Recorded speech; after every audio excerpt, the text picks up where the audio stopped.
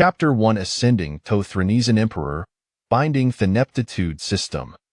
In the Repository of Thoughts. This book encompasses a harm of all varieties, those who hope refer singular orno ramen tai centris sorry advice setter frame from entering. I set the TAF 5-star review on following the Thormeagrantin Grand Gift package for Crossing Realm, along with an ineptitude system.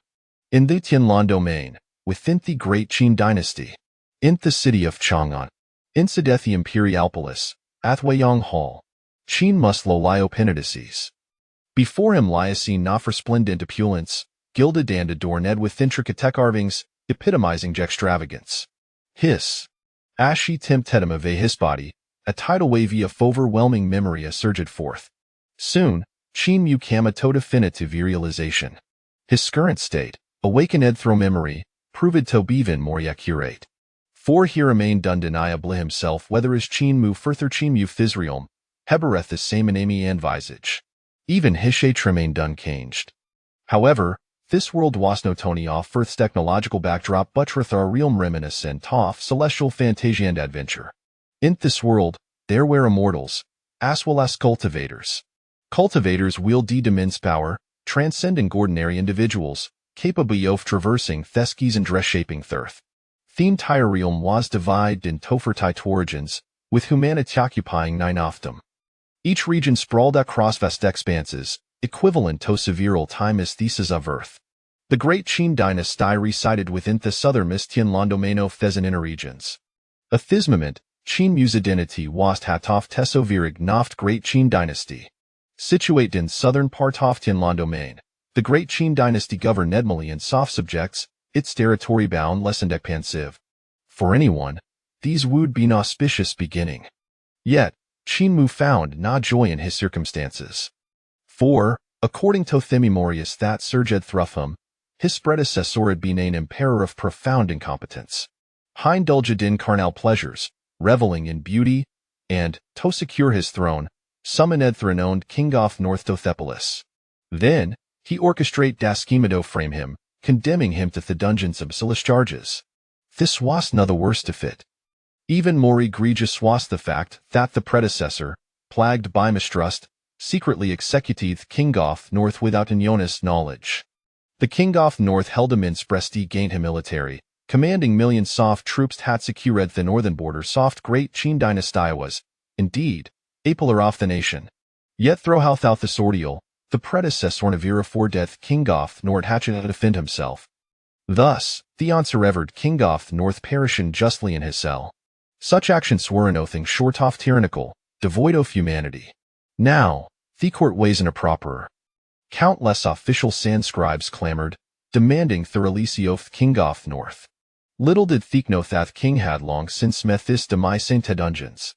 And the predecessor, oblivious to how to explain these, chose instead to abandon all pretense, indulge in genite lie revelries within Thwayong Palace, immersed in debauchery, lestonaz of whiny and feasting. For an entire week, he neglected court is, ultimately succumbing to thinless pleasures, leading to the present awakening of memory. This mess is rather troublesome. Reflecting on earlier memories, Qin Mirabed his temples. I fit where Merlithis, it might no they've been so bad. After all, as the ruler of Fadnasty, the death of Famara foreign King of North should not shake the foundation soft Great Qin Dynasty. The crux of teameter lay in the fact that the current Great Qin Dynasty faced internal strife and external threats, Bisepi crises. Although Great Qin Dynasty commanded vast territories, nearly encompassing half of Tianlan domain, rich in resources and blessed with talent, it challenges with limits. In this world, numerous formidable factions lurked, such as the Barbarians, the Demon Clan, the Monster Clan, and the Celestial Wolf Clan, among others. They reside in their domains, eyeing Theros or rich Great Qin Dynasty with avarice. On the human front, the neighboring Qinyuan Dynasty and Soa Dynasty were also poised for action. For quite some time, skirmishes had been frequent, and were loomed in the horizon. Should they seize the opportunity to strike the Great Qin Dynasty, it would find itself besieged on all fronts, teetering on the brink of catastrophe. Compounding matters, the predecessor's incompetence had exacerbated internal discord, causing various factions, especially among several princes, Qin mu's own brothers, resembling venomous serpents lurking in the shadows, redito strikiataniment. If this trend continued unkekt, the Great Qin dynasty would indeed face the prospect of annihilation. Known sites resources were depleted. Having contemplated the persankins, Qin Mafuro Dedisbro. In his current state, altering this situation was utterly beyond his capability. Unless she could break free from his constraints and achieve ethereal moved great temporary in an instant, he would be powerless to reverse that tide. Yet, such a fiat was more yafin sefult hot. Although his body possessed sedescent cultivation potential, it could hardly be deemed exceptional. After over 20 years of cultivation, he had barely reached the spirit serum.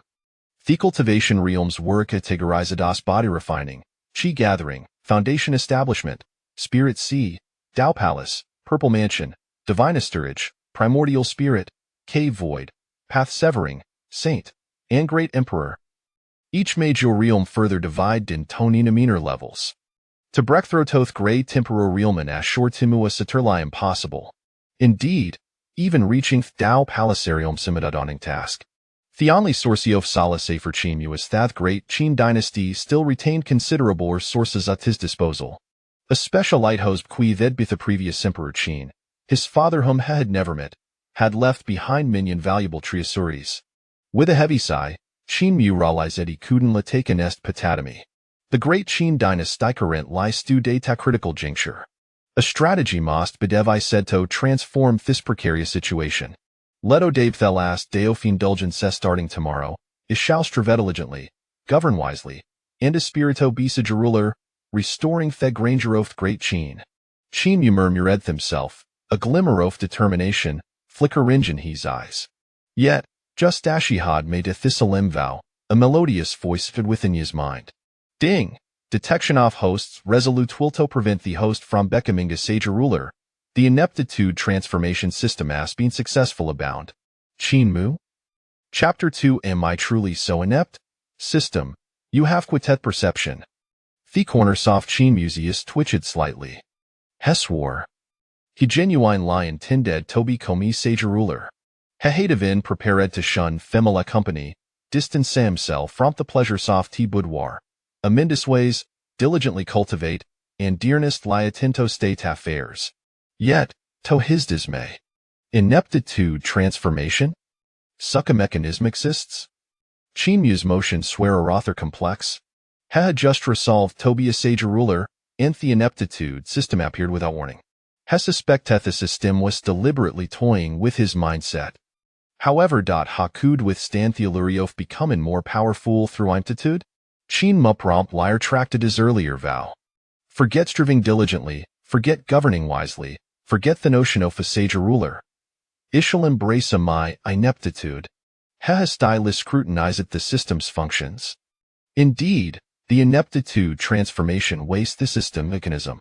Be committing various acts of folly, he could dearn considerable words, empowering him continuously. It was remarkably simple and straightforward. Ding! Detection of host committing the egregious act of framing King of North. Reward acquired 500 years of pure cultivation. Ding! Detection of host escalating the situation further buys Kretli executing King of North. Reward acquired critical striker word primal holobody. Ding! Detection of host neglecting court for Ike. Indulgent in debauchery and lust. Displaying Ghana palingal velo ineptitude. Reward acquired celestial grod cultivation technique. A series of fruits materialized within Qin Mu's consciousness. Qin Mu Zedatha system's evaluations, feeling somewhat speechless. These remarks sounded rather insulting. Amateurly so inept? Yet, up and seeing those words, heckledonly exclaimed system, you indeed possess remarkable insight. Taking a deep breath, Qin Mu gradually quelled the tumult within Yishiart, focusing his gaze upon the description of primal holy body. The primal holy body was an unpearled, invincible physique kefronthian scientera, possessing attributes such as invulnerability to all levels, unmatched power at the sama level, and an indomitable physical form. In its perfected state, it could eventually great emperors, boasting the potential to transcend limits and defy the heavens. Qin Mu's heartrist, his gazintance. Without hesitation, he integrated the primal holy bodice legacy into his being. In an instant, Heffeltaz Thoth had been reborn, a shimmering golden radiance enveloping his entire form. Buzz. The next minute, Qin Muzen set himself merging with the heavens and earth, an inexhaustible force manifesting, infusing him with an overwhelming power thought coursed through his limbs and bones. In that fleeting minute, his blood surged and roared, akin to thunder, reverberating with explosive force. Simultaneously, an array of terrifying pressure radiated outward, sweeping across his surroundings. Under this formidable pressure, Yunyan was abruptly awakened, her expression onak, as he hastily scrambled to her feet. She beheld Qin Muskin, translucent tan floss, resembling exquisite glass, yet radiating golden glow, dazzling in its brilliance. In that moment, Qin Mu appeared as a faceless being had ascended. Seizing the opportunity, Qin Mu decisive lie infused the 500 earsoft pure cultivation into his body. In an instant, Qin Mu experienced an ethereal elevation. His strength surged, breaking through Toth Dao Palacerium, and continued to ascend with unstoppable momentum. Within moments, he reached the purple mansion realm, standing just a steep away from the divine storagerium. Your Majesty, what on earth is happening? Yunyan exclaimed, her beautiful eyes wide with astonishment as he gazed at Qin Mu. There he sat, cross-legged upon the bed, his eyes tightly shut, exuding an aura of majesty. His presence is fastastation, a magnificent force surging upwards, rendering it difficult for him to breathe. What called Thizmian? A faint awareness stirred within Yishiart. Boom! A violent explosion erupted suddenly. In the next moment, Qin Mu abruptly opened his eyes. Two beams soft divine light shooting forth into the void, as if they were intangible. The terrifying might instantly spread, causing the very fabric of space to tremble. What is this? Feeling an immense power surging within him, Qin Mu could not help you feel a wave of exhilaration. At this moment, Qin Mu felt an unprecedented strength coursing through him. Is this the sacred body? His eyes sparkled with delight. Having fused the sacred body with 500 earsoft pure cultivation, his strength had surged from the spirit serium to the fierceful velof divine repositorium. Asits Nemesis, the divine repositorium is thestige for unlocking the divine reserves. Qin Mu had leapfrogged forium, arriving at divine repository. Ha ha ha, splendid. Hella fed heartily, overwhelmed with excitement. With just the inscient sacred body, Huasmarathang capable of crushing Ghana practitioner of divine repositorium. Even when Fei said with those of the primordial spiritrium, has still possessed the strength to fight back. Such was the terrifying nature of the inscient sacred body. Congratulations, Your Majesty, on your breakthrough. Yunyan knelt beside Ethib, her voice irreverent. In that moment, her admiration for Qin Mu deepened, wishing to devote her thoughts to him. While it outsid world spread rumor soft tempers and competency and mediocrity, it was novident that the sewer remerous landers. Unioner felt hazard of excitement, believing thought following Themperor was undoubted lie the luckiest thing that ever happened to her. Qin Mu noted slightly, retracting a lasora, and lifted it in a window. The sky gradually brightened, the fierce light of dawn breaking through. Suddenly, a shrill voice led from outside the door. Your Majesty, idistum for them in court. Qin Mu paused, frowning Gashariter ted angrily. Court, get out. Theo Nuke outside shivered in fury yet remained steadfast, loyal I proclaiming, Your Majesty, I have hard that minister of righteous been slanderinge when court again, and death threatened storeporty out at the ancestral tomb. I fi out ono tatent, if fear. The minister of rights? Qin Mura said in Ebro. It seemed this minister had begun histy rots just a spreer, and no sao dacidat on the groan. Qin Mu sneered. He was curious to see just thou powerful, this minister of frightish truly wasto, acts brazenly. Turning at Lido Unyener in his embrace, he said, Yener, I will tie to myself first and return to company shortly. Ishalabe, Your Majesty. Good, I will beck soon. With that, Hiturnadan strode out. Ash watched Qin Mu part. Unioner's eyes shimmered with an entranced glow. Chapter 3. I shall slay whom I desire. What are you to me? Within the resplendent and majestic Golden Luan Hall, the ministers have gathered, the court officials of both civil and military ranks present. Engaged in fervent discussions, His Majesty has yet to attend the morning court, spending his days in the company of those seductresses, indulging in debauchery in broad daylight, a grievous affront to the dignity of the sovereign and a detriment to the nation's fortune. When Xiangsong, the Minister of Rights, stands at the forefront, passionately delivering his indictment. His voice is sharp, imbued with palpable resentment. Once the esteemed Minister of Rights of the great Qin dynasty, wielding significant power and deeply trusted by the late emperor. He never imagined that after Qin Mu ascended the throne, he would neglect state affairs, wallowing in excess, disregarding the laws of propriety. Just days prior, he had publicly insulted one, calling him a mere farting maggot. For several consecutive days, he has remained sleepless, vehemently denouncing Qin Mu's tyrannical actions. Today, he even proposed to the imperial mausoleum to accuse Qin Mu of his crimes. Behind him, several civil officials echoed his sentiments, expressing their concern that His Majesty has been bewitched by those seductresses, and that they should not remain passive. It is imperative that we awaken His Majesty. Indeed, while those seductresses may be His Majesty's favored consorts, they are ultimately Qin Mu, with a smile that seemed to conceal more than it revealed, inquired. This, instantly, Qin Shijing found himself at a loss for words. He yearned to voice a retort. My dear brother, your capriciousness and overwhelming folly have led to the imprisonment of the Northern King without any clear reason. How could I possibly know the intricacies of this matter? However, he was compelled to maintain his composure until the very end. Thus, after a brief hesitation, Qin Shijing gritted his teeth and stated, Your Majesty, although I am unaware of the specific crimes committed by the Northern King, I deduce that he surely has not engaged in any treasonous acts. I believe he has merely acted out of momentary confusion or has been deceived by treacherous individuals. The Minister of Rights and others, in their fervent desire to assist, inadvertently opposed your will. I implore you to consider their loyalty and grant them your forgiveness. Qin Shijing's words were both reasonable and grandiloquent, ostensibly considering Qin Mu's position, yet in truth, they shifted all blame squarely onto Qin Mu's shoulders. The implications, both overt and subtle, were a clear indictment of Qin Mu as a tyrant, one who misused his power and wronged the loyal. As these words echoed through the hall, the Minister of Rights felt a wave of relief wash over him.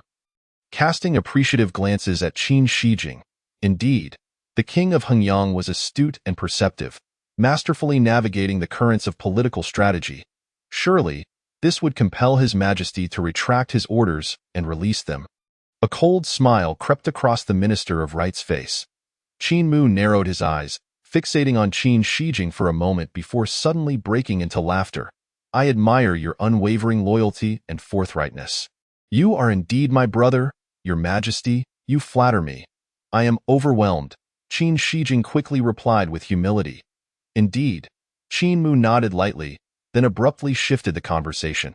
However, the Northern King has committed the grave crime of conspiracy against the throne. The evidence is irrefutable, and I have secretly executed him. This matter need not be discussed further. His gaze was frigid, his words unyielding. At this proclamation, a wave of shock swept through the court. Even the Minister of Rights, who had just managed to extricate himself from the grasp of the shadow guards, was momentarily stunned. The Northern King is dead? The minister's heart quivered. Though he had long suspected that the Northern King had been wronged and anticipated a dire future for him, he never imagined that Qin Mu would go so far as to execute him outright.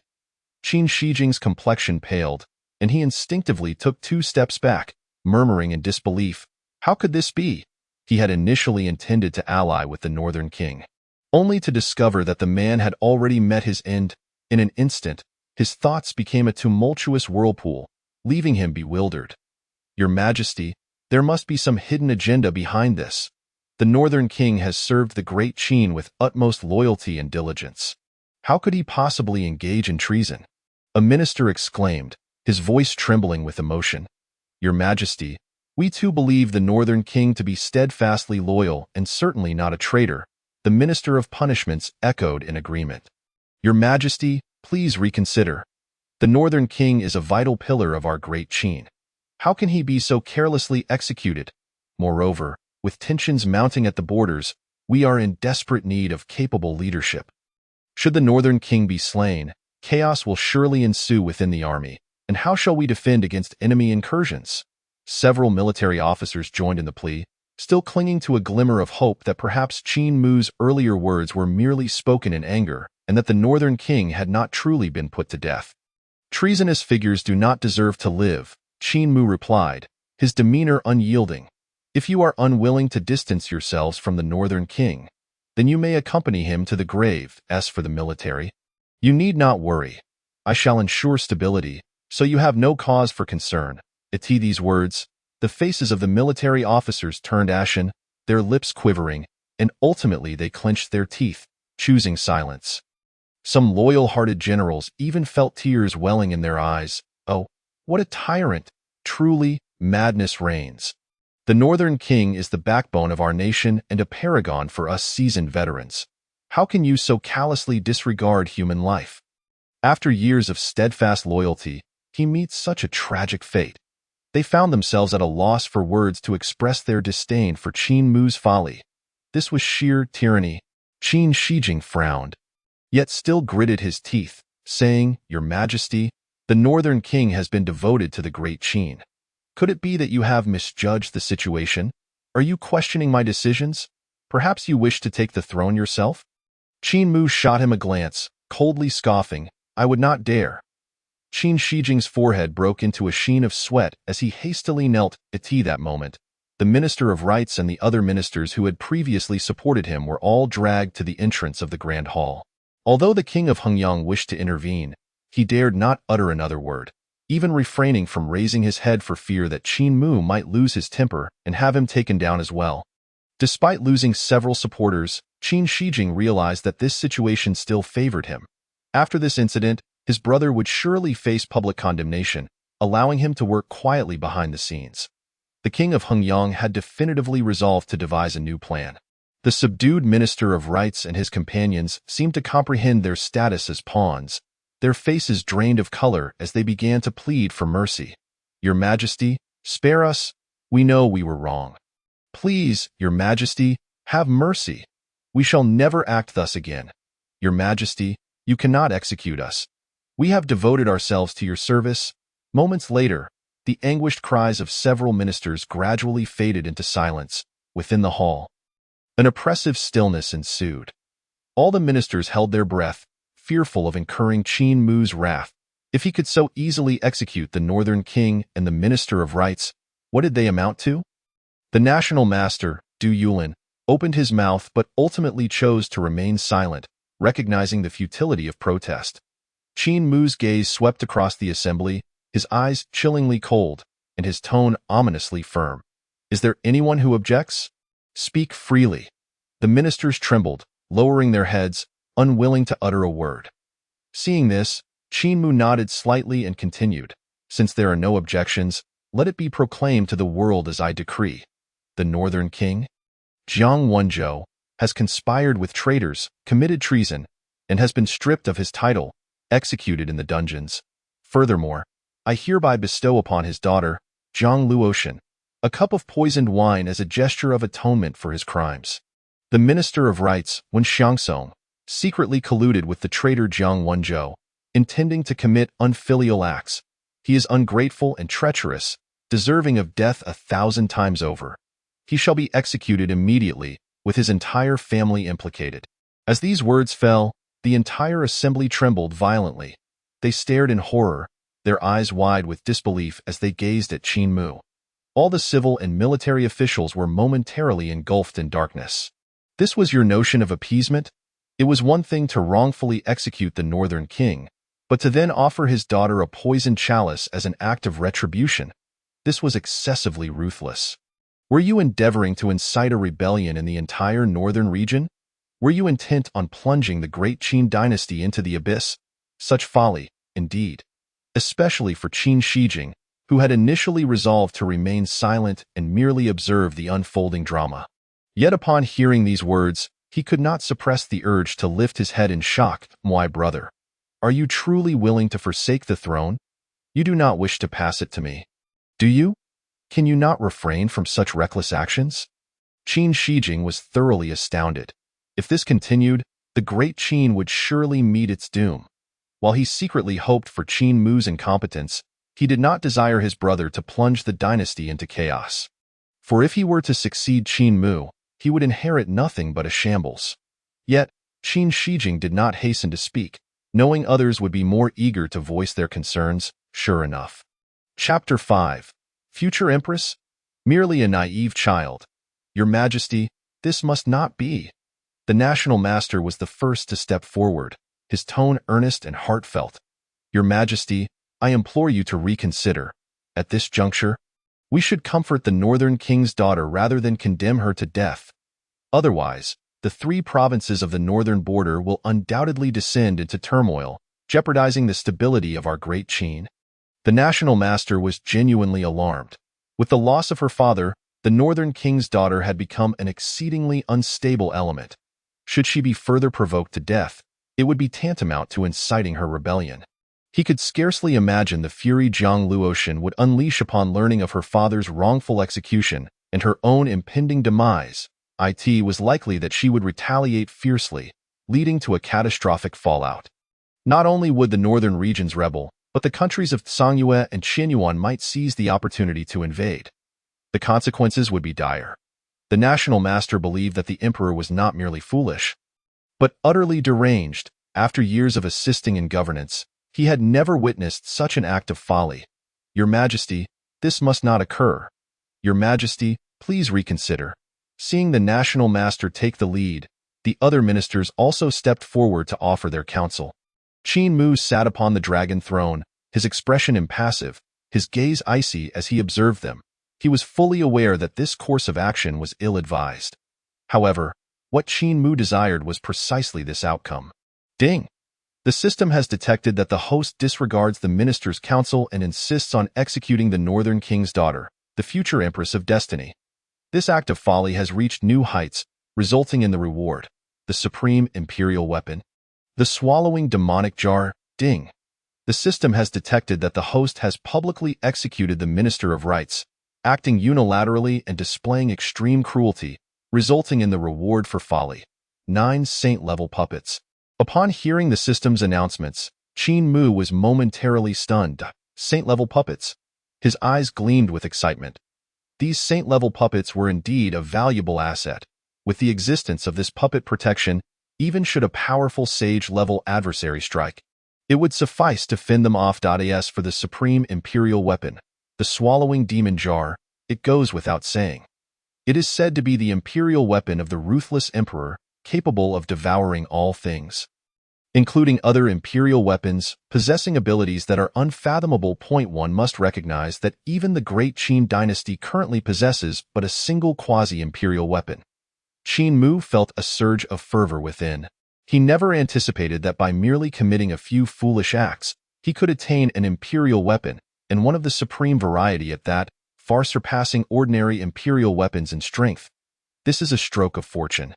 However, Qin Mu also understood that it was likely due to Jiang Luotian being the future Empress of Fortune that he received such a formidable reward.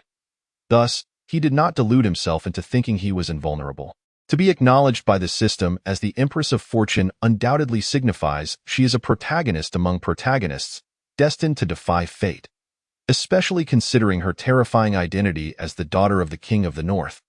She is certainly not to be trifled with. Such an Empress of Fortune must never be underestimated. Nevertheless, at this juncture, the possession of these 2 rewards already brings him great satisfaction. Qin Mu also believed that with the system at his disposal, as long as he continued to act foolishly, the Empress of Fortune would not be able to stir up any significant trouble. On the contrary, he could leverage Jiang Luotian's identity to assist him in executing various foolish actions, thereby earning even greater rewards. The so-called Empress of Fortune would ultimately become his experienced treasure. With this thought, a subtle smile graced Qin Mu's lips. He turned his head, casting a detached gaze upon the courtiers, and spoke. "What is it, my esteemed ministers? Do you think my decision is erroneous?" Upon hearing this, the assembly was suddenly jolted, hastily kneeling and tremblingly replying, "We harbor no ulterior motives. Your Majesty, it is merely that the King of the North has been a loyal minister of our great Qin, achieving remarkable feats. Your Majesty's actions are truly, Your Majesty?" The national master forced a bitter smile. Though the king of the north secretly conspired with foreign powers, he is now deceased. For the sake of his past contributions, please spare his family, and in doing so, you shall acquire a good reputation. The other ministers chimed in, pleading for the daughter of the king of the north. In previous years, the king of the north had engaged in frequent battles with the Songyue dynasty in the northern borders. Achieving extraordinary merits, they had all benefited from his protection, holding a deep respect for him. Furthermore, the king of the north himself was greatly favored by both the military and the populace. Now, having met with such a tragic fate, they felt a pang of sorrow in their hearts. Qin Mu's gaze gradually shifted to the national master, and he spoke lightly. Is the national master questioning my judgment? The national master was taken aback. Shaking his head with a wry smile, Your Majesty, please do not be angry. Qin Mu nodded. You speak wisely. The king of the north indeed has outstanding merits, and his life cannot be disregarded. As soon as he uttered these words, a glimmer of joy rose in the hearts of the national master and others, as long as his majesty was willing to spare the house of the king of the north. Then this crisis would finally be resolved. However, just as their smiles began to form, they abruptly froze in place. In that case, Qin Mu stated indifferently, let his lineage be utterly eradicated. From this day forth, the great Qin shall have no house of the king of the north. Having said this, Qin Mu swept his sleeve and departed, entirely unconcerned with the rapidly changing expressions of the national master and the others.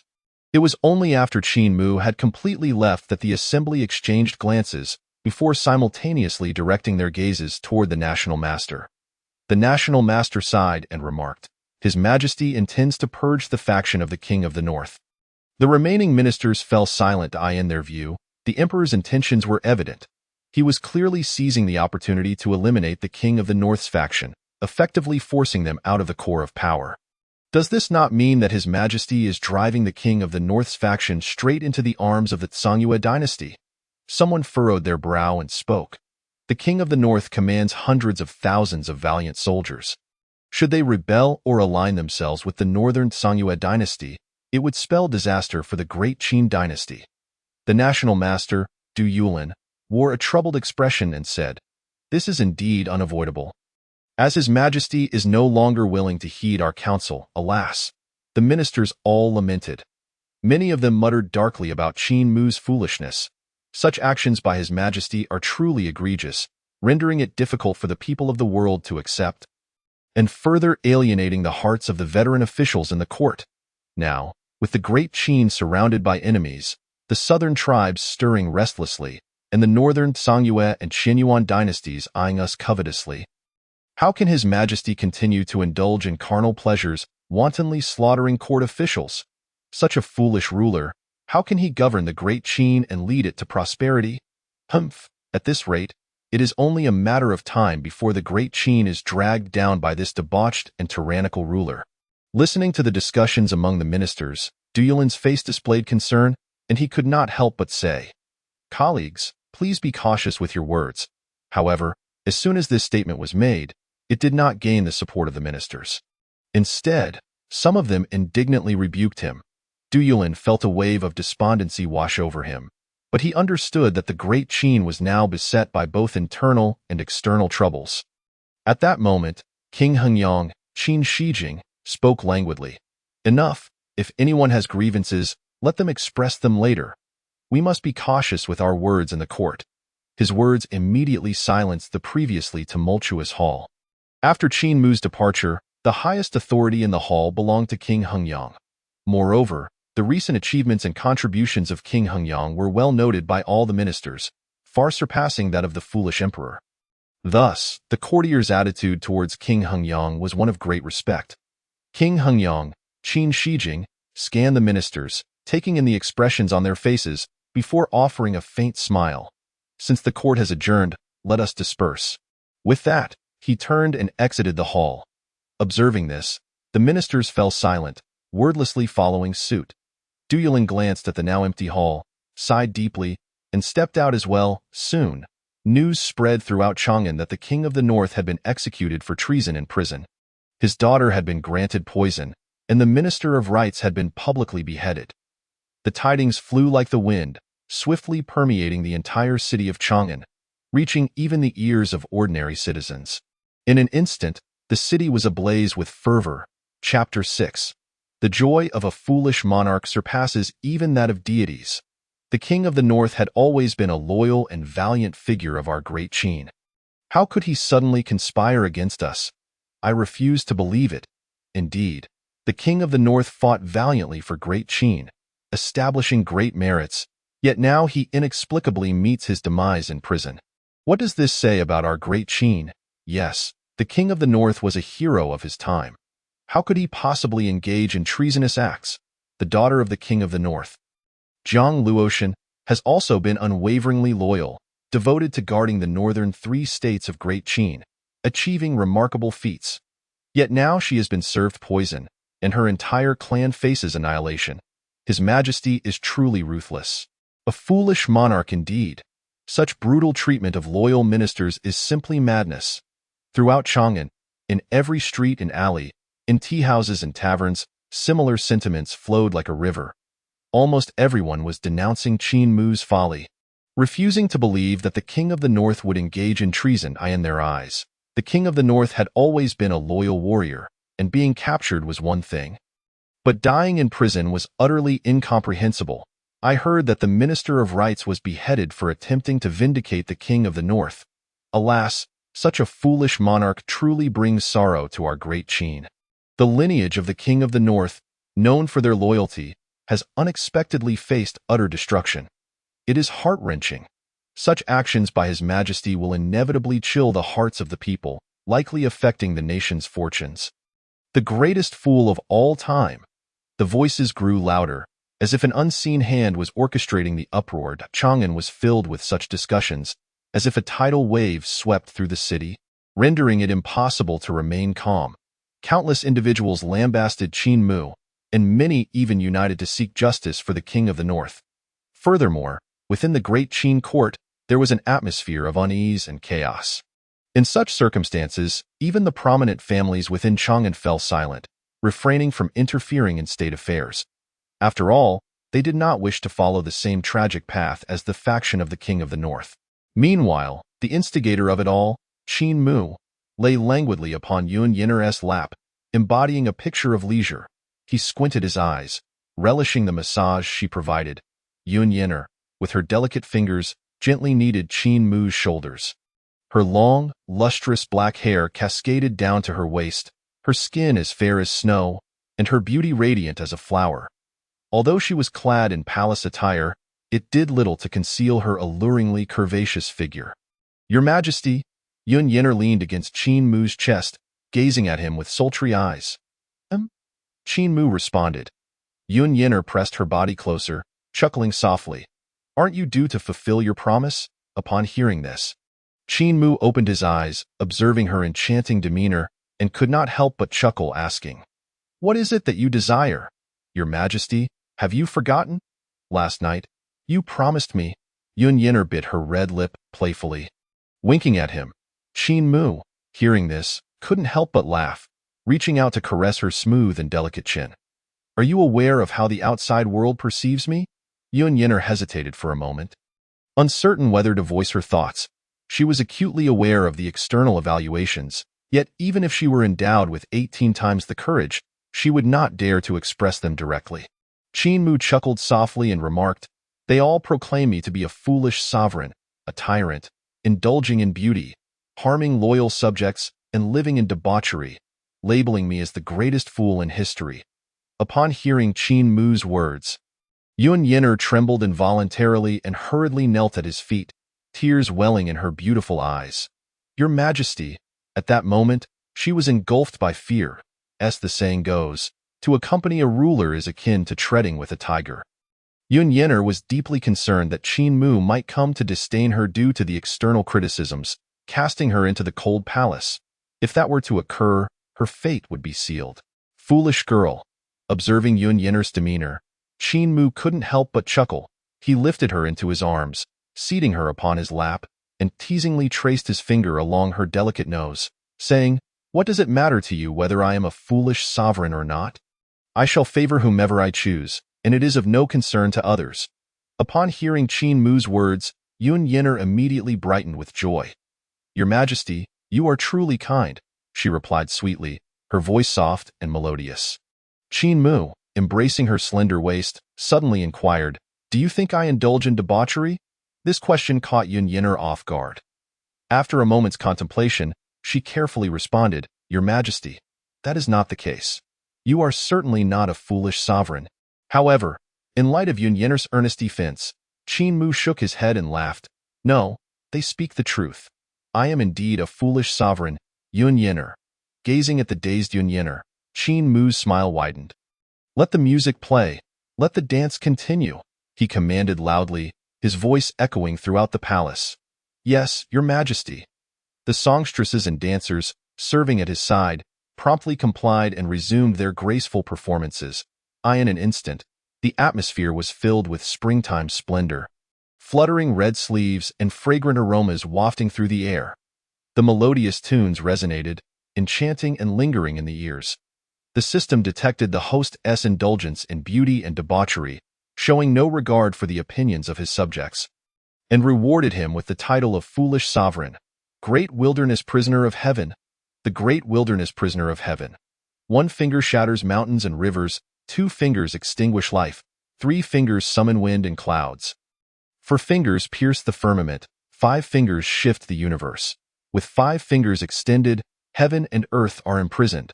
Upon hearing the system's prompt, Qin Mu felt a surge of delight. What could be more splendid than a foolish sovereign becoming stronger? Moreover, the joy of being a foolish sovereign was unparalleled, even surpassing that of immortals. Meanwhile, in the Northern Territory, at the Prince of the North's residence, Chapter 7. Blood stains the Northern Territory, a change is coming. The Prince of the North's residence occupies the most prosperous and picturesque area of the Northern Territory, its estate exceedingly spacious and luxurious. Surrounding the residence are numerous exotic plants, rare beasts, and magnificent birds. All treasures in their own right, a tranquil and crystal-clear stream meanders through, merging into a verdant lake, creating an elegant tableau.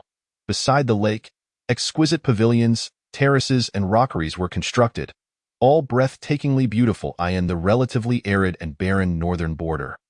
Only the Prince of the North could claim such a precious expanse of water. At this moment, news of the Prince of the North's execution had yet to reach this place, and the Northern Territory remained temporarily tranquil. On this day, within a pavilion by the lake, an elderly man of advanced years was brewing tea, dressed in brocade robes, his hair white as snow yet youthful in appearance. He exuded an ethereal aura. Before him on the table lay an array of tea utensils, wisps of steam rising gently, releasing an invigorating aroma that was utterly refreshing. The elderly man slowly poured hot water into a purple clay teapot, subsequently placing a vibrant green ginseng root into the boiling water. In an instant, a rich medicinal fragrance enveloped the air, and the ginseng seemed to possess vitality, swimming gracefully in the boiling water like a lively fish. The elderly man's techniques were both skilled and refined, revealing his decades of expertise in the art of tea brewing. As he prepared the tea, he softly remarked, The current emperor is utterly incompetent. Unable to sustain the empire. Within the imperial court, undercurrents swirl, while external wolves lurk. Our Prince of the North's residence holds significant military authority within the Great Qin Empire, and if we do not make a decisive move soon, we may very well become the targets of those with ulterior motives. As he spoke, the elderly man poured the brewed tea into a cup and took a sip. Opposite him sat a stunning young woman, her delicate fingers caressing the strings of a guqin. The elderly man's prior comments were evidently directed at her. Clad in a white gauze gown, her skin glimmered with an ethereal sheen, radiating a gem-like luster. She appeared to be no older than 18 or 19, possessing an unparalleled beauty. Her eyes, like flowing water, could captivate and ensnare souls with just a glance. Yet, her expression remained cold, akin to eternal ice. Keeping all at a distance, however, a hint of weariness flickered across her brow, and traces of sorrow lingered in her gaze, occasionally furrowing her brow as if troubled by unspoken concerns, adding to her delicate charm and evoking sympathy. She was none other than the daughter of the Prince of the North, Jiang Luotian. Jiang, my Jiang. The cherished pearl of Prince Jiang Wenzhou, she was adored by many, hailed as the flower of the north. Breathtakingly beautiful, pure, and proud. Yet, her demeanor was serene, shunning the limelight, rarely leaving the Prince of the North's residence save for military campaigns. Nonetheless, her renown spread far and wide across the 3 states of the Northern Territory. For whether in battle or innate ability, she was undeniably the foremost figure in the North. Across the Northern Territory and neighboring lands, none were unaware of her exploits. She had once led an army to sweep through the North Star Kingdom, obliterating its legacy, further expanding the territory of the Great Qin Empire. Her coming-of-age ceremony at 18. She single-handedly ventured into the demon realm beyond the Great Qin Empire, slaying over 10,000 monsters and defeating a formidable demon lord, thus solidifying her illustrious reputation and achieving an invincible stature. One could say Jiang Luotian was a legend of the Northern Territory, the dream of countless young men. Regrettably, whether among the young elite or nobles, none dared to pursue her or even approach her. She was too cold. She was too powerful. Who would dare to court her? Was that not courting death? At this moment, Jiang Luotian was playing the guqin. The melodious sound floated through the air, seemingly imbued with magical allure, captivating all who heard it. After the piece concluded, she set down the long guqin and stepped out of the pavilion, standing by the lake, gazing at the distant peaks, murmuring, "Old Qi, I understand all you have said, but my father has gone to Chang'an, and there has been no word of him. How can I find peace?" Jiang Luotian's delicate brows furrowed, her expression tinged with concern. Her father had been away for quite some time and had yet to return. Logically, this journey to Chang'an should not have posed any danger. Why had he not come back? Old Qi sighed softly, "Your Highness need not worry. Although the Emperor is foolish, he would never dare to act against the prince unless he wishes to forsake the Great Qin Empire." Jiang Luotian nodded, realizing her overabundance of worry. Her father had traversed battlefields for decades. What peril had he not faced? Surely, he would not encounter any trouble. With this thought, Jiang Luotian relaxed her furrowed brow. Suddenly, her expression froze, as if sensing something, and she abruptly lifted her gaze towards the east. The formerly clear blue sky had suddenly become overcast with dark clouds, accompanied by flashes of lightning and an overwhelming tempest. Boom! A deafening roar echoed through the void, shaking the very heavens and earth. Following this, a wild gust of wind swept in from all directions. The elderly man also set down his teacup, looking skyward, his expression gradually growing grave. This signifies a change is coming. The elderly man stood tall, his murky eyes gleaming with intensity as he fixed his gaze upon the heavens. The sky was shrouded in darkness, heavy with foreboding, as if the end of days were upon them. Boom! Another thunderous crash resounded, shaking the very firmament. Following this, a crimson hue began to descend from the heavens, visible across the entire expanse of the Northern Territory. Jiang Luotian's fair countenance paled. "Something has happened. My father must be in trouble." With a swift motion, Jiang Luotian's feet barely touched the ground as she transformed into a fleeting shadow, vanishing in the blink of an eye. The elderly man hastily followed suit. Their speed was remarkable, and they soon arrived at the gates of the Prince of the North's residence. This moment, outside the gates stood thousands of formidable soldiers of the Prince of the North, fiercely guarding the ancient and opulent estate. Before them stood a squad of gleaming warriors, clad in golden armor and wielding long swords, exuding an intimidating presence. However, at the forefront stood a man with a somewhat effeminate appearance, who was currently regarding the inhabitants of the Prince of the North's residence with a mocking expression, calling out in a high-pitched voice, "The unworthy daughter of the traitor Prince of the North." Jiang Luotian stepped forth to hear the decree. Upon witnessing this scene, the guards of the Prince of the North's residence rushed forward, their expressions filled with fury. "You eunuch! What nonsense are you spouting? How could the prince possibly be a traitor?" One guard bellowed, "Humph!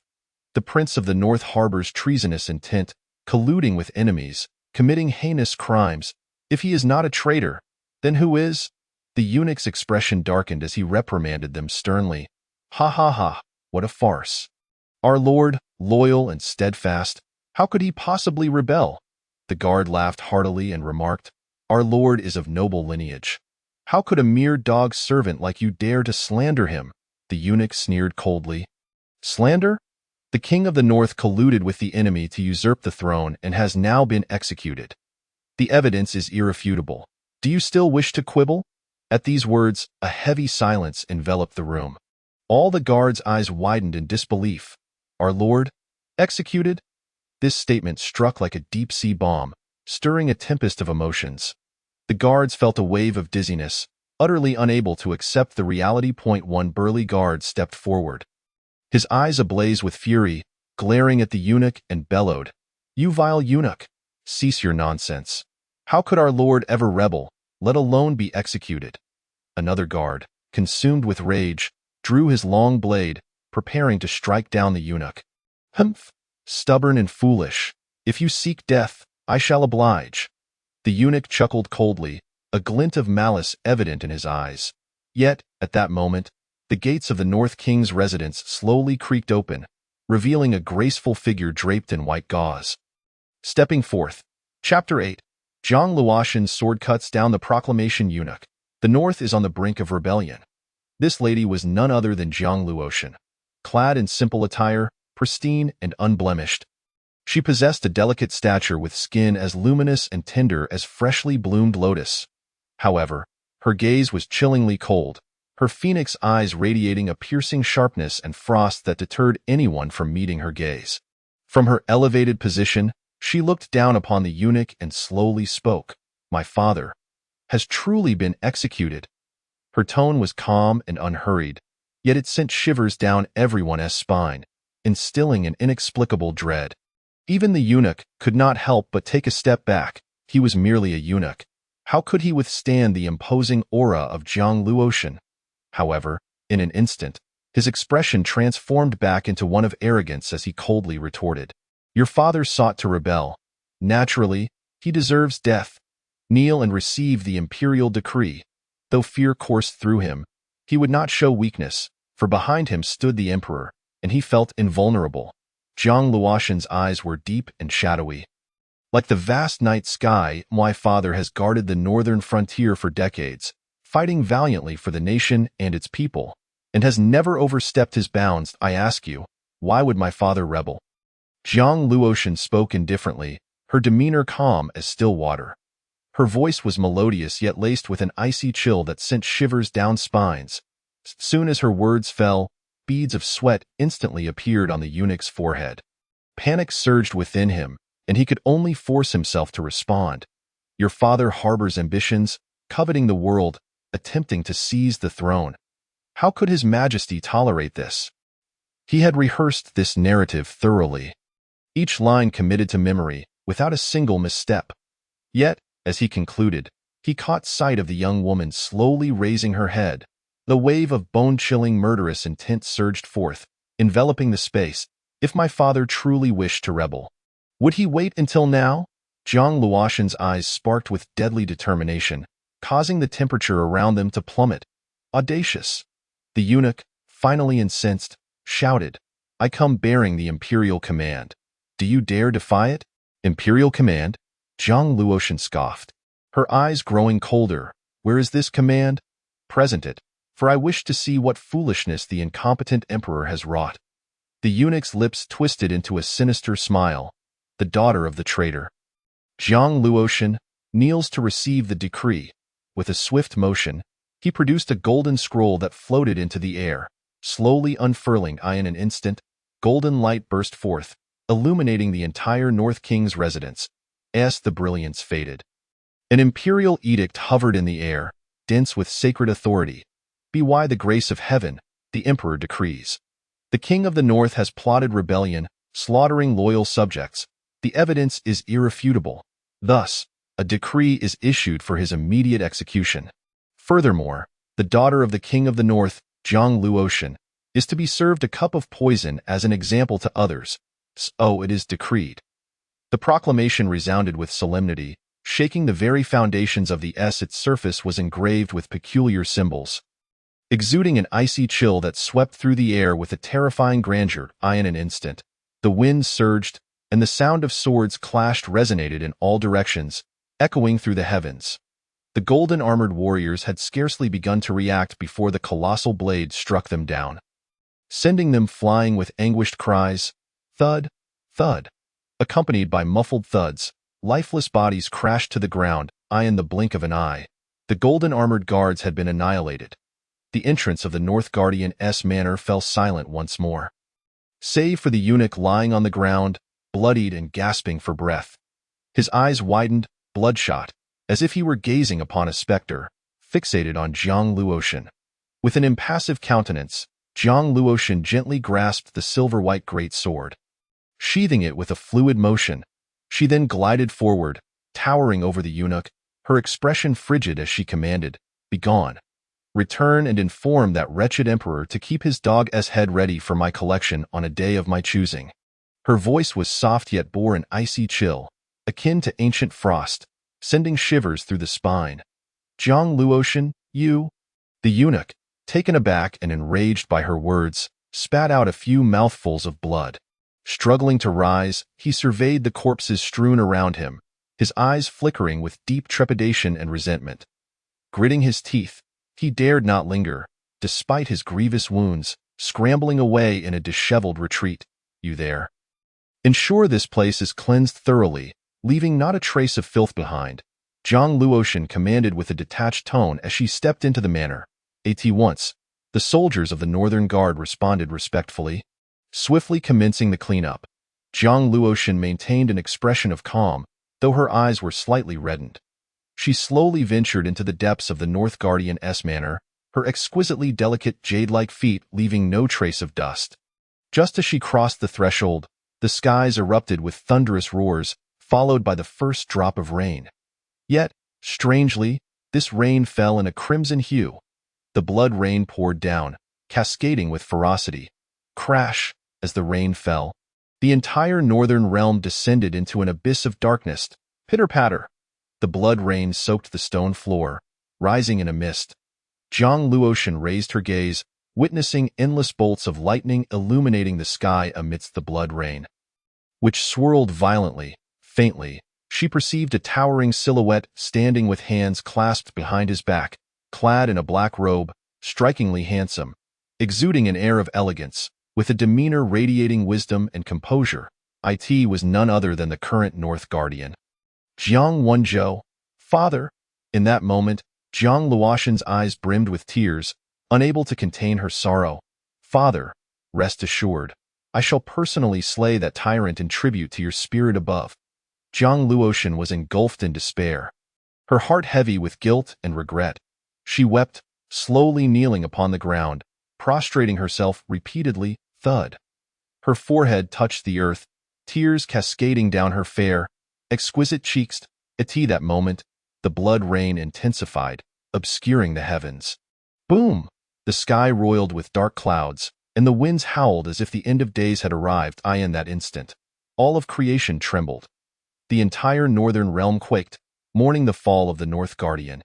News swiftly spread throughout the northern territories. What? The North Guardian was slain by His Majesty on charges of treason. That wretched emperor, how dare he? The North Guardian was a loyal subject of our great Qin, a hero who shed blood for our land. His Majesty is foolish and tyrannical, utterly unworthy of the throne. That night, countless citizens, upon hearing the news, wept bitterly, consumed by rage and indignation. His Majesty is debauched, incompetent and cruel, disregarding morality. We demand justice for the North Guardian, to avenge him.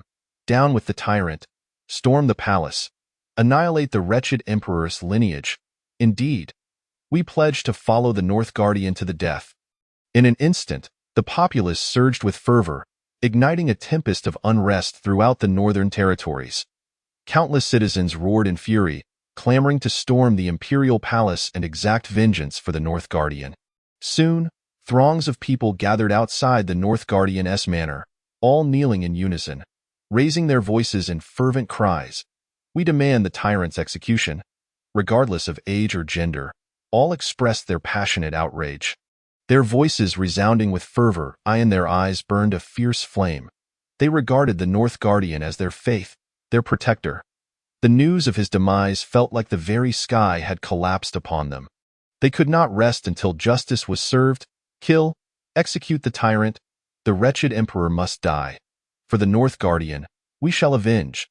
The crowd's fervor swelled, their cries reaching a crescendo. At that moment, the world seemed to transform into a vast ocean. Their voices merged, becoming a tidal wave that surged and roared in just a short span. The entrance of the manor was filled to the brim with countless kneeling citizens, their eyes ablaze with hatred and vengeance. Yet within the manor, all was silent. In the back garden, Jiang Luotian sat upon a smooth stone, lost in thought, her mind swirling with conflicting emotions. Rebellion may sound simple, yet to actualize it is far from easy. Especially when such pivotal decisions can set off a chain reaction. A misjudgment could lead to catastrophic consequences. Though the great Qin dynasty had decayed, and the emperor was inept, the royal family's foundation remained formidable. Within the imperial mausoleum, countless ancient beings of immense power lay in hiding, and the royal family still possessed a weapon of imperial caliber, capable of revival at any moment. To overthrow the emperor and sever the head of that wretched tyrant. How daunting a task it was. Even if successful, the toll would be devastating. How many families in the northern territories would remain standing after such turmoil? For this reason, Jiang Luotian refrained from inciting the crowds outside the manor. She could not bear to witness the innocent citizens lose their lives in this conflict.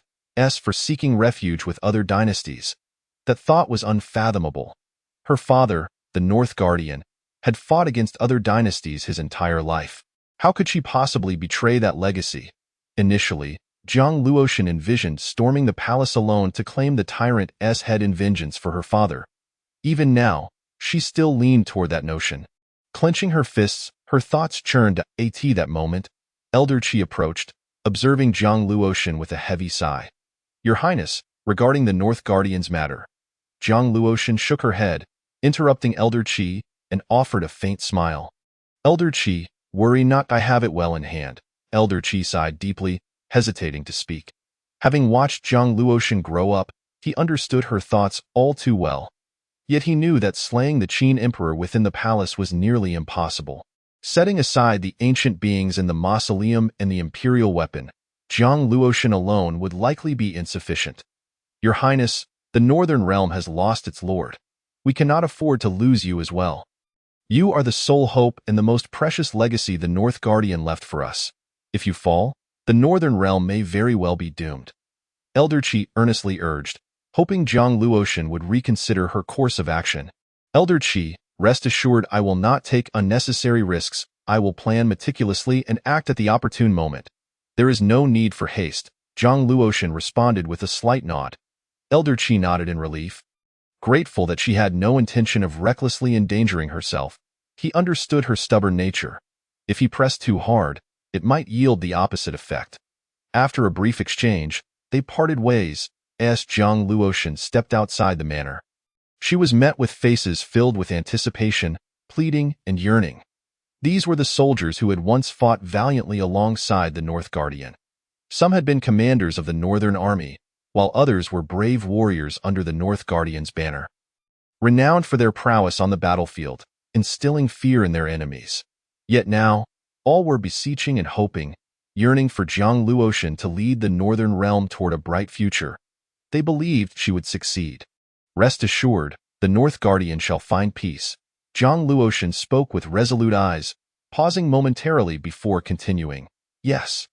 Upon hearing her words, the crowd erupted into a thunderous roar. The demise of the Northern King has indeed dealt a significant blow to the North.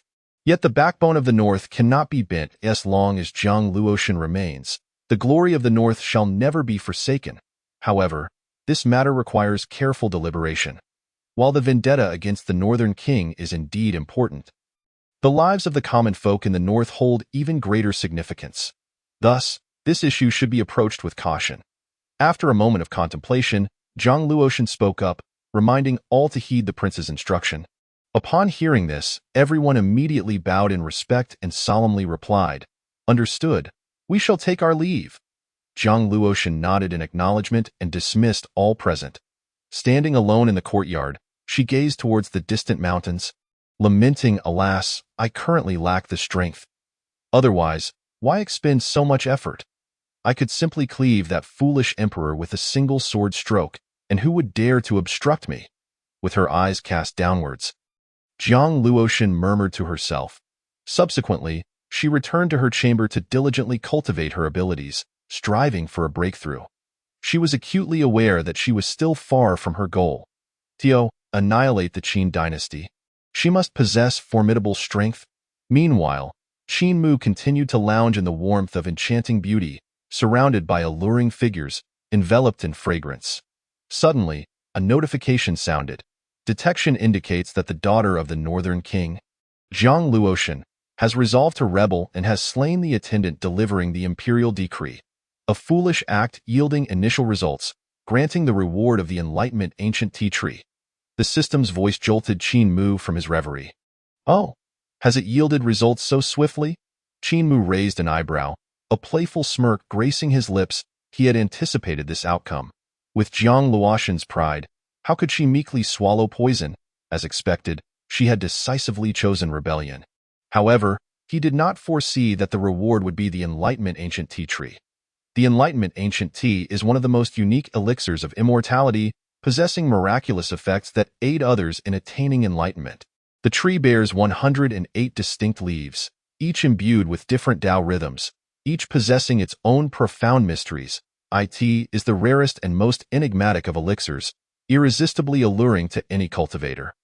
"Your Majesty, why do you appear lost in thought? Is it that your servant has not served you well?" A gentle fragrance wafted in, accompanied by a soft, melodious voice. Qin Mu's gaze fell, revealing a delicate and alluring figure. Nestled against his chest, her breath fragrant as orchids.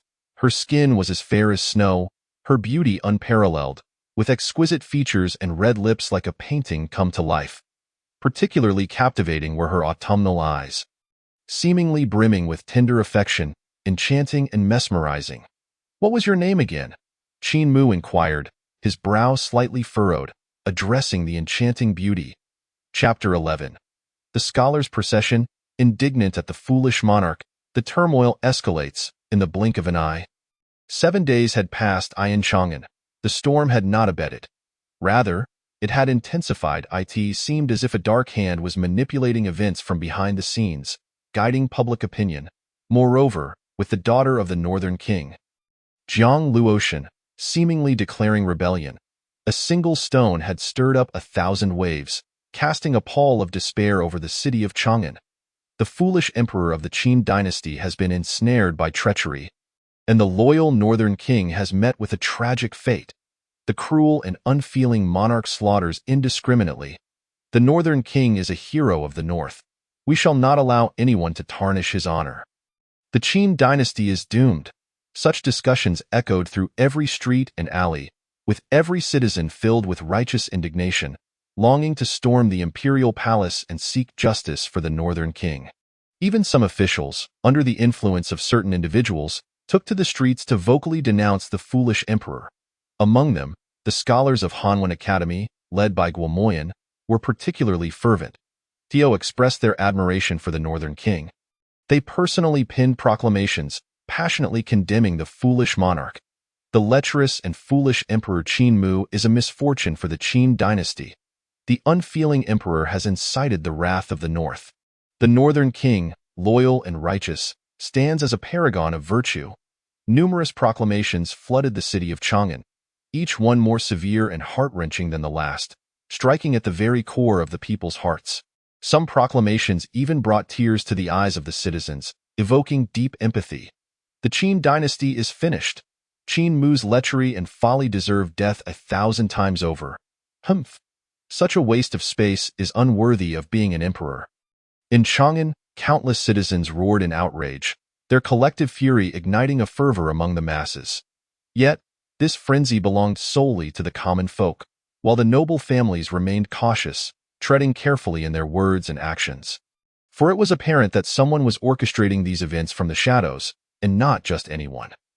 Consequently, many noble families found themselves in a quandary, uncertain of which side to align with, as this matter directly impacted their survival. Leaving no room for error, tides of intrigue surged beneath the surface, creating an atmosphere thick with tension. Qin Mu, your end is nigh. At that moment, within a lavish villa in Chang'an, Qin Shijing sat in the main hall, his cold laughter echoing. This dark hand behind the scenes was none other than him, or rather, them.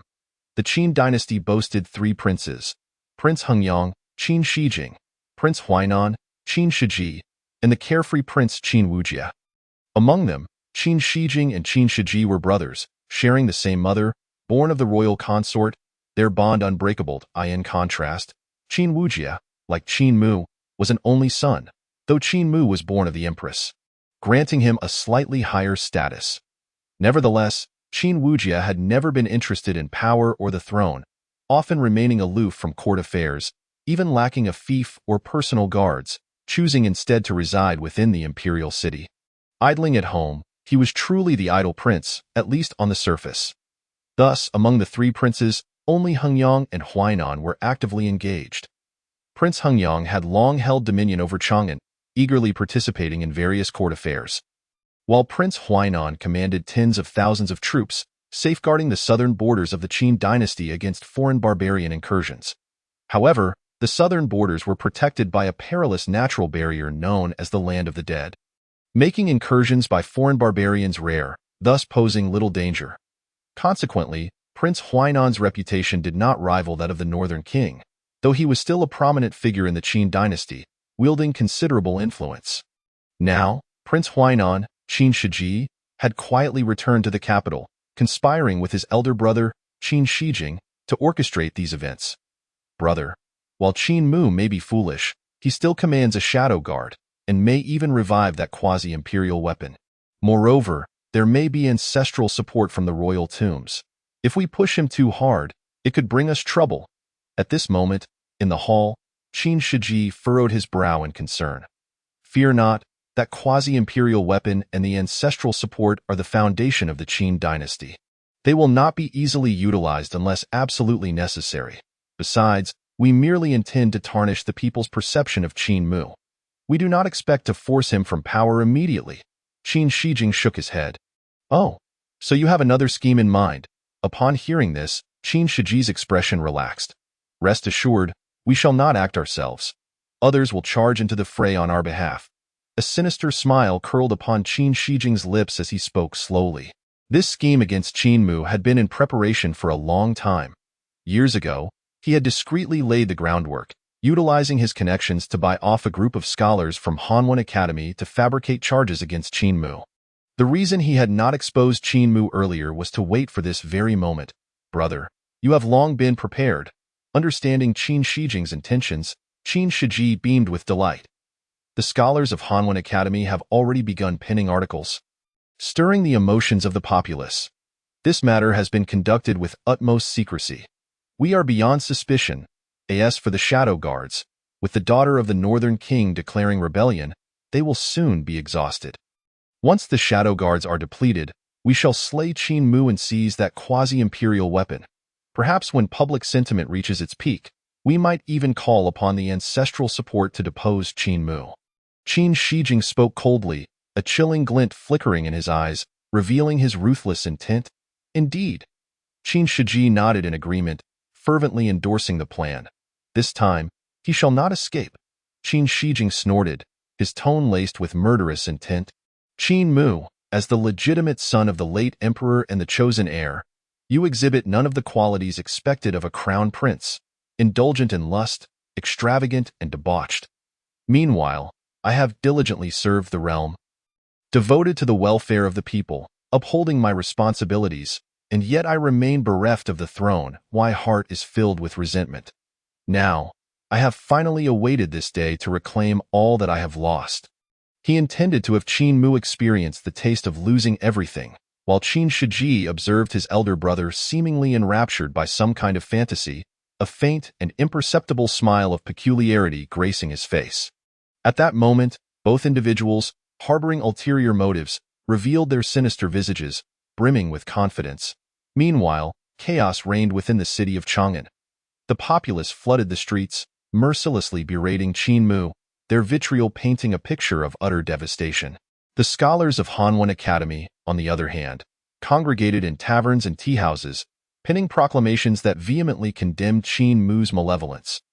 Guo Moi even audaciously claimed that Qin Mu had morphed into an otherworldly demon, plotting to assassinate the king of the north to subvert the very foundation of the dynasty. In short, a deluge of slanderous remarks emerged incessantly. At this juncture, within the Guo residence, Guo Moi sat in the guest chamber, holding the proclamation with great satisfaction. These proclamations were sufficient to thoroughly tarnish Qin Mu's reputation, plunging his standing into the abyss. My lord, is it truly wise to send them to parade in the streets? The plump and graceful Madame Guo gazed at her husband, hesitating to voice her concerns, sensing something amiss. Fear not, my dear. Now that the northern frontier has declared rebellion, that foolish monarch is too preoccupied to intervene. Guo Moi assured her with a dismissive smile, his face alight with arrogance. He was indeed not being overly presumptuous. The Hanwen Academy gathered all the esteemed scholars of the Great Qin, each possessing immense renown. Their disciples spread across the land, occupying official posts in various provinces and counties, wielding significant influence. With so many voices rising in unison, who would dare act rashly? To do so would surely incite a tumult within the court. As one of the heads of Hanwen Academy, Guo Moi felt invincible. Moreover, the king of Hengyang had already pledged to provide refuge in his palace once this matter was settled, promising to recommend Guo Moi as the national advisor once he ascended to the throne, thereby granting him control over the court. Guo Moi spoke with fervor, his eyes ablaze with ambition. Is that so? Madame Guo's face lit up with delight at his words. The position of national advisor was indeed one of substantial power, wielding authority over the nation, capable of determining life and death with a single decree. If Guo Moi were truly to become the prime minister, her own fortunes would soar. Ah, my dear wife, soon you shall be the lady of the chancellor. Basking in boundless wealth and honor, Guo Moi exclaimed with unbridled joy.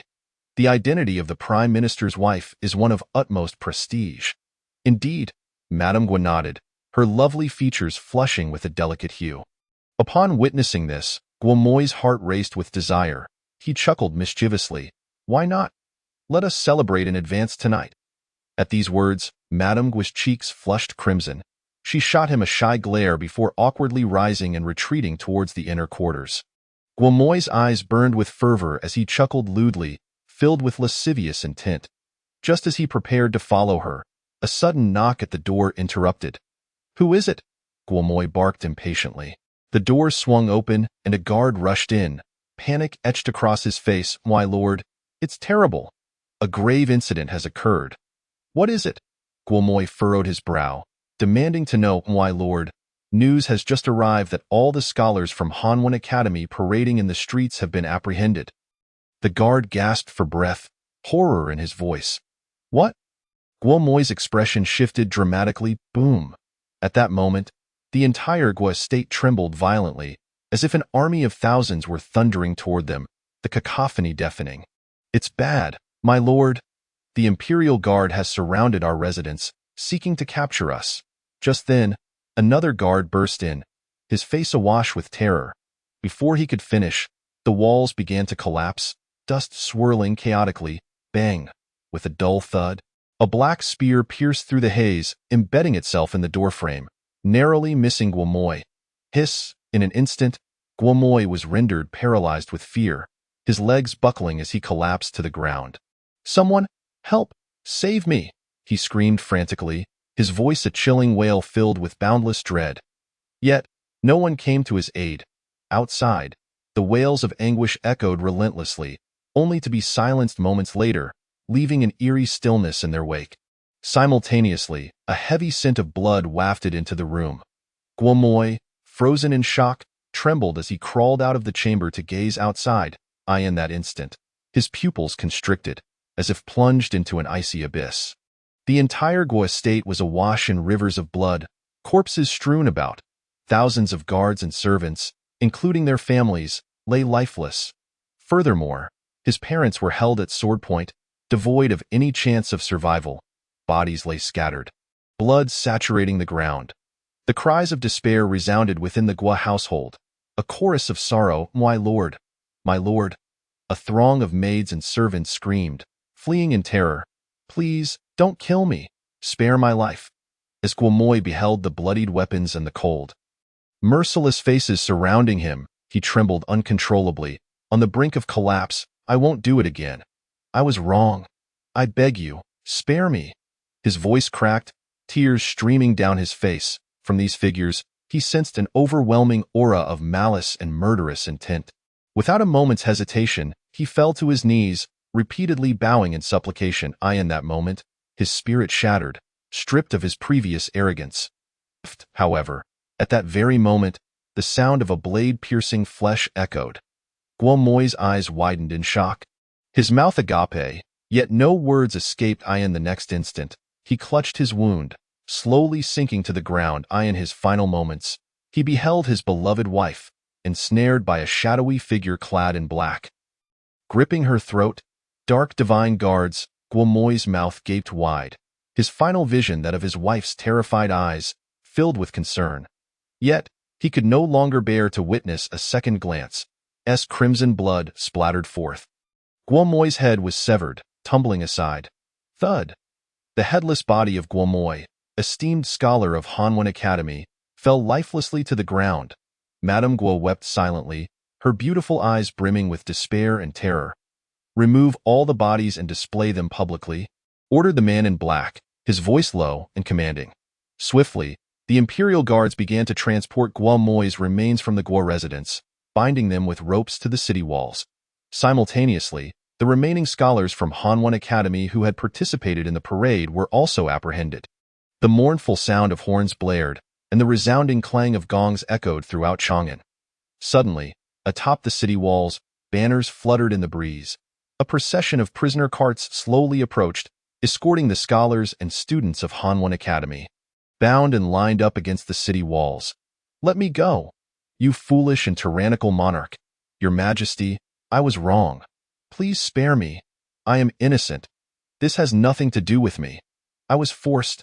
Do you not fear the wrath of the scholars of the realm for treating us thus? At this moment, the scholars shouted curses, pleaded for mercy, threatened, and cried out in protest, their voices a chaotic cacophony. Yet, no matter how they struggled, it was all in vain. The eunuch's voice rang out clear and resonant. By the will of heaven, the emperor decrees. Guomoy, scholar of Hanwen Academy, has led a rebellion, his crimes profound. His entire family is to be executed, and the remaining accomplices shall be publicly beheaded as a warning to others. Thus decreed. The eunuch proclaimed, and soon, 2 squads of armored Imperial Guards advanced, wielding sharp blades, ready to behead those scholars who had participated in the parade and cursed the monarch. With a chilling sound, blood gushed forth, staining the air crimson, a sight most horrifying. This spectacle left the citizens of the Great Qin trembling in fear. No one could fathom how a venerable scholar could meet such a grim fate. Any further dissenters shall be executed without mercy. The eunuch declared the imperial edict once more, instilling terror in the hearts of the wicked. Below, countless citizens knelt in fear, trembling uncontrollably, no longer daring to utter a word. Even within their own thoughts, in an instant, the city of Chang'an descended into a deathly silence. Chapter 13. The talented women of Chang'an, mere playthings. The eunuch surveyed the surroundings with a sense of satisfaction. Brandishing his whisk and turning to depart, the Imperial Guard also retreated in unison. Yet, the entirety of Chang'an remained shrouded in a lingering gloom, unable to find solace. The execution of dozens of Hanwen Academy scholars at the hands of the current malevolent ruler was a matter potent enough to ignite turmoil within the court and beyond. For the entirety of the Hanwen Academy, it was a catastrophic blow. Furthermore, it was revealed that Guomoy's wife, the renowned talent of Chang'an, Han Sueki, had seemingly been taken into the palace. The fate that awaited Mrs.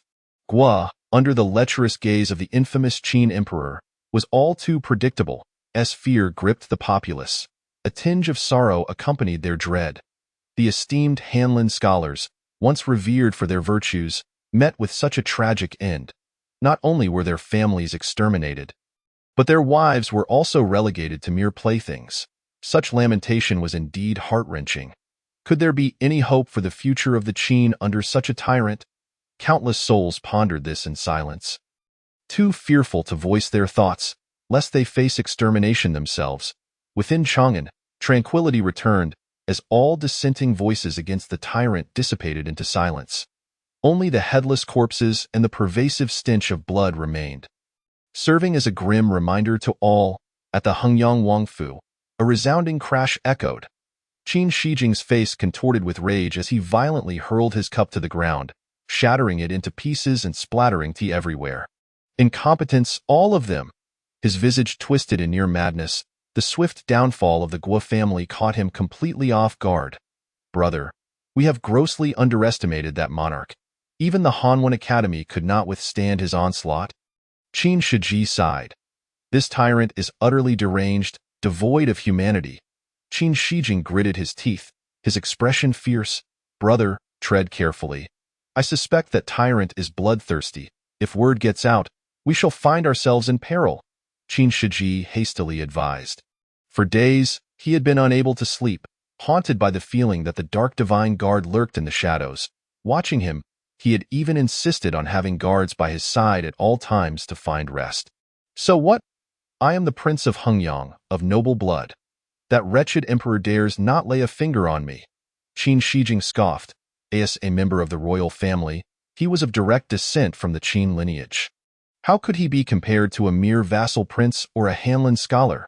You speak rightly, brother. No matter how tyrannical the emperor may be, he would not dare to harm us, Qin Shiji nodded. Yet, we must remain vigilant. After a moment of contemplation, Qin Shijing commanded, Shiji, return to the southern frontier immediately, rally the troops, and be prepared for any eventuality. Understood, Qin Shiji replied respectfully. Moreover, dispatch spies to closely monitor movements in the northern territories and report back at once. As you wish, brother, Qin Shiji answered with utmost deference. The two brothers then concluded their discussion and set forth on their separate paths. Meanwhile, within the palace, Han Sueki was escorted to the Weiyang Palace. As she gazed upon the opulent and resplendent palace before her, her complexion turned pale, and an overwhelming sense of dread took hold of her. Just moments ago, she had been dreaming of a bright future at home, only to find herself bereft of family and reduced to a prisoner. How could she possibly accept such a fate? She vividly recalled Guo Moi, full of ambition, promising her that he would achieve the position of chancellor, bringing glory to their family and elevating her to the status of first lady. Yet, in the blink of an eye, Guo Moi was executed, his family obliterated, and she plummeted from the heights of hope to the depths of despair. In that moment, Han Sueki's mind was a tumultuous whirlwind, her gaze vacant as she stood frozen in place. One thought consumed her. What was she to do? Madam Han, please, a palace maid approached her, her tone icy and devoid of warmth, as if presiding over a judgment. Slowly, Han Sueki regained her senses. She cast a glance at the maid and then stepped into the palace. Soon, she found herself within the Weiyang Palace. Yet at that moment, she bore no semblance of the distinguished talent of Chang'an or the dignified wife of a Hanlin scholar. Her attire was disheveled, her makeup smudged, her hair in disarray, delicate hairpins scattered across the floor, and her shoes and stockings riddled with holes.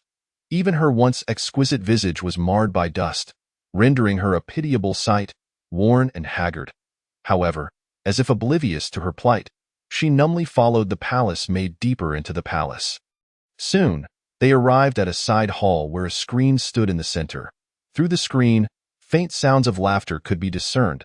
It was evident that the most esteemed presence of the Qin dynasty, Qin Mu, was seated within Dati that moment. Han Sueki's heart raced, her breath quickening, her heart pounding fiercely. She was uncertain of what lay ahead, death, survival, or becoming a mere plaything. Regardless of the outcome, she knew she had no choice. Escape was no longer an option. Just as Han Sueki was engulfed in anxiety, a stunningly beautiful woman entered, carrying a tray, her expression impassive. Han Sueki lifted her gaze, only to be met with the sight of a woman clad in sheer silk. Seemingly in the bloom of youth, her figure graceful and enchanting, her bright eyes and pearly teeth captivating, her skin radiant as jade, reminiscent of white fat, tender and delicate.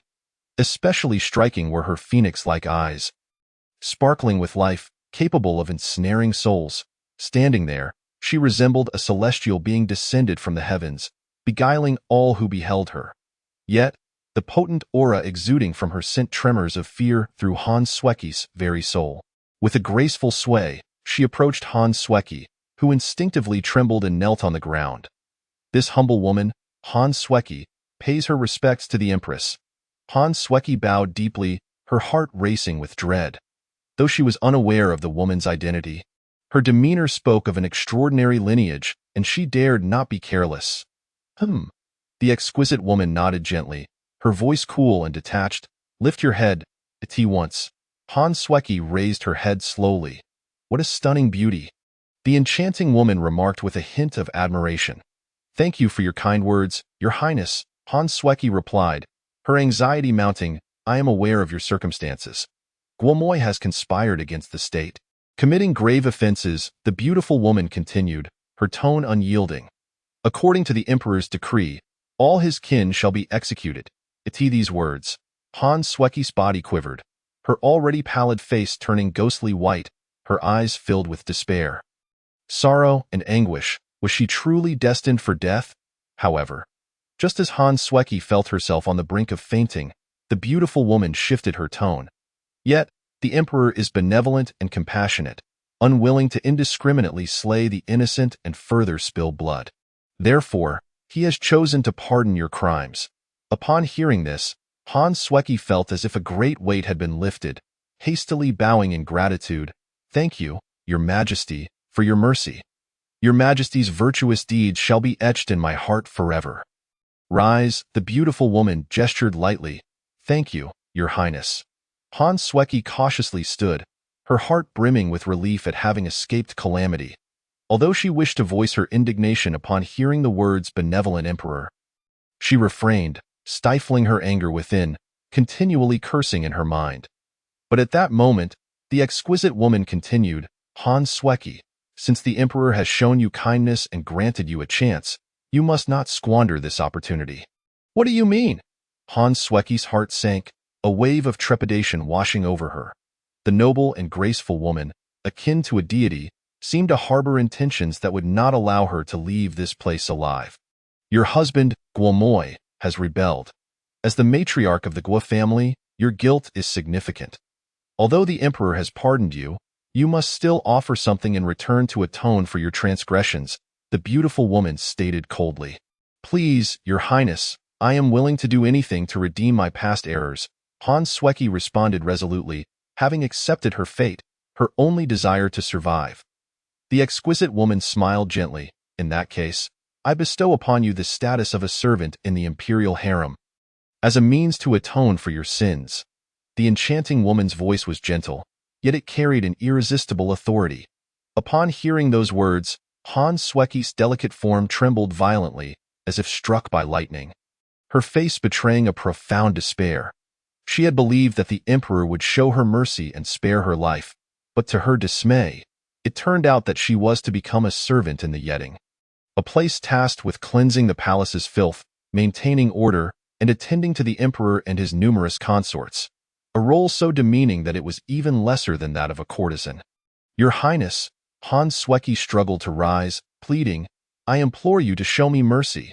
Her voice was a heart-wrenching wail, tears streaming down her face, resembling a weeping pear blossom, evoking pity in any man who might behold her. Yet, regrettably, the one before her was a woman. Unmoved by her cries, the enchanting woman replied coolly, His Majesty possesses a benevolent heart and has pardoned your death sentence. Do not be greedy and attempt to swallow more than you can handle. For should you provoke His Majesty's ire, it will not only be you who suffers, but your entire family as well. In that moment, Hans Swecky felt her mind buzzing, an icy chill surging from the depths of her being. Leaving her utterly frozen, at that instant, she comprehended the grim truth. Ever since she had entered the palace, her fate had been sealed. The enchanting woman extended a tray she had prepared, placing it before Hans Swecky. This attire shall symbolize your new identity. Remember, do not discard it. Hans Swecky lowered her gaze, only to find a peculiar dress laid upon the tray, entirely unlike the garments she was accustomed to wearing. The outfit was divided into two parts. a black outer coat adorned with a white inner lining, and a form-fitting skirt that accentuated her long, graceful legs, perfectly highlighting her voluptuous figure. What struck her as most unusual was a pair of sheer black stockings that appeared both delicate and elongated. Made of an exceptionally soft material, reminiscent of satin, glimmering with a refined sheen. What an odd ensemble! She couldn't shake the feeling that this dress was entirely inappropriate for a maidservant. She even questioned whether the woman had mistakenly brought the wrong attire. However, she dared not voice her doubts, fearing the wrath of this noble lady. "Your Highness, this..." Hans Swecki hesitated momentarily before inquiring. "This is the new attire personally selected for you by His Majesty, a token of his favor. I hope you do not disappoint his expectations," the enchanting woman explained, her tone devoid of warmth. "Now, go and change your clothes. Remember, tonight, you are to serve His Majesty well." With her final words, she bestowed upon Hans Swecki a radiant smile. Her beauty eclipsing all else, rendering the very heavens and earth dim in comparison. After uttering this line, she gracefully departed towards the main hall of Weiyang Palace, leaving Hans Swecki frozen in place. Lost in a daze for an extended period, as night fell, the moon shone brightly amidst the sparse stars. The palace was ablaze with light, each courtyard illuminated, filled with the sounds of revelry and dancing. While the flickering lights cast playful shadows, in stark contrast to this vibrant scene, a secluded courtyard lay shrouded in silence. The door was firmly shut, the interior barren save for a solitary candelabrum casting a lonely silhouette. Hans Swecki sat in a chair, her gaze fixed vacantly on the window, her heart a tumult of emotions. Was she truly to step into the depths of the palace and be reduced to a mere yetting slave? "No, I refuse to accept this fate." Hans Swecki's lips parted slightly, flames of hatred igniting in her eyes. How could a daughter of the Han family, a lady of distinction, be condemned to such a life as a servant? How could Hans Swecki possibly fall so low? She gritted her teeth in fury. Yet, upon recalling the words of the enchanting woman, her resolve quickly dissipated. Alas, what could be done now? After a long silence, Hans Swecki sighed deeply, murmuring bitterly to herself. Slowly, she rose and made her way to the dressing table, for this was the yetting, where all women condemned to servitude resided, and she was no exception. Her quarters were situated in a remote courtyard, far from the imperial garden, the surroundings far inferior to the grandeur of the inner palace. Arriving at the dressing table, she reluctantly donned the peculiar attire. What an odd design! Unable to resist, she reached up to touch the ancient silver bell hanging at her chest, which emitted a series of melodious chimes.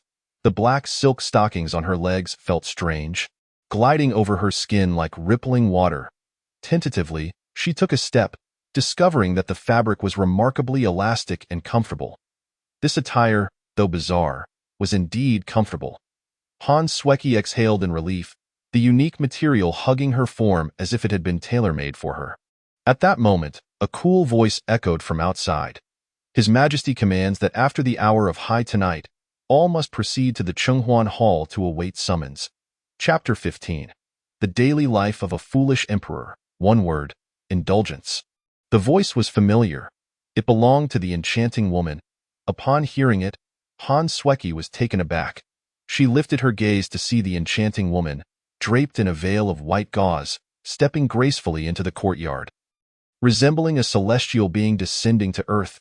"Greetings, Your Highness," Hans Swecki gasped, hastily kneeling. Though she held no affection for this enchanting woman, she was wise enough not to provoke her. After all, her very life hung in the balance, dependent on the whims of this noble figure. The enchanting woman nodded indifferently, then turned her gaze to Hans Swecki, a smile playing at the corners of her mouth. Without uttering another word, she turned and departed. Only then did Hans Swecki feel a sense of relief wash over her. Returning to her chamber, Hans Swecki surveyed the peculiar garments before her, once again engulfed in confusion. How on earth was she to wear this? Moreover, the skirt was far too short. Surely this was a deliberate design by that foolish emperor. He truly deserved the title of the most foolish ruler in history, as she pouted in frustration. The appointed time arrived. Hans Swecki, along with the other women who had been relegated to servitude, formed a line. Respectfully following the lady-in-waiting to the Chenghuan Hall, it was then that Han Sueki noticed the wives and daughters of the scholars from the Hanwen Academy, all of whom displayed expressions of fear and sorrow. They understood all too well that once they entered that hall, escape would be nearly impossible. Han Sueki felt uneasy, compelled to lower her head and continue forward. At last, they reached the Chenghuan Hall. The group was ushered inside, and Han Sueki took in the vast expanse of the hall, which measured at least 100 feet in circumference, adorned with glazed tiles and red brick walls, intricate carvings and painted beams. Within the grand hall, numerous tables and chairs were arranged for the enjoyment of the consorts. At that moment, the hall was already filled with 2 or 3 dozen graceful women, each adorned in styles ranging from elegant and dignified to alluring and seductive, or resplendent and noble. They laughed and chatted, their voices blending melodiously, dazzling and enchanting to behold. However, Han Sueki had no time to admire them. She merely kept her head bowed, silently standing in the corner. At that moment, the enchanting woman made her entrance, clad in a resplendent purple robe embroidered with exquisite orchids, a long sword hanging at her waist, accentuating her slender figure. Her skin was as fair as snow, her features strikingly beautiful, and every movement exuded an alluring charm. "His Majesty has arrived," she announced. Instantly, the hall fell into a brief silence, followed by a wave of terrified gazes converging at the entrance. A tall, commanding figure slowly emerged before the assembly, dressed in a dragon-patterned robe and Qilin boots, with long, inky hair tied atop his head, revealing a handsome face with well-defined features. Qin Mu entered. "Greetings, Your Majesty." "Long live the Emperor." In an instant, all present fell to their knees, bowing and chanting fervently. Han Sueki too knelt, her head bowed low, too afraid to meet his gaze. Yet, the sound of approaching footsteps grew ever closer, until she beheld a pair of exquisite, embroidered shoes before her. Qin Mu looked down upon her, a smile playing on his lips. Though it was their first meeting, the memories left by his previous life made her presence feel strangely familiar. Han Sueki, renowned as a talented woman in Chang'an, had married the scholar Guo Maiyue, yet she still had many admirers, including several high-ranking officials of the court. In contemporary terms, Han Sueki was their moonlight. Their idol. As an indulgent and foolish emperor, Qin Mu was determined to indulge his desires to the fullest. The attire adorning Han Sueki was crafted specifically for her, and he anticipated that someone would raise this matter in court the following day. A playful smirk graced Qin Mu's lips. "What is your name?" he inquired casually. "Your humble servant, Han Sueki, pays her respects to Your Majesty." Han Sueki replied, her head bowed, her voice trembling. "Oh, I remember now." Qin Mu nodded thoughtfully, suddenly leaning forward to draw closer to Han Sueki. Han Sueki's body tensed, cold sweat trickling down her forehead. Yet, Qin Mu appeared utterly oblivious to her distress, instead fixating on her face with keen interest. Indeed, she lived up to her reputation as the wife of the esteemed scholar of Hanwen Academy, possessing a beauty that was both enchanting and ethereal, captivating enough to sway nations. Qin Mu clicked his tongue in admiration. Upon hearing his words, Han Sueki shivered slightly, a flicker of deep-seated hatred gleaming in her eyes, though she maintained an outward facade of fear. She'd repeatedly admonished herself not to act impulsively, for such folly would cost her life. With that thought, Han Sueki swallowed her humiliation and rage, gritting her teeth to respond. "Thank you, Your Majesty, for your praise." A smile danced at the corners of Qin Mu's mouth. "I have heard that you were the most talented woman in Chang'an. If that is the case, would you be willing to compose a poem for me?" A surge of humiliation welled within Han Sueki, yet she could only suppress it. Lowering her head, her voice barely above a whisper, she replied, I am willing to serve Your Majesty." After a moment of contemplation, she prepared to recite her lines. "Wait a moment," Qin Mu interrupted. Confused, Han Sueki looked at him, unsure of his intentions, with a playful smile. Qin Mu continued, "Let us do something different. You shall dance while reciting." Taken aback, Han Sueki hesitated and quietly murmured, "I am but a simple woman, unskilled in song and dance. I fear I may disgrace myself." Qin Mu laughed. "It is quite simple. Come, Yin Yin, demonstrate for her at his command. A stunning woman named Yin glided forward with graceful steps, her delicate attire flowing elegantly around her, her figure lithe and enchanting as she danced. Her movements were fluid and mesmerizing, akin to a celestial being descended to earth. With each wave of her wrist, the sheer fabric of her sleeves enhanced her ethereal charm. After her performance, the surrounding concubines were left in awe, their admiration palpable. Qin nodded in satisfaction, praising, "Well done, you may return." "Your servant obeys," Yin replied with a graceful bow. Qin then turned his attention back to Han Sueki, a smile lingering on his lips. "Fair talent of Han, it is your turn." With her teeth lightly biting her crimson lip, Han Sueki inwardly cursed her fate. Yet, she could only summon her courage, rise, and step into the center of the room. Bowing respectfully before commencing her own performance, as she recited poetry while attempting to dance, she felt the weight of scrutinizing gazes, her body rigid with discomfort. Qin frowned, remarking, "You truly have embarrassed yourself. What manner of dance is this?" Han Sueki froze, humiliation flooding her senses. She struggled to suppress her inner shame, striving to focus as she continued to recite and dance. However, the more she attempted to control herself, the more chaotic her mind became, until she could no longer discern reality from illusion, everything blurring into a dreamlike state. 3 days swiftly passed. Chapter 16. Questioning Cao Cao, Understanding Cao Cao, Becoming Cao Cao. Surpassing Cao Cao, the body of Guomayue still hung on the city wall as a grim warning, eliciting deep sighs from all who beheld it, a true tragedy. Not only Han Sueki but also the wives and daughters of other scholars from Hanwen Academy suffered the same fate. Their familial titles and power were stripped away, leading to immense losses for the noble families of Chang'an in just a few short days. All of this stemmed from the tyrannical emperor. Once more, the people bore witness to the current emperor's folly and cruelty. Moreover, news from the northern borders hinted at possible rebellion, reigniting discontent towards the foolish ruler and concern for the future of the great Qin dynasty. Outrage spread rapidly, and dissatisfaction was nearly palpable. Though publicly there were no calls for further punitive actions, privately many were cursing him. That tyrant is merciless. He not only executed Scholar Gua but also seized his wife, an abomination that enrages both gods and men. In the home of a merchant, a young master lamented, "Scholar Gua devoted his life to our great Qin, educating countless disciples. We should honor him in death. Yet now, it is simply unacceptable." Within a scholarly academy outside Chang'an, a middle-aged man garbed in Confucian attire echoed the sentiment. "Oh, what has become of our great Qin under such a foolish ruler?" In a tavern, an elder with a white beard expressed his indignation. "I have heard that tyrant even forced the talented Han to perform a ludicrous dance. It is beyond despicable." A young man, filled with righteous anger, exclaimed, "Madame Han's fate is truly unfortunate. She is a wretched soul indeed." Women shook their heads in sorrow. Thus, a tempest of unrest began to swell, further tarnishing Qin already infamous reputation. The winds of change swept through Chang'an, as the populace engaged in fervent discussions.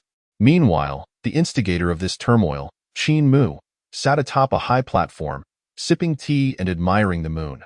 Beside him were Yin and 2 other palace maids. During these 3 days, Qin had not merely indulged in beauty. He had also seized moments to cultivate his skills. In less than half a month, he had ascended from the 1st to the 5th level of the divine concealment realm.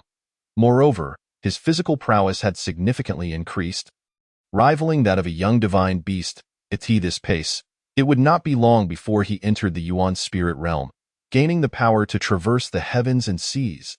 By then, even encounters with practitioners of the Cave Abyss realm would not deter him from battle. Ding! Congratulations to the host for escalating the level of foolishness, receiving the reward of the ancient demon clan mark. The voice of the system resonated as a peculiar black mark manifested within Qin mind. This sigil resembled a butterfly with outstretched wings, or perhaps a flickering flame, with dark red patterns flowing within. Surrounding it were spirals, but at its center rested a heart-shaped design, encircled by tendrils of ominous black mist. Exuding an aura of wickedness and intrigue, a mark of the demon clan. "Is it?" Qin Mu mused, a smile curling at the corners of his mouth. This artifact is perfectly suited for my purposes. Whether for creating demon puppets or controlling my foes, its utility is undeniable. The following day, ding. The host has not attended court for 10 days, receiving the reward of 10 bottles of spirit recovery pills. With a series of system notifications, Qin Mu opened his eyes. Spirit recovery pills can compensate for deficiencies in cultivation talent, enhancing one's potential. For ordinary practitioners, a single pill could alter their fate. However, for Qin Mu, it held little significance, merely a token he could bestow upon his subordinates. He exited his chamber and entered the side hall, where a man cloaked in black awaited him. Chapter 17. What constitutes true cultivation? He stood at the entrance of the side hall, resembling a statue, silent and imposing. Yet the terrifying aura he exuded sent shivers down the spine of those nearby, adorned with a black mask obscuring his features. Only his cold, merciless eyes shone with the crimson light. This was the Dark Divine Guard, an elite assassin personally trained by the previous Qin Emperor, tasked with executing secret missions and safeguarding Qin Mu's safety. Leader Li Hanzhan pays respects to your majesty. The figure in black raised his head to regard Qin Mu, his tone respectful. He knelt before him, prostrating on the ground. Rise, Qin Mu gestured, settling into a chair. Thank you, your majesty. Li Hanzhan stood, maintaining his stoic demeanor. How are matters progressing, particularly regarding the northern border and Zhangluotian? Any new developments? Qin Mu inquired directly. While his actions might appear foolish on the surface, they were merely a guise to acquire system rewards, all the while orchestrating investigations into various factions and their movements through the Dark Divine Guard from afar. After all, in this world governed by strength, a single misstep could lead to dire consequences. Qin Mu had no intention of stumbling into a trap. Your Majesty, Li Hanzhan knelt on one knee, clasping his fists. According to our investigations, all remains normal in the northern territories. No troops or formidable entities have ventured beyond the borders of the 3 continents. Oh? Qin Mu raised an eyebrow, revealing a look of astonishment. He had initially anticipated that Zhang Luotian would immediately mobilize her forces to rebel. But to his surprise, she merely declined the poison wine and executed the attendant who delivered the imperial decree, without making any significant moves thereafter. However, this only served to demonstrate that Zhang Luotian was not a foolhardy individual. A foe who understands the art of restraint is far more formidable than one who is ostentatious. Zhang Luotian was certainly no simple adversary. Your Majesty, I believe that Zhang Luotian will not simply relent. Once she finds an opportunity, she will undoubtedly inflict immeasurable damage upon the Great Qin, Li Hanzhan solemnly remarked after a moment of contemplation. Thus, Your Majesty should act swiftly to resolve this matter, lest we prolong our troubles. Indeed, Qin Mu nodded, acknowledging the gravity of the situation. However, he currently required Zhang Luotian's experience to facilitate various foolish actions that would earn him system rewards. Therefore, he was not prepared to take action against the northern territories just yet. Since she can exercise patience, I too shall not rush to a conclusion, he mused, then added nonchalantly, continue to monitor the northern front and report any significant developments. Yes, Your Majesty, Li Hanzhan responded without hesitation, kneeling in acquiescence. The rationale behind the emperor's considerations was clear to him. His purpose was to obey orders without question or concern for right or wrong. Li Hanzhan then continued, Your Majesty, while the northern front appears stable, there are signs of a large military assembly in the southern border. Additionally, the Prince of Huainan, Qin Shiji, has been seen frequently in Chang'an, maintaining close ties with the Prince of Henyang. Qin Mu raised an eyebrow. Intrigued.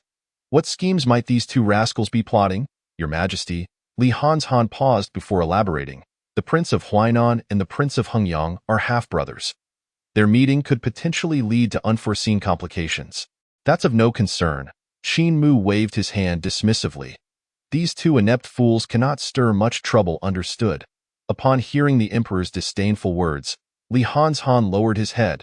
It was a significant privilege for an external minister like him to hear such sentiments regarding the internal strife of the royal family. Yet he felt a twinge of astonishment. Despite his long service to the emperor, he had never witnessed such a demeanor before. eye in the emperor's eyes. The Prince of Huainan and the Prince of Hengyang seemed to hold little significance. Continue to monitor the northern and southern fronts closely, and report to me immediately at the slightest sign of unrest, especially concerning Jiang Luoshan.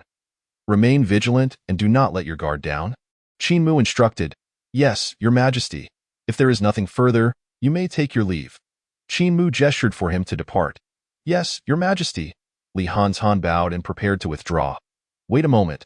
Unexpectedly, Qin Mu called him back. Li Hanzhan halted, puzzled. Does Your Majesty have further instructions? Do not be in such haste to leave.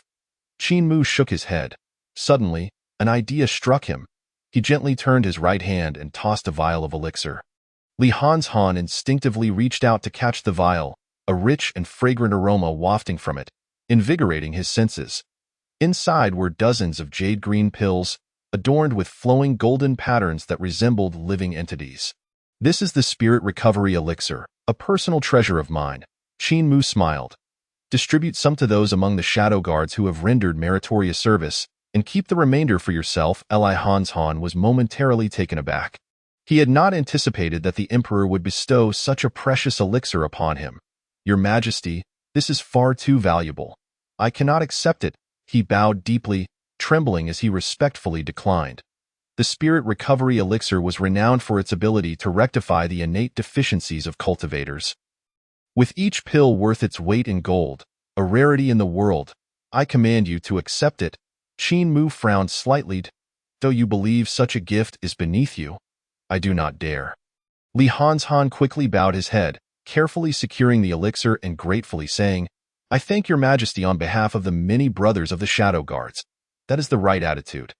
Your enhanced abilities will allow you to undertake more arduous tasks, which is beneficial to me, is it not? Qin Mu nodded in satisfaction.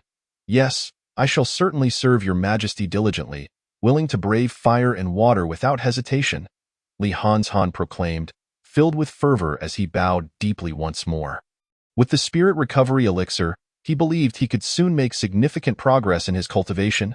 Very well, you may take your leave now. Qin Mu waved his hand, signaling him to depart.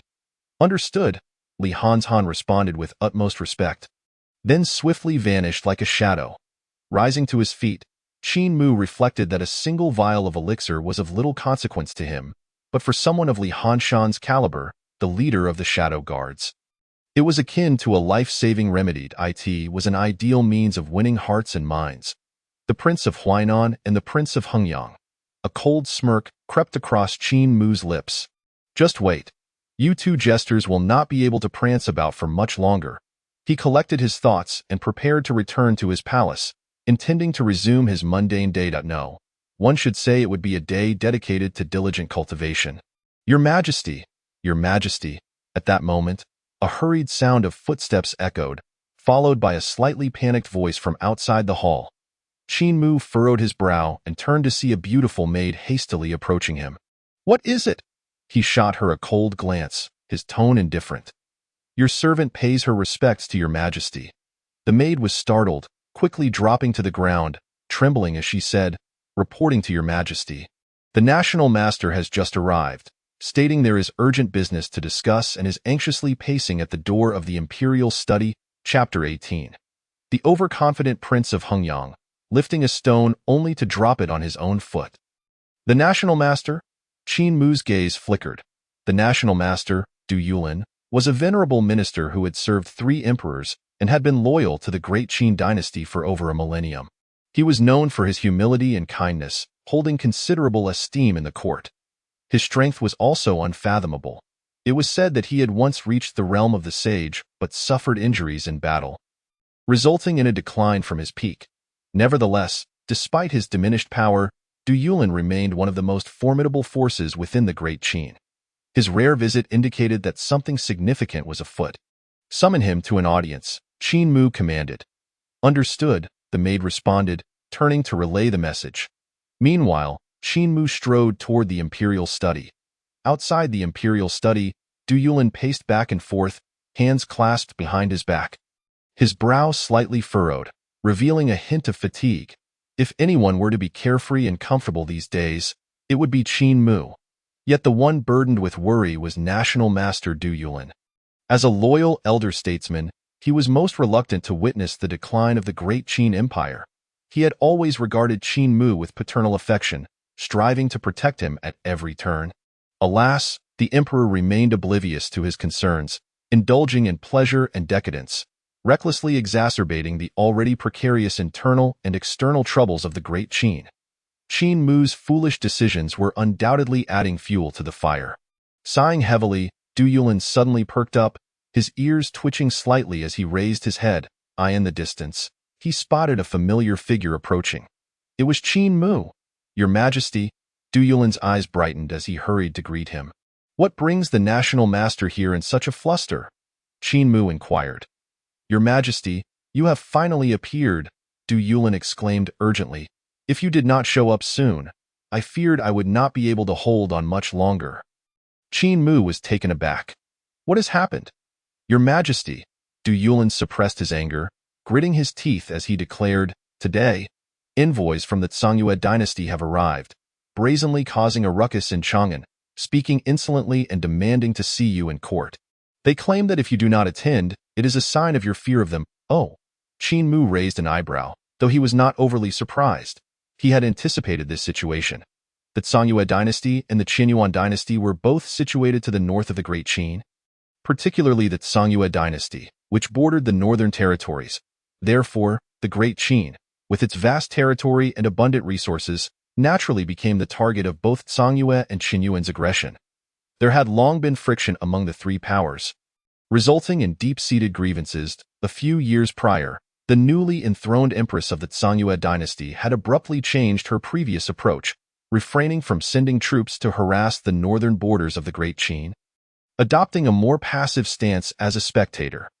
This had allowed for a brief period of peace in the north, despite the Qinyuan dynasty's watchful eye, which harbored ambitions to conquer the Great Qin. The three dynasties had maintained a delicate relationship over the past few years. However, with the death of the northern prince and Jiang Luoshan's rebellion, this fragile equilibrium had been disrupted. It seemed that Songyue dynasty could no longer remain idle. A cold smile crept across Qin Mu's face. What surprised him was the urgency with which they acted. There had been no notable movements in the north, yet they had already sent envoys. There must be some ulterior motive at play, or perhaps a significant change had occurred. "Proclaim the decree and assemble the court," Qin Mu stated calmly. "I wish to see just how audacious they have become." "Understood." Beside him, Du Yulin let out a sigh of relief and hurried down to convey the orders. Soon, Qin Mu changed into a dragon robe and entered the grand hall. "We are here to pay our respects to your Majesty." The ministers collectively bowed and prostrated themselves. "You may rise, my lords." Qin Mu gestured dismissively as he ascended the dragon throne and seated himself. "Your Highness, at last, you have graced us with your presence." A man clad in a python robe stepped forward, bowing deeply as he spoke. "The Songyue dynasty has dispatched envoys to seek an audience with you, Your Highness, claiming to have urgent matters to discuss." "I am already aware," Qin Mu replied coolly. "Your Highness, you must exercise caution." The man in the python robe, Prince Qin Shijing of Hengyang, said gravely. "The Songyue dynasty harbors ambitious designs, coveting the lands of the Great Qin for a long time. They have been restless and now, taking advantage of the chaos in the three northern states, they send envoys to flaunt their might, revealing their nefarious intentions. Such audacity is truly detestable." Though these words appeared to condemn the Songyue dynasty, they subtly cast aspersions on Qin Mu himself. If Qin Mu had not been so foolish as to execute the king of the north without cause and force Jiang Luoshan from power, the northern states would not be in turmoil, and their adversaries would have had no opportunity to capitalize on the situation. After delivering this speech, Prince Qin Shijing stood by, awaiting Qin Mu's response. His heart swelling with satisfaction, his remarks were impeccably crafted, expressing his indignation while simultaneously disparaging Qin Mu. An absolute stroke of brilliance. Qin Mu cast a casual glance at Qin Shijing and remarked, "It seems that the Prince of Hengyang harbors strong sentiments against the Songyue dynasty. If that is the case, why not lead the army to attack them? It would alleviate our troubles." Prince Qin Shijing stood frozen, utterly dumbfounded. Was he joking? The Songyue dynasty was formidable. How could he possibly challenge them? It would be tantamount to courting death. What? Does the prince have any objections? Qin Mu inquired, his tone unperturbed. I have no objections whatsoever. Qin Shijing stammered, his throat dry. However, given the Songyue dynasty's formidable strength, a hasty attack would undoubtedly result in grievous losses. This matter requires careful deliberation. At this moment, Qin Shijing felt utterly despondent. His earlier words now seemed like a self-inflicted wound. Was this not a clear path to ruin? Qin Mu, with a sidelong glance, stated indifferently, did you not just express that the Songyue dynasty is ambitious and seeks to invade our great Qin lands? Why the sudden timidity? Qin Shijing opened his mouth. A sheen of perspiration forming on his brow, struggling to find words. I have heard that the army of the Hengyang Prince's residence is of commendable quality, given the current tumultuous times. If you could aid the Great Qin in subduing the Songyue dynasty, it would indeed be a significant achievement. What is your perspective on this, Prince? Qin Mu smiled, his eyes gleaming with intrigue. This, Qin Shijing's gaze flickered, rendered speechless. That army was meant for seizing the throne, not for courting death. At that moment, a corpulent official with a round face and a thick neck interjected to diffuse the tension. Your Majesty? While the Songyue dynasty's ambitions are indeed vile, it is far from the point where we should dispatch troops against them. In my opinion, we should first receive the Songyue envoys to ascertain their true intentions. The seasoned ministers, all cunning and astute, chimed in with their counsel. Qin Shijing instantly felt a wave of relief wash over him as he glanced at the speaker, whose name was Wang Xing. A minister of revenue, known for his avarice yet sharp intellect, one of Qin Shijing's allies. Qin Mu scrutinized Wang Xing for a moment before his gaze fell upon Qin Shijing's face. What does the prince think? Your Majesty's wisdom is unparalleled. Qin Shijing replied awkwardly, hastily agreeing. He dared not voice any dissent. Observing this, Qin Mu allowed a hint of derision to curl at the corners of his mouth, disdainfully shaking his head, and chose not to elaborate further. He then turned his attention to the hall's entrance, summoned the envoys of the Songyue dynasty, at once. A palace attendant responded respectfully before retreating. Moments later, the hall doors swung open, and several figures entered with measured steps. The lead figures were two elderly men clad in green robes, exuding a profound and formidable aura that instilled a sense of great threat. Following them was a graceful woman in a blue dress, whose beauty was breathtaking, her azure eyes glinting with a chilling light. Together, they entered the grand hall. The national master, Du Yulin, fixated his gaze on the two elder figures, his expression grave. For these two men were masters of the Tao, standing but a step away from the status of a saint. Your Majesty, we come at the behest of the Empress, the elder on the left said, bowing with an air of arrogance. The elder on the right, though silent, wore a look of disdain and scorn. They deliberately used the term visit instead of audience, a clear indication of their condescension. Behind the two green-robed elders, the woman in blue displayed no courtesy whatsoever, inciting irritation among the assembled ministers. The audacity of the Songyue envoys was truly intolerable. Qin Mu smiled faintly, his eyes deep and inscrutable. May I inquire what brings the envoys of the Songyue dynasty here today?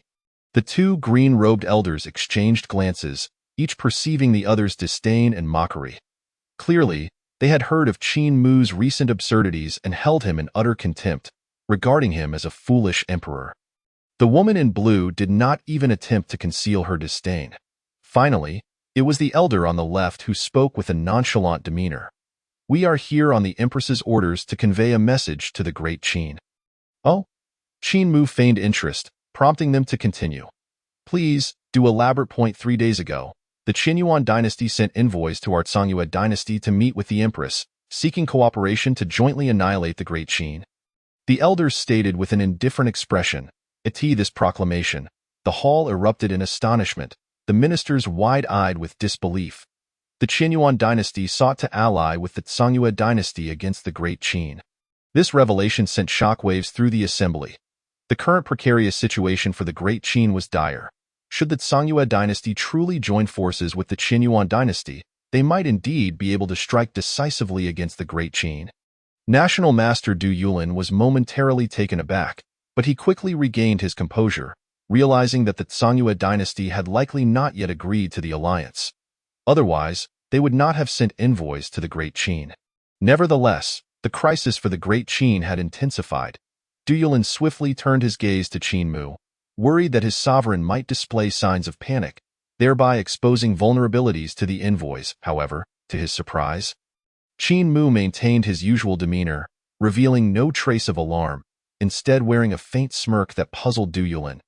"Your Majesty, it seems you have truly changed," with the semblance of a smile, Qin Mu said. "Is this statement of yours veritable?" "Absolutely." The two green-robed elders looked down upon Qin Mu with haughty expressions. "This is the token of the Qianyuan dynasty. Please examine it." As they spoke, the elder on the right flicked his fingers, and a resplendent golden token expanded rapidly, transforming into a sizable emblem that hovered in the air, shimmering brilliantly. Qin Mu reached out, grasping the token, which bore a lifelike depiction of a qilin, the token of the Qianyuan dynasty. Du Yulin gasped softly, a flicker of alarm crossing his features as he recognized the token. This was indeed an artifact of the Qianyuan dynasty. It appeared that they were indeed poised to take action against the Great Qin. The situation had become dire. Within the grand hall, ministers exchanged hushed whispers, their expressions a mix of concern and trepidation. The qilin token was a sign of the Qianyuan dynasty, an emblem of authenticity that could not be faked. Thus, it became clear that the Qianyuan dynasty was resolutely intent on confronting the Great Qin. Had this been in the past, they might not have been overly concerned, confident in the strength of the King of the North and the foundation of the Great Qin. Even if the Qianyuan and Sangye dynasties united, what could they achieve? But now, they gazed at the man seated upon the dragon throne, their eyes filled with profound sorrow and regret. How could such a foolish monarch withstand a combined assault from two kingdoms? And with the complete severance of ties between the northern territories and the imperial family of the Great Qin, the Great Qin was in grave peril. Numerous civil and military officials exchanged furtive glances, their minds racing with possibilities. Qin Mu wore an inscrutable smile as he toyed with the token in his hand. At this moment, the Sangye dynasty had dispatched envoys to the Great Qin, clearly indicating their refusal to agree to the cooperation proposed by the Qianyuan dynasty. Otherwise, they would have already launched and attacked. It was evident that the empress of the Sangye dynasty intended to leverage this situation to exert pressure on Great Qin, thereby securing greater benefits for herself. In simpler terms, she had made it abundantly clear to Qin Mu that she was poised to join forces with others against him, leaving him with but one choice: to offer her more advantages, after which he might consider rejecting the advances of her allies. Otherwise, he would face utter destruction. Though such duplicitous tactics were undeniably unscrupulous and somewhat shameless, one could not deny that they were far more effective than a direct assault by the Qianyuan dynasty. Achieving one's goals without shedding blood was a remarkable victory indeed. Regardless of whom the Sangye dynasty ultimately allied with, they stood to gain without incurring any losses, and might even expand their dominion by engulfing both nations. The Qianyuan dynasty, at this juncture, could not have anticipated that the Sangye dynasty would so readily betray them, divulging their entire scheme to Great Qin while seeking a lucrative deal. That empress of the Sangye dynasty has played her cards astutely. It seems that her ascent to the throne was no mere stroke of luck, and she should not be underestimated. A faint curve formed at the corners of Qin Mu's lips as his intrigue in the empress of the Sangye dynasty grew ever more profound. He turned his gaze towards the two elderly men clad in blue, and inquired with a casual air, "In light of this, what conditions does the Sangye dynasty propose?" "Ha! Your Majesty is indeed wise." The elder in blue chuckled, stroking his beard. "Our empress has stated that if Great Qin cedes the Sangye mountain range and the surrounding 80,000 li of territory, along with half of the resources from the royal treasury, then she can guarantee that Great Qin will remain undisturbed and enjoy everlasting peace." Upon finishing his words, the elder smirked with an air of arrogance, his eyes brimming with disdain and pity as they rested upon Qin Mu. The revelation sent shockwaves through the hall. The Sangye mountain range and the Qinling Mountains marked the northern border, each nation possessing half, thus maintaining a delicate balance. However, should they concede these territories, Great Qin would lose its protective barrier. What would become of the northern populace? What of the cultivation resources within the Qinling Mountains? Furthermore, it was not merely the mountain ranges at stake, but a sweeping 80,000 li of land ceded to the Songyue dynasty. This amounted to a total surrender of the entire northern expanse, a veritable loss of sovereignty and national disgrace. An uproar erupted within the Grand Hall. The national master, Du Yulin, seethed with rage, exclaiming, "You are making an outrageous demand."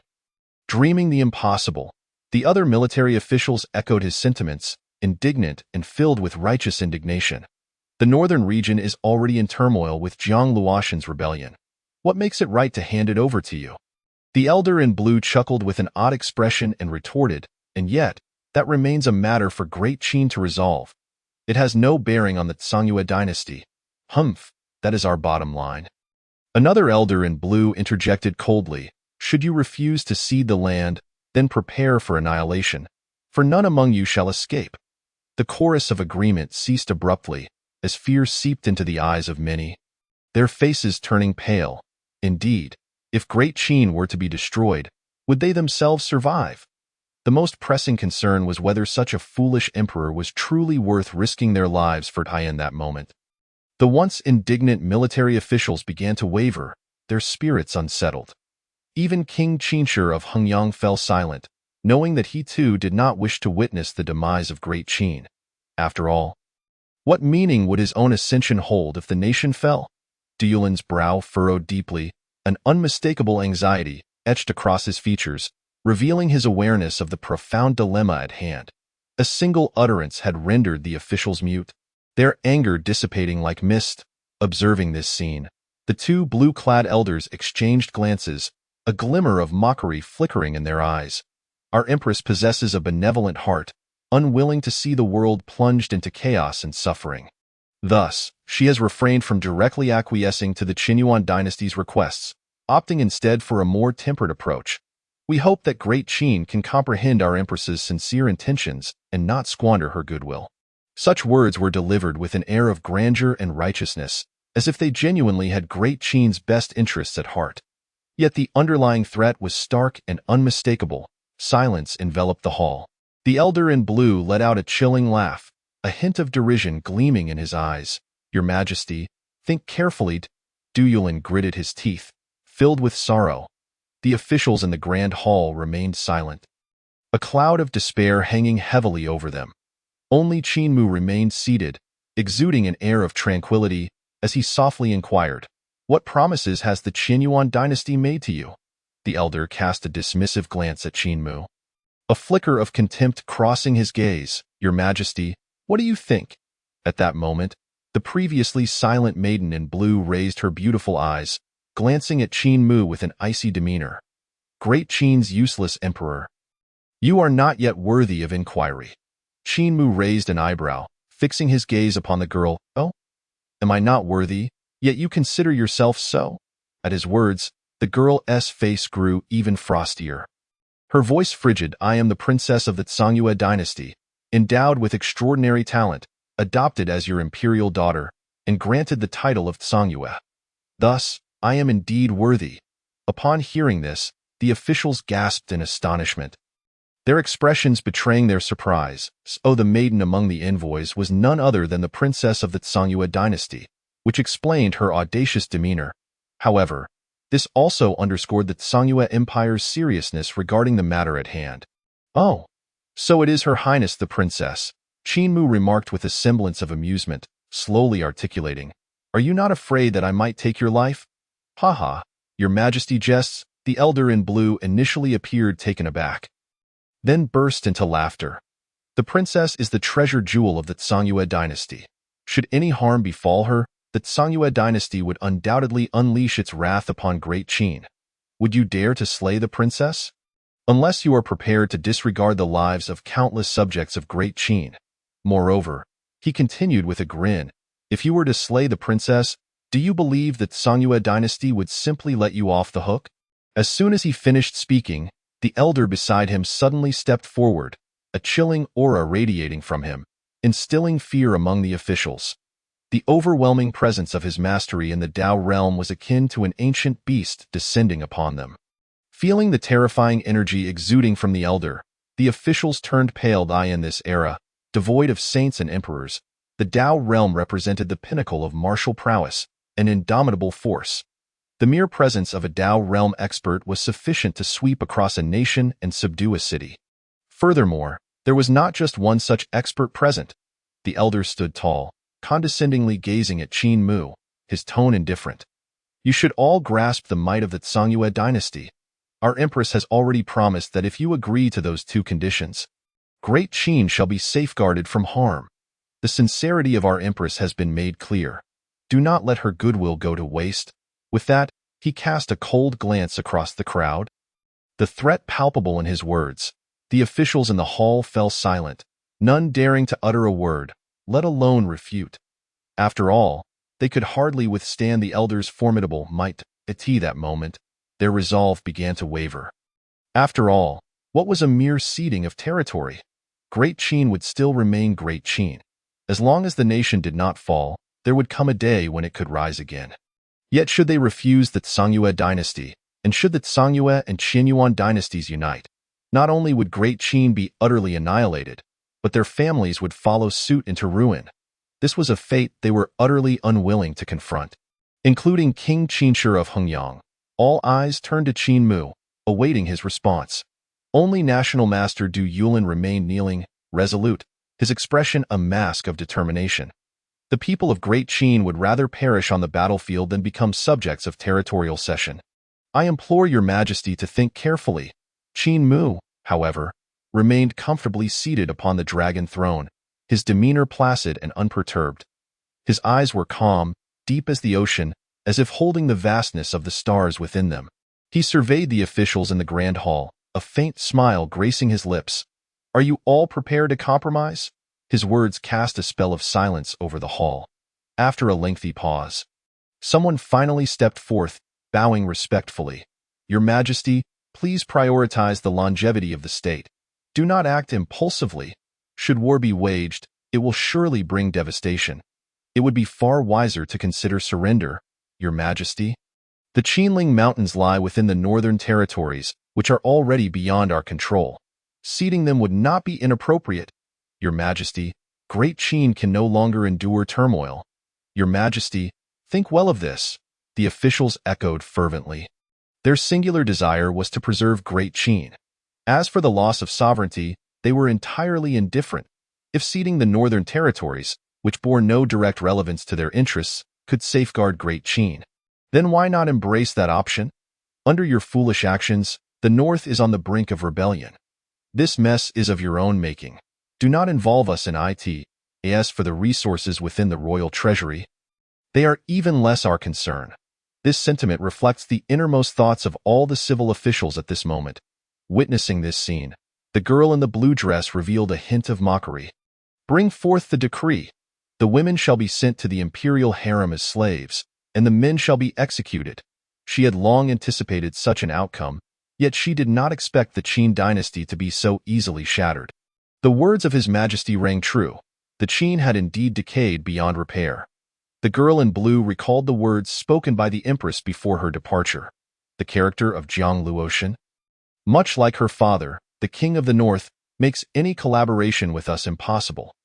Only when she is utterly disillusioned with the Qin can there be a glimmer of hope.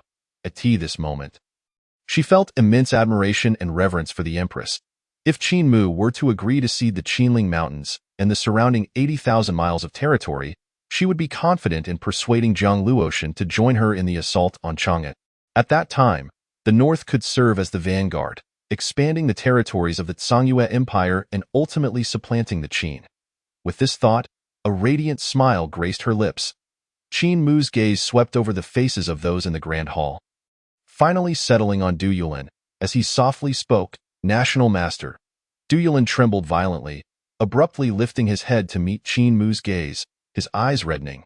Your Majesty, do you truly intend to abandon the North? Qin Mu sighed softly. You are the pillar of the Qin, and my right-hand man. Now, you alone bear the weight of the Qin. It comforts me greatly. Upon hearing Qin Mu's words, Du Yulin's aged tears streamed down his face. This old minister is foolish and has disappointed your majesty. Yet, Qin Mu's next words caused him to suddenly stiffen, and the atmosphere in the grand hall grew tense. Bring these three down. The women shall be sent to the imperial harem as slaves. And all the men shall be executed. Qin Mu, seated on the throne, commanded indifferently. The faces of the many ministers in the hall instantly paled. Your Majesty has lost his mind. This is the princess of the Sangua dynasty, along with two powerful figures at the cutting path level. How can they be disposed of so casually? Even if you disagree with their demands, you cannot simply execute the envoys. Would that not utterly sever any chance for negotiation? Your Majesty, this cannot be, Du Yulin exclaimed urgently, his voice hoarse and pained. He could hardly believe that Qin Mu would make such a decision. The other ministers shared his pallor and shock. Your Majesty, exercise caution. The two elderly men in blue, along with the girl in blue, were equally taken aback. One had expected Qin Mu to truly intend to slaughter them. Have you lost your mind, Emperor of the Qin? The girl in blue shouted, her face ashen with rage.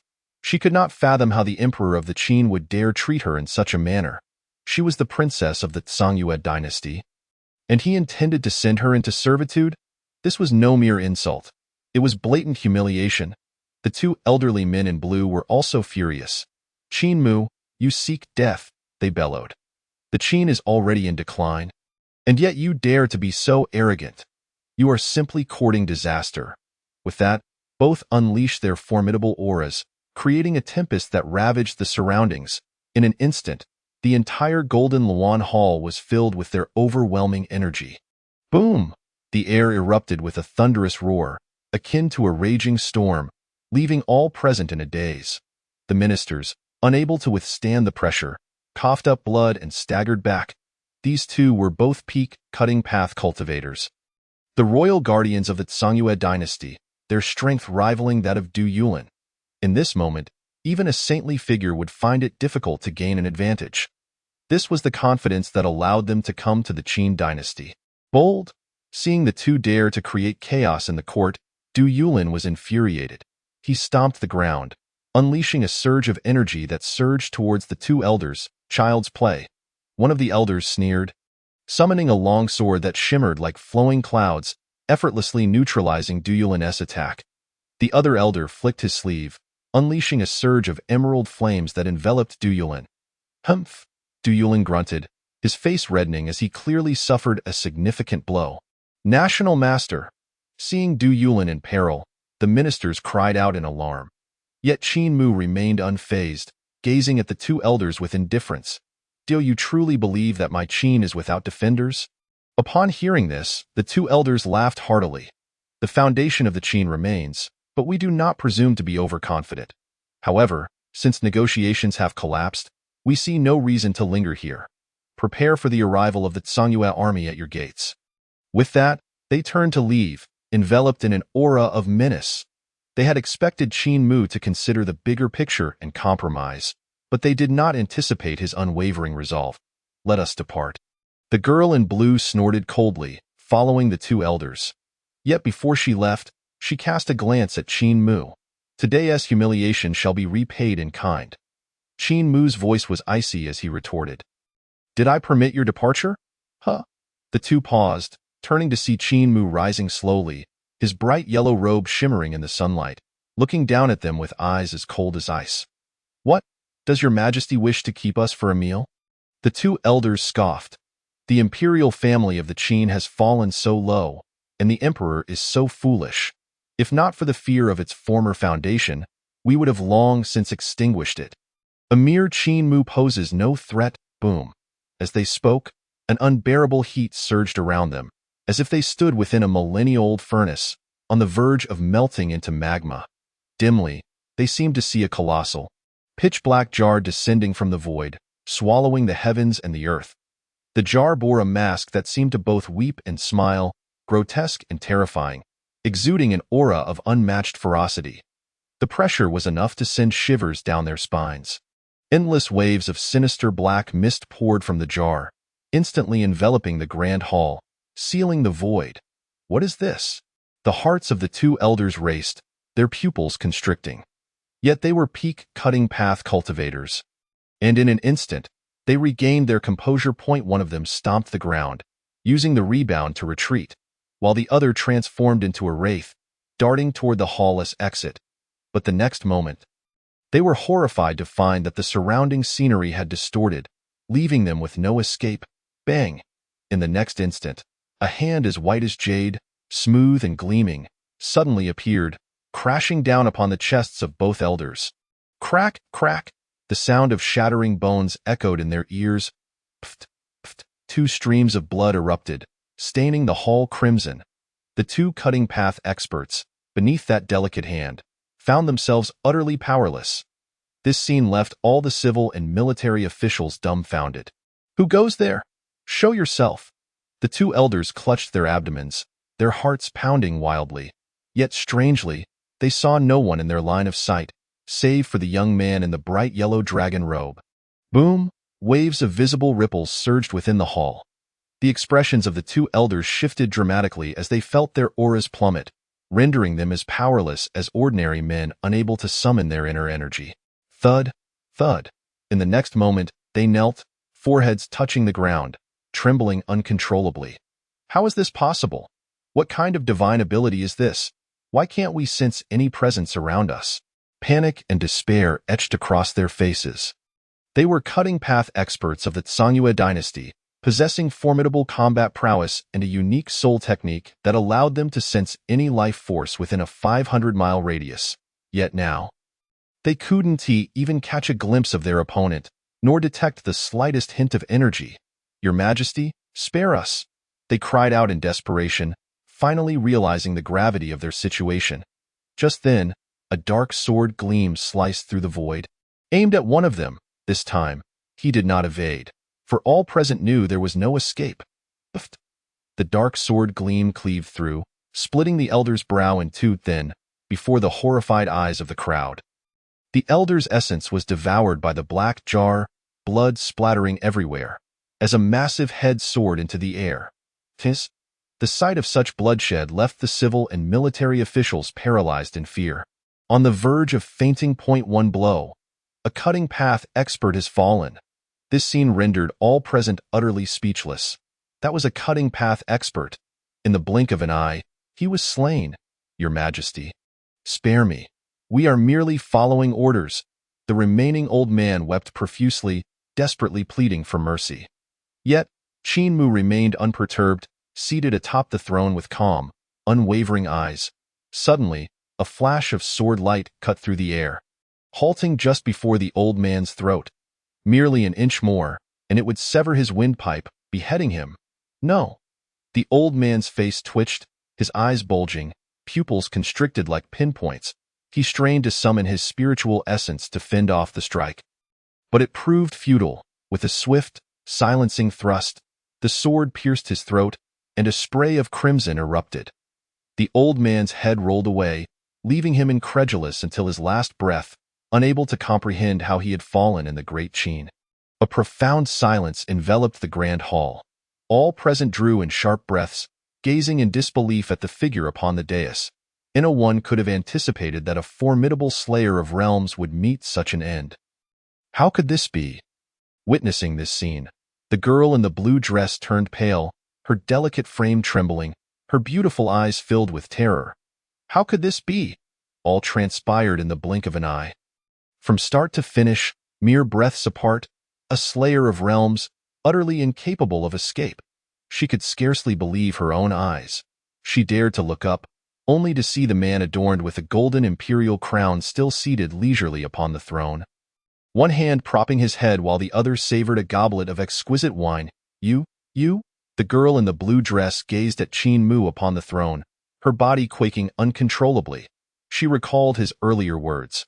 Women are to be relegated to the imperial harem as servants. I refuse to believe it.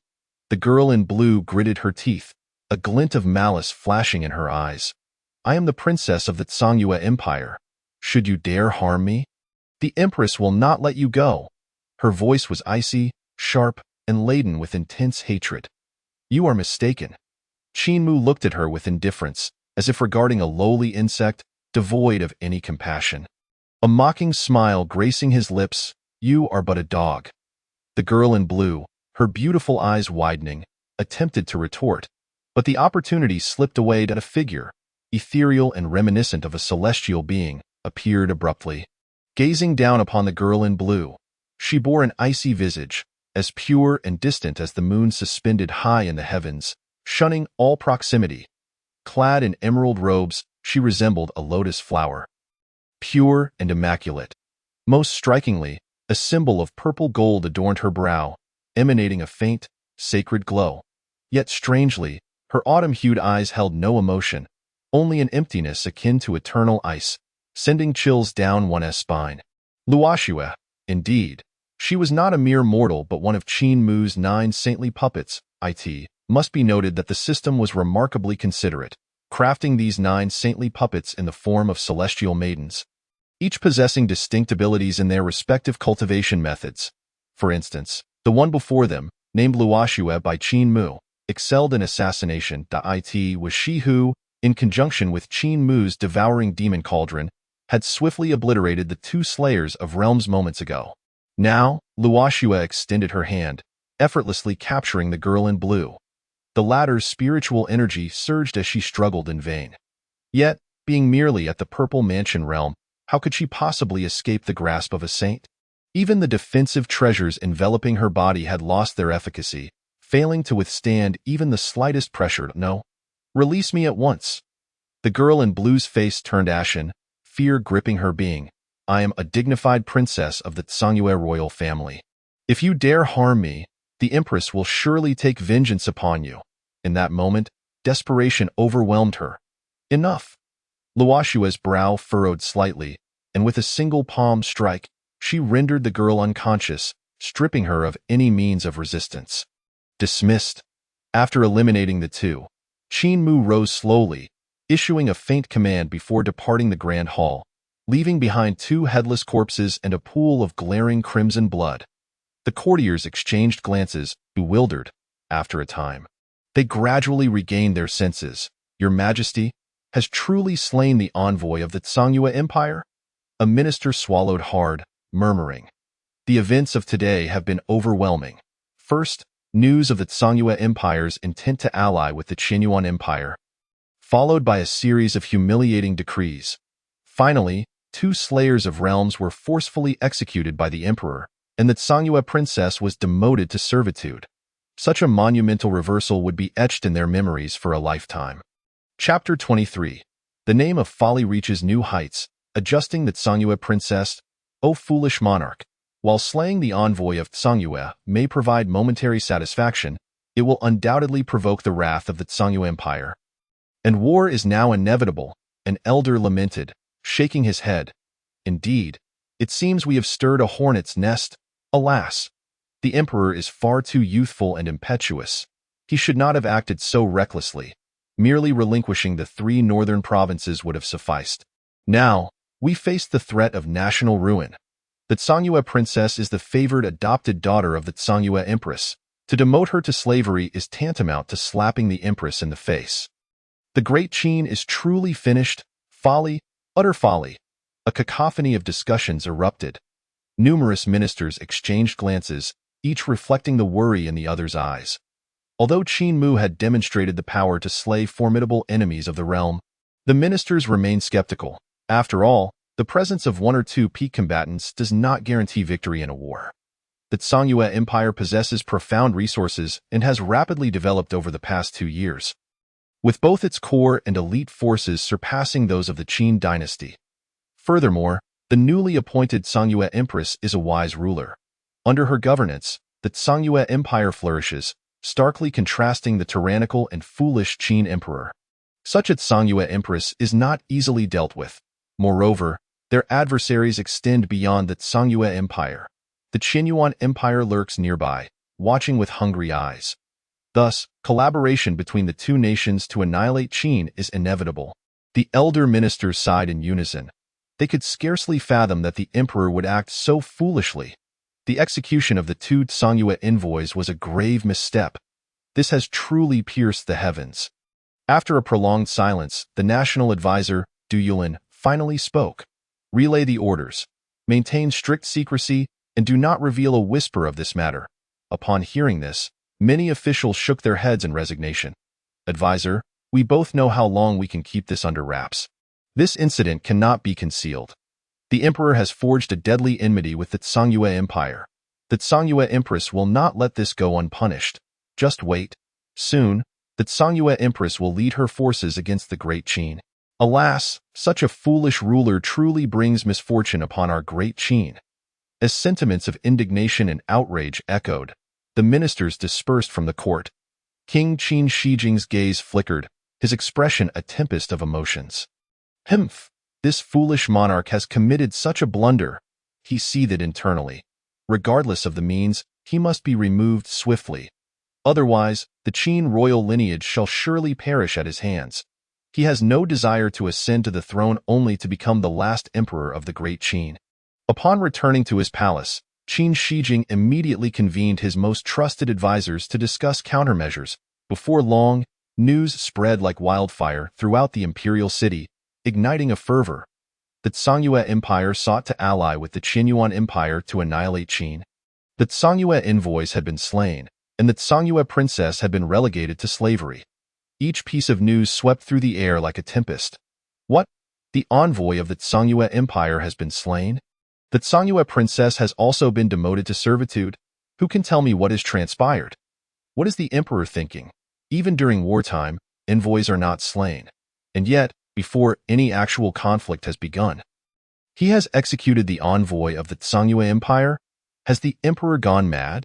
Is he truly forcing the Tsangyue Empire to invade the Great Qin? O foolish monarch, with the forces of the northern border combined with the Tsangyue Empire. Hiss! The Great Qin is truly doomed. What in the world is the emperor doing? How dare he act so rashly? Foolish, utterly foolish. A chorus of gasps arose from all corners of the imperial city. As chaos ensued, in a matter of days, the capital of Chang'an was engulfed in a storm of turmoil, triggering violent upheaval. Everyone was left in a state of bewilderment. No one had anticipated that Qin Mu would suddenly embark on such a reckless course of action. This was nothing short of a provocation against the entire Tsangyue Empire.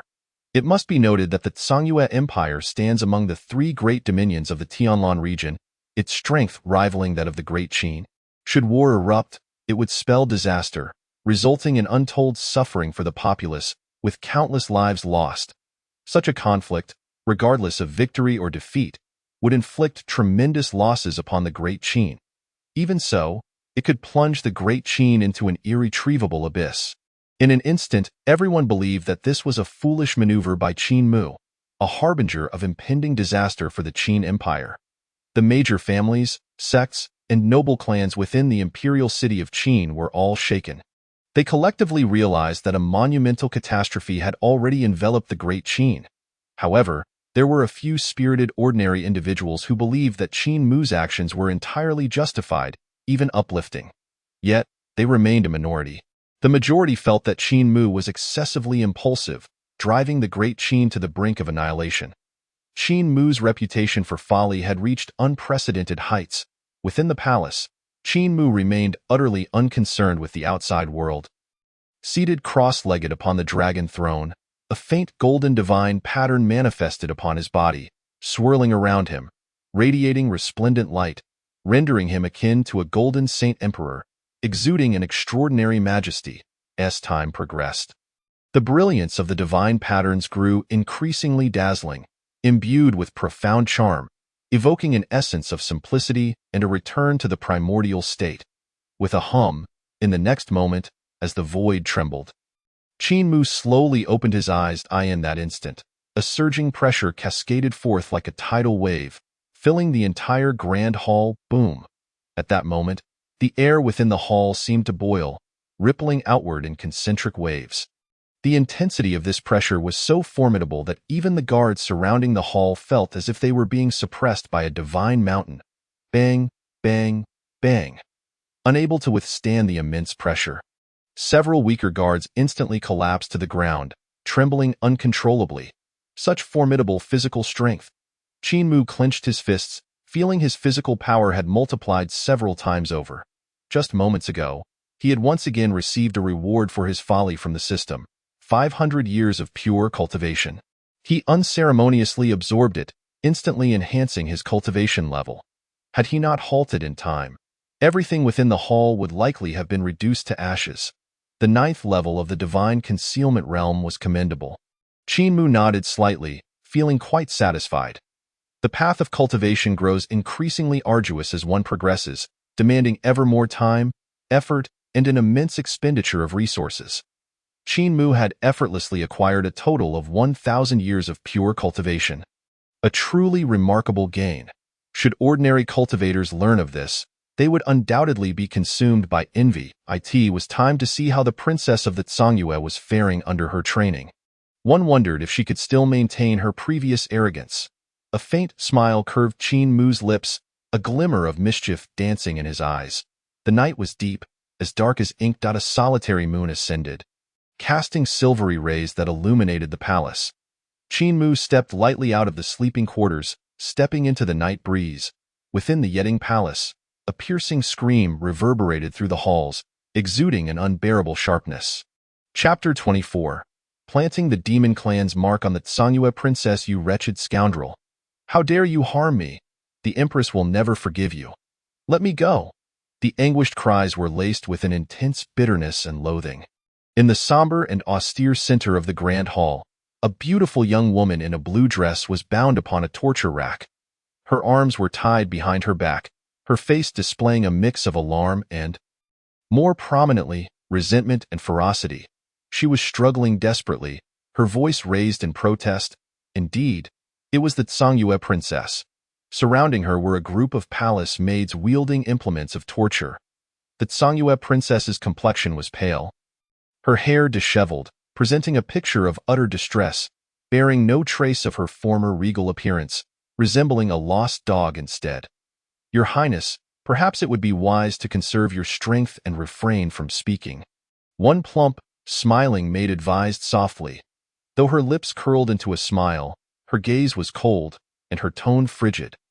She was a supervisor within the Yeding Palace, tasked with disciplining disobedient servants. You vile wenches.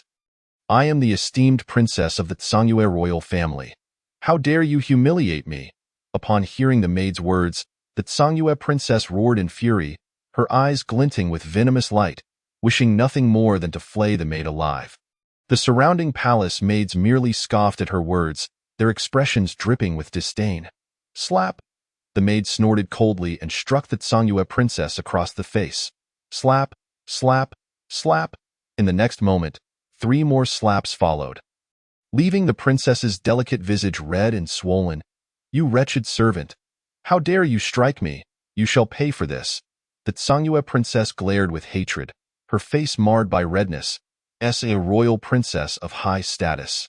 Accustomed to the adoration of all, she had never endured such humiliation.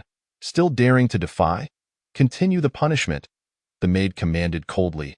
Enough, cease at once. Suddenly, a clear voice echoed from afar. Moments later, Qin Mu, clad in a purple robe, strode into the grand hall. Your Majesty. Upon witnessing Qin Mu's arrival, the maid immediately halted her punishment, kneeling respectfully, her eyes filled with awe and admiration. Qin Mu's formidable presence had penetrated deep into their hearts. Hearing this, the previously weakened blue-dressed girl straightened her posture, her eyes blazing with boundless hatred. You beast! How dare you torment me? I will kill you. I swear I will, she screamed, struggling wildly. Heh!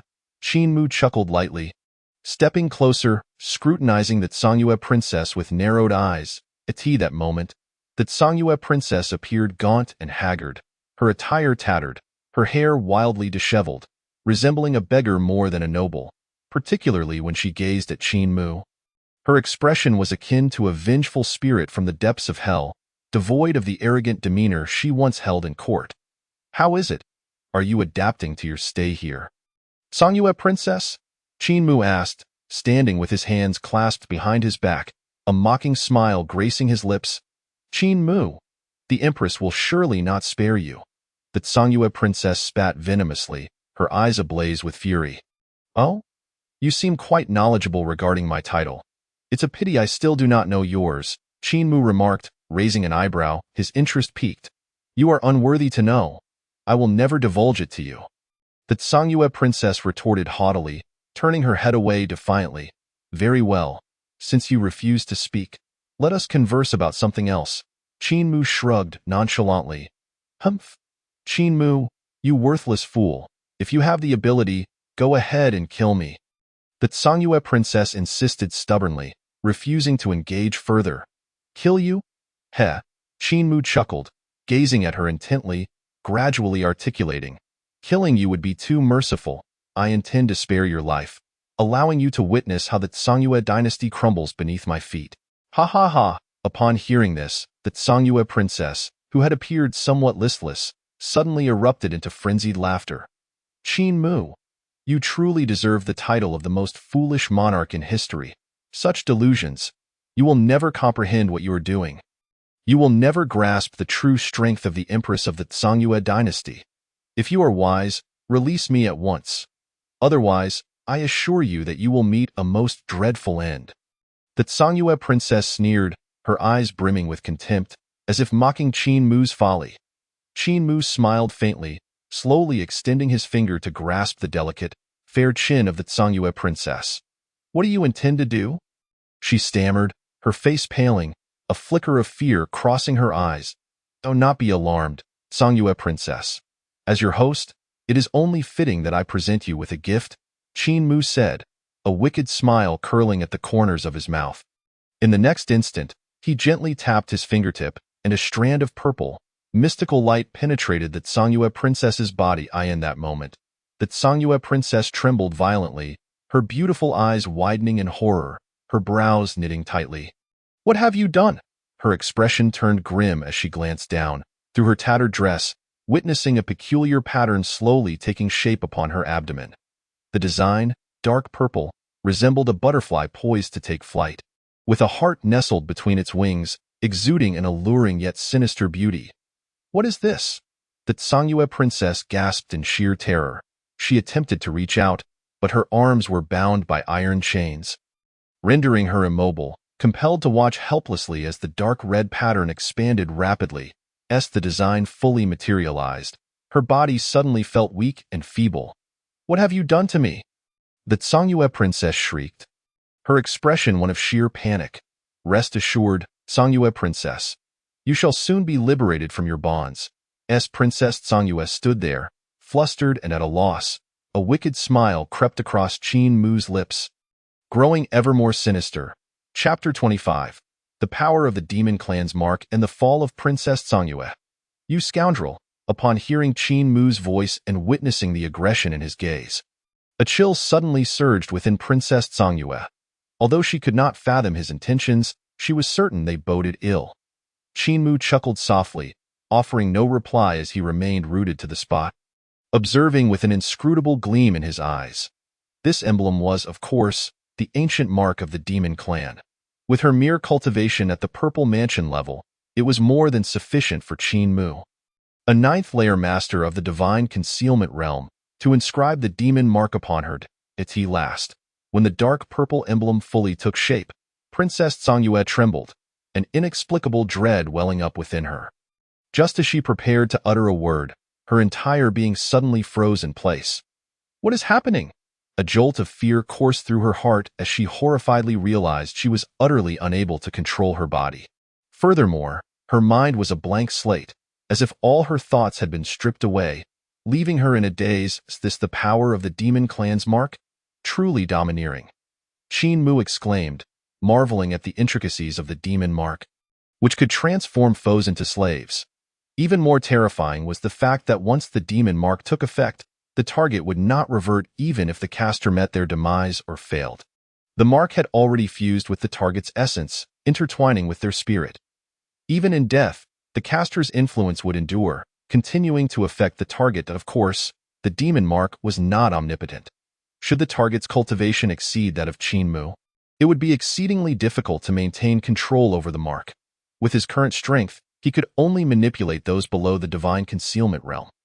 However, as Qin Mu's power grew, he would be able to wield the demon mark to acquire more information and subjugate additional followers, thereby augmenting his own influence and eroding his enemies from within. A smirk graced Qin Mu's lips as he took a leisurely step closer, caressing Princess Songyue's silken hair. Witnessing this scene, the attendant maidens nearby were left utterly astonished, questioning if they were hallucinating. Just moments ago, Princess Songyue had exuded an air of defiance, yet now she appeared as if transformed. Meanwhile, Princess Songyue paid no mind to their presence, regardless of what you were called before. From this moment forth, you shall be known as Songyue. After stroking the princess's hair a few times, Qin Mu paused, a serene smile gracing his features. Upon hearing this, Songyue immediately bowed respectfully. "Thank you, Your Majesty." For the name. Nodding in satisfaction, Qin Mu waved his hand, unshackling the chains that bound her. At this sight, jealousy flared in the eyes of many maidens. Yet at that moment, Princess Songyue suddenly shuddered, a flicker of struggle and confusion evident in her gaze. Then, gritting her teeth, her expression shifted dramatically, revealing the torment etched upon her delicate features.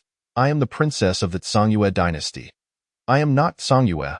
I am Jie Qianxue," the princess murmured in anguish.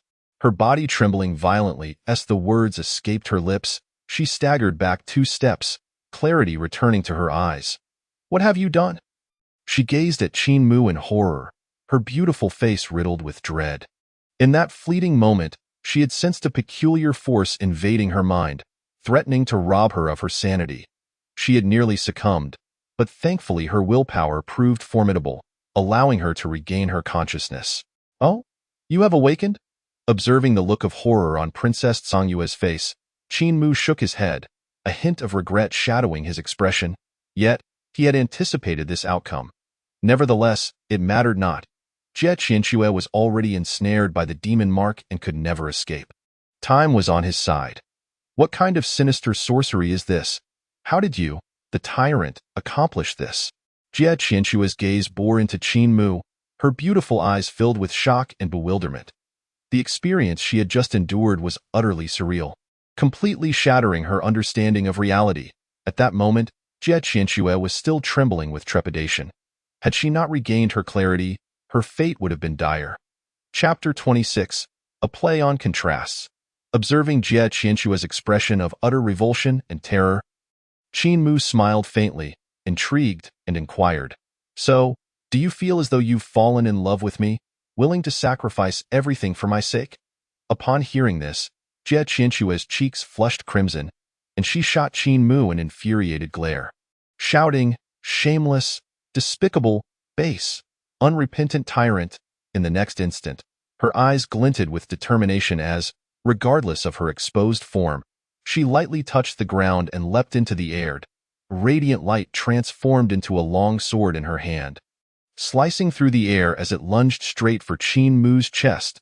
Though her spatial artifacts had been confiscated, the palace still harbored numerous divine weapons capable of dealing with the incompetent emperor before her. Jie Qianxue's eyes gleamed with vengeance and resolve. Since escape was unlikely, she would expend her life to eliminate this scoundrel, creating a more favorable condition for her empress. This strike was as swift as thunder, the lethal intent causing the surrounding space to seem to freeze. The maidens around them were rendered speechless, unable to react in time. Yet, as the razor-sharp sword approached, Qin Mu did not flinch or evade. As if he were oblivious to the impending danger, merely observing her with calm resolve. Leisurely raising his left arm, Qin Mu effortlessly caught Jie Qianxue's long sword. Crack! The blade shattered, fragments scattering in all directions. Leaving a silvery arc in the air, with a gentle exertion, he had effortlessly broken the sword. Simultaneously, with his other hand, he accurately grasped Jie Qianxue's hand that held the broken sword. A piercing cry echoed through the air as Jie Qianxue's body stiffened. She felt an overwhelming force surge through her, propelling her uncontrollably away, crashing heavily into a distant pool, sending waves splashing about. Immersed in water, her garments clung to her form, accentuating her curves. Lying there, the icy sensation enveloping her made her shiver uncontrollably. But more so, she felt a deep sense of humiliation. "You? You actually concealed your strength? Jie Qianxue struggled to rise from the water, her beautiful eyes brimming with tears of anger and humiliation. She had always believed him to be nothing more than an inept emperor, relying solely on the legacy of the great Qin. Yet, she was gravely mistaken, and the error was monumental. This man was far from the feeble being he pretended to be. In fact, she sensed that he was vastly superior. With sheer physical strength, he had effortlessly shattered her celestial rainbow sword. Such power must surely reach the divine concealment level. As this realization dawned upon her, shock flooded Jie Qianxue's eyes. How could this be a foolish emperor? He was clearly a cunning wolf in sheep's clothing. A heavy weight settled in Jie Qianxue's heart. This indicated that the information regarding the Songyue dynasty was erroneous, or perhaps this incompetent emperor had concealed far too much. She had to escape and convey this intelligence to her empress. Jie Qianxue's gaze flickered uncertainly. The surrounding maidens began to react, their expressions shifting as they hurried to shield Qin Mu, preparing to subdue Jie Qianxue. No need. Let her stay for now. Qin Mu waved his hand, halting their actions, before leisurely settling into the dragon throne, relishing the sight of the girl in disarray. After a moment, Jie Qianxue gradually regained her composure, her expression growing increasingly aloof as she struggled to rise, gritting her teeth and declaring, "Qin Mu, if you release me, I can plead with Her Majesty the Empress and persuade her to cooperate with the great Qin to confront the Qian Yuan dynasty." At this moment, Jie Qianxue's clothes were thoroughly soaked, yet she stood tall, her pride unyielding. Upon hearing this, a playful smile danced on Qin Mu's lips. "Oh? Is that so? Then I shall consider your proposal." Seeing that Qin Mu appeared swayed, hope surged within Jie Qianxue as she pressed on. "If we join forces, the annihilation of the Qian Yuan dynasty is merely a matter of time." Qin Mu's smile broadened. "Very well. I agree." Upon hearing this, Jie Qianxue's eyes sparkled with excitement, poised to continue her persuasion. However, before she could utter another word, Qin Mu suddenly rose, striding toward her, lifting her delicate chin with his hand. What are you doing?" Jie Qianxue's face flushed with crimson, her heart racing, nearly ceasing to beat as she struggled to breathe. The sensation from before resurfaced, causing her heart to flutter and her body to weaken. What scheme was this scoundrel concocting? Qin Mu's eyes, dark and profound, seemed to swirl with stars, emanating a shadowy glow that instilled unease. A playful smirk graced Qin Mu's lips as he regarded her with a detached gaze, his tone laced with mockery. "Actually, I have an even better idea." As he spoke, Qin Mu leaned closer to Jie Qianxue's ear, his voice soft and magnetic. "Why not persuade your empress to become my subordinate?" Upon hearing these words, Jie Qianxue's expression changed drastically. She hastily retreated 2 steps and, filled with both shock and fury, admonished, "You dare! I will not permit you to insult our empress." The glimmer in Qin Mu's eyes intensified, causing Jie Qianxue's heart to tremble, her very soul shuddering. In the next moment, a familiar yet foreign sensation enveloped her entire being, leading to a cacophony in her mind and a sense of disorientation. She felt her thoughts becoming increasingly sluggish, ultimately lost within this peculiar feeling. Qin Mu's lips curled into a smile, his gaze shimmering with an even deeper light. Time swayed unsteadily, and soon 2 hours had slipped by. Chapter 27. The Empress of the Songyue, Jie Hongyi, and the etiquette of the great Qin. Leaning languidly against the soft dragon throne, Qin Mu appeared relaxed, surrounded by several plump young maidens who were diligently kneading his shoulders and legs. Before him, a jade talisman floated in midair, radiating a soft, luminous glow. At the center of this glow lay a vivid landscape painting, as lifelike as the real world, depicting flowing rivers, cascading waterfalls, and verdant ancient trees. In the very heart of this landscape painting stood a magnificent ancient city, exuding a colossal presence, as if a colossal beast lay in slumber between heaven and earth, emanating an aura of ancient desolation. Surrounding this ancient city was a dense network of various small city-states. Some of these city-states were grand and imposing, others delicate and beautiful, some magnificent and majestic, while others were petite and exquisite. As Qin Mu gazed at the scenes within the jade talisman, a smile played at the corners of his mouth. This was the map of the Tsangyue dynasty. Typically, only the Tsangyue royal family possessed such a jade talisman, making it unattainable for outsiders. Each talisman contained detailed records of the inner workings of the entire Tsangyue dynasty.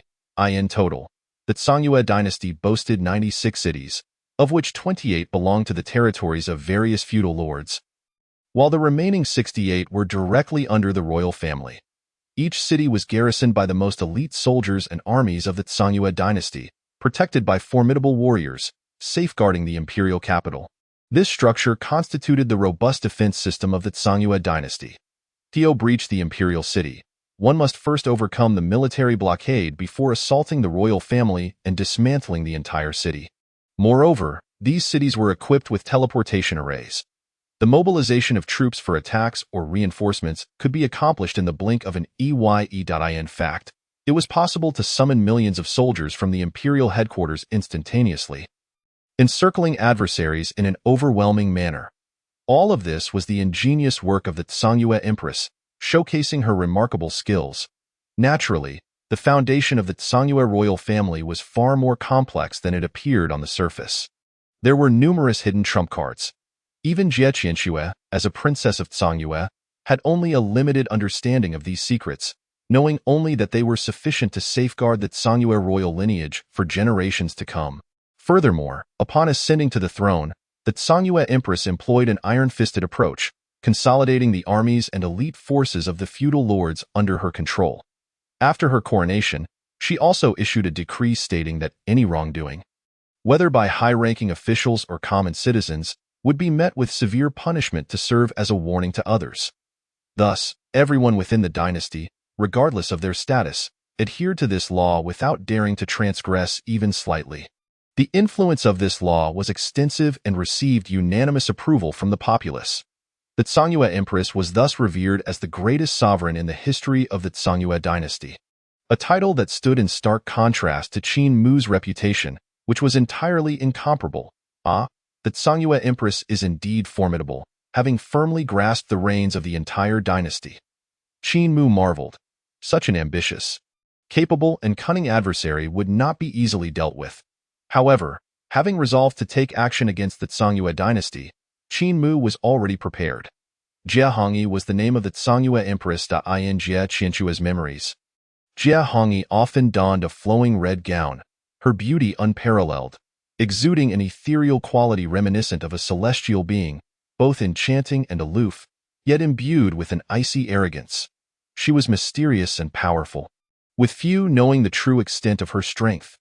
Her wisdom was extraordinary, her methods ruthless, effortlessly manipulating the various feudal lords of the Tsangyue dynasty. She treated her people with kindness, governing the Tsangyue dynasty with meticulous care, leading it to unprecedented heights. She was the most benevolent empress in the history of the Tsangyue dynasty, yet also the most ruthless. For a long time, Jie Qianxue regarded Jie Hongyi as her idol, a figure she aspired to emulate throughout her life. However, Jie Qianxue had long since forgotten the existence of Jie Hongyi, her thoughts now consumed solely by one man, Qin Mu. Although this state was still temporary, Jie Qianxue's mind had not been completely shattered. There remained a possibility of her breaking free from the demonic seal at any moment. Even more astonishingly, she had managed to relinquish the jade talisman. Jie Qianxue glared at the jade talisman in Qin Mu's hand, her teeth gritted in fury as she spat, "You scoundrel! Return it to me at once." Qin Mu raised an eyebrow, a playful smile gracing his lips as he teased. "This jade talisman was given to me by your own hand. Have you forgotten?" Jie Qianxue's face flushed crimson, her fists clenched tightly, her teeth grinding audibly, ready to pounce on Qin Mu in a fit of rage. Yet, Qin Mu had grown weary of her antics. He had done what needed to be done. Now, his mind was as pure as that of a sage. Continue to attend to our Tsangyue princess diligently. Do not neglect her, and ensure she experiences the hospitality of our great Qin. Qin Mu instructed the maidens with a casual wave before exiting the grand hall. Upon hearing these words, Jie Qianxue's face twisted in anger. "Qin Mu, you scoundrel! This matter is far from over." "Yes, your highness," the maidens responded respectfully. As soon as the words left their lips, for maidens once again surrounded Jie Qianxue. Chapter 28. The Tsangyue Empress, Jie Hongyi. The Tsangyue dynasty in the ancient and solemn royal palace of Wangyue City, it stood tall and magnificent. Yet, deep within the palace, another scene unfolded. Pavilions and towers, small bridges and flowing water, fragrant flowers and chirping birds created a paradise. As if one were enveloped in a gentle spring breeze. Everything retained its most original form, resembling a beautiful landscape painting. In the imperial garden, flowers of every hue bloomed vibrantly. In the center lay a lake, its clear waters rippling gently, reflecting the sky like a mirror. A soft breeze passed by, creating ripples upon the surface.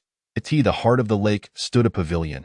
Inside, the furnishings were exquisite and elegant, adorned with intricate carvings and paintings, a sight to behold. Various precious spiritual plants filled the space, exuding delightful fragrances. Clad in a fiery red gown, a stunning beauty reclined languidly against the back of a chair.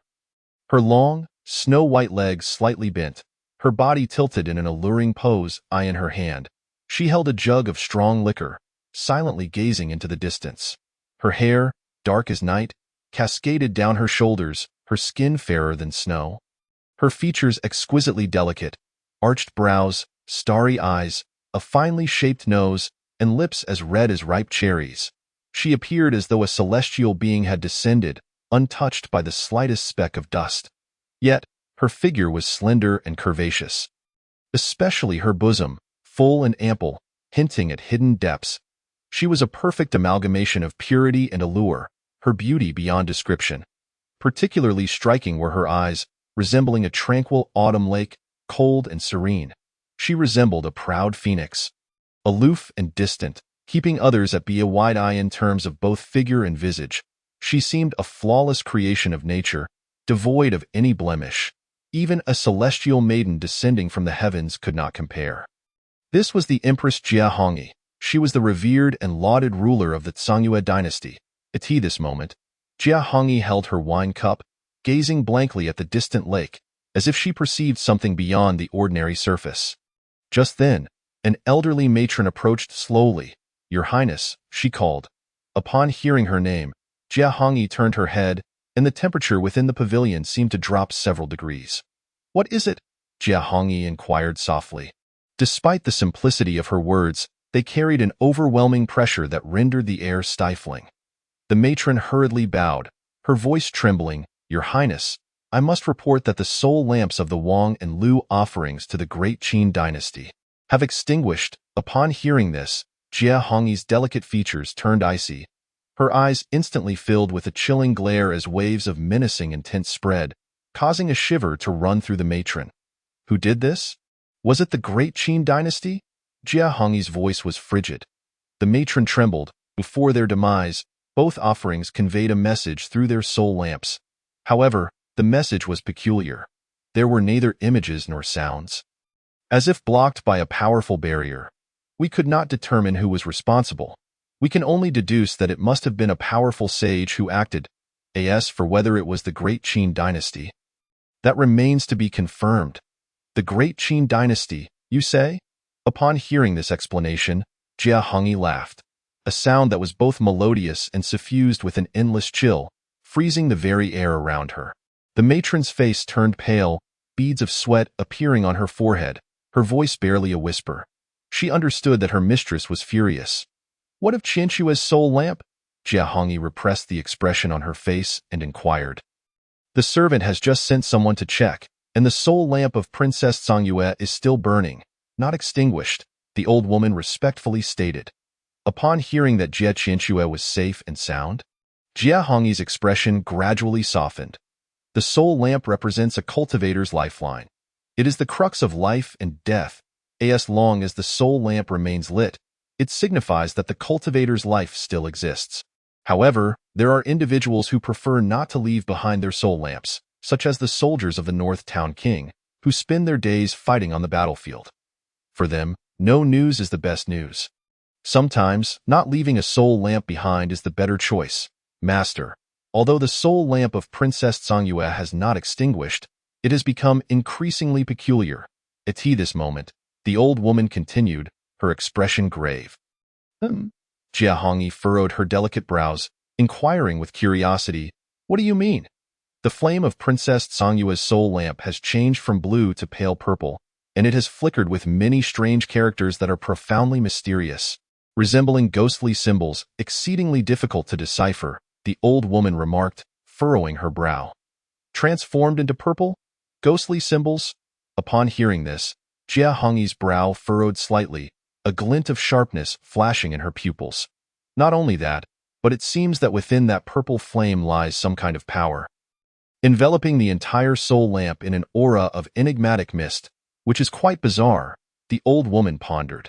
Despite having lived for thousands of years and possessing extensive experience, she still could not discern clearly. Jia Hongyi lowered her head slightly, lost in thought.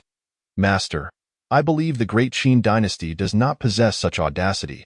Perhaps some force is targeting our Songyue dynasty, deliberately framing us," the old woman tentatively suggested after some contemplation. Jia Hongyi slowly raised her head, her gaze icy. "Regardless, those who dare to provoke my Songyue dynasty must pay the price. You must immediately ascertain whether this matter is indeed the doing of the great Qin dynasty." "Yes," the old woman promptly replied as her words fell. She swiftly departed, while Jia Hongyi remained seated, a palpable aura of killing intent surging around her. In the next moment, she lifted her wine cup, tilting her head back to drink deeply, allowing the fiery liquor to cascade down her snow-white neck, dampening her collar, flowing into the abyss. After draining the cup in one go, she cradled her chin, gazing intently at the vessel in her hand.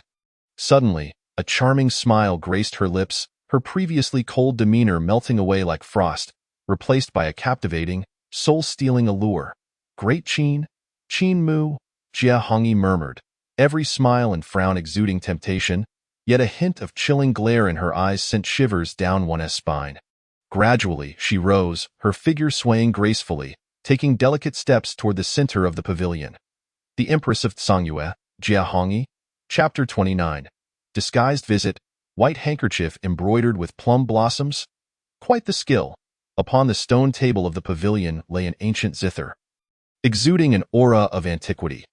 The strings were as dark as ink, glimmering with a cold light, while intricate patterns were engraved upon the body of the instrument, imbued with a mysterious charm, clearly not an ordinary object. Jia Hongyi's fair and slender fingers gently glided across the strings, producing melodious sounds that resonated like celestial music, soothing to the soul. In the next instant, waves of sound transformed into arrows, sweeping outward in all directions. In a flash, the surrounding aura within a vast radius surged violently, as if boiling, rolling, and tumultuous. The zither's music contained a formidable and overwhelming power, capable of tearing the heavens apart, suppressing the world, and annihilating the cosmos in the blink of an eye. Petals, leaves, clouds, and mist within the vicinity were all shredded and obliterated. It seemed as though only the resonating zither music and the striking red figure remained in the expanse of the world. After a long while, the music ceased and tranquility returned to the realm. Jia Hongyi slowly retracted her hand, her delicate brows slightly furrowed. She shook her head, still lacking a hint of opportunity, with a soft sigh. Jia Hongyi then beckoned, and a cup of spirit wine appeared in her fair palm. Tilting her head back, she drank it all, her snow-white complexion unwittingly blooming with a faint blush, as her figure swayed unsteadily. Jia Hongyi's beautiful eyes gently closed, and a soft snore gradually emerged as she unexpectedly fell into a deep slumber. In the great Qin dynasty, within a tavern named Zuichun Lu, it was now midday, and the lunch hour had just begun. The attendant was calling out to the passing guests at the entrance. Suddenly, a sound of footsteps echoed, and shortly after, a young man in splendid attire entered, accompanied by a young girl in a blue robe. The young man appeared to be around 20 years old, handsome and refined, his noble attire accentuating his distinguished presence. The girl in blue, approximately 18 or 19, possessed a sweet appearance, her skin as white as snow, long black hair cascading down to her waist, her delicate features flawless, and her eyes sparkling like stars, as if sculpted by celestial hands. A fairy descended to the mortal realm. The moment they appeared, they immediately drew the attention of the crowd. The striking beauty of this young man and woman was too dazzling, especially the young man in splendid attire, whose warm and elegant demeanor captivated all who beheld him. Who are these two? What a beautiful girl! She is simply like a celestial being. Indeed, she is astonishingly beautiful. I have never seen such a visage in my life. This young man is so handsome. He is certainly not an ordinary person. Whispers of admiration and conversation filled the tavern as everyone turned to gaze at the enchanting pair. "Welcome, esteemed guests." The attendant hurriedly approached, his face beaming with smiles.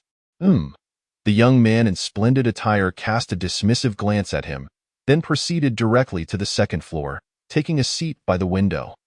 The girl in blue followed closely behind, standing obediently beside him without uttering a word. "May I ask what the two esteemed guests would like to eat?" Seeing this, the attendant immediately approached with enthusiasm, inquiring. "Bring us your most expensive dishes," the young man commanded casually. "Certainly, esteemed guest, please wait a moment." The attendant promptly replied, retreating to prepare the meals.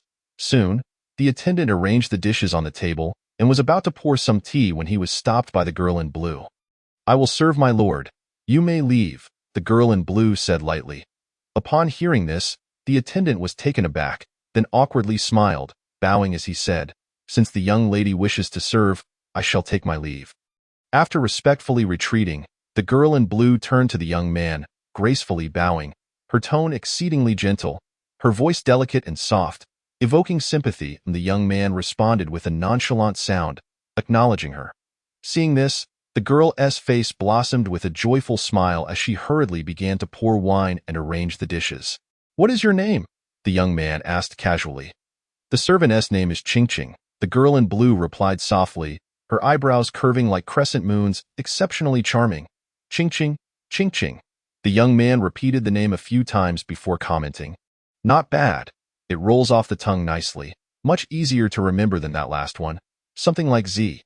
The young man was none other than Qin Mu, who had grown somewhat bored during his time in the palace and whimsically decided to disguise himself for a private visit. He casually brought along a palace maid who seemed somewhat pleasing to the eye, intending to take a stroll outside. After all, he had been in this world for quite some time, yet had never truly explored the outside world. Not to mention the outer world, he had not even taken a proper look around Chang'an City. As Qin Mu wandered about, he found himself in Zui Chun Lu, a tavern in Chang'an City, which was not particularly large, frequented by common folk or cultivators of modest strength. Most patrons were at the Qi gathering stage, although occasionally some at the foundation establishment, where spiritual sea stages could be found. Albeit in limited numbers, there were hardly a few spiritual sea cultivators in the entire tavern. Thus, Qin Mu was not concerned about being recognized. "Thank you for the compliment, young master." Ching-Ching smiled radiantly, secretly feeling pleased. She had originally not been named Ching-Ching. She merely changed it to a more memorable name in hopes of being remembered by Qinmu.it, seemed to have worked. Now, who in the palace did not know that His Majesty rarely remembered names? Even the women he favored often went unnamed in his memory. Yet today, he remembered her.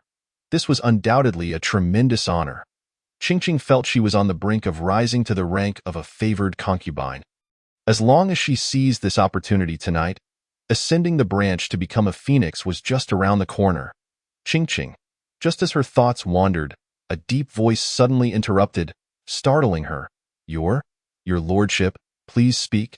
Ching-Ching replied, regaining her composure, her voice low. "When do you think Zhang Luotian will choose to rebel?" Qin Mu took a sip of the clear wine, asking with keen interest. "Zhang Luotian?" Upon hearing this, Ching-Ching was taken aback, hastily responding with utmost respect, replying to, "Your lordship, the servant has not paid attention to Zhang Luotian's affairs and has yet to learn about them." "Never mind." Qin Mu waved his hand, continuing to inquire, "What are your thoughts?" Replying to your lordship, Zhang Luotian possesses immense ambition. She must have been plotting for a long time, and now with the northern border, the people's hearts are inclined, she surely cannot endure for too long. Ching-Ching pondered for a moment before softly responding. Qin Mu smiled lightly, then lifted the wine cup from the table and sipped it delicately. Ching-Ching stood silently beside him, refilling his glass. After a brief moment, "Young master." Qingqing bit her lip, her eyes shimmering, hesitating to speak. "What is it?" Qin Mu inquired. Qingqing lowered her head, her gaze seemingly filled with autumnal waters. Then, as if gathering her courage, she raised her delicate wrist, reached into her sleeve, and fumbled to retrieve a pristine white handkerchief, presenting it to him. "Young master, I wish to embroider a plum blossom on this and gift it to you." Qingqing's character reference image. Another image, the final image, Chapter 30. Qingqing, truly, my esteemed sovereign. Upon hearing this, Qin Mu was momentarily taken aback. He gazed at the demure young maiden before him, a hint of a smile curling at the corners of his lips. He accepted the plain white handkerchief, a faint and elegant fragrance wafting from it, refreshing and invigorating. "Let us wait until evening," Qin Mu remarked softly, caressing the handkerchief. "Thank you, young master. This." Qingqing's face lit up with joy, her eyes sparkling. Qingqing felt that today was indeed her lucky day. Not only had she been chosen by the sovereign to accompany him out of the palace, but she was also able to be so close to him. The more she thought about it, the more excited she became, even feeling her breath quicken and her heart pounding as if a rabbit were nestled within. "Mind yourself," Qin Mu coughed lightly. Qingqing snapped back to reality, realizing her lapse in demeanor, her cheeks flushing crimson as she lowered her head, unable to hide her shyness. "Why, young master, you must be hungry. Allow me to serve you some dishes." After a moment, Qingqing composed herself and attentively served Qin Mu, her eyes glimmering with charm and allure. Qin Mu nodded. Time flew by, and night descended. The drunken spring pavilion was ablaze with lights, bustling with noise. The atmosphere gradually grew lively, as a crowd gathered, exchanging cups and lively discussions. The focal point of their discourse naturally revolved around the recent series of foolish actions taken by Qin Mu, as well as matters concerning the northern frontier and the Songyue dynasty. Despite the recent loss of dozens of scholars from Hanwhan Academy who had perished for denouncing the foolish sovereign, once that period had passed, the people could not help but resume their discussions. The only lesson humanity gleaned from history was that they had learned nothing from it. It was said that in recent years, the Songyue dynasty had enjoyed favorable weather, national prosperity, abundant harvests, and a content populace. With the military expanded threefold, a true sign of a prosperous era. Who could argue otherwise? Besides, they have a wise empress. Compared to the empress of Songyue, our sovereign truly, words fail me. The actions taken by our sovereign of late have been utterly beyond the realm of normalcy. A young martial general shook his head with a sigh. "I would rather our sovereign be hopelessly infatuated with beauty than meddle in state affairs." Another man shook his head, offering a bitter smile. "Such absurd measures are simply unfathomable. If this continues, the great Qin dynasty may be in peril." An elder lamented, shaking his head. The sovereign disregarded his minister's counsel, insisting on executing the Songyue envoy. This will surely lead to the ruin of Great Qin. Indeed, if Zhang Luoshan leads the northern army to ally with the Songyue or Qinyuan dynasties, uniting their forces, then the Great Qin dynasty would be doomed. Impossible. The northern army and the Songyue dynasty are like fire and water. They would never ally with them. Someone immediately refuted the elder's statement. That cannot be said for certain. What if, listening to the discussions around him, Qin Mu sat leisurely in his chair, at ease? "Young master," Qingqing called softly, feeling a tinge of trepidation. These people truly had no regard for their lives. How dare they discuss matters concerning the sovereign, especially in his presence? It was as if an old man was consuming arsenic. Tired of living, Qingqing felt an urge to rush forward and cover their mouth. "Do not concern yourself." Qin Mu raised his hand, signaling her to remain quiet. He then lifted the teacup from the table, savoring the fragrant tea. His expression was relaxed and indifferent, exuding an air of tranquility, as though the surrounding clamor bore no significance to him at all. Seeing that Qin Mu was not angered, Qingqing let out a sigh of relief. Her gaze then fell upon his strikingly ethereal visage, and she found herself entranced. His sword-like brows slashed through the air, the chiseled bridge of his nose resembling a sculptor's precision, while his thin lips remained tightly shut. Every contour of his features was as exquisite as a masterpiece crafted by an artist, rendering one unable to avert their gaze, especially with the faint smile gracing his lips. Imbued with a touch of languor and charm, it stirred a flutter within her heart. Even dressed in simple brocade, his noble and elegant aura could not be concealed. Qingqing's heart raced, a blush blooming on her cheeks, her eyes reflecting deep infatuation. How could there exist such a captivating figure in this world? Truly, he is my sovereign. Qingqing marveled inwardly. She grew increasingly convinced that her sovereign could not possibly be a foolish ruler. There must be a purpose behind his actions. Those mundane souls were far too shallow to comprehend the sovereign's lofty perspective. With this thought, Qingqing felt an overwhelming admiration for her sovereign. She believed that being able to serve by his side was a blessing earned through 8 lifetimes of virtue. The discussions within the tavern continued unabated. I heard that Zhang Luotian is preparing to rebel soon. Someone whispered, barely containing their excitement. Is that true? It cannot be false. A friend of mine, the son of my cousin's uncle, is in the Northern Army. He has relayed this news to me. Then we shall witness a grand spectacle. Indeed, it is only fitting for Zhang's eldest daughter. Her audacity is truly remarkable. Someone immediately praised her, giving a thumbs up. Our sovereign is foolish and incompetent. Zhang Luotian is undoubtedly the future of Great Qin. Others quickly echoed in agreement. Shoo! Tread carefully, came a warning. In an instant, the room fell silent. The sound of a pin dropping could be heard. Even the 2 men who had been most animated in their discussions fell silent. Such conversations indeed treaded on dangerous ground, and it was not unreasonable to label them as treasonous. The crowd dared not speak loudly anymore. Qin Mu, unable to hear any further discussions about himself, felt a wave of boredom wash over him. Moreover, after waiting for quite some time, he had not encountered any bullies or unruly characters seeking to provoke him. This left him somewhat disappointed, as he had prepared to play the role of a cunning fox. He had expected to engage in a dramatic display, just as depicted in novels. How could such a scene be absent in his reality? Where had all the mindless antagonists gone? Hurry forth and allow me to display my prowess. Qin Mu shook his head, losing interest in lingering within his own pursuits. He leisurely wiped his mouth, set down his chopsticks, and rose, intending to leave Zuichunlu and explore other places. Shaoqing stood anxiously behind him, her small face tight with worry, fearing that her sovereign might suddenly erupt in anger. Just then, rhythmic footsteps echoed from the first-floor hall of Zuichunlu. Sensing something, Qin Mu lifted his gaze and beheld a handsome young man slowly ascending the stairs, dressed in simple attire and holding a folding fan. He bore an upright posture, exuding an air of scholarly elegance. A gentle smile graced his lips. His eyes, deep and dark, radiated a warm and tranquil aura.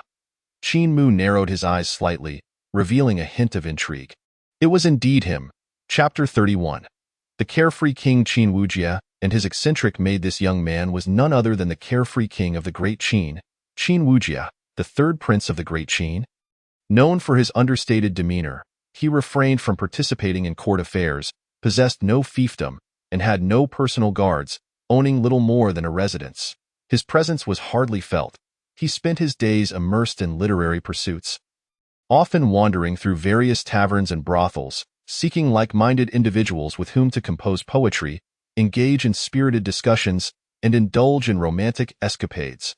Rumor even had it that the carefree king had fallen head over heels for the empress of the Zhongyue dynasty and had composed verses in her honor. Of course, such tales were merely the whispers of the streets. Humanity has an inherent tendency to gossip, especially regarding prominent figures, leading to ever more outrageous fabrications. Regarding this carefree king, Qin Mu's previous life memories were rather vague. However, as a youth imbued with the thoughts of the 21st century, he promptly had the Shadow Guard conduct a discreet investigation into him. Qin Mu found it hard to believe that a prince could genuinely be so indifferent to fame and fortune. The investigation revealed numerous peculiarities. Though Qin Wujia appeared to be detached from worldly desires and lived carefree, he was, in fact, closely associated with the Minister of War and an esteemed elder within the ancestral tombs of the Great Qin. Nevertheless, compared to the scheming actions of the Hengyang and Huainan kings, the carefree king seemed to be less of a concern for Qin Mu, who chose to ignore him for the time being. To his surprise, Qin Wujia had also come to Zuichunlu that day, A slight smile curled at the corners of Qin Mu's mouth. Truly a twist of fate. As he observed Qin Wujia ascend the staircase. Xiaoqing's gaze flickered with a hint of confusion. Although this individual was far from matching her sovereign's handsomeness, there was an uncanny resemblance in their features. Young master, this person seems to bear a striking resemblance to you. Xiaoqing whispered softly in Qin Mu's ear. In response, Qin Mu's smile widened, yet he remained silent. Following Qin Wujia were 4 enchanting maidens, each a vision of beauty. Their skin was as white as snow, their eyes like water, and their delicate lips resembled blooming flowers, with exquisite features that rendered them stunningly beautiful. What was particularly eye-catching was that they all donned striking fiery red dresses, adorned with golden hairpins and jade ornaments. Their graceful figures exuding an alluring charm. The 4 stood in a row, akin to a vibrant display of blossoms, captivating all who beheld them, making it difficult to divert one's gaze. Yet, curiously, while these 4 maidens were evidently Qin Wujia's attendants, their gazes towards him lacked any semblance of reverence, instead hinting at a subtle condescension, blurring the lines of hierarchy, completely unlike that of typical servants. Naturally, the average onlooker would fail to discern this, as they lacked the courage to fixate their gaze upon the 4 maidens accompanying Qin Wujia. Only Qin Mu dared to observe them with such boldness. At that moment, Qin Wujia, having just ascended, noticed Qin Mu's presence. He paused slightly, his expression marked by a hint of surprise and a barely perceptible flicker in his eyes. Scanning the surroundings, he realized that aside from a single maid, there were no others nearby, intensifying his curiosity. However, Qin Wujia quickly surmised the situation, refraining from making a scene or exhibiting exaggerated behavior. Instead, he offered a slight nod to Qin Mu as a gesture of courtesy. Qin Mu reciprocated with a subtle smile and a nod, acknowledging the gesture. Meanwhile, the other patrons within Zurui Chunlu had also taken note of Qin Wujia's arrival. Look, is that not the Carefree King? Someone recognized him. The Carefree King frequently frequented taverns, never shying away from showcasing his appearance or identity. Thus, many common folk in Chang'an were familiar with him. Instantly, the previously quiet Zurui Chunlu erupted with excitement. It truly is the Carefree King. Ha ha ha! The Carefree King has come. I've long heard that the Carefree King enjoys mingling with the people in taverns. I cannot believe we have encountered him today. I wonder if he would like to share a drink with us? The crowd buzzed with exclamations, the atmosphere in Zurui Chunlu reaching a fever pitch as more and more patrons gathered. After all, individuals of royal stature were typically regarded as far removed from the common folk, and the opportunity to glimpse one was exhilarating. In an instant, a throng surged forward, encircling Qin Wujia. You flatter me. Qin Wujia humbly replied, clasping his hands. He gracefully engaged in conversation with the crowd, maintaining his warm smile throughout. Qin Mu resumed his seat, intrigued by how Qin Wujia handled the commotion. The Carefree King? Xiaoqing's eyes widened in realization, a hint of astonishment crossing her face. In a wonder I found him familiar. He is indeed the Carefree King. Your Highness, the Carefree King. At that moment, someone called out loudly. Qin Wujia turned his head, offering a gentle smile in response. Carefree King, I am Li Mingyang, a contemporary master of calligraphy. Might I request that you inscribe a couple of calligraphic pieces for us? A young man dressed in splendid attire stepped forward. Bowing respectfully, he appeared to be around 20, clad in scholarly robes, exuding an air of elegance. His face flushed with excitement, his eyes sparkling with anticipation. Since you have requested it, I shall oblige, Qin Wujia replied with a light laugh. Then proceeded to sweep his brush across the paper with flourish. What exquisite calligraphy! Someone exclaimed, captivated by the fluidity and grandeur of the strokes, akin to a dragon soaring and a phoenix dancing, evoking a sense of wonder. Indeed, such remarkable writing. The Carefree King is as extraordinary as the tales suggest, truly admirable. The crowd erupted in praise, utterly delighted. Thank you, Carefree King. Li Mingyang expressed his gratitude with a clasped fist. Qin Wujia waved his hand dismissively. No need for such formalities, it is merely a humble piece. Afterward, he offered a slight bow to the crowd. Please, continue your revelries. I have matters to attend to and must take my leave. With that, Qin Wujia, accompanied by the four maidens, gracefully exited towards a private room on the third floor. Before departing, Qin Wujia's gaze inadvertently swept over Qin Mu. Once Qin Wujia left, the tavern returned to its lively noise. Patrons continuing to drink and celebrate. "Young master," Xiaoqing hesitated, her words caught in her throat. Qin Mu raised an eyebrow, glancing at her with a light chuckle. "What is it?" "I can't shake the feeling that something about the carefree king seems off." Xiaoqing furrowed her brow. A playful smirk appeared on Qin Mu's lips. "What seems off? I can't quite articulate it, but he doesn't seem like the person he portrays." Xiaoqing shook her head. Perhaps it was merely her imagination. Qin Mu sipped from his teacup, his gaze deepening, perhaps. After taking a sip, he rose and headed towards the third floor. "Let us go see what awaits us on the third floor." Xiaoqing, momentarily stunned, quickly followed suit. Upon reaching a private room on the third floor, Qin Mu pushed the door open. Inside, a figure stood with hands clasped behind his back, gazing out the window. Upon noticing Qin Mu's entrance, he turned. Revealing a handsome visage, a subtle smile gracing his lips, he then bowed slightly, offering a respectful greeting.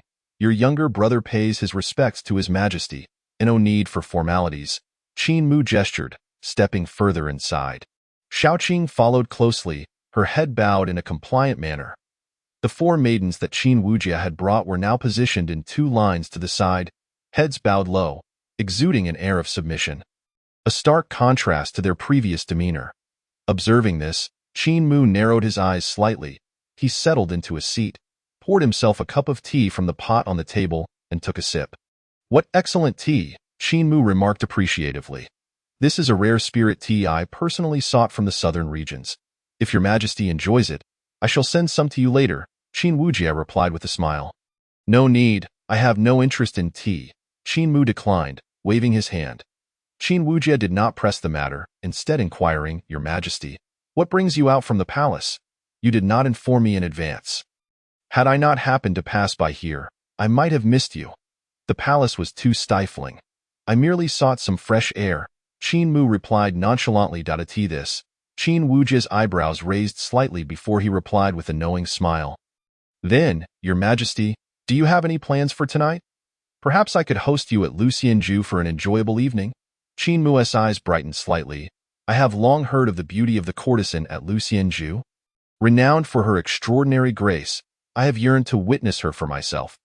What Qin Wujia referred to as the Lucian residence is the grandest brothel in Chang'an City, adorned with unmatched opulence, featuring an intricate layout and an extensive array of exquisite delicacies. It is rumored that the establishment is owned by a high-ranking minister in the court, making it inaccessible to ordinary officials even if they were to spend lavishly. "If your highness wishes to see it, it is certainly no trouble," Qin Wujia said with a cheerful smile, then added, "However, your highness may be disappointed, for a mere courtesan cannot possibly compare to the consorts within your palace." Qin Mu slightly smiled, his gaze drifting to the four maidens behind Qin Wujia. "I find these maidens behind you rather appealing. Allow me to take a closer look." Qin Wujia's eyes narrowed, his mind racing, and he replied with a smile, "Your highness, while these maidens possess commendable beauty, they hail from humble origins and lack knowledge of palace etiquette. They might inadvertently offend your highness." Qin Mu licked his lips, a hint of a wicked smile emerging. "It matters not. I have a penchant for beauties and relish the thrill of conquest." Upon hearing this, a contemplative expression appeared on Qingqing's delicate face behind Qin Mu. "So, His Majesty enjoys this sort of play? I understand now." Meanwhile, Qin Wujia's smile gradually stiffened. He had not anticipated that merely bringing a few maidens out for a stroll would lead him to encounter his indolent brother, much less that he would take an interest in his maidens. Truly, what a foolishly lustful and incompetent emperor. As he observed the seductive smile on Qin Mu's face, Qin Wujia struggled to suppress the surging anger within him. Maintaining a facade of a gentle smile, "Since your highness is fond of them, I shall naturally not obstruct you." However, he quickly added, "These four maidens are my concubines, accustomed to serving me. Should they be taken away, I might find myself at a loss, and I hope your highness can be understanding. Is that so?" Qin Mu's gaze turned frigid. His eyes, as sharp as blades, bore down on Qin Wujie, who felt a chill creep up his spine. Yet, he gritted his teeth and insisted, hastily explaining, "Your Highness, do not misunderstand. It is not that I am unwilling, but these maidens have accompanied me for many years and have developed a deep bond with me. I cannot bear to part with them. Furthermore, given their lowly status, how could they possibly serve your Highness? If word were to spread, would it not tarnish your Highness's dignity?" Qin Wujie spoke earnestly, "If your Highness truly desires such beauties, I can seek out others for you, ensuring you are not disappointed." After he finished speaking, he knelt on the ground, his tone exceedingly humble. The 4 maidens in red skirts also knelt, trembling and lowering their heads. Appearing woefully pitiful, "I act as I please, without regard for the opinions of others," Qin Mu replied nonchalantly, "The Weiyang Palace is in need of a few maidens to attend to my foot baths. They seem quite suitable." Qin Wujie's cheeks twitched, his internal fury reaching a boiling point. He could hardly believe that Qin Mu would make such an outrageous demand. It was intolerable, truly a debauched and foolish monarch. This was indeed a reputation well earned. "You may disregard others' opinions, but I still care. The dignity of the great Qin royal family has been utterly tarnished by you." Qin Wujie inwardly cursed. Only Qin Mu could push a person who outwardly appeared so polished to such a desperate state. "Your Highness!" Qin Wujie suppressed his rage, forcing a smile as he made one final attempt. "They are my concubines. How could they serve your Highness? This is against—" Before he could finish, he was interrupted by Qin Mu. "What? Do you intend to defy my decree?" Qin Mu's gaze sharpened, his voice instantly turning icy. "I would not dare."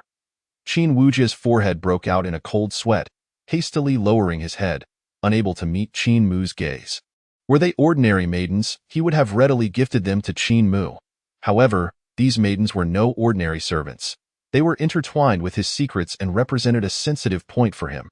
Therefore, they must never be handed over to Qin Mu. Yet, with Qin Mu's resolute attitude, Qin Wujie's heart swelled with deep helplessness, bitterness, and seething resentment. "Qin Mu, oh Qin Mu, there will come a day when I will personally put an end to you." Qin Wujie viciously cursed within himself. "Humph! I doubt you have the courage to do so." Qin Mu snorted, then turned his gaze to the 4 maidens, smilingly instructing, "Lift your heads." After a moment of hesitation, the 4 maidens slowly raised their heads. Upon gazing at their enchanting faces, Qin Mu's satisfaction was evident. They were indeed rare beauties, particularly one among them, whose graceful figure and alluring charm were simply breathtaking. "What is your name?" Qin Mu asked, cheerfully. "I am called Hongluan," the beautiful maiden timidly replied, her voice sweet and soft. Qin Mu's eyes lit up as he promptly stood, striding over to Hongluan, gently caressing her face, and remarked, "Such a lovely name. From now on, you shall be mine." A notification echoed in Qin Mu's mind. Detection of hosts' shameless and foolish actions reaching a new height. Reward for foolishness. Immortal spring water. The immortal spring water, refined from a special divine spring in the 9 netherworlds, possesses miraculous effects such as healing injuries, mending spiritual wounds, extending lifespan, and even resurrecting the dead. Hearing the system's prompt, Qin Mu's lips curled into a smirk. He had initially intended to test Qin Wujie. Now that the opportunity presented itself, he would seize it without hesitation. Moreover, he would even gain a reward for his foolishness. What could be more delightful? When Hongluan was suddenly embraced by Qin Mu, her petite form trembled violently, her delicate face paling instantly, and panic flickered in her beautiful eyes. "Your Majesty, you... What? Are you unwilling?" Qin Mu frowned. Hongluan, at a loss, glanced anxiously at Qin Wujie. Nearby, Qin Wujie's eyes reddened with rage as he clenched his fists tightly. "Your Highness, she is but a lowly maid. How could she be worthy of your favor?" Qin Wujie gritted his teeth. "I bear no concern." Qin Mu chuckled, releasing the young maiden from his embrace. Freed, she collapsed to the ground, drenched in cold sweat.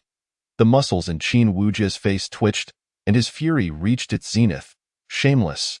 He had never encountered someone so brazen. To steal a woman right from under his nose. What sort of foolish monarch could commit such absurdity?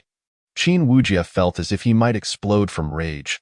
For a fleeting moment, he contemplated discarding years of restraint and scheming to confront Qin Mu outright. This was truly intolerable. Your Highness, they are after all my people. I implore you to spare them, that I assure you. I will find even more outstanding maidens to present to you in the future. Qin Wujie took a deep breath, striving to suppress the anger swelling in his chest as he urged softly, I have made my decision. You need not concern yourself, Qin Mu replied with a faint smile. Appearing to be in high spirits, Qin Wujie gritted his teeth, his fists cracking with tension. He had never endured such humiliation. Qin Mu, just wait. Once I ascend to the throne, I will repay this 100-fold. Withdraw for now. I wish to indulge. Qin Mu waved his hand dismissively, signaling for Qin Wujie to leave. Qin Wujie's face twitched, his teeth clenched, but in the next moment, he seemed to come to a realization. Displaying a radiant smile, since your Highness fancies them, then it is their honor. I hope they can serve you well. Qin Wujie's gaze fixated on Hong Wuan, his eyes glimmering. I take my leave with that. He turned and departed, his steps elegant, leaving no trace of melancholy, only a graceful silhouette for Qin Mu to observe as it faded from view. Qin Mu narrowed his eyes, watching the departing figure. His gaze filled with a flicker of brilliance. Once Qin Wujie left, the room fell silent. The four maidens lay prostrate on the ground, trembling uncontrollably, daring not to lift their heads. Rise, Qin Mu said with a gentle smile. Gesturing to the four maidens. After a moment of hesitation, they slowly raised their heads, their voices trembling. Your Majesty. The four maidens quivered, their beautiful eyes reflecting confusion, fear for the future, and a hint of reluctance. From their eyes, Qin Mu could discern their genuine unwillingness to part from Qin Wujie, not out of affection, but fear. They worried that if they stayed, they might endure endless torment and lose their previous status. Your Majesty, my status is lowly and my experience limited. I do not know how to serve you properly. I beg for your forgiveness. Hong Wuan was the first to react, a pleading expression crossing her lovely face. Her voice sorrowful and enchanting. She lamented internally, having been well cared for in the Prince of Leisure's estate, only to find herself inexplicably transformed into the Emperor's maid. This sudden change left her struggling to adapt. Qin Mu smiled warmly at Hong Wuan. You are called Hong Wuan? Reporting to your Majesty. Indeed I am, Hong Wuan replied, trembling. Come here. Qin Mu beckoned with a finger, causing Hong Wuan to tremble once more. Although she did not comprehend the intentions of the great Qin Emperor, she dared not dwell on it, promptly stepping forward with her graceful legs, obediently approaching Qin Mu. Hong Wuan was exceptionally beautiful, with exquisite features, fair and smooth skin, and long, lustrous black hair cascading down to her waist. Her curves enchanting and well-defined. Particularly striking was her fiery red gown, which evoked thoughts of the legendary Songyue Empress. Jia Hongyi it was said that the Songyue Empress favored wearing red, captivating the hearts of countless men with her unparalleled beauty and elegance. At that moment, as Hong Wuan lowered her head, trembling delicately, it ignited a fervor within Qin Mu, as if he had conquered the Songyue Empress herself. Qin Mu's gaze unabashedly scrutinized Hong Wuan, making her feel uncomfortable. Her delicate form instinctively tensing. Your Majesty, she could not help but utter. Qin Mu's attendant, Qing Qing, observed this scene with envy, wishing she could take Hong Wuan's place. However, at that moment, Qin Mu suddenly withdrew his gaze and asked nonchalantly, How do you usually serve Qin Wujie?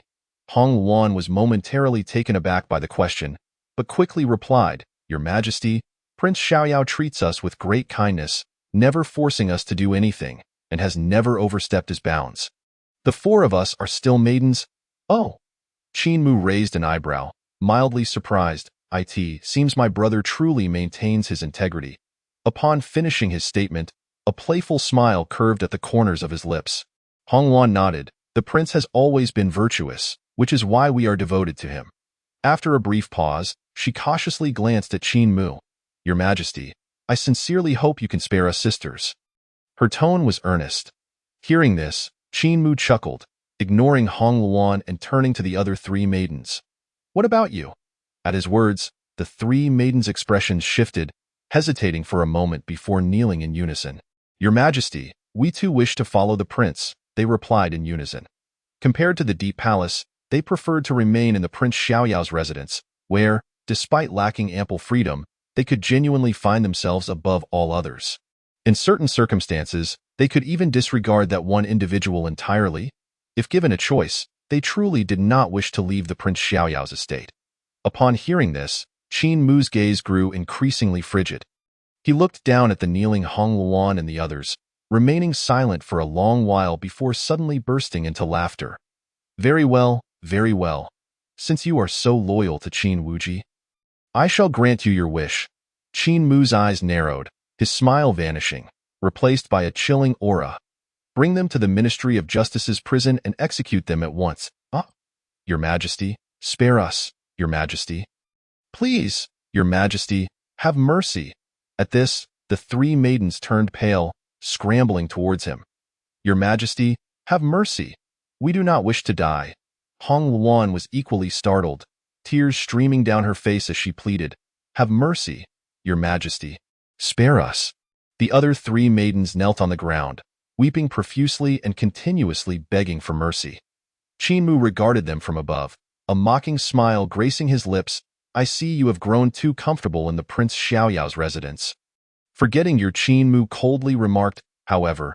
Hong Luan completely disregarded him, continuing to weep inconsolably, her tears soaking her garments and revealing her exquisite, enchanting figure. The joy of being resurrected overwhelmed her emotions, making it impossible for her to suppress her feelings at that moment. It was as though she had found her anchor, yearning to cry heartily in his embrace. "Qin Mu, Qingqing." After a long while, Hong Luan gradually ceased her weeping, her small mouth still trembling. Conveying a sense of deep grievance, she lifted her head, looking at Qin Mu with a pitiful gaze, her eyes reddened, resembling a rain-soaked pear blossom, which evoked immense sympathy. "Have you finished crying?" Qin Mu inquired. Hong Luan softly replied, wiping the crystalline tears from her cheeks, a faint blush appearing on her delicate face. "Once you are done, you should let go," Qin Mu said with indifference, gently pushing her away. However, his gesture prompted Hong Luan to leap back into his embrace, holding him even tighter, her face pressed against his chest as she whimpered, "No, Your Majesty, I am afraid." "Qingqing, this shameless hussy," Qingqing thought bitterly. "Preposterous. His Majesty is not someone you can touch." She glared at Hong Luan. Startled by her words, Hong Luan quickly withdrew from Qin Mu's embrace, kneeling on the ground. "I was momentarily overwhelmed. Please punish me." "Your Majesty." Qin Mu glanced at Hong Luan and said coolly, "We will discuss the rest later. First, let us finish what we started." "Yes," Hong Luan respectfully replied. Taking a deep breath to calm her emotions, she began to recount her tale. Meanwhile, Qin Wuji had returned to the Xiangyao Wangfu. The moment he stepped through the door, the gentle expression on his face vanished entirely, replaced by a demeanor of cruelty and ferocity. "Greetings, Your Highness." The steward immediately approached and bowed. "Where is the princess?" Qin Wuji asked coldly. "Reporting to Your Highness, the princess is resting in her chambers," the steward replied, his head bowed, exuding an air of unwavering loyalty. "Very well, I am weary and shall retire to the tranquil mind hall. Inform the princess not to disturb me," Qin Wuji said, turning to head towards the inner courtyard. "Yes, Your Highness," the steward promptly replied. Once Qin Wuji had distanced himself, the steward let out a long breath, his back drenched in cold sweat. The overwhelming pressure emanating from Qin Wuji had been utterly terrifying, nearly suffocating him. The tranquil mind hall was situated in the northeastern corner of the Xiangyao Wangfu. This place served as the exclusive residence of the prince. Without his permission, no one was allowed to enter. Moreover, powerful formations surrounded the hall, rendering it nearly impossible for ordinary individuals to approach. It resembled not a place of repose, but rather a prison. Chapter 35. The Secret of Qin Wuji. He turned out to be. Qin Wuji arrived before the tranquil mind hall. After scanning the formations surrounding the hall and finding no anomalies, the brutality within him diminished slightly. He then produced a token and the next moment, the formations surrounding the hall rippled before gradually dissipating. Qin Wuji stepped inside. As he pushed open the door, a creaking sound echoed through the air. The room was spacious, adorned with extravagant furnishings and opulent decorations, gleaming with golden splendor. Golden light shimmered from the walls, furniture, and floors, showcasing an array of rare treasures and esteemed tomes. Even the carpet was crafted from the fur of spirit beasts. Soft and heavy dye in addition, various spiritual herbs, elixirs, and precious materials were piled high, creating a veritable treasure trove. However, the most peculiar aspect was that within this lavish and elegant room sat three breathtakingly beautiful women, each possessing an alluring figure. These three young women wore flowing fiery red silk gowns, their exquisite faces and porcelain-like skin radiating an enchanting allure. They appeared to be around 18 years of age. Each a vision of ethereal beauty, as Qin Wuji beheld the three captivating women seated on the bed. An expression of profound infatuation crossed his face, his eyes filled with obsession. He hurriedly stepped into the room and, without warning, knelt before them. "Your Majesty, that scoundrel Qin Mu has audaciously set his sights on you. I beseech you to grant me a chance. I will surely slay that tyrant and avenge you." Qin Wuji pleaded, prostrating himself on the ground, his voice trembling with earnestness, his eyes glistening with emotion. The three women, having been in deep meditation, opened their eyes upon hearing his call, upon seeing the man kneeling beside the bed. Their faces contorted with unmasked disdain, particularly the central figure, who frowned in extreme revulsion, as if even a fleeting glance at him sullied her vision. "Were you not instructed not to disturb our cultivation? Who allowed you to enter?" The central woman admonished sharply, her tone icy. Qin Wuji trembled, his face contorted with sorrow and anguish. "Your Majesty, my heartfelt devotion is as evident as the sun and moon. Why must you treat me with such cruelty?" He gritted his teeth, his voice filled with despair. "Get out!" The woman barked again, pale-faced. Qin Wuji defiantly lifted his head, insisting, "Your Majesty, I know you do not favor me. I am willing to change everything. Just grant me one chance that I swear, for the rest of my life, I will love only you and protect you forever." As he spoke, his expression grew increasingly frenzied, his eyes brimming with madness. The central woman, witnessing his fervor, momentarily displayed a flicker of instinctive fear, but she quickly regained her haughty composure, returning to her previous demeanor. She stood up and slowly descended from the bed. Approaching Qin Wuji, looking down at him, her gaze filled with mockery, she asked with feigned curiosity, "Speak, what has transpired, Your Majesty?" Qin Wuji swallowed hard, a look of satisfaction crossing his face, as if he felt immensely honored by the rare gentleness of the woman. Yet, in the next instant, his expression twisted into a savage grimace, his eyes brimming with hatred and resentment as he ground his teeth. "That damned dog emperor dares to covet Your Majesty. This is utterly unforgivable." The woman arched an eyebrow, her cold voice cutting through the tension. "What exactly happened, Your Majesty?" "It is as follows." He cautiously recounted the events that had transpired. Upon concluding, Qin Wuji suddenly lifted his gaze. His expression filled with utmost sincerity as he looked at the woman. "Your Majesty, do not worry. I will not allow anyone to insult you. I will kill Qin Mu. I will ensure he is torn to shreds and turned to ashes. I shall become the supreme Qin Emperor, so that I may be worthy of you." As he spoke, Qin Wuji raised his hand to the heavens, as if to declare his determination to the woman. The more he spoke, the more animated he became, his demeanor exuding fervor. As he raged, he licked his lips, revealing a mysterious smile as if he had already envisioned that beautiful scene. The central woman, upon hearing his words, paused momentarily, her eyes flickering with surprise, then raised an eyebrow slightly, responding coolly, "Very well, I believe you. The moment you become the Qin Emperor, we shall wed." "Thank you, Your Majesty," Qin Wuji exclaimed with overwhelming joy. Hastily bowing deeply, observing his demeanor, the disdain in the woman's eyes intensified. She genuinely worried that if she remained there any longer, she too would succumb to madness. "Your Majesty, please allow me to personally deal with him," Qin Wuji declared with a sinister expression, his face contorted with rage. "I shall slay that accursed Qin Mu." he continued to roar, his eyes gleaming with ferocity, emanating an aura of madness. The thought of Qin Mu publicly taking away his 4 beloved women ignited an uncontrollable fury within him.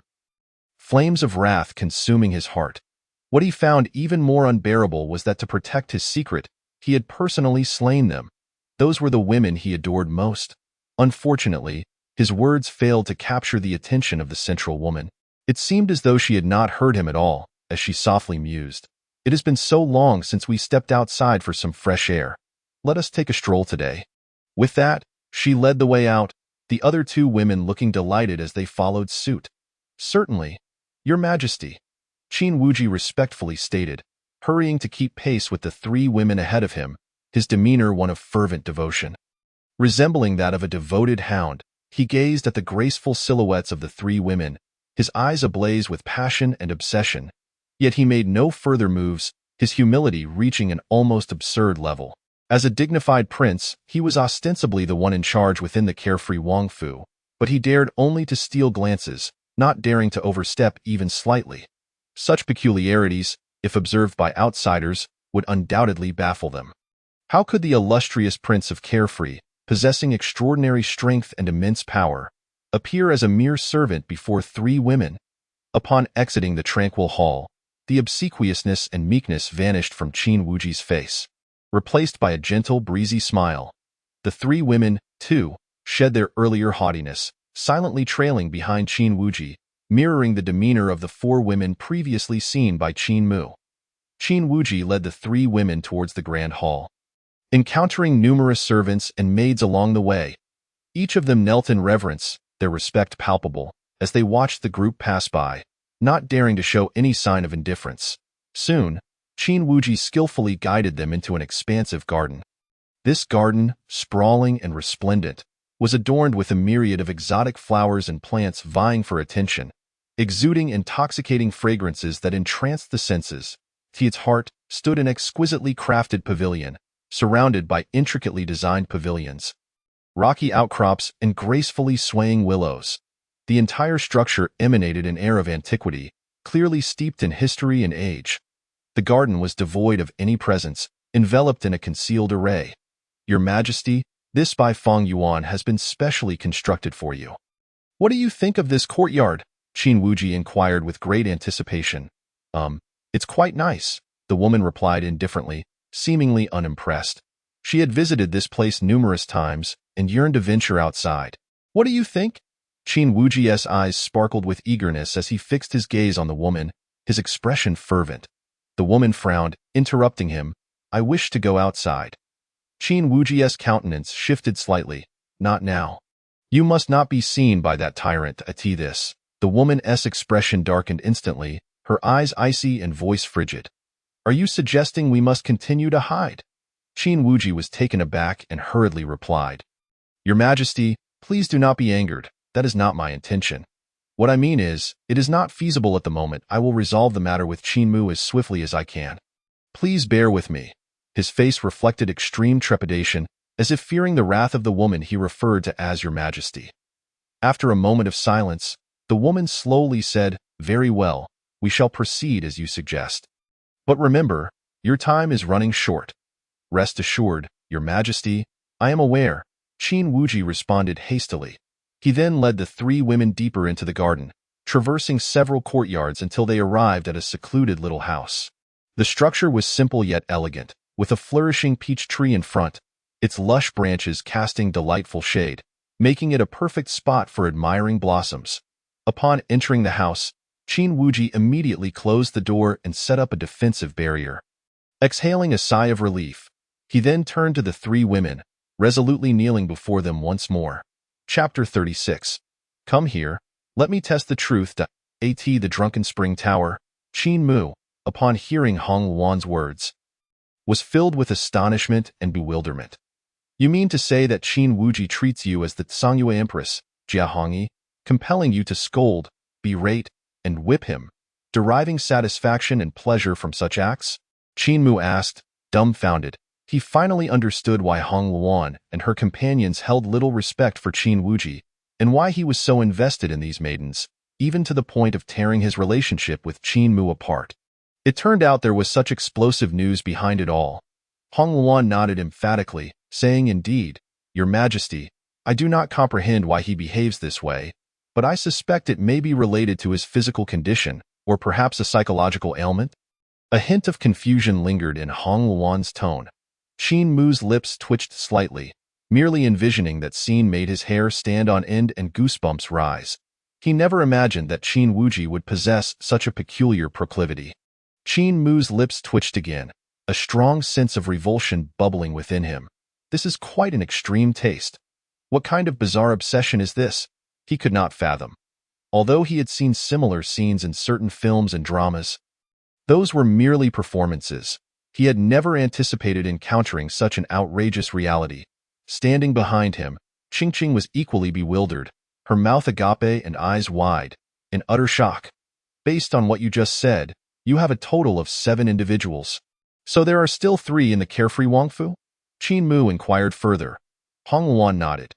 "Yes, Your Majesty. 3 sisters remain in the carefree Wangfu, usually residing in the Tranquil Hall, which contains ample cultivation resources. It is one of Qin Wuji's treasure troves." After experiencing death once, Hong Luan now felt a special sense of reliance on Qin Mu. Speaking candidly and without reservation, she had initially believed that Qin Wuji would treat them with utmost respect and would never harm them. However, it was now clear that they had long been cursed by Qin Wuji. Qin Mu nodded, suddenly recalling something, and continued to question, "What level is Qin Wuji currently at?" Hong Luan shook her head. Replying to Your Majesty, "I do not know. Qin Wuji is extremely cautious and never communicates with us. However, from my observations, his strength is at least above the Purple Mansion realm, perhaps even stronger." Qin Mu narrowed his eyes at this revelation. Although Qin Wuji was psychologically deranged, he certainly hid his true abilities well. "What is Qin Wuji planning to do by bringing you here?" Qin Mu inquired again.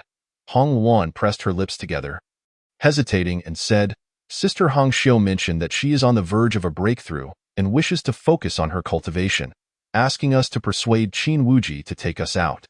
However, I know it is because Sister Hong Xiu wants to escape. She does not wish to remain there. Thus, she deliberately had us distract Qin Wuji, allowing her to slip away on her own, so she could flee. I hope Sister Hong Xiu has not succeeded yet. Otherwise, the curse on her will surely activate." Hong Luan's eyes were filled with concern. Qin Mu did not display any reaction to this but turned his gaze to the other 3 women, asking mildly, "Do you have anything else to add?" The remaining 3 women shook their heads in unison. "Your Majesty, we have nothing further to say." Hong Luan added, "Your Majesty, truly, there is nothing more. This is all we know. Qin Wuji never shares anything else with us." Qin Mu casually nodded. "In that case, we shall leave this matter for now. You may accompany me back to the palace." He did not feel particularly disappointed. Given Qin Wuji's character, obtaining this information was already commendable. Moreover, such explosive news, with a little dissemination, would undoubtedly send shockwaves throughout the entire Deqin. By then, the carefree Wangfu would be engulfed in turmoil. Which, for Qin Mu, was a fortuitous turn of events. Upon hearing this, Hong Luan quickly responded in a hushed tone, simultaneously letting out a quiet sigh. Once one enters the palace, it is as deep as the sea. Perhaps she would never again have the chance to leave, and she would constantly face danger. She was acutely aware that the inner palace was fraught with peril, every step a potential death trap, and a single misstep could lead to utter ruin. The earlier scene where Qingqing had reprimanded her lingered vividly in her mind. The only course of action for her was to abandon all her former pride and habits cultivated in the carefree Wangfu and devote herself wholeheartedly to serving the man before her. With this thought, a charming smile graced Hong Luan's face as she leaned in obediently. The following day, within the Golden Luan Hall of the palace, ministers and officials knelt on the ground, their expressions filled with excitement. No other reason existed. It had been a long time since His Majesty had convened for court, and they would finally be able to submit the backlog of memorials. The eunuch's thin voice echoed throughout the Golden Luan Hall. "His Majesty has arrived." Everyone quickly bowed in reverence. "Long live our Emperor! Long live our Emperor! Long live our Emperor!" Draped in a dragon robe, Qin Mu sauntered leisurely from one side of the Golden Luan throne to the front of the dragon chair. He scanned the gathered ministers and then waved his hand dismissively. "All of you, rise." The ministers bowed once more. "Thank you for your grace, your majesty." They then stood up, and it was at this moment that they noticed their emperor appeared rather disheveled. Inwardly exclaiming about his negligence, in the current precarious state of the Qin dynasty, how could he still indulge in such revelry? At that moment, a civil official could no longer contain himself, raising a memorial and loudly declaring, Chapter 37. How dare a vassal state revolt? Execute them all. Leave not a single one.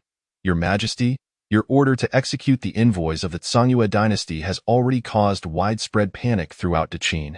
If you do not take any measures soon, Qin may descend into chaos.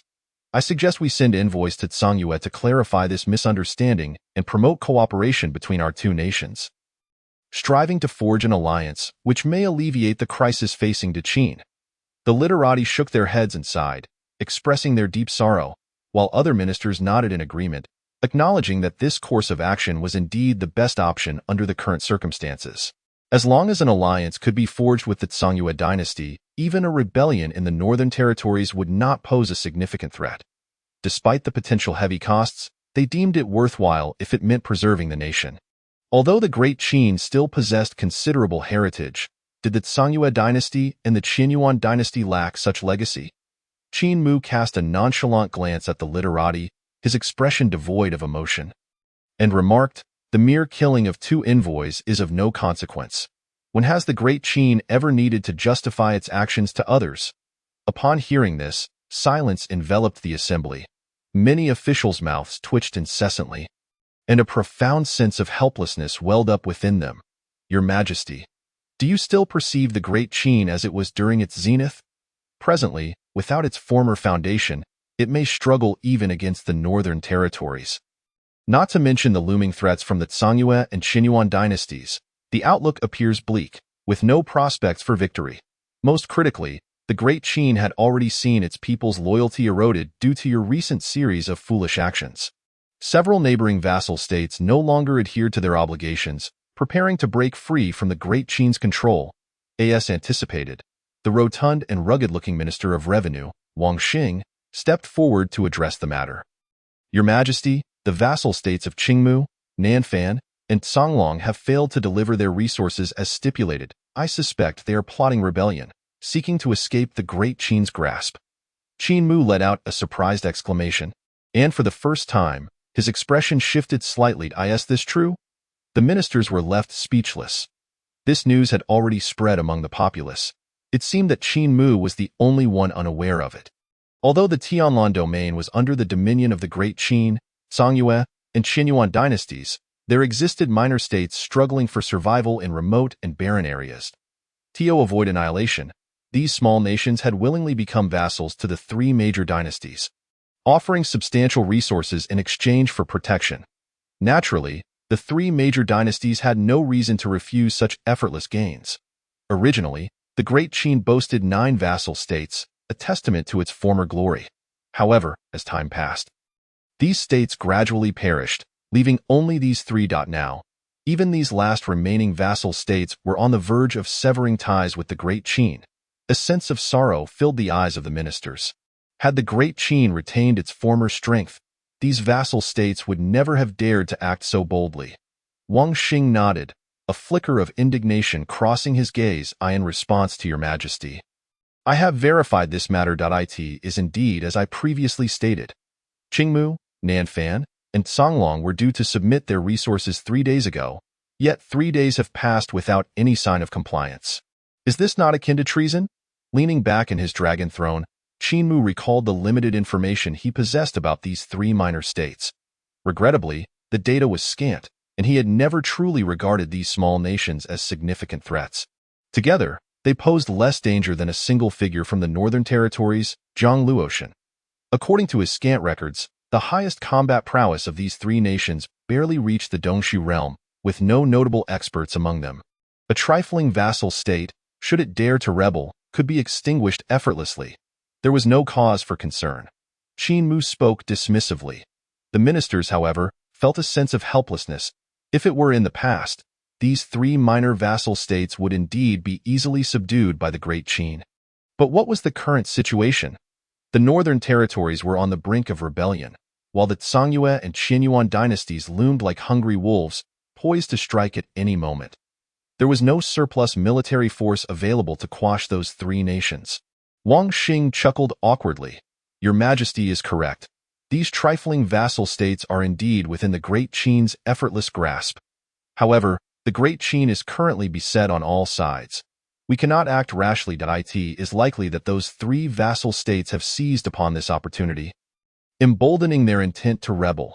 Although he felt anger, he had to concede that the Great Qin was presently unable to divert attention elsewhere.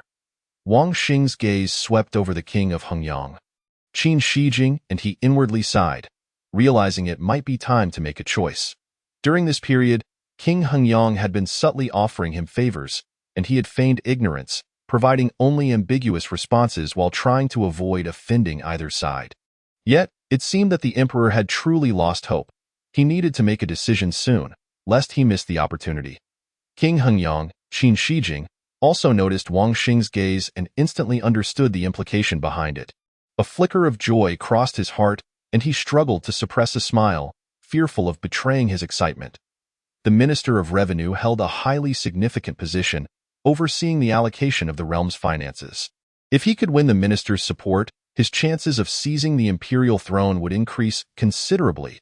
He had been working to cultivate this relationship, but the minister had always acted like a cunning fox, refusing to take a stand. Now it appeared the minister had decided to support him. In an instant, Qin Shijing's confidence soared to its peak. At this rate, the day he ascended as Emperor of Qin was not far off. In the court, while some rejoiced, others mourned. The loyal Grand Master, Du Yulin, wore a troubled expression. He sighed softly and stepped forward to kneel firmly before the throne, his tone resolute. Your Majesty, I am willing to lead the charge personally to quell Qingmu, Nanfan, and Songlong, restoring the dignity of the Great Qin. As Du Yulin's words echoed, a profound silence enveloped the court, and all officials looked at him with complex expressions. Even Qingmu raised an eyebrow in surprise. Casting a glance at Du Yulin, his eyes narrowing slightly, Grand Master, you must not act rashly. Qin Shijing quickly interjected, cautioning, the three minor nations may be conspiring together, and there may be larger powers behind them. You must not fall into their trap. Du Yulin shook his head. Your Majesty, it is precisely because there are ulterior motives at play that I must take the initiative. If we wait for them to strike first, the situation will become dire. Turning to Qingmu, he continued respectfully, rest assured, Your Majesty, I shall exert every effort to restore the Great Qin's grandeur. Qin Shijing snorted coldly, a hint of derision in his eyes as he scrutinized Du Yulin. Grandmaster, while I agree to your expedition, where will the troops come from? Du Yulin was momentarily taken aback. Indeed, without soldiers, how could one embark on a campaign?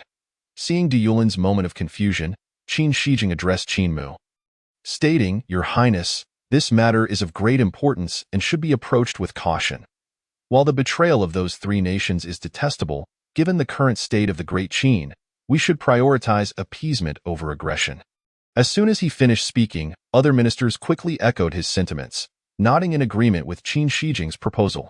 Indeed, Your Majesty, while Qingmu, Nanfan, and Songlong may be small, they are interconnected. To rein them in, we must ensure they submit willingly rather than confront them directly. Your Majesty, I believe you should send envoys to question the three nations. If they are willing to return to the fold of the Great Qin, it would be a joyous resolution. The ministers engaged in a fervent discussion, advocating for a temporary halt to military action. After all, this was a critical moment, and the Great Qin's strength needed to be preserved. Moreover, the three nations had not truly rebelled. They had merely failed to submit their resources, necessitating no grand military mobilization. Qingmu surveyed the ministers and then glanced at Du Yulin.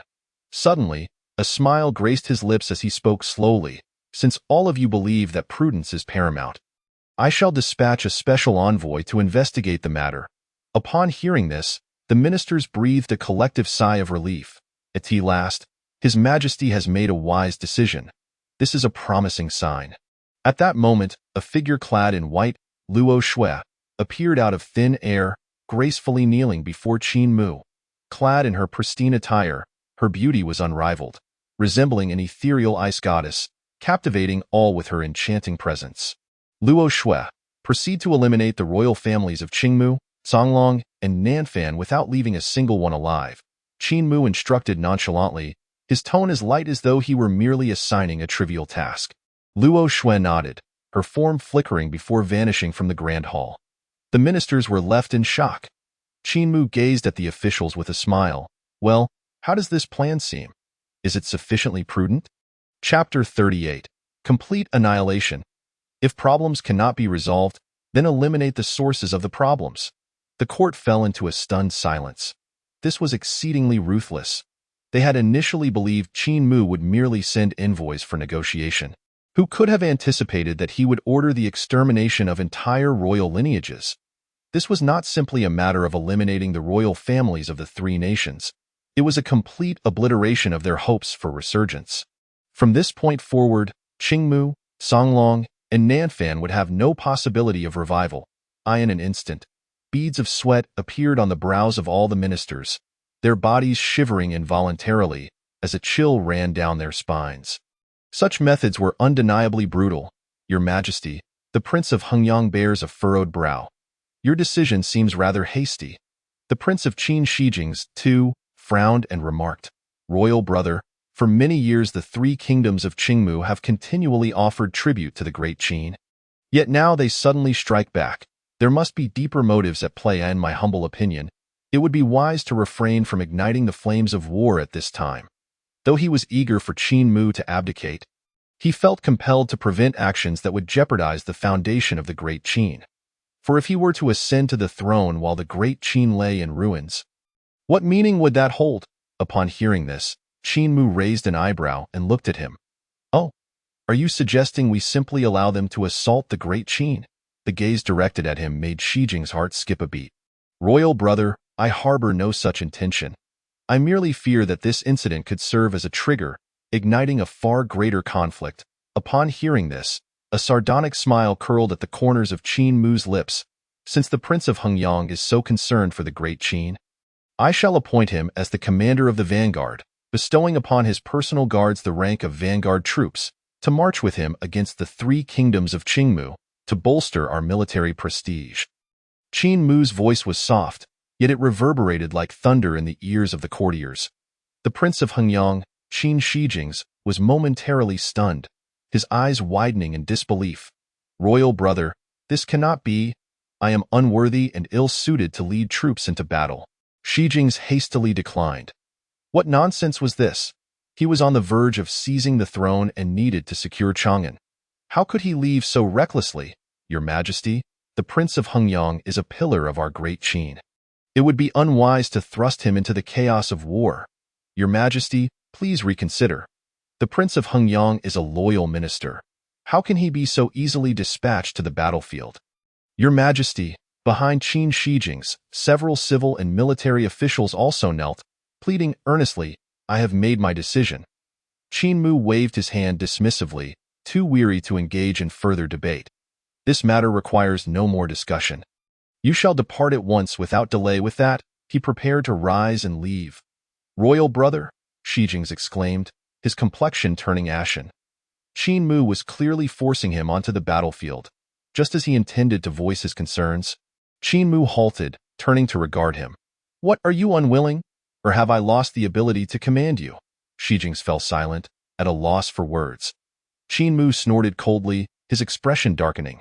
The last time I commanded you to attack the Zhongyue dynasty, you refused. Now, I ask you to subdue merely 3 vassal states, yet you wish to decline again. Qin Shijings, what are your true intentions? I would never dare. Shijing's countenance changed, and he immediately knelt before Qin Mu. You need not worry for your safety. Luo Shui is a powerful sage. With her presence, you will be entirely secure. Qin Mu cast a cold glance at him and spoke indifferently to these words. Shijings felt a tumult within him. He had seen this mysterious woman before, yet he had not anticipated her to be a sage-level cultivator. A being of such exalted status, how could she willingly serve as Qin Mu's protector? Confusion filled Shi Jing's mind, but he dared not inquire further. As you command. I shall prepare at once, he replied, lowering his gaze to conceal his resentment. Very well, Qin Mu nodded with satisfaction, then added with a hint of mockery. I shall host a grand banquet within the city of Chang'an to await my royal brother's triumphant return. Upon hearing this, Shi Jing gritted his teeth, feeling utterly powerless. Then I shall take my leave. After weighing the pros and cons, he realized this mission could indeed be advantageous for him. Should he successfully conquer the 3 kingdoms of Qingmu, his prestige in the court and within the Great Qin would reach unprecedented heights, greatly benefiting his future aspirations for the throne. With this thought, a cold smirk crossed Shi Jing's mind. Qin Mu, you are indeed digging your own grave. I hope that you do not come to regret this in the future. Take care of yourself, royal brother. With that, Shi Jing stood, bowed, and withdrew, soon vanishing from the grand hall. At that moment, the officials who had previously supported Shi Jing remained kneeling, preparing to rise. Yet, just then, Qin Mu's icy voice pierced the air. Did I command you to rise? The officials, startled, immediately knelt once more, not daring to breathe. Then, Qin Mu continued. Those who spoke in favor of Qin Shi Jing shall all be imprisoned and face execution shortly, should anyone dare to resist. Their entire lineage shall be exterminated. His voice was calm yet sent a chill through the grand hall, plunging it into an eerie silence. Chapter 39. I shall make them aware that the Great Qin is mine. All present gazed up in shock, unable to fathom Qin Mu's decree. Some even collapsed in fear. Had the emperor gone mad? These were all esteemed officials, dedicated servants of the Great Qin, and he intended to have them all executed. This was sheer brutality. The faces of the courtiers were etched with terror and dread, unable to comprehend the madness that had unfolded. Even the national master, Du Yulin, widened his eyes in disbelief. Your Majesty, do you truly wish to proceed with this? These ministers have committed no grave transgressions. To execute them would be too barbaric. Du Yulin dared not contradict Qin Mu's orders, but pressed on with trepidation. Your Majesty, please reconsider.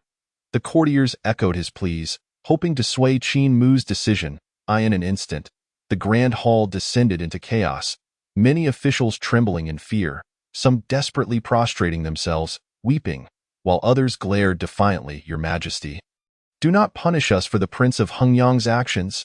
Your Majesty, spare me. One official cried out in terror. I am a veteran of the Great Qin.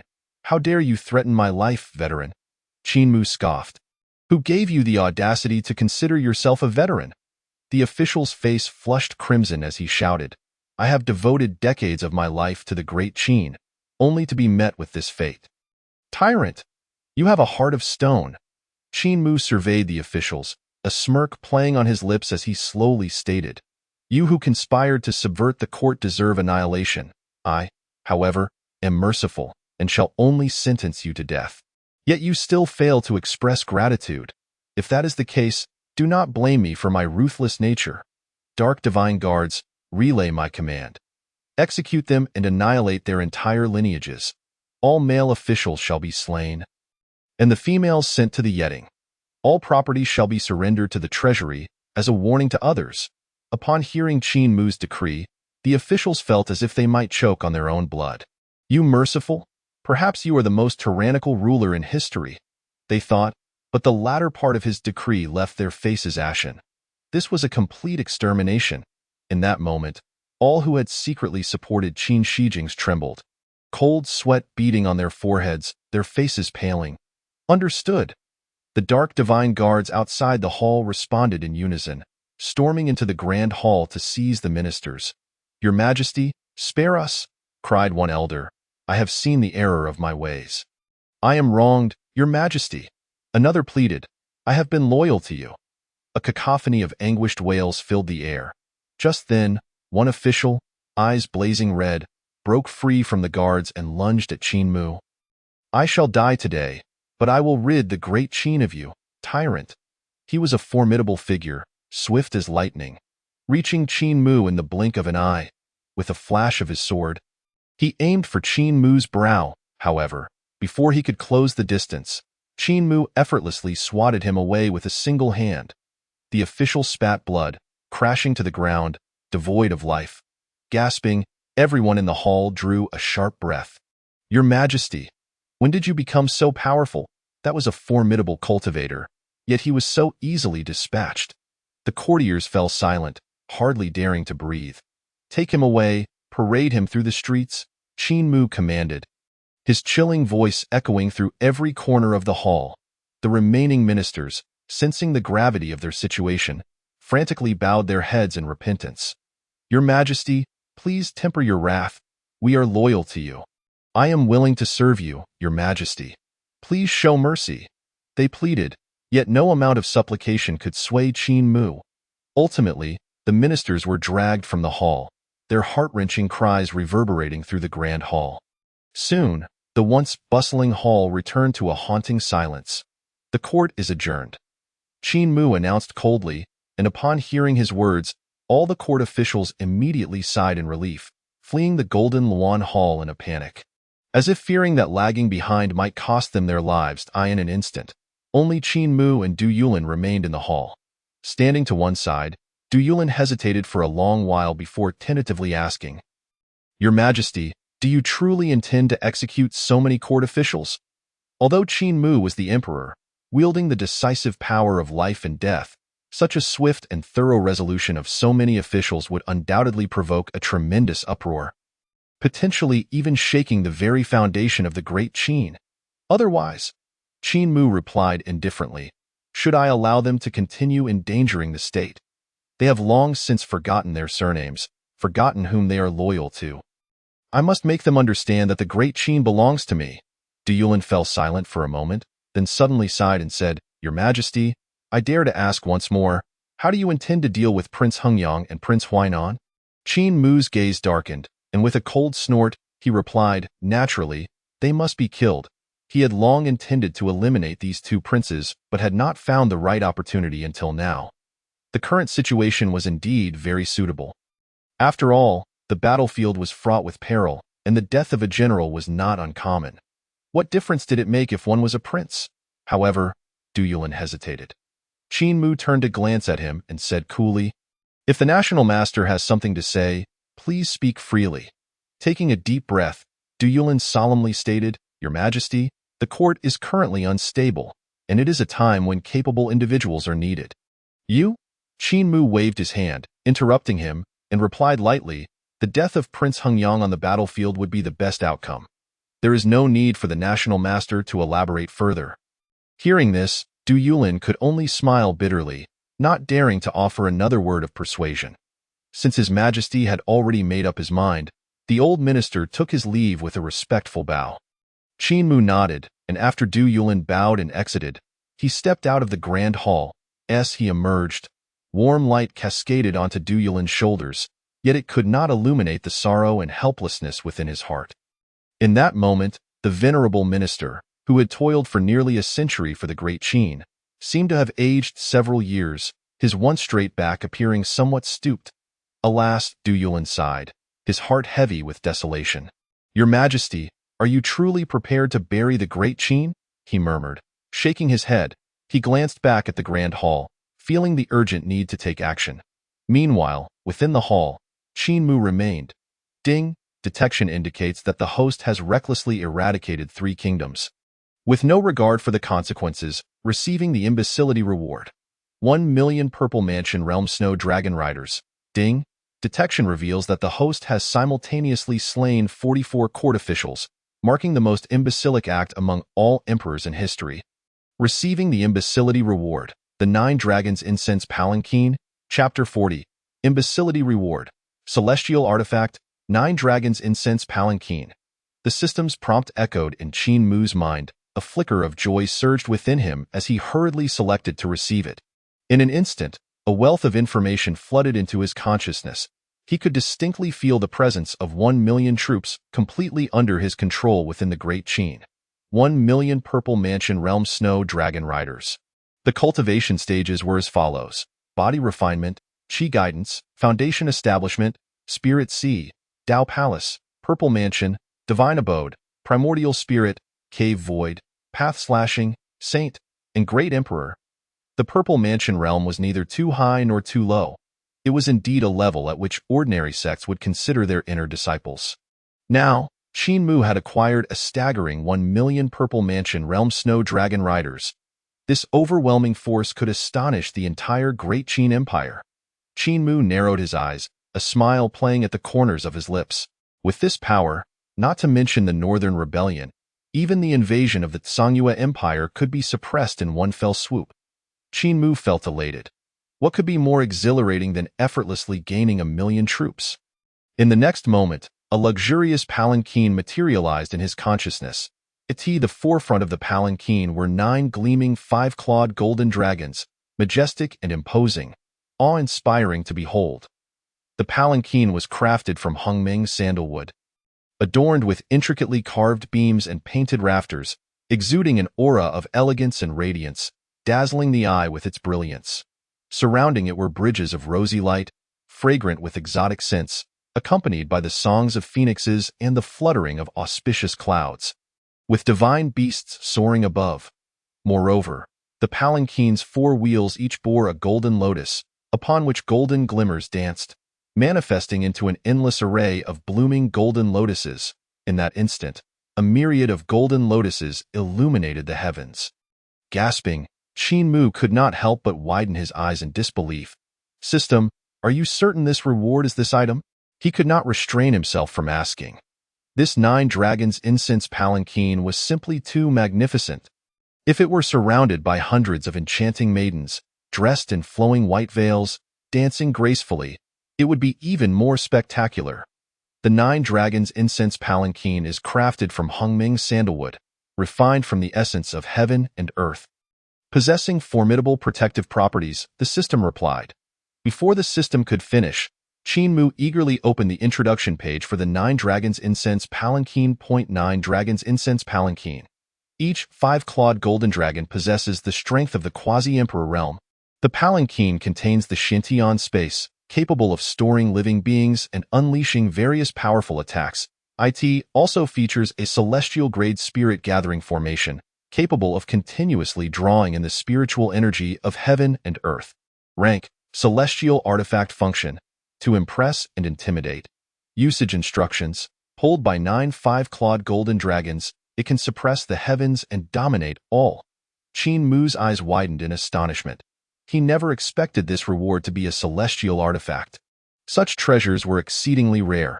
Even across the 9 domains of humanity, one could hardly find a complete celestial artifact. Among the powerful sacred lands, there might only be a fragment or 2 of a broken celestial artifact. Even so, possessing such fragments could establish their status, transcending the ordinary. Setting all this aside, this was simply a mobile super artifact for showing off. Henceforth, whenever he wished to lead troops into battle, he could summon the 9 Dragons Incense Palanquin, and his enemies would likely surrender in fear without a fight. System, you truly are remarkable. Qin Mu praised. He realized he had been gravely mistaken. There indeed existed something even more exhilarating than effortlessly acquiring 1 million troops. In the next moment, with a thought, the 9 Dragons Incense Palanquin transformed into a radiant beam and appeared within the grand hall. Instantaneously, the surface of the 9 Dragons Incense Palanquin emitted a brilliant golden light. Dazzling like the sun, blinding to the eyes, boom! The 9 dragons roared in unison, shaking the mountains and rivers. In that moment, the entire city of Chang'an trembled. A terrifying pressure enveloped the city, causing all beings to look up in horror. Fortunately, this oppressive aura arrived swiftly and dissipated just as quickly, retracting in the blink of an eye. The people of Chang'an collectively sighed in relief. Qin Mu rose from the dragon throne, standing with hands clasped behind his back. At that moment, he was surrounded by a resplendent golden radiance, his robes billowing majestically. Standing upon the 9 Dragons Incense Palanquin, he resembled an exalted deity, exuding unparalleled authority. Indeed, it suits my demeanor perfectly. After scanning the surroundings, a smile graced Qin Mu's lips. He was thoroughly pleased with the dragon palanquin. From now on, it would serve to enhance his presence whenever he ventured out. With another thought, the 9 Dragons Incense Palanquin shrank to the size of a palm and returned to his consciousness. hidden away. Subsequently, Qin Mu briefly reviewed the rewards he had recently acquired. First was the ancient holy body, a celestial-grade cultivation technique, and 9 saint puppets. Next, he had the heaven-swallowing demon jar as a weapon, martial skills such as the Great Wilderness Prison Skyfinger and the ancient demon clan seal, as well as rare treasures like the Enlightenment Ancient Treaty and the Immortal Divine Springwater. Finally, there were the Million Dragon Riders and the 9 Dragons Incense Palanquin. Qin Mu nodded in satisfaction. With these assets, the crisis facing the Great Qin was no longer a concern. The world believed Qin Mu to be imbecilic and tyrannical, infatuated with beauty, yet they could never fathom the extent of his hidden power. He was confident that whether it was the Northern Territories' Jiang Luotian or the Tsangyue Empress Xia Hongyi, upon witnessing Qin Mu's true capabilities, they would surely regret their earlier decisions. A faint smile crossed Qin Mu's face as he eagerly anticipated that moment. Afterward, Qin Mu exited the Grand Hall and made his way toward the Yeding Palace. Deep within the Yeding Palace, Princess Xie Qianxue of the Tsangyue Empire was clad in a tattered aquamarine gown, her hands and feet still bound to the torture rack. Her breathtakingly beautiful face appeared utterly haggard, her delicate form trembling slightly, her eyes filled with sorrow and pain. "Your Majesty," she murmured softly, her head bowed. Once the favored daughter of heaven, showered with adoration, she was the most exceptional talent of the Tsangyue Empire, with prospects of one day ascending to the position of empress. Yet, who would have thought that she now found herself imprisoned here, enduring humiliation, unable to even retain her last shred of dignity? Xie Qianxue's eyes glistened with unshed tears. She was unwilling to accept this fate. All of it was because of Qin Mu. Xie Qianxue's heart brimmed with animosity, a sea of hatred that seemed insurmountable.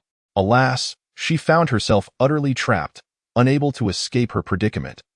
Not even could she send out a message for help, for the entirety of Yeding Palace had long been ensnared in layers of impenetrable barriers, rendering her incapable of conveying any news. Sigh. She exhaled softly, her beautiful eyes momentarily closing. In the next instant, Xie Qianxue's gaze snapped open. The sorrow and pain that once filled her eyes replaced by an expression of infatuation and obsession. "No, that is not right. The Empress of Tsangyue is my true enemy," Xie Qianxue murmured to herself, her lovely eyes shimmering with a rosy hue of adoration whenever the name Qin Mu was mentioned, as if she were a devout believer worshipping at the altar of her god. Suddenly, Xie Qianxue furrowed her delicate brows, sensing something amiss. Her thoughts became a tumultuous whirlwind, as if a tangle of chaos had ensnared her mind, causing her a throbbing headache. How could this be? Xie Qianxue pressed her palm to her forehead, her charming face turning pale as beads of sweat trickled down, seemingly bearing the weight of immense suffering. However, soon, that excruciating pain began to diminish. A peculiar energy surged through Xie Qianxue's entire being, gradually clarifying her thoughts. In but a moment, her consciousness stabilized, returning to its former state. Why has His Majesty not yet arrived? Has he forgotten me? Xie Qianxue pouted her rosy lips, murmuring softly, her heart tinged with disappointment, sadness, and a hint of resentment. Just as Xie Qianxue fell into contemplation, a magnetic voice suddenly broke through her reverie, startling her awake. "How could I possibly forget you?" Upon hearing this, Xie Qianxue's flawless and exquisite visage instantly blossomed into a radiant smile, akin to a flower bursting into bloom, breathtakingly beautiful. Chapter 41. Your Highness the Princess. From this day forth, you shall serve as the Vice Commander of the Dark Divine Guard, tasked with surveilling the Empress of Tsangyue. Report any intelligence to me immediately, Qin Mu stated indifferently. Yes, Your Majesty. Xie Qianxue replied with utmost respect. Qin Mu nodded in satisfaction. Indeed, he intended to send Xie Qianxue back to the Tsangyue dynasty to monitor the Empress. Although Qin Mu possessed enough cards to counter the siege from both the Tsangyue dynasty and the Qinyuan dynasty, he preferred a more prudent approach. Having additional preparations was always advantageous.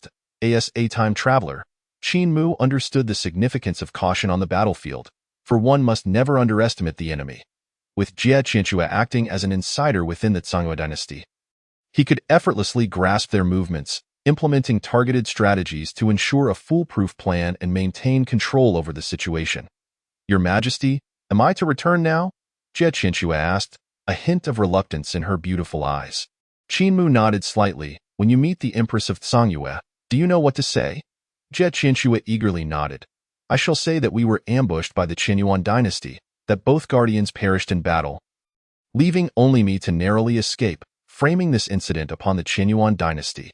After speaking, Jie Qianxue tilted her delicate face up towards Qin Mu, seeking praise. However, Qin Mu shook his head. No, you cannot say that. Jie Qianxue's expression froze, her brows knitting together. Why not, Your Majesty? Qin Mu replied calmly. How could you encounter an ambush from the Qinyuan dynasty within the borders of the Great Qin? Moreover, your mission to the Great Qin is a covert operation. The Qinyuan dynasty is unaware. Given the Empress of Tsangyue's caution and cunning, this matter could be easily investigated, and you would only end up exposing yourself. After listening to Qin Mu's words, Jie Qianxue was momentarily taken aback, then nodded in sudden understanding. Your Majesty, I was wrong, she said earnestly, lowering her head. Then, what should I say? Jie Qianxue inquired with her big, watery eyes. Qin Mu replied nonchalantly, you simply need to tell the Empress of Tsangyue that this was all orchestrated by that foolish monarch of the Great Qin, recounting in detail my usual debauchery, as well as how you managed to escape. As for the rest, there is no need to elaborate. Jie Qianxue contemplated for a moment, then once again brightened her smile. I understand, Your Majesty. Yet, just as her words fell, a flicker of struggle flashed in Jie Qianxue's eyes.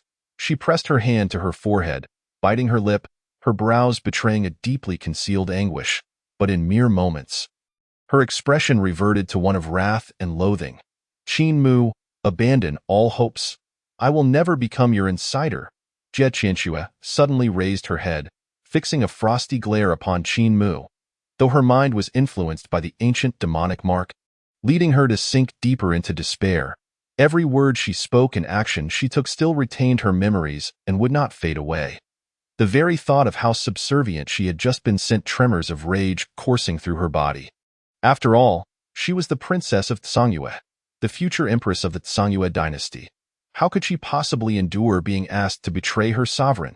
Qin Mu cast a dispassionate glance at Jie Qianxue, a glimmer of mockery and derision flickering in his eyes. He remained silent, leisurely sitting in his chair, picking up a teacup from the table to sip, savoring it at a leisurely pace. Qin Mu showed no signs of anger. He was neither surprised nor unprepared for this scene. He methodically retrieved a recording stone and activated the stored images. Jie Qianxue's gaze sharpened. The footage displayed her previous conversation with Qin Mu. Do you think that if this recording stone were to be seen by Jie Hongyi, what would happen? A playful smile curled at the corners of Qin Mu's mouth as he watched Jie Qianxue with amusement. You? Jie Qianxue's face changed dramatically, her eyes blazing with fury as she glared at Qin Mu. The recording stone contained the entirety of their exchange, including her earlier promises to Qin Mu, all meticulously documented.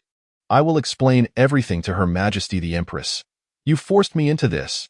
Jie Qianxue took a deep breath, her tone regaining its composure, yet the depths of her gaze still harbored a murderous intent. Is that so? Then how will you explain this? Qin Mu grinned, producing another recording stone. You scoundrel! Upon seeing the footage, Jie Qianxue's fury intensified. Qin Mu, with a smirk, remarked, Princess of Tsangyue, you wouldn't want this recording stone to circulate within the Tsangyue dynasty, would you? Chapter 42. In truth, I still prefer your unruly demeanor. It's his words. Jie Qianxue trembled, biting down on her crimson lip. If this footage were to reach the Tsangyue dynasty, her reputation would be utterly ruined. Most importantly, in those images, she exhibited no resistance. In fact, she appeared to have acted entirely on her own accord. Qin Mu would seem to be the victim, should such scenes spread, regardless of whether Jie Hongyi believed it or not. Jie Qianxue would lose all face and be unable to stand within the Tsangyue dynasty again. With this thought, Jie Qianxue's heart sank, her beautiful face drained of color as if all blood had been siphoned from her. Jie Qianxue opened her mouth, but found herself at a loss for words. Please spare me, she murmured, closing her eyes as tears streamed down her cheeks. Spare you? Ha! Qin Mu let out a cold snort, standing from his seat with his hands clasped behind his back.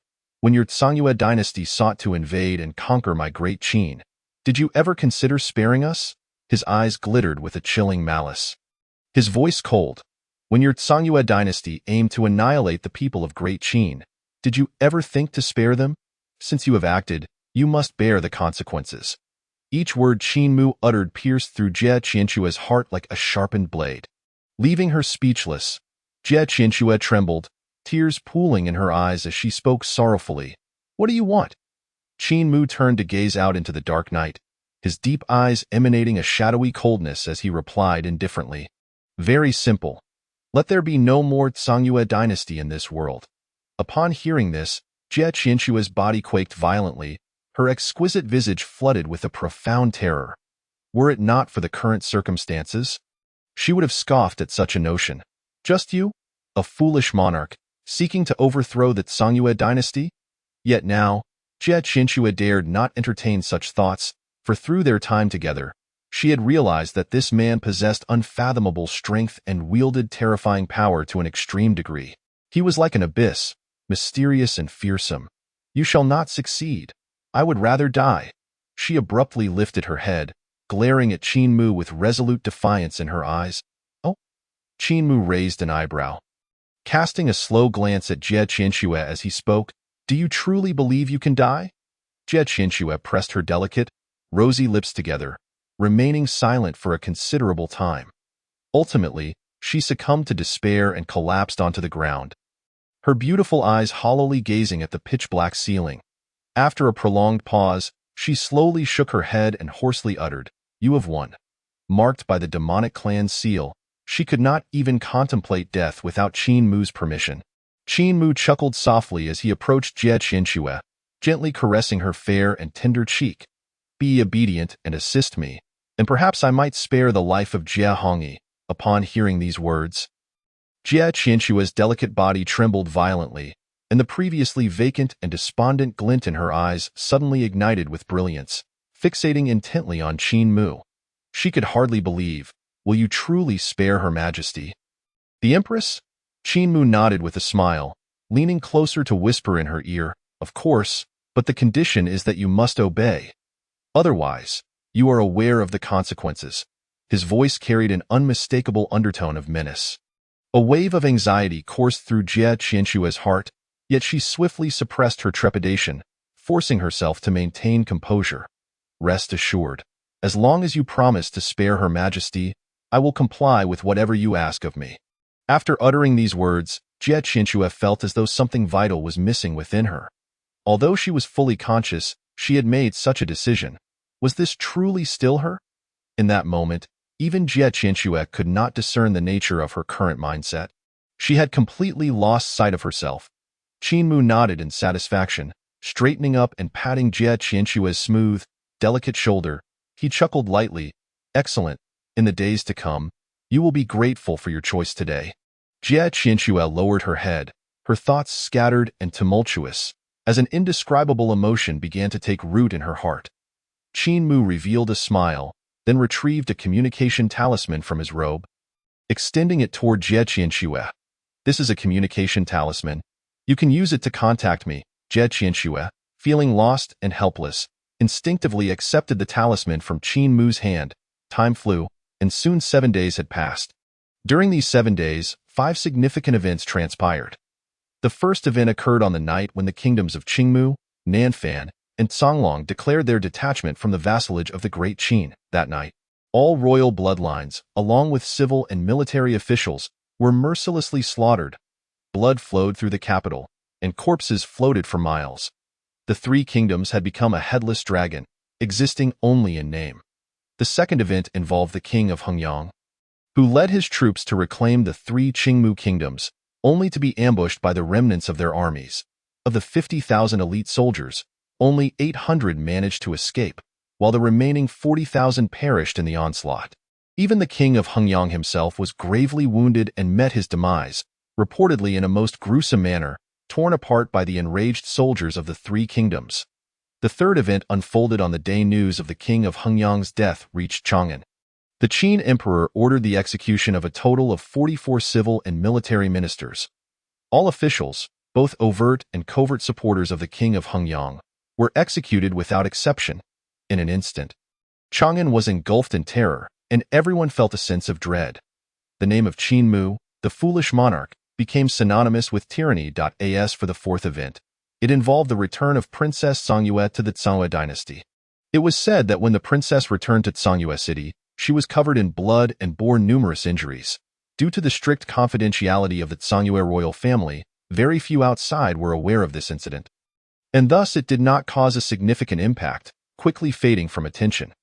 The fifth event marked the long-silent Zhang Luotian of the northern frontier, who, after mourning her father for 21 days, began to consolidate the military forces of the north, vigorously recruiting various strong individuals, and boldly proclaimed the tyrannical reign of the foolish monarch, a cause abandoned by both gods and men.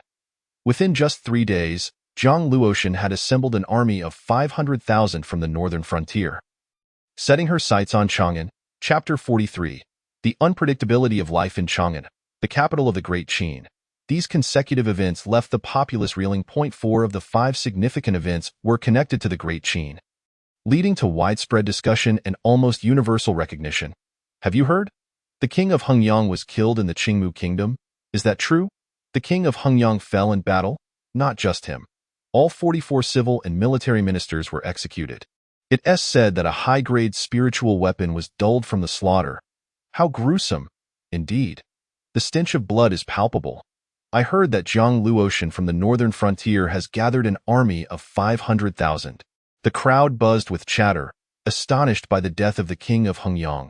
After all, he held a high position, wielding significant power as a vassal king. Now, he had met such a fate. Truly, the unpredictability of life. Moreover, this entangled court officials as well. Although not explicitly stated, everyone understood that the death of the king of Hengyang was far from simple. In an instant, the people were filled with fear of Qin Mu's ruthlessness and lack of compassion. While they dared not voice their grievances, they had already begun to curse the foolishness of their sovereign in their hearts. First, he executed the prince of the north, then granted death to the prince's daughter, followed by the execution of the minister of rites, scholars from Hanwen Academy, and the envoy from Zhongyue, among many other important officials. Now, with the king of Hengyang's death, along with the execution of 44 court officials, these events had opened their eyes to the depths of tyranny. They found it impossible to fathom just how foolish one must be to commit such egregious acts. Moreover, what was even more intolerable was that this foolish monarch not only killed without cause but also seized the wives and daughters of the slain. Such atrocities were simply appalling. Yet, this very fool was the backbone and emblem of the great Qin Empire, truly disheartening. Nevertheless, no one dared to stand up for the king of Hengyang, for those who had dared to do so had all perished. Without exception, the shadow guards hung over everyone like a sword, ready to ruthlessly sever the lives of any who dared to protest. In an instant, the entire city of Chang'an was shrouded in gloom. The streets were nearly deserted, with hardly anyone moving about, creating an atmosphere of stark desolation. So many chaotic events had transpired in such a short span, far surpassing the earlier turmoil, leaving them feeling utterly exhausted. Particularly at this moment of tension, where fear pervaded the air, no one dared to show their face. Within the court, Qin Mu had yet to attend the morning assembly. The remaining ministers huddled together in small groups, whispering among themselves, "His Majesty has not attended court for 7 days. I hear he has been punishing the wives and daughters of the executed civil and military officials in the Yeding Palace. How pitiful for my old comrade. He was on the brink of success, yet now his family has been destroyed, and even his wife. Sigh. The most tragic is the king of Hengyang. I witnessed the entire royal household being taken to the palace, from the princess down to the maidservants, all under the pretense of protecting the king of Hengyang's family. This is becoming increasingly excessive. Such foolishness is a disgrace to our great Qin. Perhaps you should speak less. Do you wish to follow in their footsteps? I am no longer afraid. At this rate, before the Zhongyue dynasty even arrives, the great Qin will have already met its own demise. In the end, the outcome will be the same, merely a matter of time. This is the final madness. It is the last madness. The ministers all sighed, their faces displaying a profound sense of despair, having lost all hope for the fate of the great Qin. So many colleagues had perished overnight, their families shattered. The impact on them was immense. They had been fortunate enough to avoid too much entanglement with the king of Hengyang, but simultaneously, they felt immense hopelessness. For even if they had not been beheaded by that foolish monarch, when the Songyue dynasty and Jiang Luotian of the north arrived, they would face a grim fate. As for fleeing, they had contemplated it. But it remained just a thought. To escape now would only signify cowardice, potentially branding them as traitors. Why bother? As for rebellion, that was even more unthinkable, unless one wished to hasten their own demise. From afar, the Qingmu kingdom, which possessed formidable warriors, had been annihilated overnight. Could they possibly be stronger than those kingdoms? For the time being, it was better to survive, hoping for a chance to turn the tide in the future. At this moment, all the ministers could do was hope that when the Songyue dynasty occupied Chang'an, they would show mercy and forgive them, the subjects of a fallen nation. Why haven't we seen the national master at court? He has never been late. At that moment, someone noticed the absence of national master Du Yulin in the court, exclaiming in surprise. Perhaps he is too disappointed in His Majesty to attend court any longer. Alas, the national master has worked tirelessly for the great Qin, yet he finds himself burdened with such a foolish emperor. It must be quite painful for him, with the king of Hengyang dead. The great Qin is beyond salvation. The national master is likely disheartened, a young official sighed. Do not speak of such matters. This is the court, and voicing these sentiments only serves to diminish the morale of our great Qin. At that moment, a gentle voice emanated from outside the grand hall, abruptly silencing the discussions within. The ministers, faces alight with astonishment, turned their gazes toward the entrance. There, a young man clad in white, adorned with a crown, gracefully holding a feather fan, approached with poise, a strikingly handsome figure. The Prince of Carefree Travels? We pay our respects to His Highness, the Prince of Carefree Travels. The ministers collectively bowed, offering their greetings. The newcomer was indeed Qin Wujie. The Prince of Carefree Travels. There is no need for such formalities, Qin Wujie remarked with a smile, prompting the ministers to straighten their postures, though the astonishment in their eyes lingered. The Prince of Carefree Travels had never engaged in court affairs. What brought him to the court today? This was indeed puzzling, yet, despite the oddity, a flicker of hope ignited within the hearts of the ministers, for the reputation of the Prince of Carefree Travels surpassed that of the Prince of Hengyang. From a young age, he had exhibited unparalleled talent and cultivation, earning the favor of a venerable ancestor of the great Qin dynasty. He shunned power, refraining from meddling in state matters, thus maintaining a low profile in the court. Nevertheless, his gentle demeanor and benevolent nature endeared him to the common folk, earning him immense respect. Moreover, it was said that during his travels in the Songyue Empire, he had once crossed paths with the Empress of Songyue. Should he choose to intercede, perhaps he could negotiate on behalf of the Empress. Though they knew the hope was slim, it was still a glimmer. The ministers cast hopeful glances toward Qin Wujie, who, upon noticing their shifting expressions, felt a surge of excitement within. His fingers trembling slightly, he understood that the years of patience and scheming were finally on the verge of fruition. Chapter 44. Who would have thought you were still an average man? In the past 7 days, aside from Qin Mu, the one most elated must surely be Qin Wujie, the Prince of Carefree Travels.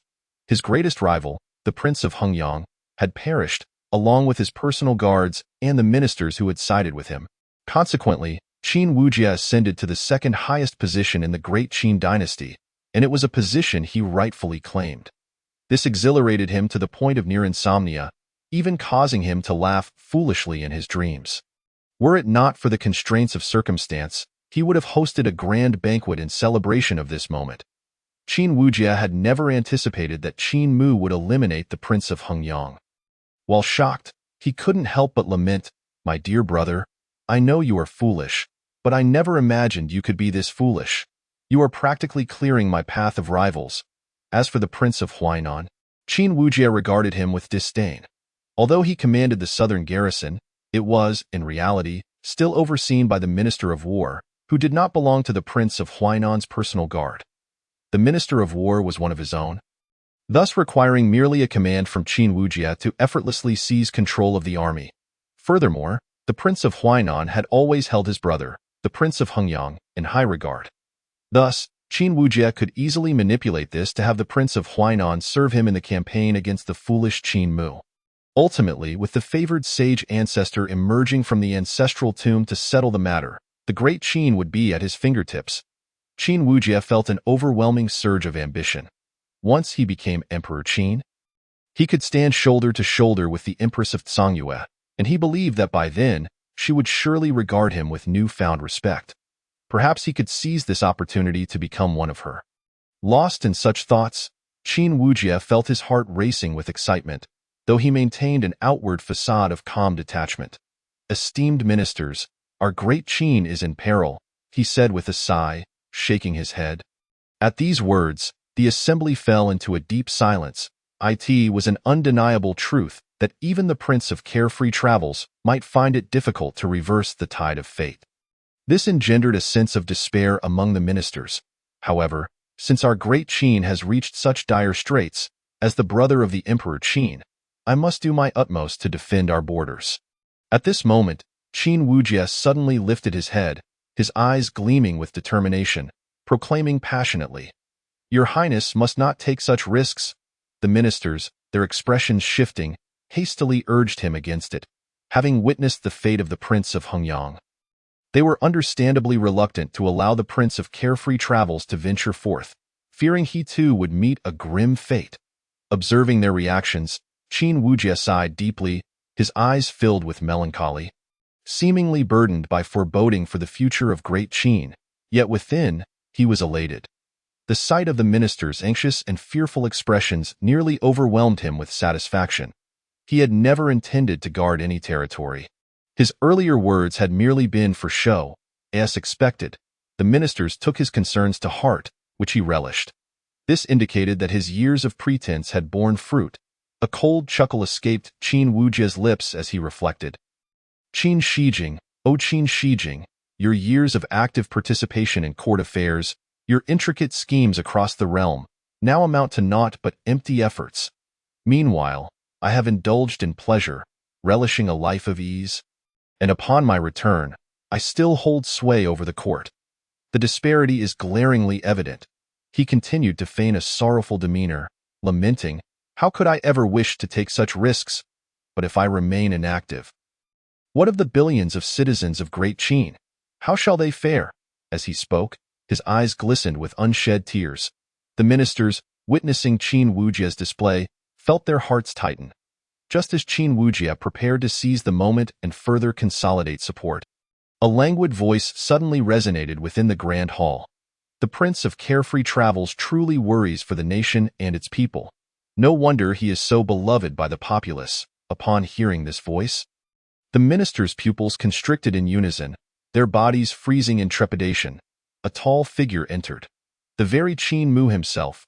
With a smile upon his face, he strolled leisurely into the hall, making his way directly to the dragon throne, where he unceremoniously sat down, crossing his legs. Qin Mu regarded Qin Wujie with a teasing glint in his eyes. "We pay our respects to your majesty." "Your majesty?" The ministers trembled, hastily kneeling before him. Qin Mu, however, paid them no heed, instead turning his gaze to Qin Wujie and inquiring, "What brings the Prince of Carefree Travels to the palace today? Could it be you seek to pay tribute to the Prince of Hengyang?" Qin Mu spoke nonchalantly, as though they shared a close bond. Yet his words sent a chill through the ministers. Such a statement was laden with implication, and they feared that Qin Mu's next command might be the execution of the Prince of Carefree Travels. Especially considering the emperor appeared to be in a bloodthirsty mood. Qin Wujie, however, displayed little outward reaction. At least, not overtly. He bowed respectfully, saying, "Your Majesty, the Prince of Hengyang was a hero of Great Qin. His death is a tragedy for our nation. However, the deceased are gone. Those who remain must cherish the present and strive to revitalize the foundation of our Great Qin. Otherwise, would it not be a disservice to the spirit of the Prince of Hengyang?" With a faint smile, Qin Mu replied, "Oh, and how do you propose we revitalize it? Perhaps I should simply hand over the throne to you." At this, Cold sweat trickled down Qin Wujie's brow as he hurriedly prostrated himself, exclaiming, "Your Majesty must not jest. I could not bear such a burden." Qin Mu smiled slightly, saying, "I was merely teasing. Now, speak. What brings you to me today?" Feeling a wave of relief wash over him, Qin Wujie quickly responded, "To report to your Majesty, the northern border is on the brink of rebellion. I have contemplated this matter for some time. The northern border's Zhang Luotian seeks justice for the Prince of Northern Defense. Why not grant her the justice she seeks?" Qin Mu narrowed his eyes, intrigued, and asked, "Oh, how do you intend to provide her with justice?" With a smile, Qin Wujie replied, "Your Majesty, all that is needed is to pardon the Prince of Northern Defense for his rebellion, and honor him with royal burial rites. In doing so, the northern border will have no reason to rebel." He paused for a moment before adding, "Furthermore, we could arrange a marriage alliance with Zhang Luotian, which would not only solidify the Zhang family's influence in the northern border, but also help her let go of her grievances." "And who shall marry Zhang Luotian?" Qin Mu raised an eyebrow. His curiosity piqued. "I, lacking in merit, have only recently broken through to the divine concealment realm, and am willing to venture to the northern border to marry Zhang Luotian as my wife." Qin Wujie declared boldly, exuding confidence that, "Oh, you have attained the divine concealment realm?" Qin Mu regarded Qin Wujie with surprise. He himself had only reached that level through the rewards of the system, while Qin Wujie had achieved it through his own talent. Though he found Qin Wujie rather peculiar, he recognized not to underestimate him. Qin Wujie nodded slightly, explaining, "Though I have spent my days admiring the beauty of flowers and landscapes, I have not neglected my cultivation. I have now reached the divine concealment realm, and I believe I am more than capable of matching Zhang Luotian." Upon hearing this, Qin Mu couldn't help but shake his head. "Who would have thought you were still an average man?" Qin Wujie blinked in confusion, clearly not comprehending the term. He had merely intended to use this excuse to leave Chang'an City and finalize his plans. If he could win Zhang Luotian's favor, that would be ideal. Even if he couldn't, he could still form a covert alliance with her. As Qin Wujie pondered this, he suddenly noticed Qin Mu descending from the dragon throne, approaching him with a peculiar smile and whispering, "Your 4 concubines have shared many tales about you, and I must say, I am quite astonished." At these words, Qin Wujie's entire being trembled, his eyes widening in horror. Chapter 45. The Ministers. A shocking revelation has emerged. The carefree king is, in fact, Qin Mu's words struck him like a thunderclap, resonating in his mind with a deafening roar. Those 4 concubines. Hadn't he already killed them using the death curse? How could they possibly be alive again? Could it be that they had never truly fallen victim to the curse? Did they divulge all their secrets to Qin Mu? The mere thought of this caused Qin Wujing's heart to plummet. As if plunging into an abyss, his mind buzzing incessantly, rendering him incapable of coherent thought. This matter pertains to his most crucial secret, and it absolutely must not be known by outsiders, especially not by Qin Mu. Stay composed. He must remain calm. Qin Wujing meticulously recalled the situation and was utterly convinced that he had indeed cast the death curse, personally ending the lives of those 4 women. Perhaps this was merely a ruse by Qin Mu. It must be so. He is undoubtedly attempting to deceive me, and I must maintain my composure. With this in mind, Qin Wujing managed to steady his heart, slowly exhaling a breath of anxiety, a faint smile gracing his lips. "If my royal brother enjoys it. I worry that those few concubines may not understand the rules and inadvertently offend you." Qin Mu nodded slightly, a smile gracing his face as he replied, "How could that be? Those concubines are all wise and virtuous, gentle and graceful. They would never provoke my ire." Upon hearing this, Qin Wujing's heart was filled with an even greater sense of uncertainty. Could it be that they truly had not perished?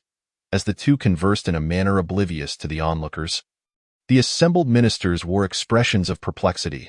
Why was His Majesty discussing women with the king in the court?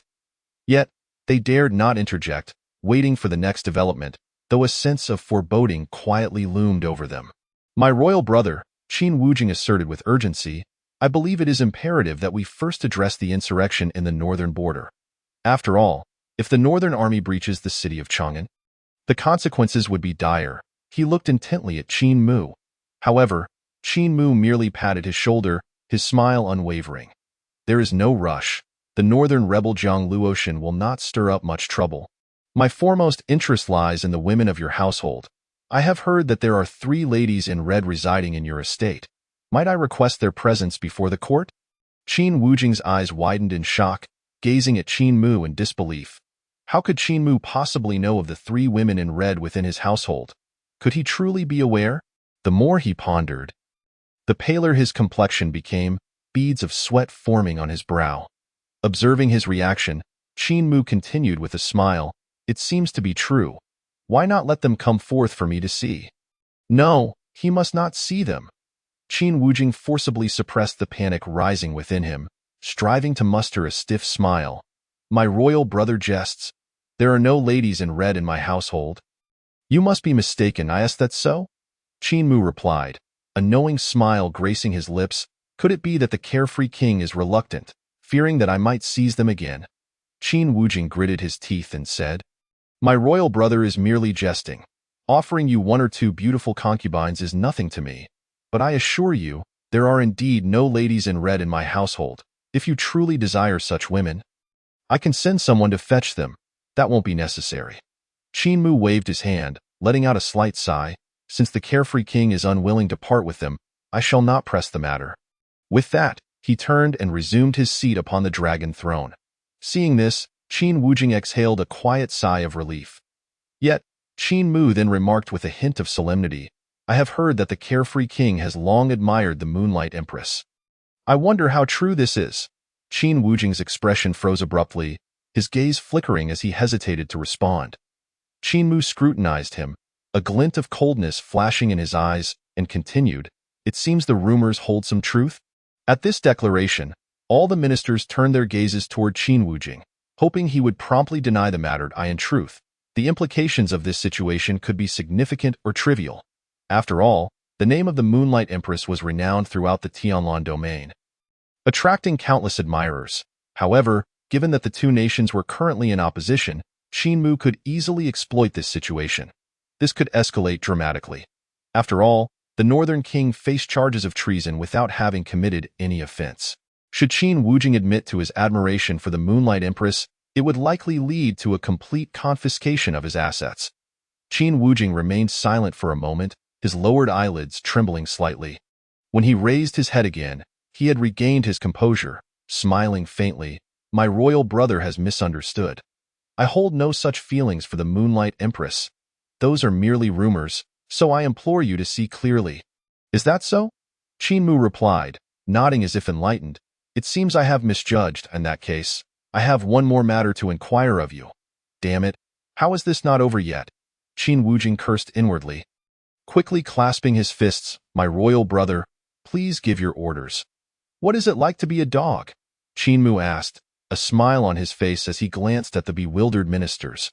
The ministers were utterly perplexed, unable to comprehend the meaning behind his words. Yet, in an instant, Qin Wujing's pupils constricted, a shiver coursing through his body, his face turning ashen, cold sweat pouring down him. He realized that Qin Mu was indeed aware of everything. It was over.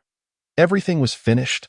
The thought that all his actions were laid bare before another sent his breath into a frenzy, a wave of inexplicable sensations flooding through him. Nevertheless, he forced this feeling down, making one last desperate struggle. Taking a deep breath to maintain his calm, he slowly raised his gaze to meet Qin Mu's. "My royal brother, I do not comprehend your meaning." Qin Mu smiled faintly. "Not understanding is no issue. I can help you recall." The jolt of dread shot through Qin Wujing's heart as a wave of intense foreboding surged within him. The ministers were equally baffled, unable to decipher Qin Mu's words. However, before they could grasp the significance of his statement, Qin Mu chuckled, rising to his feet, looking down upon Qin Wujing with an air of authority, and spoke coolly. "Did you truly believe that your clandestine activities went unnoticed?" Qin Wujing's face twitched. "My royal brother, what are you talking about?" At that moment, the great hall doors suddenly swung open, and a delicate figure clad in red entered gracefully. "Greetings, your majesty." The newcomer wore a crimson gown, her form lithe and graceful, her demeanor imbued with charm and allure. It was none other than Hong Luan, one of Qin Wujing's former concubines. Qin Wujing's eyes widened in disbelief as he gazed at Hong Luan. Stammering, You are alive! Upon seeing her, despair flooded his heart. She had indeed survived. Hong Luan smiled sweetly. I am fortunate and blessed. Of course I am alive. I must thank the carefree king for allowing me to meet his majesty. She gracefully bowed at Qin Mu's feet, her enchanting smile directed upwards, revealing a captivating charm that exuded obedience from within. You have betrayed me. Qin Wujing's eyes widened in rage, his voice trembling. You ungrateful wretch. Unable to contain his fury, he accused her. Hong Luan scoffed lightly. Did you consider the consequences of your actions when you sought to silence us? Qin Wujing's expression darkened. You speak nonsense. Humph. Hong Luan coldly huffed. Turning her gaze upon Qin Wujing, she commanded, You wretched dog, kneel immediately. As her words fell, Qin Wujing's legs buckled, and he instinctively knelt upon the ground without a moment's hesitation, as if this action had been performed countless times before. The ministers within the grand hall were struck dumb, their eyes wide with disbelief, unable to fathom the scene before them. The illustrious carefree king had knelt so easily, moreover, before a woman whose origins were unknown? They could scarcely comprehend, let alone accept such a sight. The ministers stood in shock, this development far beyond their expectations, exceeding the bounds of their understanding. Who was this woman? She did not appear to possess any formidable powers. A sense of bewilderment washed over the ministers, and they began to suspect that they were about to witness a truly monumental event. The moment Qin Wujing knelt, his mind erupted in a cacophony, a whirlwind of confusion threatening to overwhelm him. Simultaneously, a profound sense of humiliation coursed through him, causing his entire being to tremble, as if his very soul were igniting. Qin Wujing attempted to rise, yet found himself utterly powerless, as though the ground beneath him held an irresistible force, anchoring his knees in place, rendering him immobile. The strength he once prided himself on had evaporated in an instant. A tempest of emotions swirled within his mind, nearly suffocating him. A mocking smile danced upon Hong Luan's lips, and with Qin Mu's permission, she stepped closer to Qin Wujing, looking down at him from her elevated position. Qin Wujing trembled, his eyes reflecting profound fear and panic. You, he stammered, struggling to articulate, finally managing to utter. You cannot, you must not. Hong Luan's smile grew ever brighter, and she enunciated each word with deliberate clarity. What can I not do? I? Qin Wujing's forehead throbbed with bulging veins as he gritted his teeth and began to speak. I am a prince of the Qin royal lineage. You cannot. Before he could finish his words, they were abruptly cut off. This was due to the sudden flourish of Hong Luan's arm, which conjured a silver whip in her palm. With a sharp crack, she lashed the whip through the air. The sound echoing sharply, the whip struck Qin Wujing's face, leaving a distinct mark. Qin Wujing cried out in agony, his once handsome visage swelling instantly. Hiss! The officials in the grand hall gasped collectively at the sight before them. This woman is truly ferocious, however. The next scene left them even more astonished. Chapter 46. The monk may run, but the temple remains. Silence enveloped the grand hall. Qin Wujing bowed his head, his body trembling slightly as if he were enduring some torment. The ministers exchanged bewildered glances, utterly perplexed by the situation unfolding before them. You foolish creature, do you still wish to oppose his majesty? Hong Luan's disdainful gaze pierced Qin Wujing. Qin Wujing's facial muscles contorted wildly. His fists clenched tightly, knuckles paling. Rationality urged him to rise, lest the authority he had just established vanish into thin air. Yet, the ingrained habits he had long nurtured left him powerless against his body's instinctive reactions. His eyes turned crimson, breaths growing increasingly labored. Hong Luan cast him a cold glance, a flicker of contempt flashing in her eyes. She then pivoted to face Qin Mu, her frosty demeanor instantly melting away, replaced by profound affection and reverence, a stark contrast to her earlier queen-like dominance. Your Majesty. She knelt deeply, her frail form pressing against the ground. I am incompetent and unable to punish Qin Wujing. I implore your Majesty to mete out the appropriate punishment. Her head bowed, her demeanor as respectful as the most loyal servant. The grand hall remained shrouded in silence, the ministers mute. The spectacle was utterly bizarre. "It is not your fault," Qin Mu replied calmly, then turned his attention to Qin Wuji, a playful smile gracing his lips as he taunted, "Qin Wuji, you truly have opened my eyes. The illustrious prince of the great Qin, eagerly seeking to become a mere dog to the empress of the Zhongyue, only to be met with disdain. Yet you remain undeterred and seek out substitutes for her. You have utterly disgraced our great Qin." As his words reached their climax, Qin Mu's tone turned icy, laced with a palpable murderous intent. Upon hearing this, Qin Wuji abruptly lifted his head, his pupils constricting violently as a tempest of rage and humiliation surged within him. Fixating his gaze on Qin Mu, his fists trembled, eyes ablaze as he roared, "Qin Mu, shut your mouth.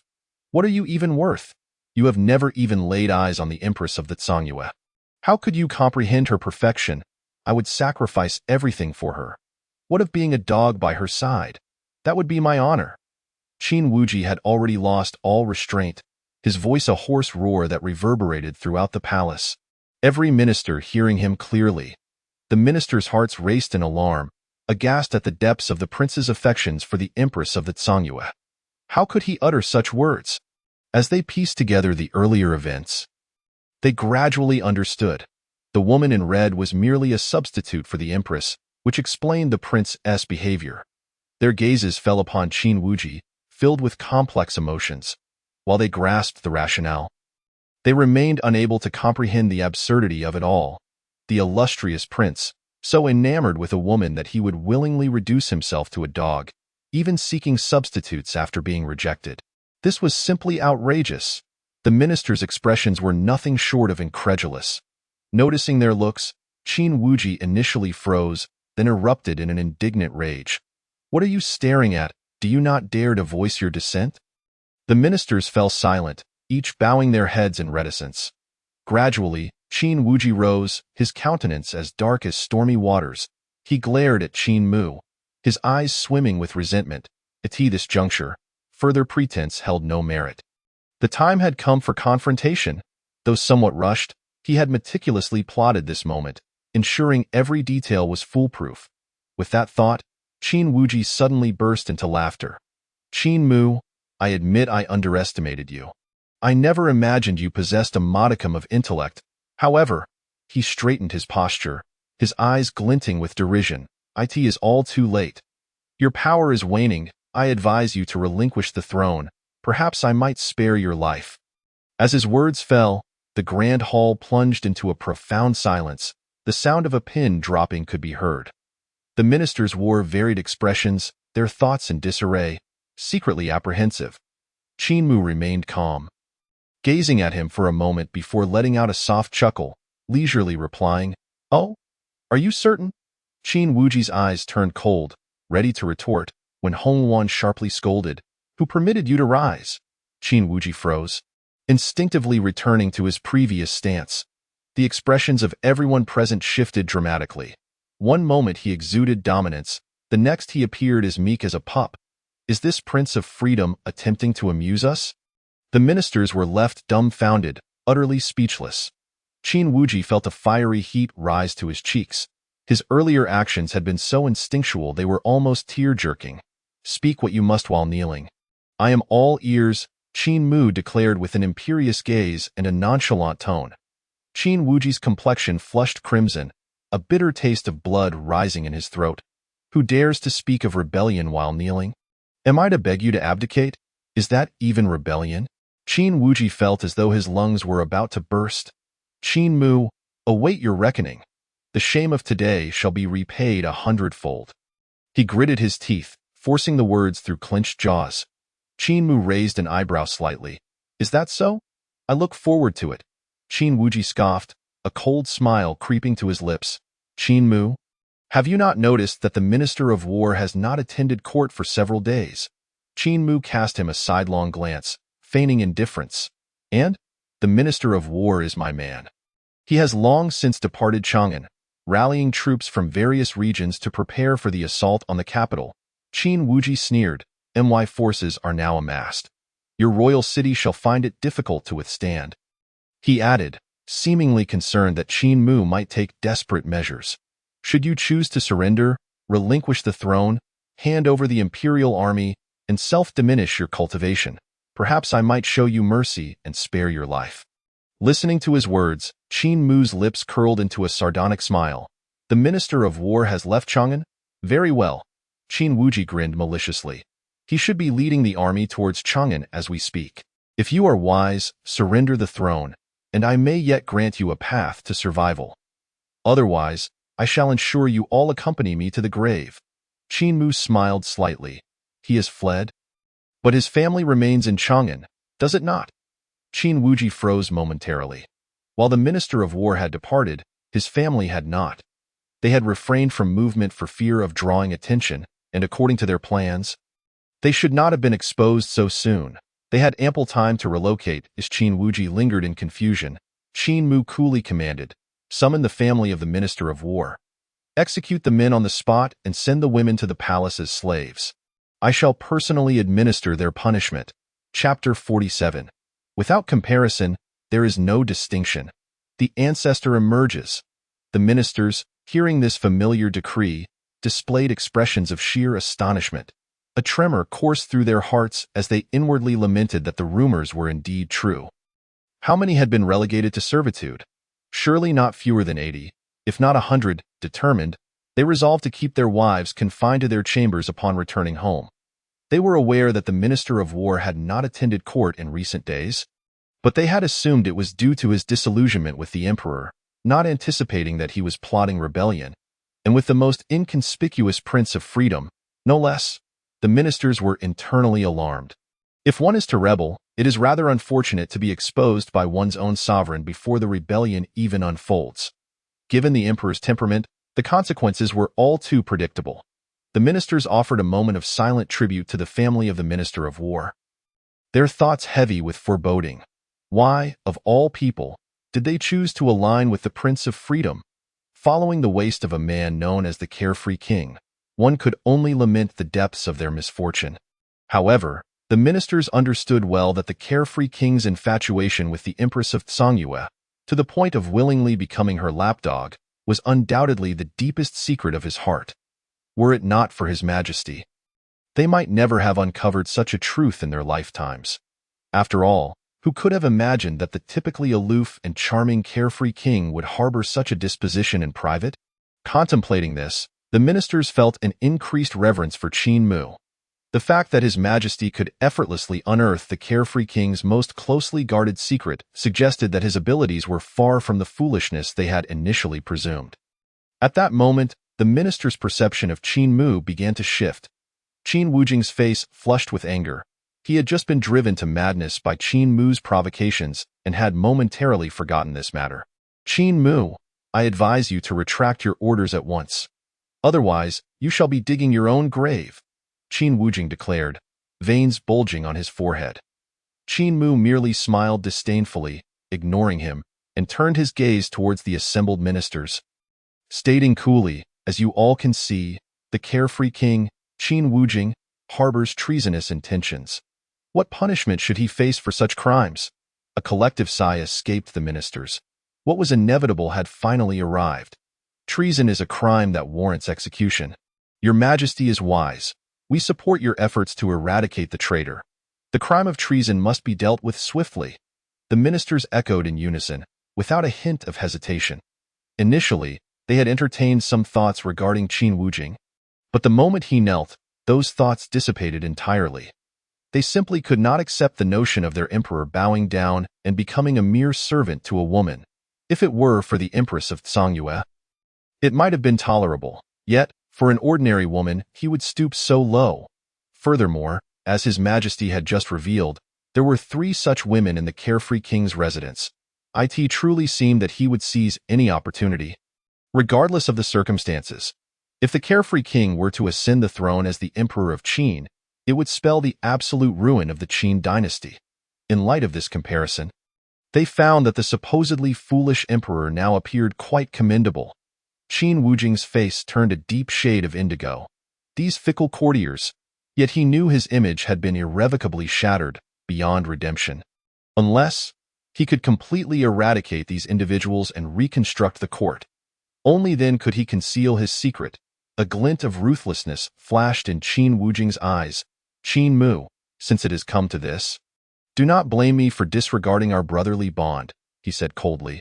Upon hearing this, Qin Mu could not help but laugh. Do you truly believe there exists such a bond between us? Qin Wujing snorted disdainfully, offering no reply. Instead, he flipped his palm and produced a luminous jade pendant, which he crushed with force in an instant. An overwhelming pressure descended from the heavens, akin to divine might, enveloping the entire Golden Luan Hall. The ministers' faces turned pale, trembling as if they were in an icy cavern. Then, a voice of authority echoed throughout the hall. Who dares disturb my tranquility? Upon hearing this voice, Qin Wujing's eyes gleamed with ecstasy. He quickly repositioned himself to face the hall's entrance, lamenting, I, your unworthy descendant, have disturbed the rest of our esteemed ancestor. Yet, the Qin faces peril on all sides, and the situation is dire, reaching a point of life and death. Meanwhile, Qin Mu, as the Emperor of Qin, shows no ambition, disregards the safety of the Qin, persecutes loyal ministers, and indulges in cruelty and debauchery. He is, indeed, a foolish ruler. I beseech our ancestor to eliminate this tyrant and restore peace to our realm. As Qin Wujing's words fell, the ministers were left in shock. Ancestor? The voice that had just spoken was indeed that of the revered ancestor of the Qin royal family. Those who could be referred to as ancestors resided in the royal tombs of Qin, and any ancestor capable of entering the tombs possessed a power at least on par with that of a saint. Some even reached the level of a saint-king or even a quasi-emperor. Such beings represented the last vestiges of the Qin's strength. Of course, while these entities were formidable, they would never act lightly. Their lives had waned, their vitality diminished, and they were left with but a breath to cling to. Every action they took was a drain on their lives. They typically remained in seclusion within the royal tombs, seeking breakthroughs or prolonging their existence, not only in Qin but across other factions. The ancestors followed this same pattern, rarely intervening in worldly matters unless the nation faced calamity. It was unexpected that Qin Wujing had managed to summon one of the ancestors. This moment. A tempest of emotions surged within the ministers. No wonder the carefree king had appeared so fearless. It turned out he had the support of an ancestor behind him. Qin Mu sat calmly on the throne, his expression serene, observing the unfolding events with an air of indifference. Qin Wujing continued to bow repeatedly, his demeanor pious, lamenting like a sage deeply troubled by the nation's plight, recounting the hardships and difficulties faced by the Qin. While condemning Qin Mu's various offenses, ancestor, Qin Mu is a wolf in sheep's clothing, ruthlessly bloodthirsty. If he is not removed, the foundations of the Qin, built over millennia, shall collapse. Ancestor, the Qin is in peril. I implore you to take action. Qin Wujing's rhetoric grew increasingly fervent, tears streaming down his face. Suddenly, an overwhelming pressure descended, making it difficult for everyone to breathe. In the next moment, an elder, with hair as white as snow and an ethereal presence, strode into the hall. Clad in flowing robes, he walked as if treading upon the void, resembling a celestial being descending to the mortal realm. With each step he took, the ministers felt a weight bearing down upon them, their bodies shaking violently, and several collapsed to the ground, prostrating themselves to welcome the elder's arrival. Chapter 48. Am I an unfilial descendant? Ancestor, your words come too early. As the elder came to a halt before the ministers, they all held their breath, their faces filled with astonishment. It was truly terrifying. Although they stood 100 meters apart, it felt as if they were facing the heavens, unable to bear the pressure. Is this the presence of a saint? Thud, thud. Every minister's knees buckled, and they fell to the ground in unison. Under such oppressive force, no one could harbor thoughts of resistance, and even Hong Luan knelt obediently, unable to move. Only Qin Mu remained seated upon the dragon throne, his countenance showing no sign of disturbance. I pay my respects to the grand ancestor. All the ministers intoned reverently as they prostrated themselves. This elder was none other than Qin Tian, the grand ancestor of the Qin royal family, Dian the Qin. Qin Tian was regarded as a deity. It was said that he was once a direct disciple of a certain emperor from ancient times, later following his master into battle, securing peace for humanity, and earning a formidable reputation. Had it not been for such accomplishments, the Qin would not enjoy its current prestige and status. However, even this grand ancestor could not withstand the passage of time. And after achieving the rank of a saint king, he could make no further progress. He was left to linger in the royal tombs, striving to minimize his lifespan's expenditure in hopes of future breakthroughs. When Qin Wujing saw Qin Tian finally make an appearance, a flicker of satisfaction crossed his gaze. This was his ultimate trump card, his greatest asset. Qin Mu, now that the ancestor has emerged, let us see what you can do against me. Qin Tian did not deign to glance at the ministers. Instead, he swept his gaze around the hall before fixing his eyes upon Qin Mu. Although I have been in seclusion for these years, I have heard of your actions. You are indeed reckless and incompetent, unfit to hold this position any longer. However, you bear the Qin surname and are a direct descendant of the Qin royal family. Thus, I shall spare your life if you can repent and willingly relinquish the throne, never to covet power again.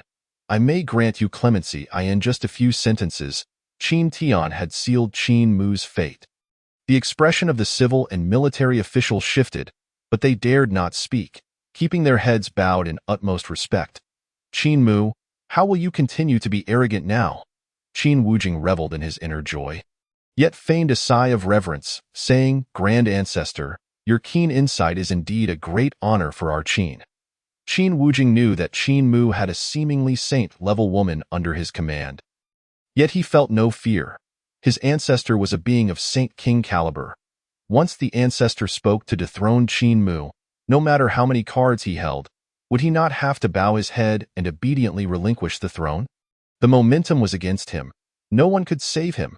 Qin Mu smiled faintly, his gaze calm, remaining silent and seated. He merely regarded Qin Tian with a placid expression, as if he were entirely unconcerned by the elder's presence. This scene caused Qin Tian's brow to furrow, anger flashing in his eyes. He had not anticipated that even with his appearance, the other party would maintain such an air of indifference, sitting steadfast as if unmoved by the world. This was a blatant disregard for him, the grand ancestor. To speak candidly, he had no intention of intervening in the affairs of the younger generation. However, Qin Wujia was the one he valued most among his disciples. His talent was unparalleled, and he held great promise of inheriting his legacy. Moreover, Qin Wujia was exceptionally filial, often seeking rare elixirs that could prolong life to present to him. Though the offerings were meager, they nonetheless reflected his heartfelt devotion. Qin Tian was exceedingly pleased with Qin Wujia, believing that he could lead the great Qin to reclaim its former glory. In stark contrast, Qin Mu was nothing but an unfilial descendant, exhibiting foolishness and tyranny. He not only executed ministers at will, but also usurped the wives and concubines of others, thereby tarnishing the dignity of the great Qin royal family.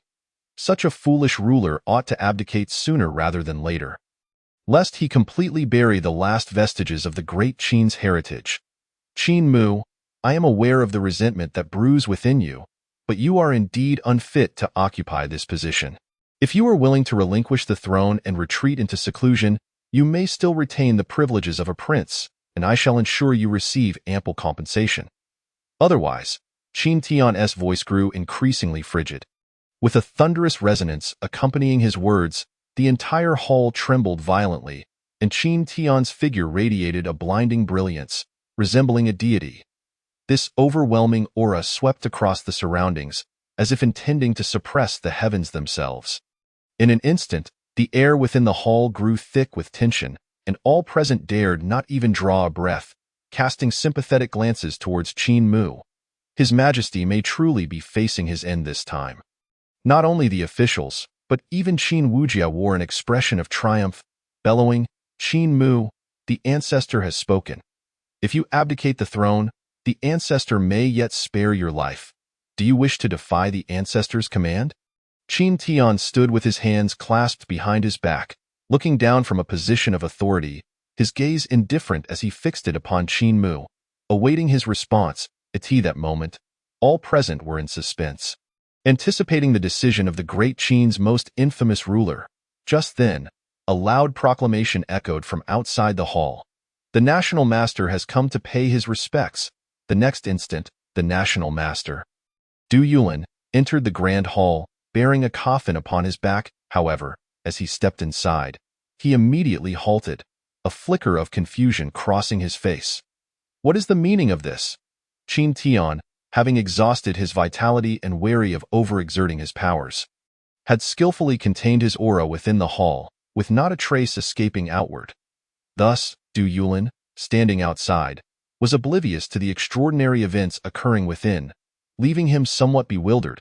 He had intended to bring the coffin to the court today, hoping to persuade His Majesty to seek a path for the Great Qin's survival.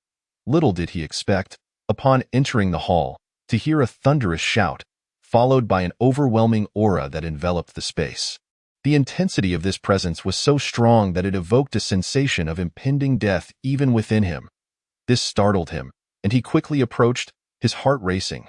But just one glance made him freeze in place. T2 Supreme Emperor? The elder before him was someone he recognized intimately, having often seen this legendary figure of the Great Qin during his earlier years of service. At you, Xiaodu. Qin Tian glanced sideways at Du Yulin, and upon noticing the coffin behind him, a flicker of emotion crossed his indifferent countenance, his tone laced with nostalgia. My descendants are lacking. You have worked hard these years. Du Yulin's eyes brimmed with tears as he quickly knelt down. Your Supreme Majesty speaks too highly of me. This is merely my duty as a loyal subject, not deserving of such praise. Without you, the Great Qin would not enjoy its present glory. You are our guardian spirit. Qin Tian sighed quietly. I have grown old. In the future, it will be up to you to safeguard the Great Qin. Du Yulin's heart sank further, tears streaming down his face. The other ministers witnessed this scene with deep emotion, reflecting on the harmonious relationship shared between sovereign and subject. However, at that moment, an ill-timed voice shattered the tender atmosphere. What do you mean, ancestor? Just call me Xiao Tian, the emperor declared nonchalantly, rising from the dragon throne with a languid demeanor. This abrupt scene left everyone present momentarily stunned. Many civil officials bore expressions of disbelief, momentarily at a loss for comprehension. Could it be that His Majesty was about to lose his mind again? He dared to confront the Supreme Ancestor? Ancestor, since Qin Mu is so obstinate, let us strip him of his powers and demote him to commoner status, confining him forever. It was Qin Wujia who spoke, reveling in Qin Mu's blatant disrespect towards the ancestor. He had previously feared that Qin Mu might suddenly come to his senses and repent, but now, witnessing Qin Mu's open defiance of the ancestor, he felt an immense sense of relief. This fellow Qin Mu was indeed as foolish as ever. Utterly oblivious to the gravity of the situation, he was courting death. Qin Tian turned his gaze back to Qin Mu, his eyes glinting with frost as he spoke in a low voice. Oh? Pray tell, how is it that my words are incorrect? His eyes narrowed, and within them, one could perceive the flicker of lightning, causing the very air to tremble, as if a god or demon had descended. Yet Qin Mu remained unfazed, offering a faint smile as he casually replied, Ancestor, you claim to be old, but I must disagree. He sauntered leisurely across the hall, descending the steps as he gazed into the void where Qin Tian stood. Qin Tian's brow furrowed, a surge of anger rising within him. What does this brat mean? Is he mocking me for living too long? Your Majesty, tread carefully, Du Yulin interjected hastily, fearful that Qin Mu might utter words of treason. Nevertheless, Qin Mu remained composed. He smiled slightly, surveying the assembly, and proclaimed loudly, I have labored diligently over the years, governing the Great Qin with unwavering dedication, never once faltering nor indulging in luxury. Each day, I rise early to practice and retire late to manage state affairs. I have consistently bathed and offered incense, honoring my ancestors and praying for the populace, pouring my heart and soul into the Great Qin. As Qin Mu's eloquent monologue unfolded, the hall fell into an eerie silence. Many ministers wore expressions of shame and embarrassment, mentally exclaiming that they had never encountered such unabashed audacity. Rising early, sleeping late. bathing and praying for the populace? In truth, he indulged in debauchery daily, reveling in pleasures and neglecting state matters, living in a constant state of revelry. To label him the most infamous ruler in history would be a disservice to that title. Qin Wujia's lips twitched, his eyelids fluttering, veins throbbing on his forehead. He had endured for far too long. If this continued, he would surely explode. Yet Qin Mu seemed oblivious to the expressions of those around him. Continuing, however, despite my late nights, I often find myself pondering the ancestor's condition. After all, the ancestor is the guardian spirit of the great Qin. Though not as robust as in his heyday, how could I bear to see his lifespan diminish day by day? Hearing this, Qin Tian's eyelids twitched violently. The ministers present could not help but grumble internally. Surely, the majority of your activities revolve around indulging with women. Thus, Qin Mu sighed deeply, continuing with a somber tone. Over these years, I have actively dispatched the Dark Divine Guards to explore various secret realms and perilous locations, seeking rare medicinal herbs and elixirs to extend the ancestor's life. Yet, the availability of such life-prolonging herbs is exceedingly rare, resulting in little progress over the years, leaving me unable to face the ancestor. As he paced, Qin Mu lamented, his eyes brimming with sorrow and guilt. I even regret that in my efforts to govern the great Qin, I have delayed the search for a panacea to grant the ancestor eternal life. Tears glistened in his eyes as he surveyed the room. Suddenly, his voice grew fervent. But fortunately, the heavens do not forsake the earnest. Perhaps my filial piety has moved the heavens, and at last, I have discovered a miraculous herb, one that can grant the ancestor a chance to live anew. With a resounding boom, Qin Mu's impassioned declaration echoed throughout the grand hall, plunging the room into a peculiar silence. Qin Tian, Qin Wujia, Du Yulin, and the other ministers all widened their eyes and dropped their jaws, revealing expressions of astonishment. The only thought reverberating in their minds was, live anew? They could scarcely believe their ears. Your Majesty, are you certain? Is this truly the case? The Supreme Ancestor can indeed live again. Almost simultaneously, all the ministers stood up, their expressions filled with incredulity. Everyone understood that if the Supreme Ancestor were to return once more, the great Qin would undoubtedly face a new tempest. One could even envision the entire landscape of the Tianlan domain undergoing a profound transformation. Qin Tian's eyelids twitched violently, his heart pounding. His final aspiration in this life was to witness the world from a higher vantage point. Yet, the issue of his waning lifespan had long haunted him, preventing him from overcoming that hurdle. Upon hearing these words, Qin Tian's emotions surged uncontrollably. In an instant, myriad thoughts flashed through his mind. Yet, being a seasoned veteran, he quickly regained his composure, though a sense of wariness began to well up within him. This Qin Mu fellow, could it be that he is attempting to deceive me? Qin Tian's gaze flickered slightly as he coldly fixed his eyes on Qin Mu.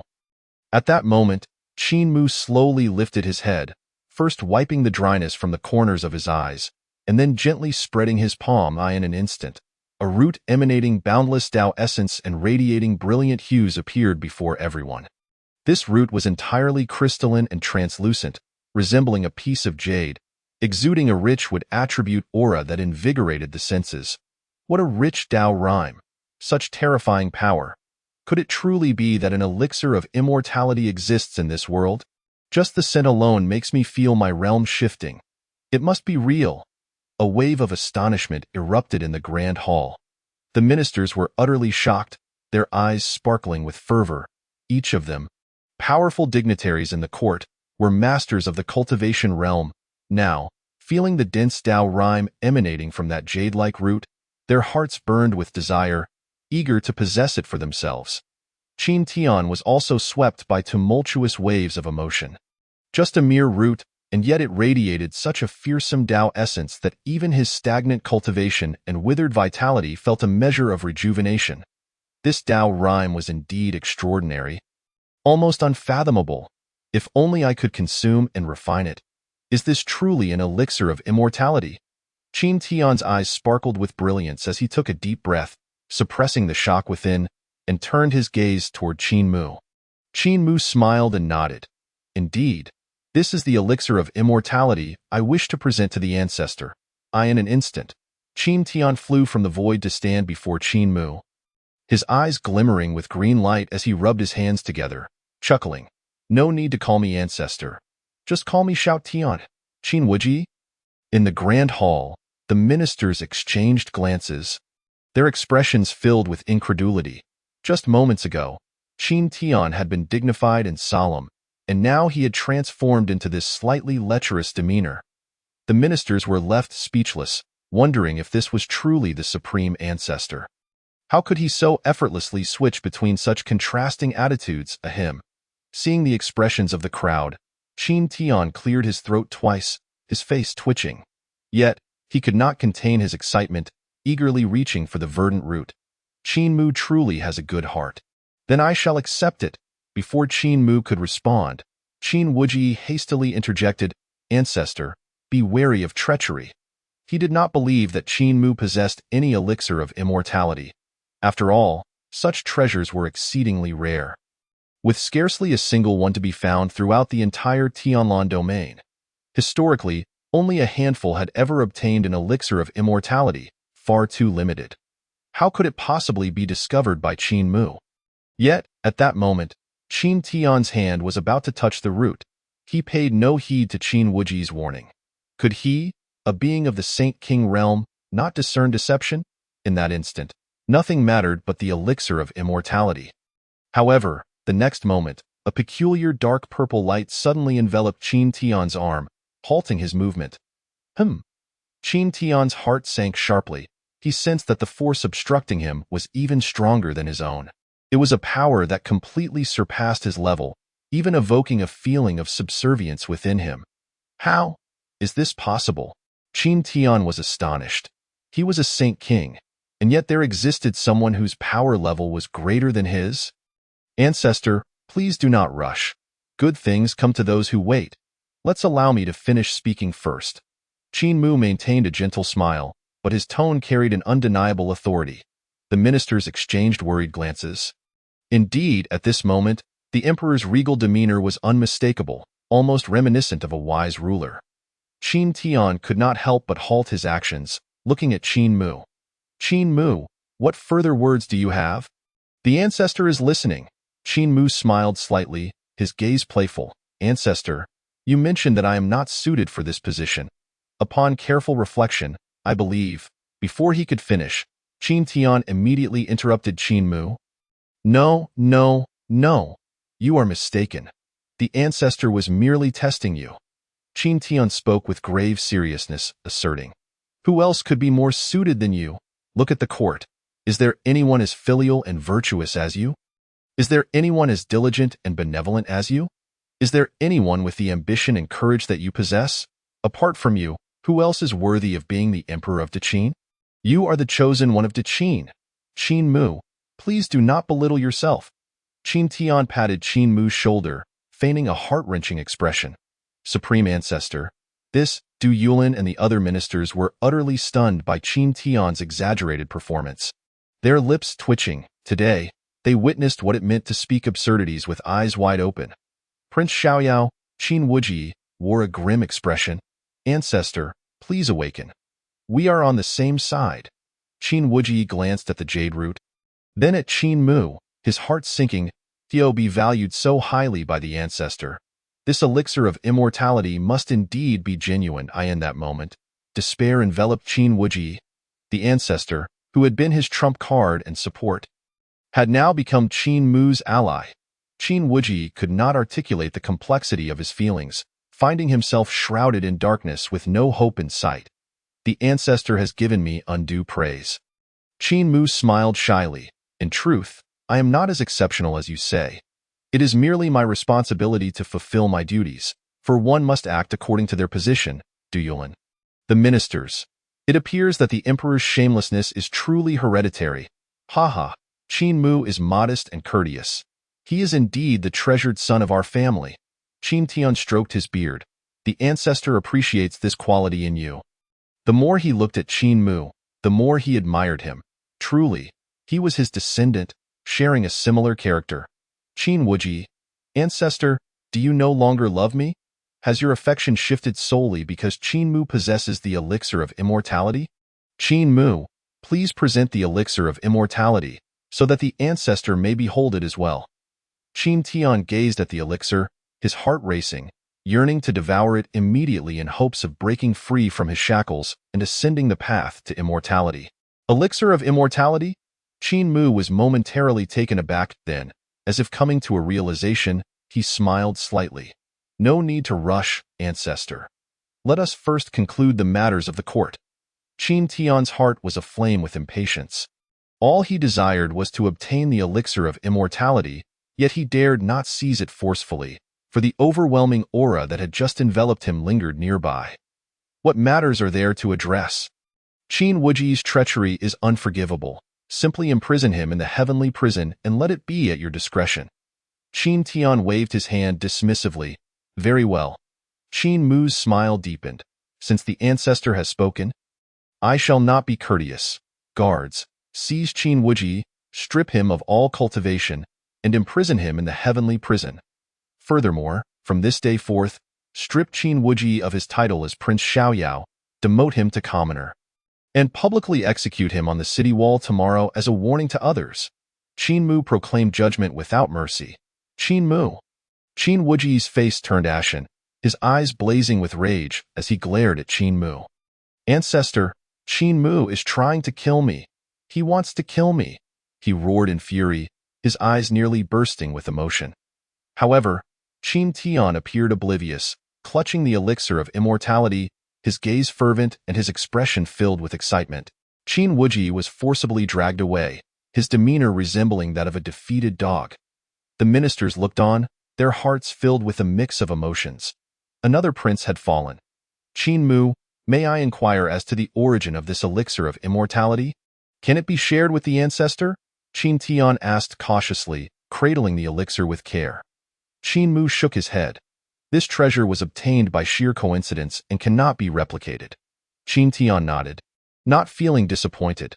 After all, elixirs of immortality were incredibly rare, and acquiring even one was a tremendous fortune, so he dared not hope for more.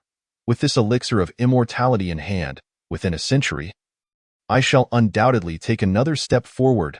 Qin Tian murmured to himself, his gaze ablaze with ambition. He felt confident in himself. Although his lifespan was nearly exhausted, with the elixir of immortality, he had a chance to live anew. At that time, he would surely take another step forward. Qin Mu smiled brightly. Then I shall preemptively wish the ancestor to attain the Tao and achieve the realm of the great emperor. Upon hearing this, Qin Tian's eyes sparkled with excitement. Good, good, good. Ha ha ha, splendid. Qin Mu. He laughed heartily, his joy unrestrained. Qin Mu's words resonated deeply within him. Unable to contain his inner urgency any longer, he left behind a jade pendant for Qin Mu and instantly vanished from the grand hall. Farewell to the Supreme Emperor. After Qin Tian departed, the courtiers knelt in reverence, their rhythmic kowtows echoing throughout the hall. Once Qin Tian was gone, Qin Mu resumed his seat upon the dragon throne. His smile gradually fading, his gaze inscrutable. In truth, the elixir of immortality was merely a root from the ancient tea tree of enlightenment, and the aura Qin Tian sensed emanated from the emperor's weapon, the devouring demon jar. With just these two artifacts, he effortlessly neutralized Qin Wuji's strongest trump card. Qin Mu chuckled coldly within, thinking, what level are you at, to dare challenge me? He then glanced at the national master, Du Yulin, who still bore the coffin on his back, and teased, National Master, at your age, isn't it exhausting to carry a coffin? Chapter 51. Has His Majesty developed a taste for exotic beauties? Du Yulin's face flushed crimson, hastily placing the coffin down. Your Majesty jests, he stammered. His appearance at court was indeed rather undignified, yet he had no choice. He did it out of counsel. Little did he expect to witness such a scene. From the boisterous roar of the carefree king to the supreme emperor's change in demeanor, culminating in the carefree king being dragged away like a dead dog. The myriad twists and turns left him utterly astonished, rendering him momentarily dazed. The emperor had truly transformed, becoming more enigmatic and exhibiting formidable methods. He could stand his ground against the sage king ancestor, Turning the tide, it appeared that His Majesty was no longer as foolish as before. This marked a promising beginning. Coupled with the Supreme Emperor's resurrection within a century, there was a strong possibility that Deqin would rise to its former glory once again.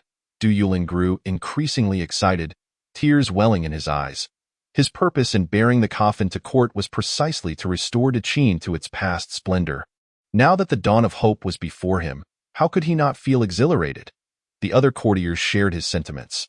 Although Deqin faced two formidable external foes, the Songyue dynasty and the Qinyuan dynasty, along with internal insurrection from the northern borders, the situation was perilous and surrounded by enemies. They believed that as long as Deqin united in purpose and the emperor no longer acted foolishly, there remained hope. In that moment, the confidence of all the ministers reignited. Qin Tian's appearance and the elixir of immortality undoubtedly served as a powerful tonic for them. They believed that if the emperor refrained from his previous foolishness, they could assist him in restoring Deqin's glory.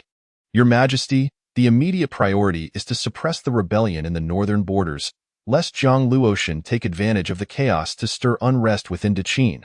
One minister stepped forward, clasping his hands in reverence. As soon as the words left his lips, the other ministers chimed in. I concur, especially to prevent an alliance between the northern borders and the Songyue dynasty. If they join forces, Deqin may find itself in an even more dire predicament. I second that. The rebellion in the northern borders is of utmost importance and must not be taken lightly. Your Majesty, please issue a decree to quell the insurrection, suppress the northern borders, capture Zhang Luotian, and pacify the various factions to stabilize the military morale. I concur. I concur. The remaining ministers stood up in unison. The rebellion of Zhang Luotian in the northern borders was a matter of great complexity. Any misstep could lead to disaster. Without a proper response, Deqin could easily descend into chaos. At this moment, the ministers harbored no other thoughts. They only wished to assist the emperor in extricating Deqin from its plight. After all, with the prince on the verge of death, and Qin Tian's attitude towards Qinmu, their only loyalty could lie with Qinmu now. Moreover, following several rounds of bloodshed in the court, the voices of dissent against Qinmu had significantly diminished. Even those that remained were negligible. The few remaining ministers had selectively forgotten Qinmu's past foolish actions. Furthermore, since the events had already transpired, dwelling on them was futile. It was far more prudent to consider how to extricate Deqin from its predicament with minimal cost. As for the tragic and heroic demise of the King of the North, at this moment, he was merely the father of a traitor, and they held only an adversarial relationship with him. Such is the nature of stance. Zhang Luotian may brandish the banner of righteousness, but we can just as easily label him a traitor and rebel. As for the final outcome, it would depend on whose strength prevailed. History is always pinned by the victors. The ministers expressed their opinions fervently, gazing at Qinmu with great fervor. For them, Deqin was both a crisis and an opportunity. With so many ministers perishing in court, the vacant positions offered them hope. Surely, if they could achieve merit, promotions would be a matter of course. However, while the ministers were animated, Qinmu lounged lazily on the dragon throne, casually remarking, "A mere Zhang Luotian. There is no need for you all to be so concerned. I have a matter of greater urgency." The ministers were momentarily taken aback. Could there be something more pressing than the rebellion in the northern borders? Your Majesty, are you perhaps worried about the alliance between the Songyue dynasty and the Qinyuan dynasty? One minister cautiously inquired. Qinmu shook his head and sighed softly. It is even more serious than that. Upon hearing this, the hearts of all the ministers tightened. More serious than that? Did Deqin have an even stronger enemy to contend with? They stared at Qinmu, anxiety etched on their faces. Qinmu sighed again. My harem has grown rather sparse of late. I urgently require a batch of concubines to fill this proclamation. The hall fell into a profound silence. Qinmu paused momentarily before adding, moreover, I have grown weary of facing the female relatives of those guilty ministers in the Yeting Palace. It would be ideal to have some exotic beauties grace the harem. The ministers, Du Yulin. They realized they had been mistaken, and in a most ludicrous manner. This was clearly still the same foolish emperor, unchanged in the slightest. No. Wait, there was a change. Your Majesty, what are you saying? You? You wish to add concubines? The ministers stared blankly at Qin Mu, bewildered. Qin Mu regarded their strange expressions, raising an eyebrow. What? Is there an issue? No, none at all. The ministers hastily shook their heads. Qin Mu surveyed them. If that is the case, then prepare accordingly. You have 3 days to travel to various places and select suitable candidates. 3 days hence, I expect to see them enter the palace. With that, Qin Mu flicked his sleeve and departed, leaving the court officials in stunned silence, speechless. As night fell, the stars twinkled, and the silvery moonlight bathed the earth, casting a veil of silver over the inky night sky, in the Tsangyue dynasty, within the palace. In the imperial garden, a woman clad in red sat quietly by the lake, gazing serenely at the luminous full moon above, her expression tranquil and undisturbed. Your Majesty, what are you pondering? At that moment, a melodious voice broke the silence as a girl in a blue dress approached gracefully. This blue-dressed maiden was strikingly delicate, her skin as fair as snow, her makeup exquisite, clad in resplendent brocade, with flowing long hair dancing in the evening breeze. She stepped lightly to the side of the red-clad woman, concern evident in her gaze. This blue-dressed maiden was none other than the Tsangyue princess, Jie Qianxue, who had escaped from the Qin dynasty in that moment. She radiated elegance and ethereality, a stark contrast to her previous disheveled appearance in the Yeding Palace. Yet, unbeknownst to anyone, an extraordinarily peculiar butterfly pattern was etched upon Jie Qianxue's abdomen, incongruous with her current pristine demeanor. As if a spirit from the abyss was dragging her down into darkness. Please bestow some free gifts, brothers. The data is dismal, and I might have to resort to drinking the northwest wind. Oh, Chapter 52. With everything lost, the Minister of War is still on his way. Upon hearing Jie Qianxue's words, Jie Hongyi remained silent, continuing to gaze at the full moon in the night sky. Unmoving, noticing this, Jie Qianxue's concern deepened, and she continued, Your Majesty. Before she could finish her sentence, Jie Hongyi replied softly, Did you bring wine? Jie Qianxue nodded vigorously, I did.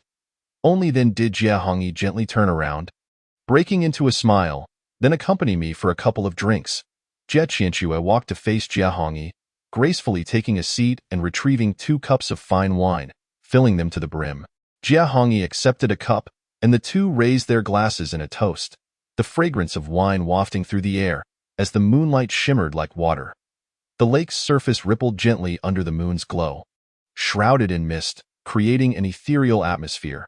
After downing her drink, Jie Hongyi gazed at her cup and suddenly asked, Do you know why I admire the moon?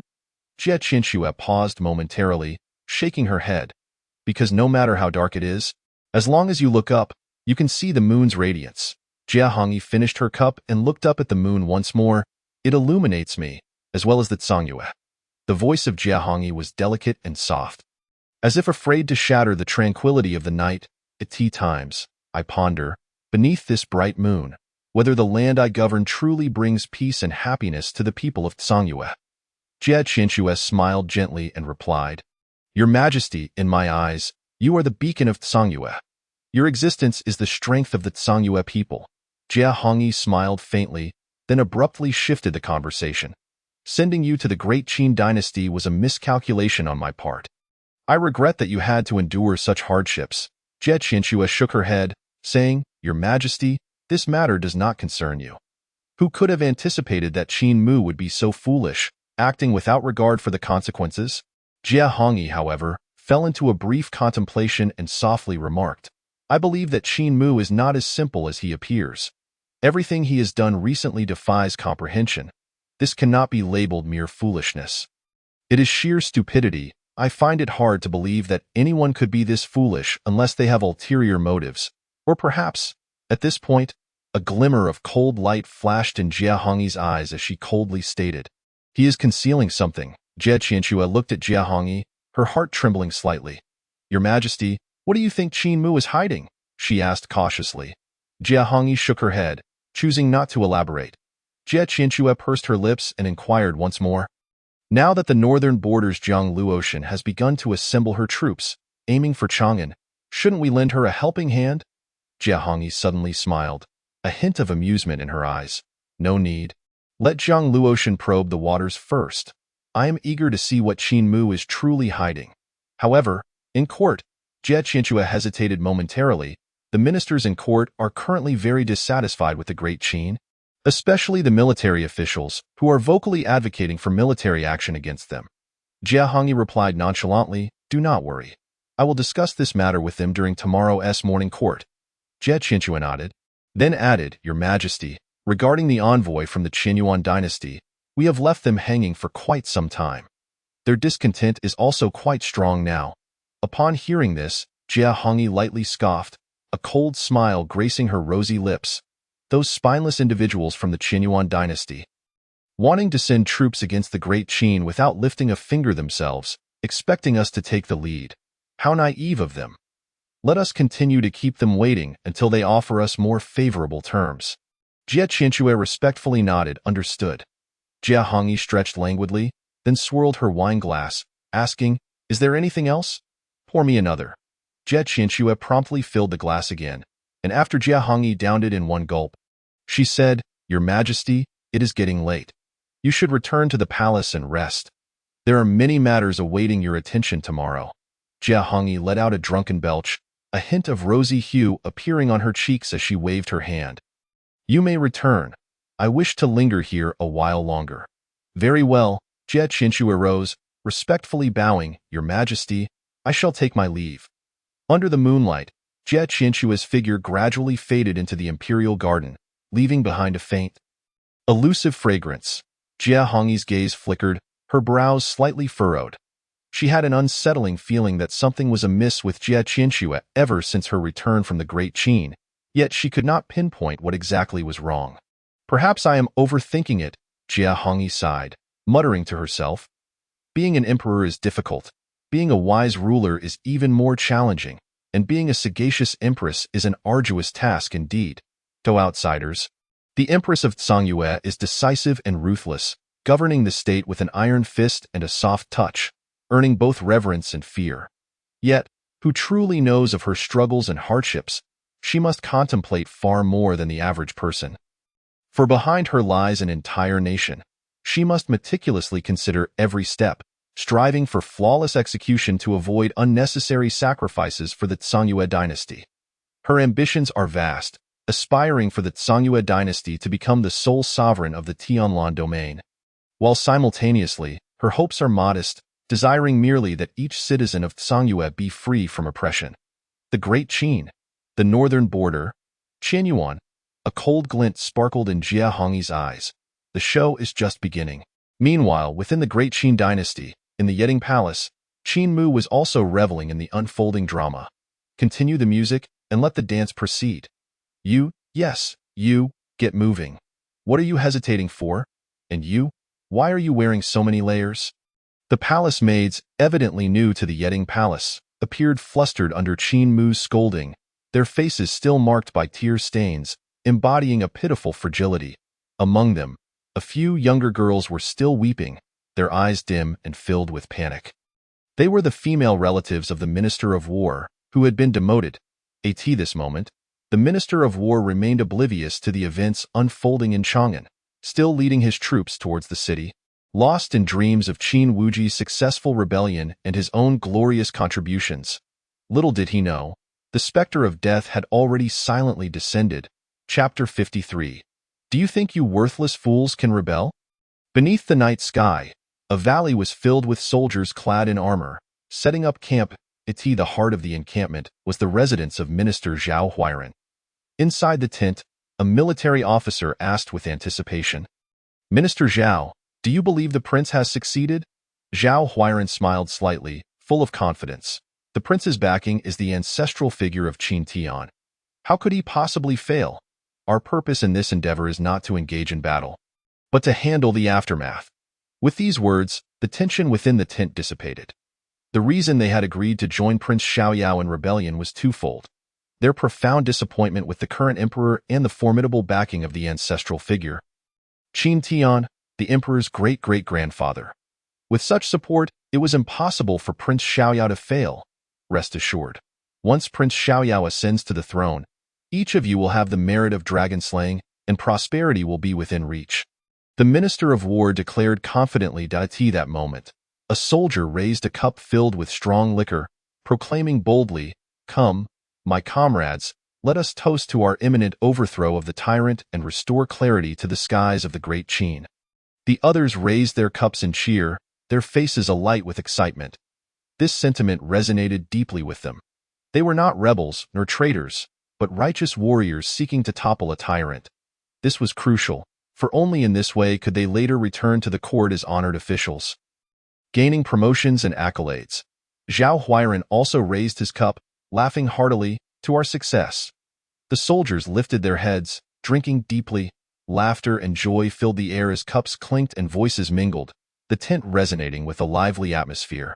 However, unbeknownst to them, an unfathomable darkness suddenly enveloped the tent, as if countless unseen eyes were fixated on their revelry. A chilling wind swept through, producing a spine-tingling hiss.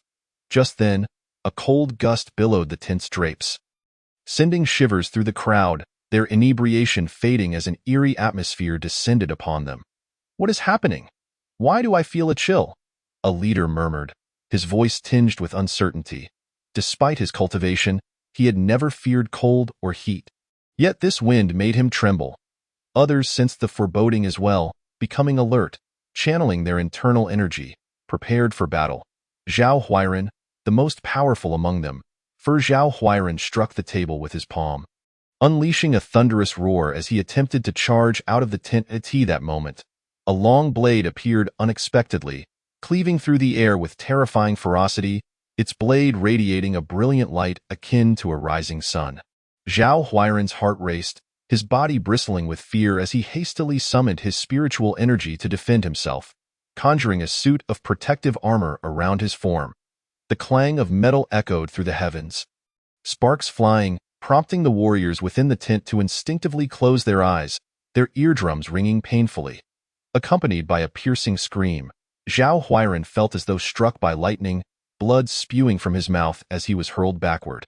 The sturdy tent collapsed under the force, and Zhao Huairan crashed to the ground, bloodied and breathless. Zhao Shangshu, witnessing this scene, the remaining warriors were left in a state of shock, unable to fathom that someone as formidable as the Minister of War could not withstand even a single strike from the Dark Divine Guard. At this moment, a detached voice echoed, "With such worthless beings, do you dare to rebel?"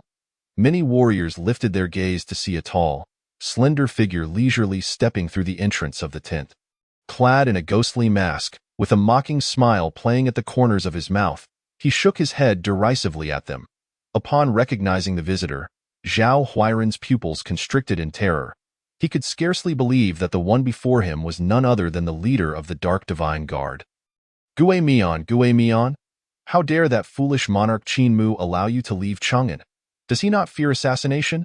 Zhao Huairan stammered, his voice trembling with fear. "At this hour, chaos should have reigned in Chang'an. How could that foolish monarch permit the leader of the Dark Divine Guard to emerge and slay them instead of ensuring his own safety? Did he not fear for his life? Or perhaps, the situation in Chang'an had drastically changed. As this thought crossed his mind, Zhao Huairan turned pale, his heart plummeting into despair. Gui Mian, known as Li Han's Han, never revealed his true visage while operating in the shadows. Like a ghost lurking in the dark, instilling terror in all who heard his name, he regarded Zhao Huairan with a cold gaze, his eyes gleaming with a profound murderous intent. "Bold traitor!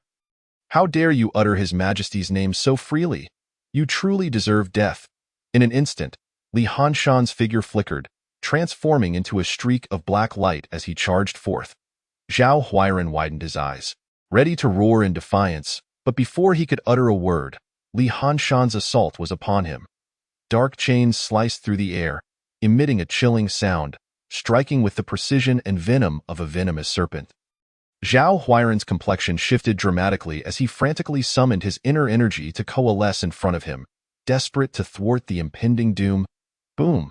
In the next moment, the chains crashed against Zhao Huairan's spiritual barrier, producing a deafening sound of impact. The barrier shattered like glass, and the chains pierced straight through Zhao Huairan's body. With a cry of anguish, he looked down to see a black chain embedded in his chest. Crimson blood gushing forth, Li Han's Han waved his hand again, and another black chain whipped out like a dragon, coiling around Zhao Huairan's neck and lifting him into the air. His eyes gleamed with coldness. A smirk gracing his lips as he rasped, "Traitor Zhao Huairan, His Majesty commands the execution of all male members of the Zhao family, while the females are to be sent to the imperial palace. Congratulations, you are the last to face judgment." Hearing Li Hanshan's voice, Zhao Huairan froze, his face ashen, trembling as he inquired, "What of Prince Xiaoyao? Where is he?" Li Hanshan let out a cold laugh. "The traitor Qin Wujing has long since been executed. The might of His Majesty is beyond your comprehension." With that, he tightened the chains, and a sharp crack echoed through the air. Zhao Huairan's eyes widened in despair, filled with boundless regret and unwillingness. His arms fell limply, blood pouring forth as his life force rapidly faded. Witnessing this, all present fell into a stupor, staring blankly at Zhao Huairan's pale visage, rendered speechless for an eternity. After a brief silence, the remaining warriors knelt in unison, pleading fervently for mercy. At this moment, regret was the only sentiment that filled their hearts. Yet, it was evidently too late. Li Hanshan snorted coldly, forming his fingers into a blade. He slashed through the air toward the crowd. Swish! A long black blade of energy surged forth, instantly claiming the lives of dozens of warriors, blood spilling onto the ground, staining the entire tent crimson. Li Hanshan surveyed the scene, his tone devoid of emotion. "Gentlemen, having chosen the path of treachery, you must be prepared for the annihilation of your entire clan." His voice was calm, yet it carried an icy resolve. "Kill them all without exception." With his command issued, hundreds of black-clad figures emerged from the shadows of the tent, resembling demons crawling up from the depths of hell, wielding dark chains like the scythes of death. They commenced the slaughter of any surviving warriors. The air was filled with heartrending wails, dismembered limbs scattered across the ground, corpses lying in heaps, blood soaked the earth, the acrid scent of iron thick enough to be almost tangible. The following day, news of the conspiracy involving Prince Xiaoyao and the Minister of War reverberated throughout Chang'an. Simultaneously, reports emerged of Qin Mu's audacious recruitment of exotic beauties for the imperial harem, stirring the already tumultuous public discourse into a frenzy. "Have you heard? Prince Xiaoyao actually colluded with the Minister of War to plot rebellion, only to fail in the end." Alas, Prince Xiaoyao was indeed a remarkable figure. It was unexpected that he would meet such a fate. Indeed, in just a few days, our great Qin has lost 2 princes. If this continues, it seems we shall fall before the Songyue Empire even arrives. Ha! Our esteemed emperor does not seem to share that sentiment. He continues to recruit concubines for the palace. Shu, lower your voice. I live near the Minister of War's residence. You should have seen the blood flowing out into the streets. Discussions erupted throughout Chang'an, with every corner buzzing about the events of the previous day. Some expressed sorrow, while others seethed with indignation. Meanwhile, Qin Mu, the orchestrator of it all, leisurely indulged in grapes and rice bowls within the palace. Ding! System detected the host's audacity in recruiting concubines amid the turmoil in Great Qin, awarding the title of Foolish Monarch and the skill Transformation into Freedom. Transformation into Freedom, an unparalleled secret art, deemed the pinnacle of the celestial path, capable of transforming all things, achieving ultimate freedom, and transcending time and space, uniting the mightiest beings of all eras. Upon reaching the highest realm, one could cause the heavens to collapse and the earth to tremble, achieving immortality and oneness with all existence. Qin Mu's spirit surged with energy, abandoning his meal to delve into the comprehension of this newfound power. 3 days later, within the imperial court, ministers filed into the grand hall, their faces etched with fatigue. For the past 3 days, they had tirelessly traversed the vast lands of Great Qin, seeking out exotic beauties. Despite encountering numerous dangers, they had successfully completed their task. Before long, Qin Mu's figure appeared within the hall. As the ministers prepared to kneel, they were suddenly struck with a sense of foreboding. His Majesty's aura, the air around him, seemed to have grown exponentially stronger. His every gesture exuding an overwhelming majesty, akin to a sovereign ruling over all realms, instilling terror in their hearts. In that fleeting moment, a profound sense of reverence surged within them. Yet, the next instant, The sensation dissipated, as if it had merely been an illusion. "Your Majesty," the ministers prostrated on the ground, their voices filled with genuine respect. Qin Mu ascended the dragon throne, gazing down upon the ministers with an indifferent expression. After surveying the room, he inquired, 3 days have passed. Have you completed the task? Throughout these 3 days, Qin Mu had dined daily on delectable rice bowls, growing weary of the same flavors and yearning for a change of palate. "Your Majesty, I am honored to report that I have not failed in my duty. A total of 5,000 exotic beauties have been gathered and presented to the capital." Wang Xing, the Minister of Revenue, who was portly and boisterous, stepped forward to report, his tone respectful. His influential status and immense wealth allowed him to present 5,000 beauties, leaving the other ministers in the hall utterly astounded. Is it truly possible to gather so many in just 3 days? This is simply preposterous. It is important to note that each of them could find only 1 or 2 candidates at most. This is already the limit. After all, the number of exotic beauties that meet your Majesty's requirements is quite scarce, and currently, the Great Qin is in turmoil, with chaos and clamor echoing everywhere. They dare not act ostentatiously, fearing ambushes from adversarial forces such as Zhang Luoshan or the Songyue dynasty. Some ministers have not even stepped outside their doors, preparing to offer the women of their own families instead. Wang Xing stood in the court with an air of pride. For this mission, he had nearly exhausted all his connections and resources, spending countless spiritual stones and treasures, all in pursuit of flawlessly completing the task. Now, he could already foresee the delight on His Majesty's dragon countenance. As expected, Qin Mu nodded in satisfaction, praising, "Wang Aiqing, you truly are the pillar of our Great Qin, loyal and devoted, tirelessly serving our nation. You shall be rewarded." Wang Xing's ascension to the position of Minister of Revenue was not without reason. His ability to curry favor far surpassed that of other ministers. What a remarkable feat! Indeed, to be rewarded. Qin Mu was in high spirits. Upon hearing these words, Wang Xing felt a surge of excitement and quickly replied, "It is my duty to serve your Majesty. I dare not claim credit. Your Majesty toils day and night for the Great Qin, enduring immense hardships.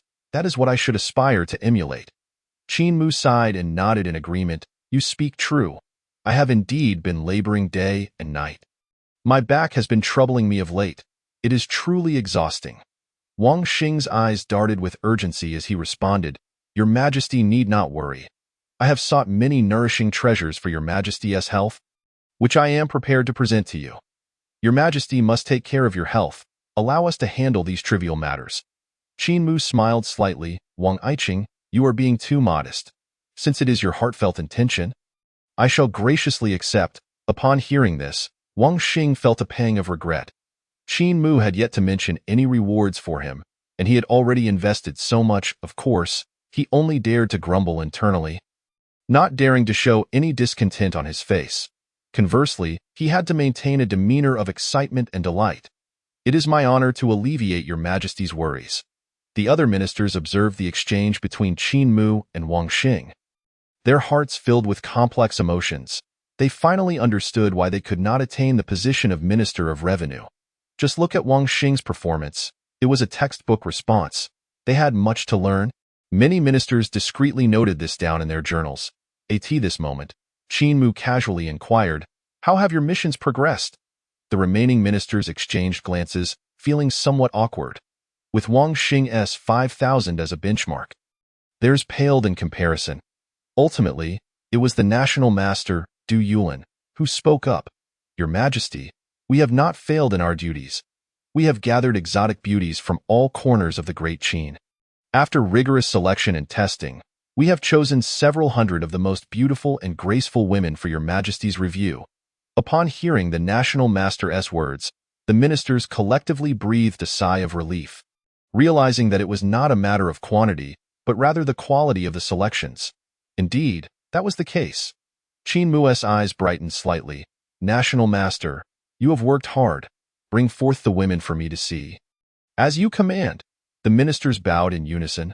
Moments later, a group of enchanting young women was presented in the court before Qin Mu. "Your Majesty, this young lady was found by me in the city of Liashaking in the southern frontier. Her name is Mu Yi. a beauty of unparalleled grace, the finest dancer from the southern lands. One minister pointed to a girl with a captivating figure, skin as smooth as jade, delicate features, and a charmingly petite stature. The girl appeared to be around 18 or 19 years old, draped in sheer fabric, her skin fair and radiant, her figure slender and alluring, resembling a celestial being descended from the heavens. Very well. Indeed, Qin Mu replied, surveying her. Let her perform a dance. Yes. The girl responded softly, gracefully stepping into the hall and beginning to dance. Her slender waist and long, straight legs moved effortlessly, her figure flowing like a fairy gliding upon the waves, captivating all who beheld her. Her exquisite beauty, with skin tender and rosy, and sparkling eyes, evoked a sense of irresistible allure that drew one in. Moreover, as she danced, a unique fragrance wafted through the air, intoxicating and enchanting all present. Excellent performance. Truly, she is the finest dancer from the southern lands, Qin Mu expressed with satisfaction. Thank you for your majesty's kind words, the girl replied shyly, her cheeks flushing. The introducing minister also beamed with joy, hastily praising, Your Majesty possesses a discerning eye, able to recognize such extraordinary talent. Truly, Your Majesty is a connoisseur of beauty. As the time passed, each minister took turns presenting their collected exotic beauties to Qin Mu. Your Majesty, this one is named Ziyuner. She possesses a trace of demon blood. Although not pure, her lineage is quite refined, a rare phoenix bloodline. Yuner. Your Majesty, this lady is a mermaid from the shores of the Blue Sea. With each introduction, a succession of beautiful exotic women appeared before the court for Qin Mu's inspection. These enchanting maidens, each possessing slender and graceful figures, exquisite features, adorned in various garments, exuded an alluring charm that captivated all. In an instant, the court was filled with melodious songs and resonant laughter, echoing with enchanting sounds. Each was a beauty capable of bewitching a nation and bringing calamity upon the realm. Even Wang Xing, the Minister of Revenue, had to concede that, while he may have had more candidates, the quality of these women surpassed his own. Not bad, Qin Mu remarked, clearly pleased. These ministers had indeed delivered, managing to gather nearly 100 exotic beauties, along with 16 exceptionally stunning and gifted ones. As Qin Mu gazed upon these women, he felt a twinge of longing. If only a system for prosperity were to arrive at this moment, it would be perfect. Just then, a girl with a particularly unique aura suddenly captured Qin Mu's attention. Today, we have an explosive update. There will be 3 to 4 more chapters tonight. The data is rather poor, and as of now, there have been no ratings. I humbly request the esteemed readers to support the author with some free gifts. If you have time, please help promote the book to those who are in need. Love you all. Chapter 56. What game is this? A strategy of temptation. This is a girl who appears exceptionally aloof. She wears a flowing aquamarine gown, her skin as white as snow, her features exquisitely cold, as if sculpted from mutton fat jade, breathtakingly beautiful. Moreover, her stature is slightly shorter than the other women, rendering her inconspicuous amid the competition of beauties. Thus, Qin Mu did not notice her immediately. Yet, it is precisely this uniqueness that sets her apart.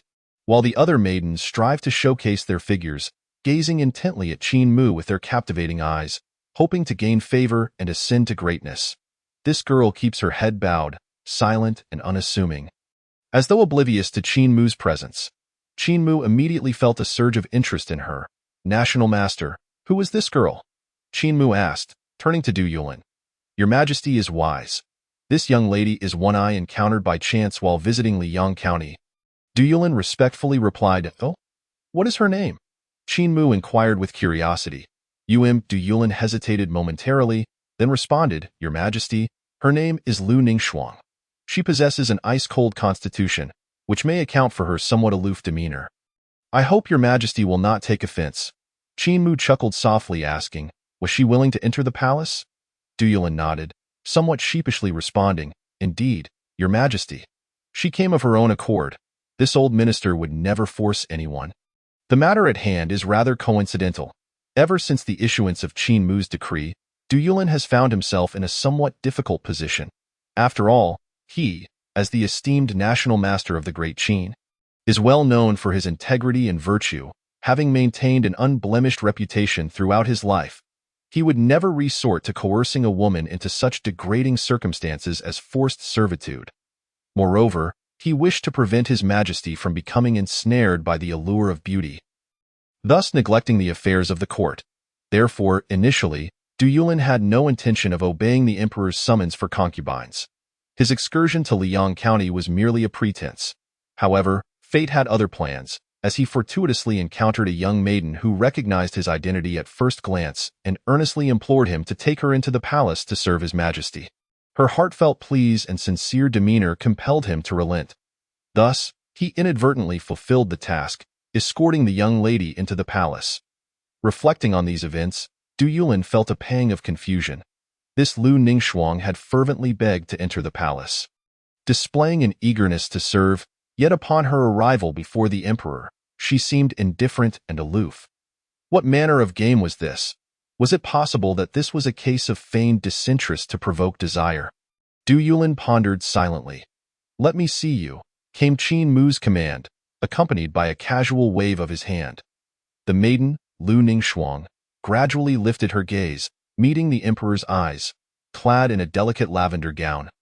She appeared untouched by the world, her raven hair styled simply in a cloud-like bun secured with a verdant hairpin. Her slender waist resembled a willow, and her graceful curves were captivating. Her exquisite visage bore a hint of pallor, her willow-like brows slightly furrowed, and her cherry lips pressed into a firm line, with finely chiseled features exuding an ethereal coolness akin to orchids. Yet, what captivated Qin Mu the most were her sparkling, watery eyes, which radiated a clarity reminiscent of a luminous moon. In that moment, Lu Ningxuang's tranquil and unpretentious demeanor evoked a sense of compassion within him. Qin Mu's eyes sparkled with interest as he gazed at her, a smile gracing his lips. Having grown accustomed to the charms of alluring beauties, the refreshing innocence of this young lady was indeed a delightful change. "You are Lu Ningxuang?" Qin Mu inquired. "Your Majesty?" "I am but a humble maiden named Lu Ningxuang," she replied with a graceful bow, her voice clear and melodious. "Do you wish to enter the palace?" Qin Mu asked directly. "Yes, Your Majesty, I long to serve you," she asserted with unwavering determination. Qin Mu raised an eyebrow. "Can you dance?" "I cannot," Lu Ningxuang replied calmly, the two words falling from her lips with an audacity that stunned those around her. How bold she was to declare such a thing before the emperor. Even Du Yulin could not suppress a startled reaction, fearing the worst, and hastily cautioned, "Lady Ningxuang, this is the court. One must not speak frivolously. I speak no falsehood. I truly cannot dance," Lu Ningxuang responded with serene confidence. Du Yulin was momentarily at a loss for words. Sincerity was indeed an unassailable weapon. As he listened to her earnest declaration, he found himself unsure of how to counter her. At that moment, the dance performance in the hall concluded, and all the other maidens gracefully bowed and knelt before the emperor, leaving Lu Ningxuang standing alone at the center of the hall. Her ethereal presence set her apart, exuding a sense of solitude and pride. Qin Mu's interest in her deepened. She was extraordinarily unique, radiating an icy elegance that stirred within him a potent desire for conquest. He chuckled softly and inquired, "What skills do you possess?" "In response to Your Majesty, I am proficient in swordsmanship," Lu Ningxuang maintained her composed demeanor. Qin Mu's eyes glinted with curiosity. "Where is your sword? Bring it forth for me to see." Lu Ningxuang did not produce her sword, but instead cast a glance toward Du Yulin, clearly indicating that her weapons had been confiscated prior to the court session. Du Yulin frowned slightly, looking at Qin Mu, hesitating before saying, "Your Majesty, no weapons are permitted within the Golden Hall." "That is of no consequence." Qin Mu waved dismissively. "Give her the sword." After a moment of hesitation, Du Yulin finally handed a sheathed sword, glinting with a cold aura, to Lu Ningxuang. She gracefully accepted it, her slender fingers brushing against the weapon as she gazed down at it, a fleeting glint of coldness passing through her bright eyes. Her hands trembled slightly, rendering her voice somewhat hoarse as she expressed, "Thank you for the sword, Your Majesty." Qin Mu nodded with a smile, encouraging her to continue her demonstration. Taking a deep breath, Lu Ningxuang turned the sword's hilt slightly. Chapter 57. Assassination. The moment of crisis for Qin Mu. Although the blade remained sheathed, the entire sword radiated a chilling brilliance, exuding a fierce sword energy. With a flick of her wrist, she swept the sword, unleashing a frigid gleam that sliced through the air in a graceful arc. The movement was as clean and precise as a gazelle's leap, as if she were dancing through the heavens. Lu Ningxuang's delicate hands moved with the sword, creating the illusion of a dance, her steps shifting unpredictably, left and right, forward and back. Her movements were elusive and fluid. With each step, the sword pierced the air. Releasing a sharp whistle as she moved, delicate snowflakes began to materialize where her dainty feet touched, accumulating and filling the hall with an ethereal beauty. A chill swept through the space, dropping the temperature dramatically as if the hall had plunged into an ice cellar. Lu Ningxuang's figure became increasingly ethereal, resembling an otherworldly fairy. Her movements, though graceful and soft, bore an undeniable strength. Each action, while seemingly simple, was infused with power and elegance, radiating a fierce coldness that sent shivers down the spine. With every step she took, it felt as though she danced upon the very threads of the snowflakes, light and swift, exuding an enchanting rhythm. She appeared as a celestial being, captivating all who beheld her. Yet beneath this breathtaking display lay an unyielding sword energy, a perfect fusion of beauty and danger, creating a mesmerizing tableau that left the audience in stunned silence. The hall fell into a hushed stillness. The sound of a pin dropping could be heard as everyone held their breath, entranced by the maiden dancing at the center. How beautiful was the thought that simultaneously emerged in the minds of all present. However, Du Yulin furrowed his brow, sensing an almost imperceptible aura of menace within her performance. Yet when he sought to observe it again, nothing was amiss at that moment. Qin Mu nodded slightly, clapping his hands in appreciation. Excellent swordsmanship, the courtiers echoed in unison, praising, excellent swordsmanship, excellent swordsmanship. Lu Ningxuang halted her display, gliding gracefully to kneel before Qin Mu. He extended his hand, gently brushing aside the strands of hair that fell across her forehead. Revealing a serene and delicate face, he asked softly, "Does this swordsmanship have a name?" "In response to your majesty, it is called Snow's Clarity," Lu Ningxuang replied earnestly. Qin Mu smiled and nodded. "Very well, a reward for you." Lu Ningxuang expressed her gratitude for the royal favor and then raised her head slightly, a hint of a smile gracing her lips as she said, "Your Majesty, I have one more sword technique I wish to present." Qin Mu raised an eyebrow, intrigued. "Oh? Then do not delay. Let me see." Lu Ningxuang smiled faintly, slowly rising to her feet, sword in hand, for the first time drawing it from its sheath. In an instant, a dazzling brilliance erupted, illuminating the eyes of all present. Before them lay a crystalline ice sword, its surface cloaked in a thin layer of frost, refracting light into a stunning display of colors. The chilling aura it exuded sent shivers down their spines, as though an unbound ice spirit had been unleashed upon the world. Upon the sword's unveiling, snowflakes began to swirl within the hall, adding a touch of melancholy to the atmosphere. Lu Ningxuang stepped forward, her expression perpetually adorned with a gentle smile that was both sweet and enchanting. "Your Majesty, please observe this sword technique closely." As her words faded, she lightly tapped her foot. Her figure vanished in an instant, leaving behind only a fleeting shadow. In the next moment, a sharp sound pierced the air. When Lu Ningxuang reappeared, she was at Qin Mu's side. With a swift flick of her ice sword, she unleashed a streak of silver light that sliced through the air. Clang! A piercing shriek echoed as the sword's tip came within mere inches of Qin Mu. At that moment, Du Yulin finally sensed something amiss and shouted, "Protect your Majesty!" In an instant, he darted toward Qin Mu, disregarding all decorum, intent on shielding the emperor from the impending strike. However, all of this transpired with alarming rapidity, the tip of the sword now hovering less than an inch away from Qin Mu. No matter how swift he was, he could not possibly outpace Lu Ningxuang, who wielded the blade at that moment. "Die, you foolish monarch!" Lu Ningxuang's exquisite face bore an expression of malevolence, her gaze resolute, tinged with an undercurrent of relief and exhilaration. The thought of soon avenging her enemies filled her heart with an unprecedented sense of liberation, as if the immense burden she had carried was finally lifted in this singular moment. She could even hear the sound of blood surging within her chest, and she could already catch the pungent scent of blood emanating from the foolish monarch. In that instant, she forgot everything. Fear and trepidation evaporated, leaving only the intoxicating thrill of vengeance. Father, mother, Schwanger has avenged you. The smile on Lu Ningxuang's lips grew increasingly radiant. Your Majesty, be careful, Du Yulin shouted. Yet, Qin Mu maintained an air of tranquility, devoid of any hint of panic. A playful smirk danced upon his lips. Observing this, Lu Ningxuang felt a tightening in her chest, a wave of unease washing over her. A flicker of determination flashed in her eyes as she poured every ounce of her spiritual energy into the long sword, then struck down with ferocity. This strike encapsulated all her strength, all the essence and effort she had devoted to her lifelong cultivation. This strike was to be fatal. Buzz! The chilling blade quivered as an astonishing white glow erupted from its edge.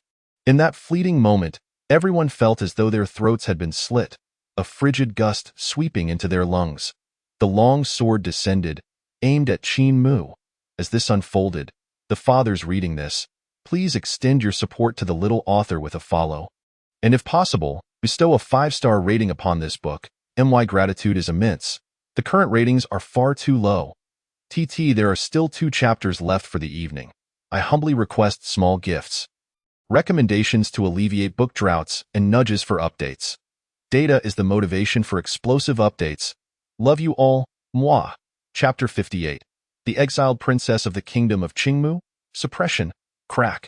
With a resounding shatter, the dragon-patterned golden belt at Qin Mu's waist seemed unable to withstand the fierce sword energy, instantly fracturing into a flurry of shards that danced to the ground. A look of ecstasy shone in Lu Ningxuang's eyes. Ha ha ha. Trash is indeed trash. The rumors hold true. This Qin Mu is nothing but a foolish, incompetent, lecherous emperor. He must have been so frightened just now that he couldn't even react. A mocking smile curled at the corners of her mouth. Yet, the next moment, her gaze trembled violently, her pupils constricting in shock. Clang! A metallic clash echoed as the long sword did not pierce Qin Mu's throat as anticipated. Instead, it broke. Just as the icy blade was about to cleave into Qin Mu's neck, a hand suddenly reached out from the side. Crack! The long sword shattered, fragments scattering. Lu Ningxuang's eyes widened in disbelief as she stared at the broken sword in her hand. How could this happen? She stood there, stunned, at a loss for how to respond. My sword, how could it break? Lu Ningxuang murmured to herself. Qin Mu looked at the shattered blade and shook his head, letting out a sigh of regret. This sword's quality is simply too poor. I merely squeezed it gently and it broke. Lu Ningxuang's face turned ashen, and she staggered back 2 steps, engulfed by despair that swiftly enveloped her entire being. How could this be? This frost blade was a sacred artifact forged with all the might of my father's kingdom. How could it possibly be broken by Qin Mu's hand? No, this cannot be real. Lu Ningxuang lowered her gaze to the broken sword in her hand, her expression one of utter bewilderment. It was so close. She could have slain the foolish monarch and avenged her father and mother. But why had it turned out this way? Her complexion gradually faded to a ghostly pallor, despair and resentment flooding her heart. Your Majesty, Du Yulin, who was on the verge of a breakdown, shouted in anguish before suddenly freezing. The other officials, including the foreign maidens, were equally stunned. What had just transpired? Weren't they merely practicing swordplay? How had it turned into an assassination attempt? Moreover, the emperor had effortlessly shattered what appeared to be an extraordinary frost blade. The courtiers were utterly bewildered in their minds. Qin Mu had always been of average talent, mediocre in cultivation, unpredictable in temperament, irritable, greedy, and ruthless. Yet, the scene before them completely overturned their perceptions. When had the emperor become so formidable? In the fleeting moment that Lu Ningxuang was lost in her thoughts, Du Yulin finally arrived, shielding Qin Mu behind him, his gaze fixed warily on Lu Ningxuang as he sternly commanded, You audacious assassin! How dare you plot against His Majesty? You deserve 1,000 deaths. Simultaneously, other palace guards and ministers reacted, closing in on Lu Ningshuang, encircling her in a menacing formation. Your Majesty, are you unharmed? Du Yulin turned to Qin Mu, his eyes filled with concern. Qin Mu shook his head. Du Yulin then breathed a slight sigh of relief, turning to Lu Ningshuang with a stern reprimand. Audacious assassin, surrender at once. He had intended to take action himself, but now he dared not leave the emperor's side, fearing the assassin might have accomplices. Yet, Lu Ningshuang remained frozen, her expression vacant, her face ashen, clearly still in shock. Du Yulin frowned. Seize her. The palace guards sprang into action, silver chains flying forth to bind Lu Ningshuang securely. In an instant, they had her subdued on the floor of the grand hall, rendering her immobile. Only then did Lu Ningshuang awaken from her stupor. Let me go. She struggled desperately, but the guards had anticipated her resistance, leaving her no chance to escape as they held her firmly to the ground. Du Yulin finally let out a sigh of relief. That moment. However, Qin Mu suddenly patted Du Yulin's shoulder. National Master, if I recall correctly, this assassin was brought to the palace by you. Qin Mu pointed at Lu Ningshuang, who was pinned to the ground, a bemused smile gracing his lips. This. Du Yulin stiffened, realizing that in his haste, he had forgotten this crucial detail.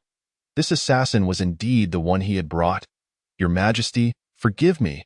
It was an oversight on my part. I beseech your pardon. He hastily knelt, his expression one of trepidation as he implored for mercy. I am utterly loyal to the great Qin and would never conspire against your Majesty. I hope you will see my sincerity. Yet Lu Ningshuang suddenly lifted her head, fixing her gaze on Qin Mu, her eyes brimming with defiance. How could this foolish monarch possess such immense power? Even now, she could not bring herself to believe that Qin Mu had effortlessly thwarted her deadly strike. She had achieved the pinnacle of the Purple Mansion realm, mere steps away from the Divine Concealment realm. Yet now, even with her most powerful attack, she could not inflict a scratch upon this incompetent emperor. Lu Ningshuang simply could not accept it. Qin Mu smirked. What's this? You seem rather disappointed that I did not perish beneath your sword. Of course I want you dead. Lu Ningshuang ground her teeth in fury, her voice dripping with venom. You wretched monarch, I will surely kill you to avenge my father and mother. Upon hearing this, a glimmer of intrigue flickered in Qin Mu's narrowed eyes, his smile growing wider. He slowly approached Lu Ningshuang, looking down at her with an air of superiority. Your father? It seems your true identity is quite esteemed. Feeling the immense pressure emanating from Qin Mu's foot. In the realm of Aoki, we have merely made the most righteous choice. We are not traitors. Lu Ningshuang sobbed softly, her autumn-like eyes glistening with a hint of red, as crystalline tears cascaded down her snow-white visage. Qin Mu chuckled lightly, choosing to disregard her lamentations, instead directing his gaze towards Du Yulin. National Master, your plan today is truly exquisite. Your Majesty, Du Yulin's complexion turned pale, and with a thud, he collapsed to the ground.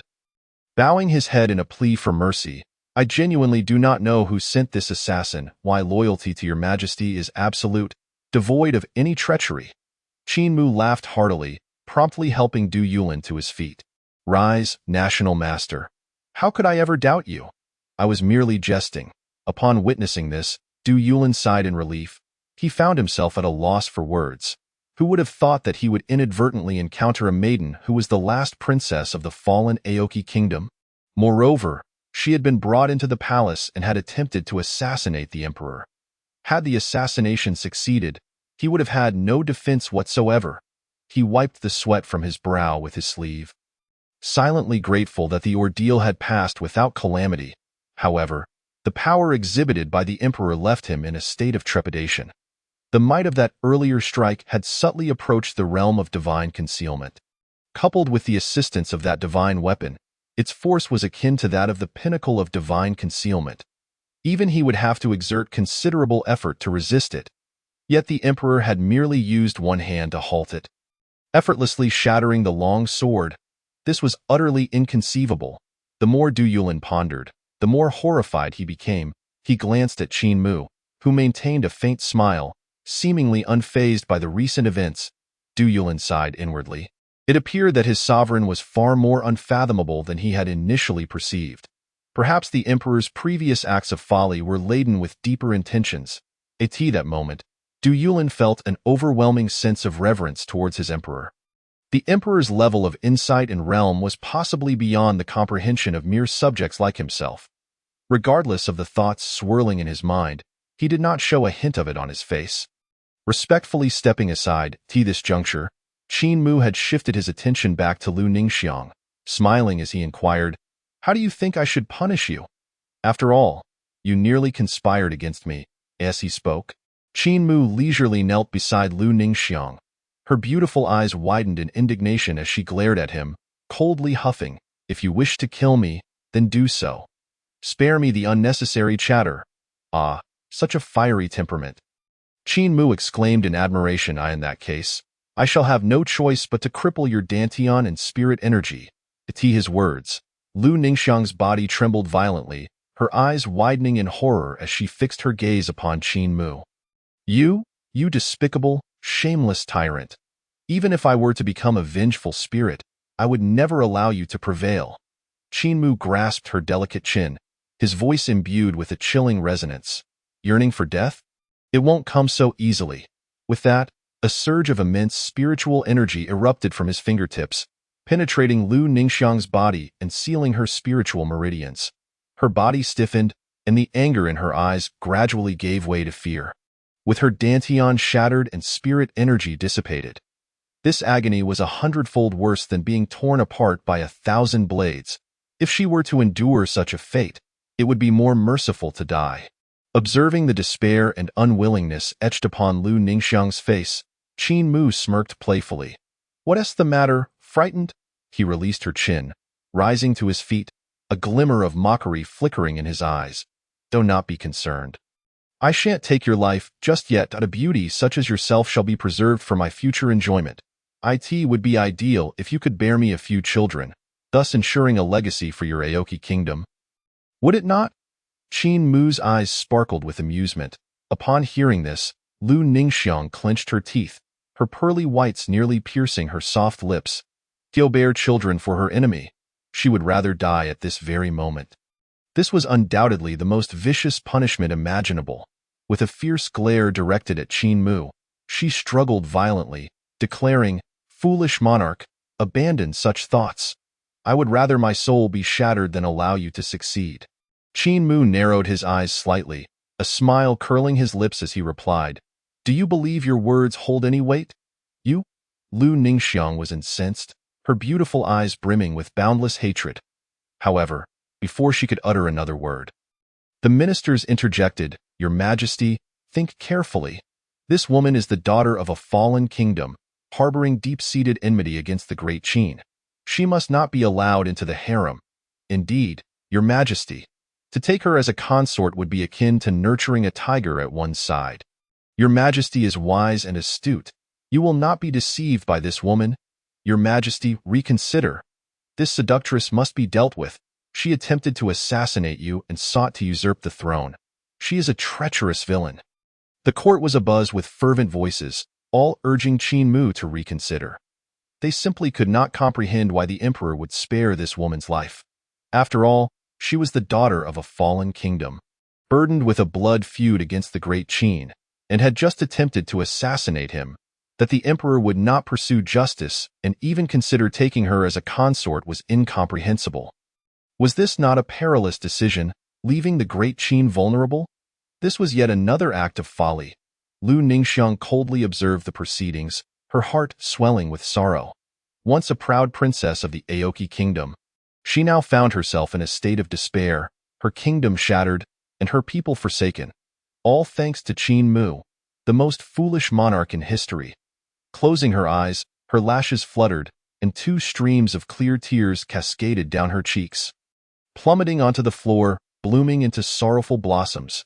Meanwhile, upon hearing the minister's counsel, Qin Mu's eyes glimmered with intrigue. Initially, he had intended only to tease Lu Ningxiang, allowing her a taste of fear and despair. However, he had not anticipated such a vehement reaction from his ministers. This was marvelous. Qin Mu decisively proclaimed, "From this day forth, I decree Lu Ningxiang as the Frost Consort. The coronation ceremony shall be simple, and she shall enter the palace immediately." The civil and military officials stood in stunned silence. They realized that every time they offered counsel, the emperor would invariably do the opposite. Foolish monarch, P.S. A 10,000-word update, 5 chapters. Tomorrow before noon, if the request for updates does not exceed 2,000 words or 100 GIFs. There will be 5 more updates, Chapter 60. Reaping rewards for foolishness. The subtle intrigues within the court. Ding. The system detects that the host has ignored the minister's counsel, acting with obstinacy and disregard for others, and has thus received the reward for folly. The Great Celestial Star Formation. The Great Celestial Star Formation. An ancient protective array of the heavenly court. Anyone enveloped by the formation, regardless of their abilities, cannot escape the falling starlight. This formation merges with the external space, summoning the cosmic power of the celestial stars, wielding the might of countless celestial bodies. Its power is sufficient to obliterate heaven and earth, overturning all. Qin Mu's spirit soared. He had indeed received a reward for his folly, and it was extraordinary. Once he established this great celestial star formation within the city of Chang'an, he could relax and remain untroubled. With this thought, Qin Mu felt an immense sense of relief. The ministers observed Qin Mu's apparent indifference, even displaying a hint of eagerness, leaving them utterly helpless. Each time, their attempts at counsel only spurred the emperor to act in defiance. He showed no regard for their opinions and seemed intent on amplifying his folly, as if he were determined to flaunt his foolishness. The ministers exchanged glances, their expressions reflecting their exasperation.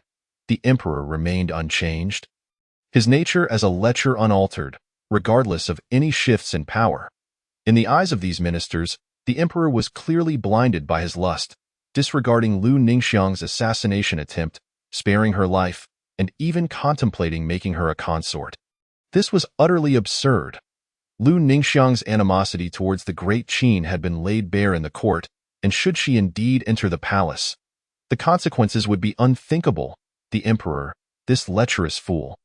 The ministers silently cursed within their hearts, though they dared not voice their thoughts, having long since condemned Qin Mu in their minds. Lu Ningxiang, on the other hand, felt no reservations. Having already been captured, she chose to abandon all pretense, unleashing a torrent of invective. "Qin Mu, you scoundrel, beast, cretin, dog of a monarch, may you meet a wretched end. You are nothing but a foolish pig, a brainless swine. If you possess any courage, then kill me. Otherwise, mark my words, one day, I, Lu Ningxiang, shall personally take your life." A stream of curses escaped from Lu Ningxiang's delicate lips, her complexion pale, eyes rimmed with red, tears still glistening on her cheeks. As she glared at Qin Mu with an expression of seething hatred, as if she wished to rend him to shreds. However, it was clear that she was not adept at cursing, her vocabulary woefully inadequate, resorting to the repetitive use of terms like foolish monarch, beast, idiot, and scoundrel. For someone like Qin Mu, who had been steeped in the internet culture of the 21st century, such words held little power to offend.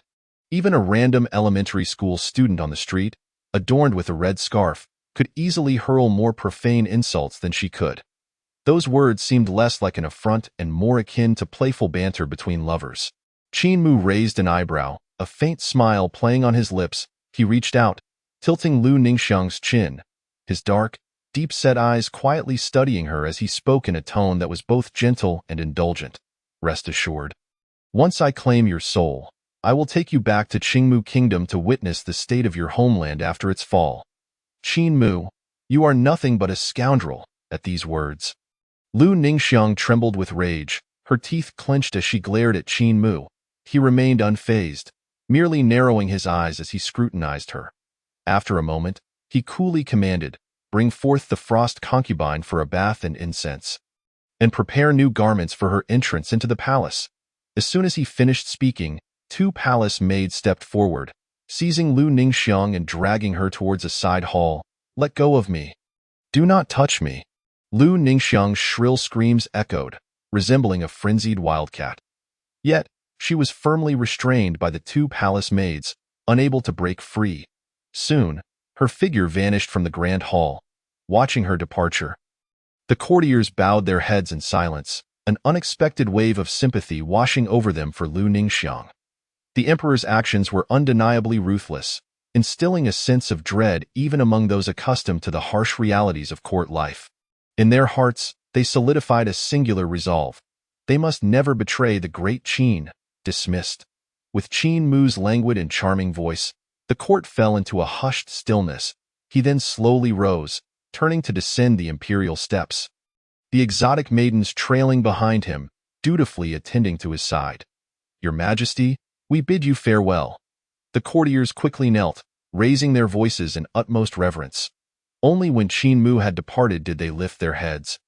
Their expressions a complex tapestry of emotions. Alas, it seems His Majesty will not attend court for some time. A civil official sighed heavily. Indeed, the palace is already filled with concubines, and with the addition of so many exotic maidens, His Majesty will likely be preoccupied for a while. His Majesty's capabilities are inscrutable to us, yet his lascivious nature remains unchanged. We can only hope he does not become too enamored with beauty, lest he direct his energies away from the court, which would grant us some peace of mind. Another military official spoke with a grave expression, concern etched on his face.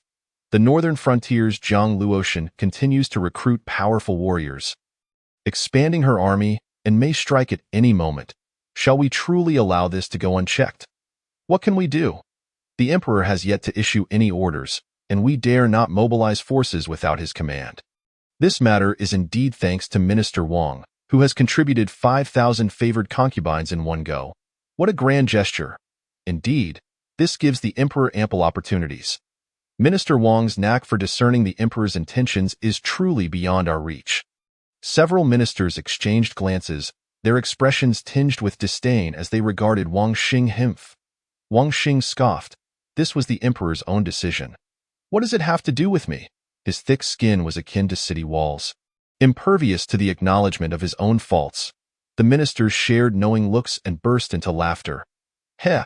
An older minister spoke up, his demeanor shadowed and laced with sarcasm. Minister Wang speaks true, yet we must not indulge the emperor's indulgence in beauty. Otherwise, the great Qin may eventually fall to those who only seek to curry favor. This statement drew immediate agreement from several other ministers.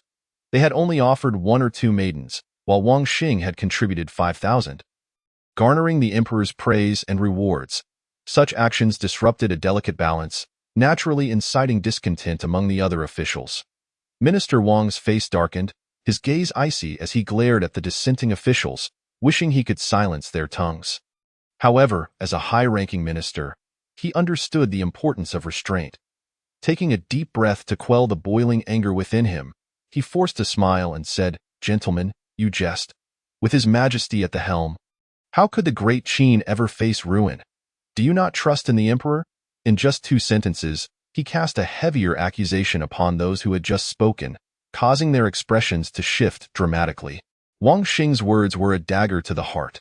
If such sentiments were to spread, they would surely find themselves in peril. "Ha ha ha, Minister Wang, you exaggerate. I was merely offering a casual reminder.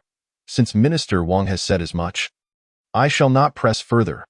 The ministers quickly masked their earlier mockery with smiles, and Wang Xing's expression slightly cleared as he turned to leave, his sleeves swaying behind him as the officials watched Wang Xing's retreating figure. They could not help but mutter under their breath, "Old fox." Soon after, the ministers dispersed, leaving the Golden Luan Hall. Meanwhile, Lu Ningxiang had been brought to the side hall. A gentle sound of footsteps echoed outside, followed by the entrance of an enchanting woman, her beauty striking and grace palpable. As she stepped into the hall, with a soft smile, she leisurely picked up a light silk shawl, gently draping it over Lu Ningxiang.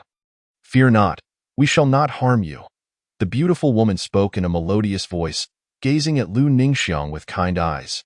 "You are currently favored by His Majesty. Should anything happen to you, we would likely share in your misfortune." "Who are you?" Lu Ningxiang looked up, her eyes filled with a hint of wariness as she regarded the stunning woman. "My name is Han Sueki." The alluring woman replied softly, "Han Sueki? Lu Ningxiang's eyes flickered with uncertainty. The woman's poise was exceptional, exuding an air of noble elegance with each gesture, reminiscent not of a mere palace maid, but more of a lady from a prominent family. Like you, I too entered the palace after my family was ruined. Han Sueki sighed softly to these words. Lu Ningxiang fell silent. It seemed yet another virtuous woman had fallen victim to that foolish monarch's tyranny. That wretched monarch truly deserved condemnation. Lu Ningxiang bit her silver teeth in indignation. She regarded Han Sueki, her gaze softening from its previous coldness. They were kindred spirits, bound by shared suffering. You, Lu Ningxiang hesitated. If I refuse to cooperate, will you be punished? Han Sueki nodded gently, her eyes tinged with resignation. Indeed, I would face severe consequences. She truly felt helpless, as these situations often fell upon her shoulders, turning her into a reluctant villain. Moreover, there were no rewards for successfully handling such matters, only punishment for failure. Lu Ningxiang pursed her lips, her gaze complex as she regarded Han Sueki. Very well, I will cooperate. Upon hearing Lu Ningxiang's words, Han Sueki's lips curved into a faint, alluring smile as she leaned closer to Lu Ningxiang's ear. Whispering softly, do not even entertain thoughts of escaping the palace or any other imprudent ideas. The Emperor's methods are beyond your imagination. This is not a warning, but rather my earnest advice. I hope you understand. Han Sueki's voice was as gentle as a spring breeze, intoxicating in its softness. With that, she straightened up and gradually departed, leaving the two palace maids behind. Your Highness, allow us to assist you in dressing. One of the maids gently tugged at Lu Ningxiang's sleeve. Lu Ningxiang nodded, no longer resisting, and allowed the maid to help her dress. She had come to a realization. Her true enemy was Qin Mu. Not these palace maids, who might have suffered even more than she had. She should not make things difficult for them, nor should she let them bear the consequences of her wrath. Before long, Lu Ningxiang was dressed in splendid phoenix robes, gazing at her own beautiful reflection in the mirror, her expression a complex mix of emotions, her heart tumultuous. She would leave this palace one day. That foolish monarch, Qin Mu, would one day meet his end by her hand. Thus, she must endure humiliation and hardship, living on for now. She still had her chance. She still had the opportunity for vengeance. With this thought, Lu Ningxiang clenched her delicate fists, her gaze resolute, her faith rekindled within her. Your Highness, are you well? Noticing Lu Ningxiang's expression, the two maids inquired with concern. I am fine. Lu Ningxiang shook her head. Gathering her thoughts, a faint smile gracing her lips, she then turned to the two maids and softly asked, What are your names? I am a maid named Bu, and my companion Qiushui. Your Highness may simply address us by our names. A well-behaved palace maid responded. Another maid eagerly nodded in agreement. Lu Ningxiang gave a slight nod and then inquired, Where are we headed shortly? Your Highness, His Majesty has instructed us to escort you to the Imperial Garden for sightseeing. Bu respectfully replied, The Imperial Garden? For sightseeing? Chapter 62. A brief tale from the Imperial Garden, the monotonous life of the Emperor. Within the Imperial Garden, pavilions and towers, artificial hills and ponds, and exotic beasts abound. Each structure exquisitely crafted, showcasing unparalleled beauty and opulence. What captivated Lu Ningxiang's attention was Qin Mu, clad in a dark yellow dragon robe, seated within a pavilion amidst a sea of flowers, indulging in wine and merriment. He was engrossed in the performances of the dancing maidens, each possessing a graceful figure, slim waists, and supple forms, their skin glowing with radiance. Draped in sheer veils, they moved with sinuous elegance, their curves accentuated. That wretched tyrant, Lu Ningxiang ground her silver teeth in fury. She had foolishly speculated before her arrival that Qin Mu's lecherousness might merely be a fade. Now, it appeared she could not have been more mistaken. This scoundrel was undeniably a thoroughgoing libertine, a feckless emperor. Lu Ningxiang longed to charge into the Imperial Garden with a blade and slay that detestable tyrant. Yet, reason compelled Lu Ningxiang to suppress the turmoil within her heart. Despite being a foolish tyrant, his formidable power was frighteningly overwhelming, capable of effortlessly thwarting her strongest blow. Moreover, with so many witnesses around, Her current state made any attempt to assassinate this tyrant a mere pipe dream. Unless she waited for the opportune moment when he was most at ease to deliver a fatal strike. A flicker of determination crossed Lu Ningxuang's eyes as her thoughts surged at that moment. Qin Mu savored his wine while enjoying the song and dance, flanked by two stunningly beautiful young women, both adorned in crimson attire, exuding the allure of vibrant roses, their intoxicating fragrance wafting through the air. They were indeed celestial beauties, outshining all others, Hongluan and Hongxiu, the former mistresses of the carefree king Qin Wuji. Following the demise of the carefree king, the entirety of his estate was confiscated, granting Hongxiu her freedom to enter the imperial palace. Your Majesty, I find this dance rather lacking in allure. Hongxiu languidly nestled against Qin Mu, her voice sultry. Oh? Qin Mu raised an eyebrow, setting down his cup to scrutinize Hongxiu with keen interest. Your Majesty. Hongxiu's eyes glimmered with charm, her bashfulness evident. It must be said, Hongxiu, this enchanting vixen, was indeed a captivating creature of extraordinary allure. Qin Mu lowered his cup, glancing upwards just in time to see Lu Ningxuang arriving. A smirk played on his lips as he beckoned her forward, casually saying, Come here. Do you not enjoy sword dancing? Show me a performance. Hearing Qin Mu's words, Lu Ningxuang's delicate brows furrowed. Did this tyrant truly presume her to be a mere dancer? Yet, this presented a fortuitous opportunity. Your Highness, please, Biyu's voice broke into Lu Ningxuang's reverie. Regaining her composure, Lu Ningxuang looked up to see a green-clad maiden standing before her, offering a long sword. Your Highness, this is the sword. The maiden said softly, her voice melodious and youthful. Lu Ningxuang glanced at the sword extended by the green-clad maiden, then surveyed the surrounding dancers, before nodding and accepting the weapon. Gripping the long sword, her gaze fixed upon the tyrant Qin Mu. Taking a deep breath, she leaped gracefully, executing a splendid and fierce display of swordsmanship. The sword's brilliant sword, leaving a trail of shimmering afterimages, however, lacking any spiritual energy within her. Her technique posed no real threat. Well, is this not more visually appealing than merely dancing? Qin Mu inquired, toying with his cup. Hongxiu was left momentarily speechless. Had the implication of his previous statement not been clear enough? Your Majesty, I have never witnessed such a dance. It has truly opened my eyes, she replied with a forced smile, her tone dripping with feigned admiration. At this moment, Lu Ningxuang sheathed her sword, returning to her previous stance. She glared coldly at Qin Mu. Are you satisfied now? Though Lu Ningxuang had resolved to offer herself to create a new opportunity for assassination, she refrained from immediately displaying submission, instead maintaining her icy and disdainful demeanor to avoid arousing suspicion. Qin Mu chuckled, shaking his head. Not sufficient. I discerned earlier that you are also skilled in playing the zither. I wish to hear you play now. Zither playing is an art, not a means to please men. You are unworthy to listen, Lu Ningxuang retorted. Hongxiu was already dumbfounded by the sight. What manner of woman was this sword dancer? How dare she confront the emperor? And to publicly insult him as unworthy of hearing the zither? Not only Hongxiu, but all the other women present gaped in disbelief at Lu Ningxuang, their minds echoing a single thought. This is it. The emperor is bound to be enraged. Qin Mu smiled lightly, rising to approach Lu Ningxuang. Her heart raced, yet she forcefully suppressed her rising panic, unwaveringly meeting his gaze. Standing before Lu Ningxuang, Qin Mu scrutinized her with an imposing presence. His black eyes resembled an ancient, chilling abyss, deep and haunting, captivating her very soul. He spoke softly with a smile. Excellent. I do enjoy a spirited woman like you.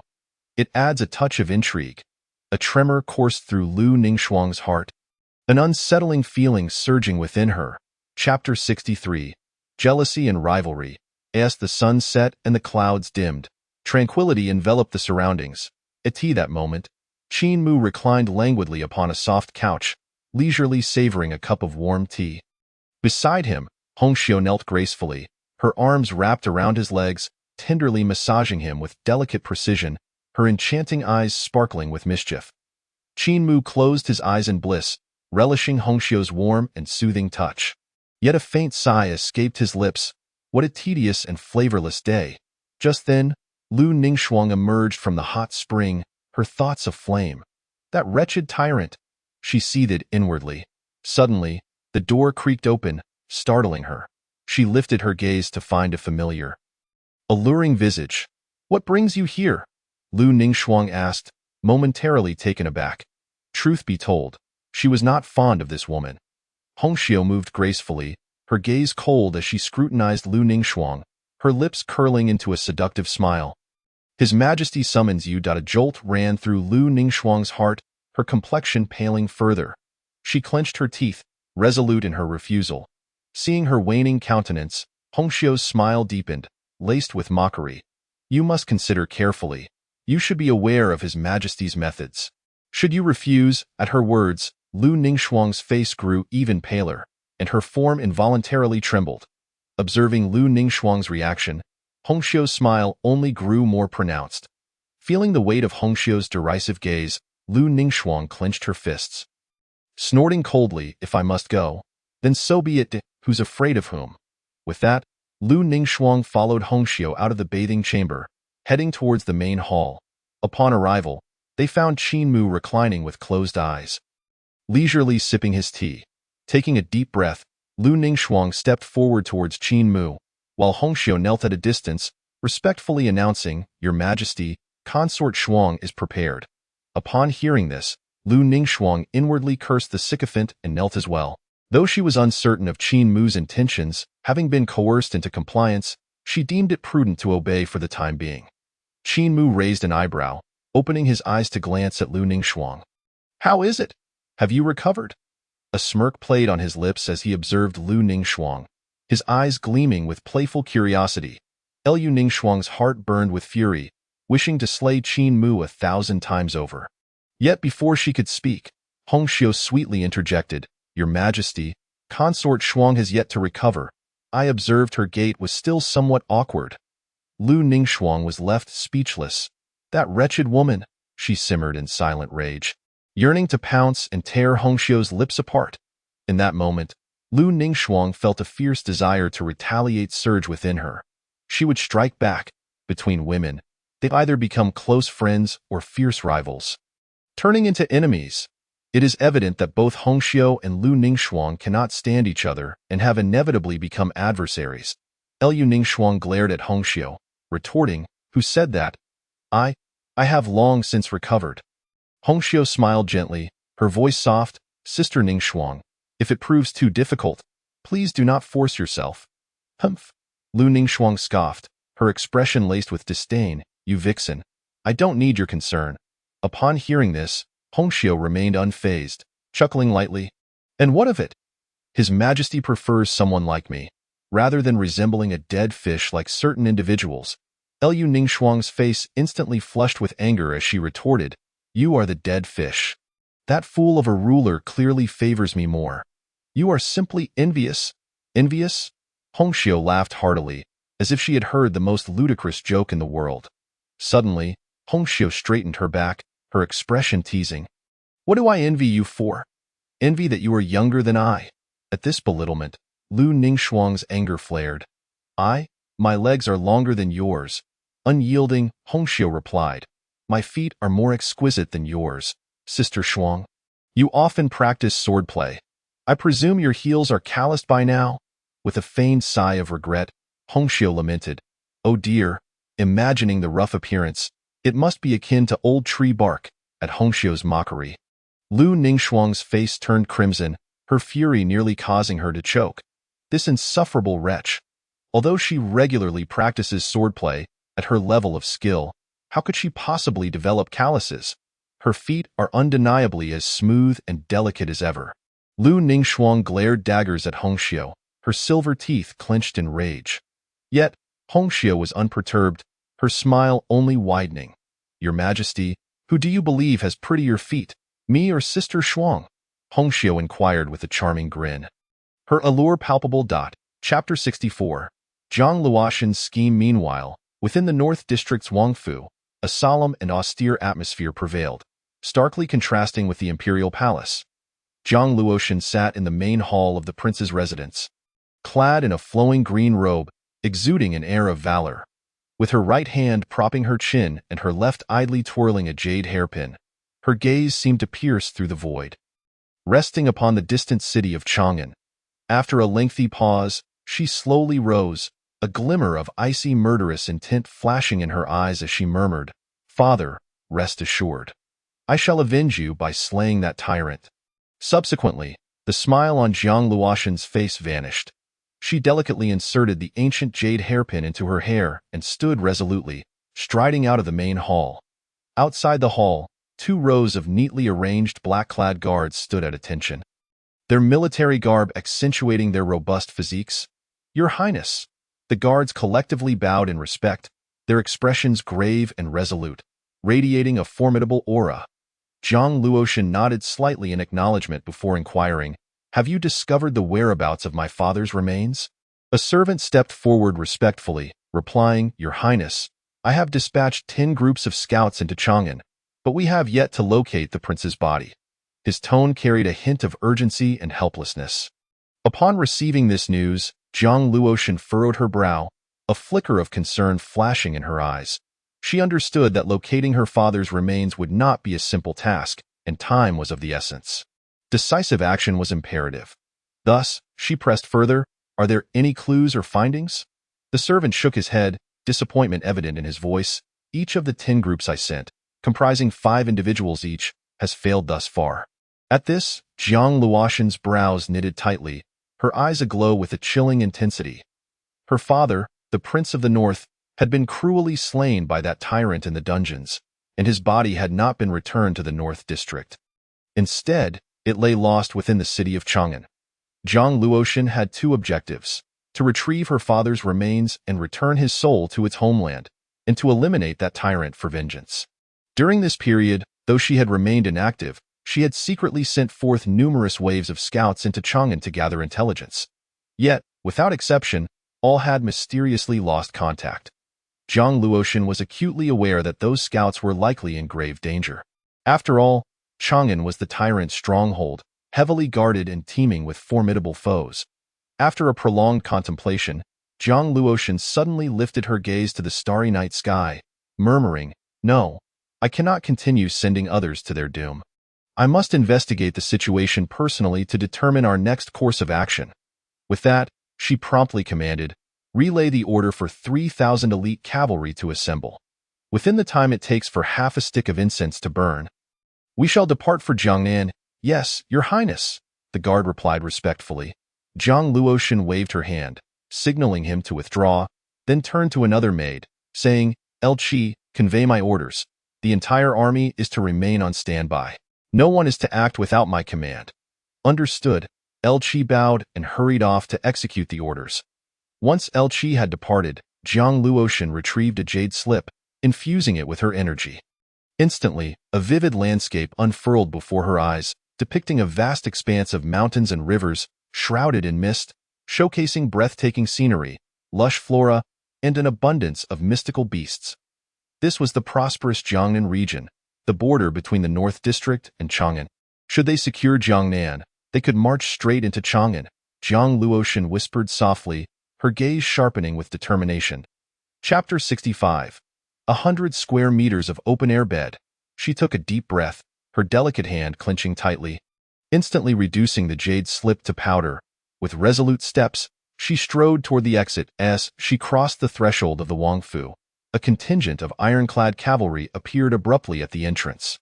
The 3,000 elite cavalry had already assembled.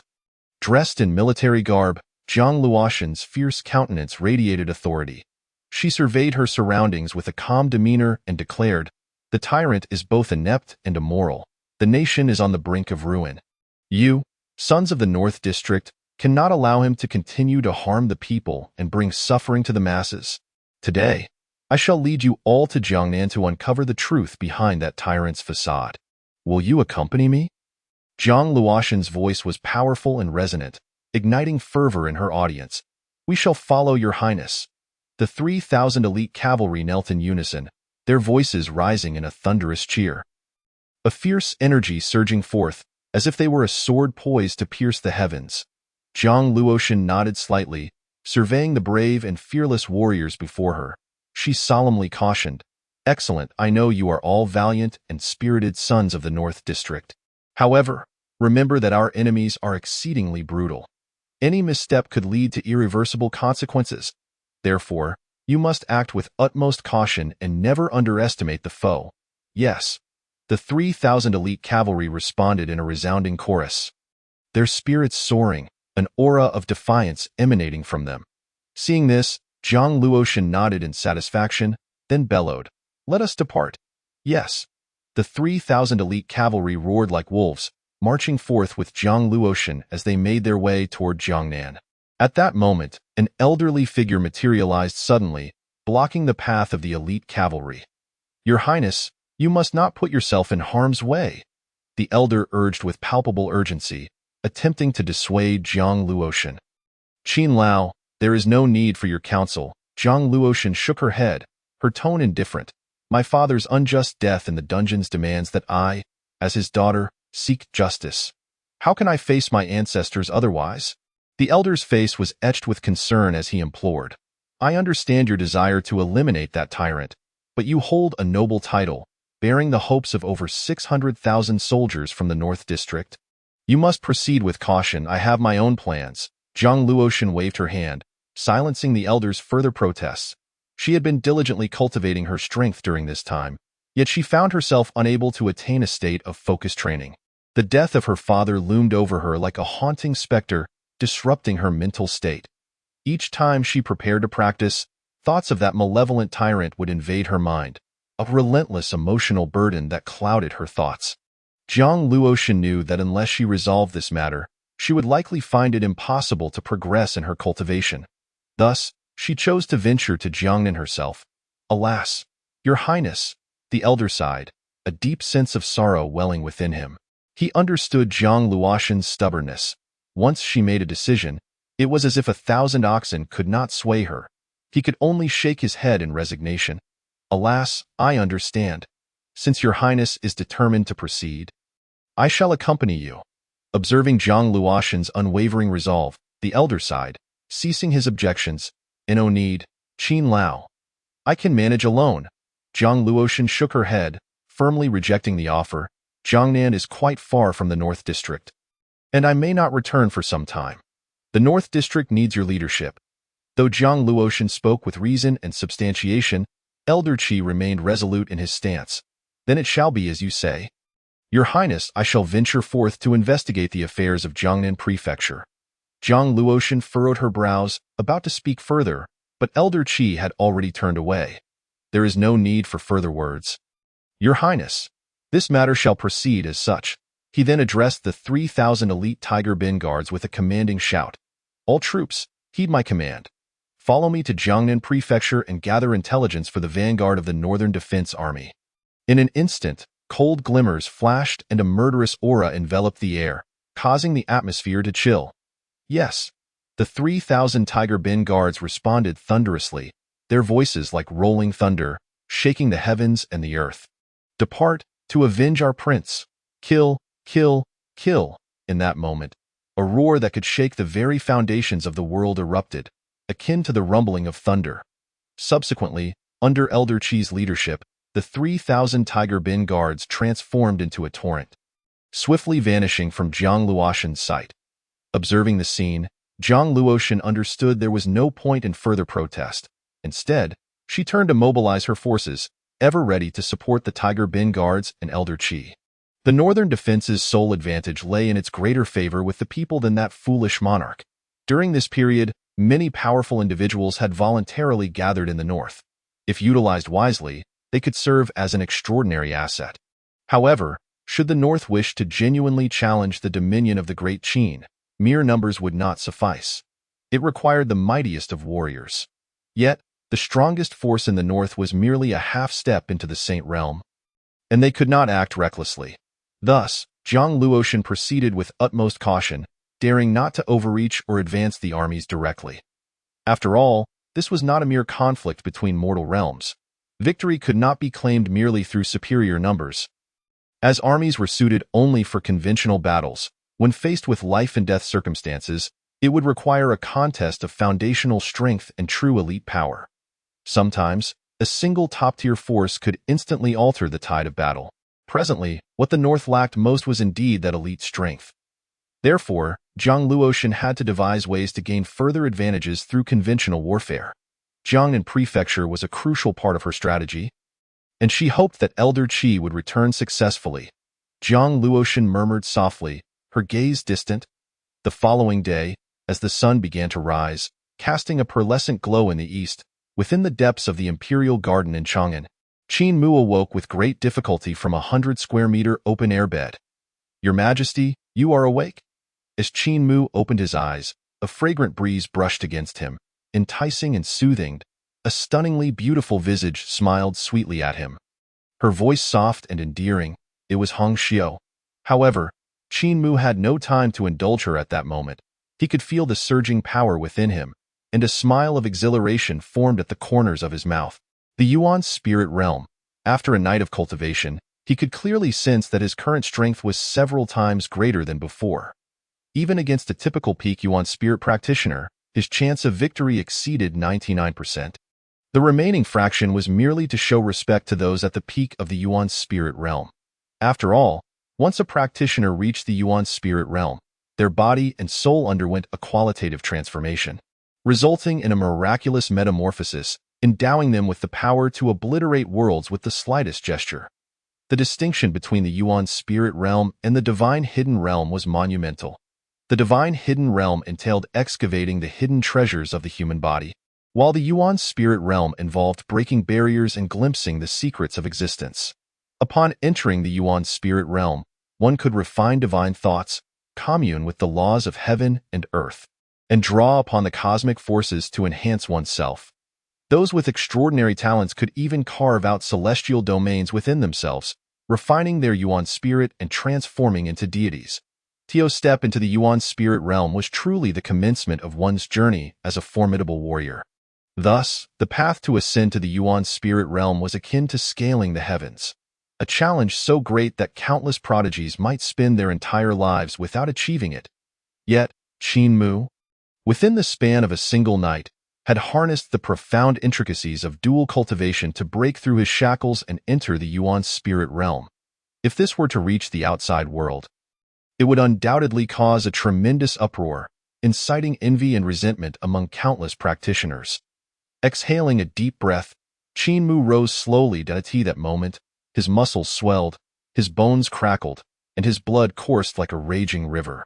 The mere release of his pressure rendered the surroundings hazy, as though mountains were collapsing, threatening to shatter the very heavens. Excellent. Feeling the tumultuous power within him, Qin Mu smiled in satisfaction. "Your Majesty, I have prepared porridge for you today. Would you care to try it?" Upon seeing Qin Mu rise, Hong Xiu promptly presented a steaming jade bowl filled with delicacies. Inhaling the enticing aroma and gazing at the translucent silver fungus and lotus seed porridge within, Qin Mu nodded slightly. 3 days later, news from the court finally prompted Qin Mu to consider attending the morning assembly. Chapter 66. Once again rewarded for his folly. True dragon egg in the Grand Hall. Ministers gathered in throngs.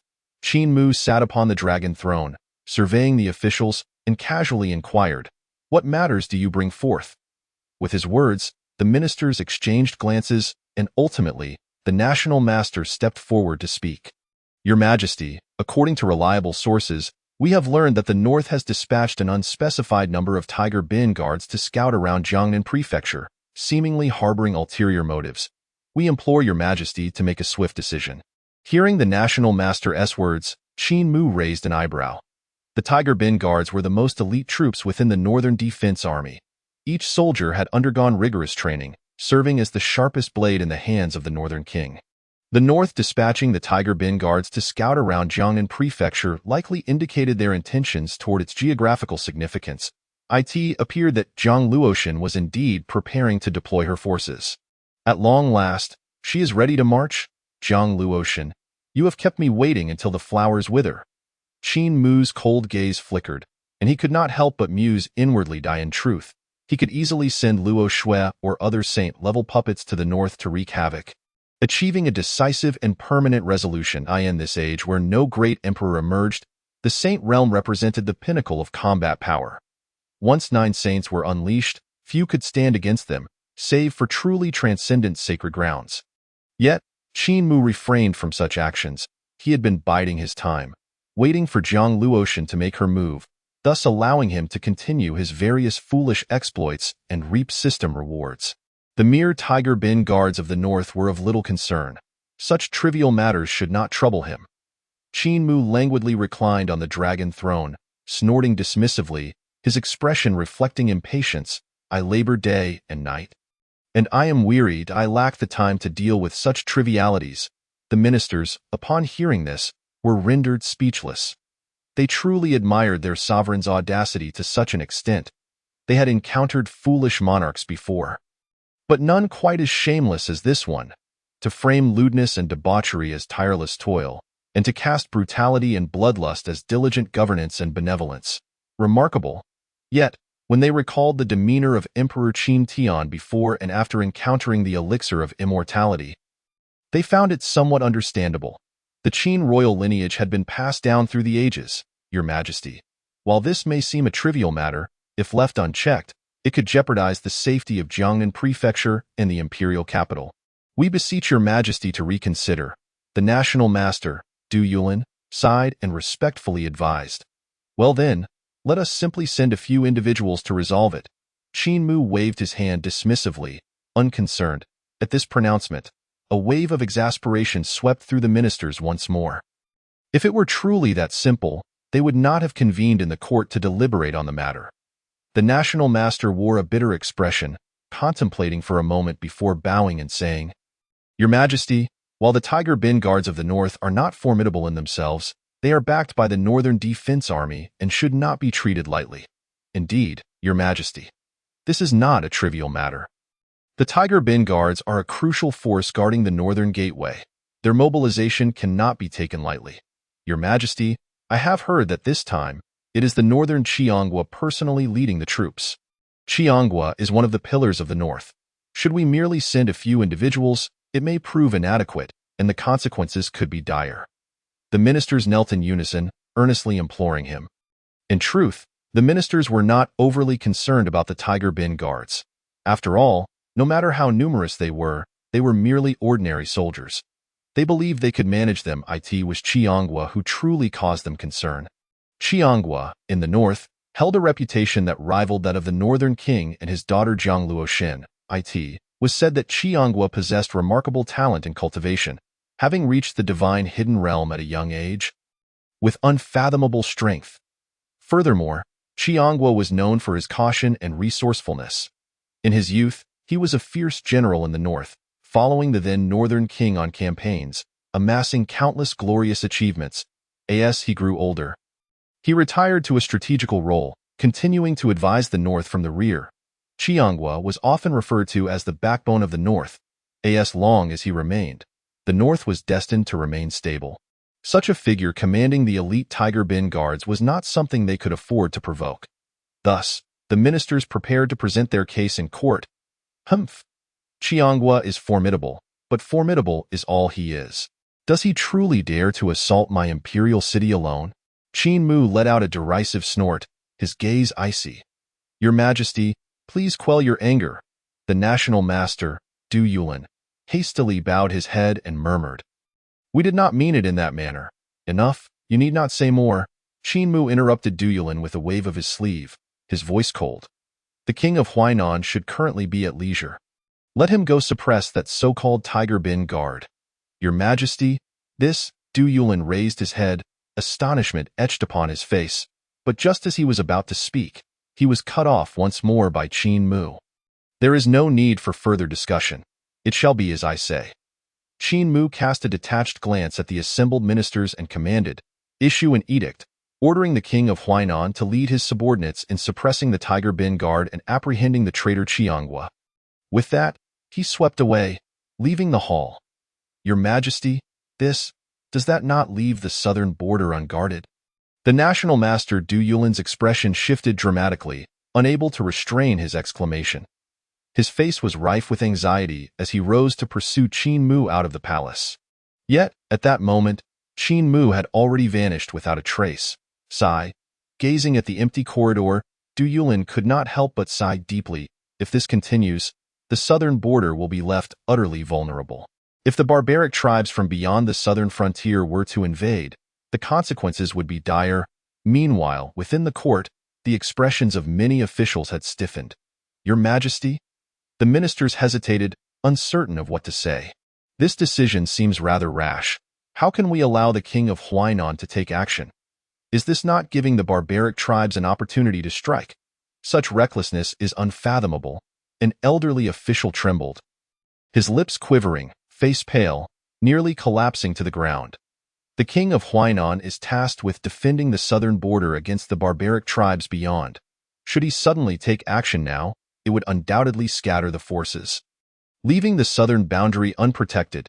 If the barbaric tribes were to seize this chance to attack, the southern region would be in peril. This is an egregious blunder, Your Majesty. How could you be so foolish? Some sighed in sorrow, their eyes reddened. The ministers were equally troubled. Such reckless behavior from His Majesty could spell tremendous trouble if anything were to go amiss. The national master Du Yulin returned to the grand hall, forcing a bitter smile as he sought to reassure the ministers. Gentlemen, there lies a life-restraining barrier between the southern river and the barbaric tribes. They would not dare act rashly, so we need not worry overly much. Upon hearing this, the ministers' anxieties were somewhat alleviated, yet their brows remained furrowed. Indeed, those barbaric tribes would not easily trespass into Great Qin. However, they remained an unpredictable variable. Without the king of Huainan's presence, who could say when they might truly invade? In an instant, the entire court was suffused with a heavy and solemn atmosphere. Undoubtedly, the ministers regarded Qin Mu's command as yet another act of folly, one that disregarded consequences and failed to consider the larger picture. Meanwhile, Qin Mu had just returned to Weiyang Palace when the system detected the host's reckless actions, neglecting the broader strategy and inciting disappointment among the ministers, thus granting a foolish reward. True dragon egg, moreover. This little dragon girl has not a single hair on her body. With her adorable, wide eyes, she tilted her head and glanced at Qin Mu. Suddenly, she marched over on her short legs, wrapped her chubby arms around Qin Mu's thigh, and cooed, "Daddy." Qin Mu, little dragon girl, Pidas. There will be chapter 68 later. Dragon Knight? Or perhaps Dragon Knight? Qin Mu's lips twitched slightly, his forehead adorned with dark lines. In that moment, he found himself questioning whether the true dragon egg provided by the system had some sort of issue. Otherwise, why would it hatch into such an adorable little girl? Shouldn't it be a majestic true dragon instead? Qin Mu felt utterly speechless at this juncture. How could one possibly ride a creature like this? If he were to venture into battle atop such a soft, cute dragon girl, he feared he would be the subject of ridicule from his enemies. While others had formidable mounts, his had suddenly transformed into this adorable creature. The contrast was too surreal to fathom. Qin Mu wanted to cry, "Daddy?" Noticing Qin Mu ignoring her, the little dragon girl pouted her rosy lips and continued to act spoiled. Her soft, sweet voice, tinged with a hint of creamy sweetness, could melt anyone's heart. Qin Mu's eyes twitched a few times as he looked down at the little dragon girl, who barely reached his thigh. Her skin was fair and dewy, her features exquisitely delicate, and her eyes a deep, clear black, reminiscent of a porcelain doll. Her lashes curled elegantly, resembling butterfly wings, while her petite nose was straight and charming. Her lips were a rosy hue, and her large eyes sparkled with intelligence. Most striking were the pair of small, golden dragon horns atop her head, translucent and radiant, emanating a soft glow, with faint blue light shimmering within. The horns seemed to resonate with mysterious rhythms, hinting at some profound cosmic laws. Although she was less than 1.5 meters tall, her slender waist and graceful curves, coupled with her flawless, snow-white skin that shone with a subtle luster, made her look like an exquisite work of art. Her tiny, round feet were perfectly shaped, akin to two masterpieces. There was not a single hair on her petite body, rendering her as pure as jade, devoid of any impurities, as if she were sculpted from the most pristine gemstones. Upon noticing Qin Mu's gaze fixed upon her, the little dragon girl blinked her eyes, her innocent face full of bewilderment. She looked exceedingly cute. Daddy, why do you keep staring at me? The little dragon girl seemed to sense some impending danger, her cheeks flushing as she timidly shrank her head. Qin Mu composed himself, crouched down, and gently stroked the little dragon girl's head, saying softly, "Because you are adorable." "Really?" The little one beamed with joy upon hearing Qin Mu's words. Leaping into his embrace and giggling, "Daddy, you are so wonderful. You are the best daddy in the world." Then, she lightly tapped her feet on the ground, and with a delicate spring, she floated onto Qin Mu's shoulder. She blinked her large eyes at him for a while before reaching out her chubby little hand to tug at Qin Mu's cheek. The little dragon girl grinned, revealing a row of small, pristine teeth, and in her sweet, childlike voice, she exclaimed, "Hee, Daddy, your face is smoother than mine." Qin Mu's lips twitched as he seized the little dragon girl's tiny fist, holding it in his palm and pretending to scold her. "Little rascal, if you keep pulling, do you believe I will spank you?" The little dragon girl immediately recoiled in fright, pleading, "Ouch, Daddy, be gentle. It hurts, it hurts." Qin Mu released his grip, shook his head, and turned to leave the hall. He had come to realize that while this little dragon girl appeared docile and charming, she was actually quite bold. "Wait for me, Daddy." The little dragon girl hurried after him, tugging at Qin Mu's clothing. Bouncing alongside him, Qin Mu found her some clothes for her to change into. After donning the outfit, the little one transformed entirely. Her previously rosy and cute appearance morphed into that of a beautiful girl, radiating brilliance akin to a finely crafted doll, stunningly exquisite. "Daddy, where is this place?" The little dragon girl inquired, her curiosity piqued as she looked around. Qin Mu replied with a neutral expression, "This is Chang'an City." "And it is also your home, Chang'an City?" The little dragon girl tilted her head, gazing around in confusion. Qin Mu rolled his eyes slightly. "Don't ponder it. With your limited capacity, you won't be able to comprehend it." "Oh." The little girl nodded thoughtfully. Then, the little dragon girl leaped onto Qin Mu again, her big, watery eyes filled with moisture, resembling someone on the verge of tears, and in her soft, endearing tone, she murmured, "Daddy, I'm hungry." Qin Mu sighed in resignation. "All right, I will take you to eat." He wondered whether he was seeking a mount or inadvertently acquiring an ancestor. Truly, such misfortune. Upon hearing about food, the little dragon girl's eyes sparkled with delight. She nuzzled Qin Mu's cheek affectionately, drool trickling down her delicate skin. "Daddy, you are just too wonderful. Wait, clean your drool before speaking." Daddy, you wouldn't despise me, would you?" "Boo-hoo, stop trying to be cute. Also, don't call me Daddy. I am your master, do you understand? I want to call you Daddy. I want to call you Daddy. Do you not believe I will spank you?" "I can't hear you. I can't hear you." Qin Mu led the little dragon girl out of the Weiyang Palace and toward the outside. "Your Majesty." The shadow guards bowed respectfully, glancing at the adorable little dragon girl behind Qin Mu with astonishment. Seeing their curious gazes, the little dragon girl stuck out her tongue and quietly stepped back. Hiding behind Qin Mu maintained a calm demeanor as he waved his hand. "You may retreat, as you command." The shadow guards responded in unison and withdrew.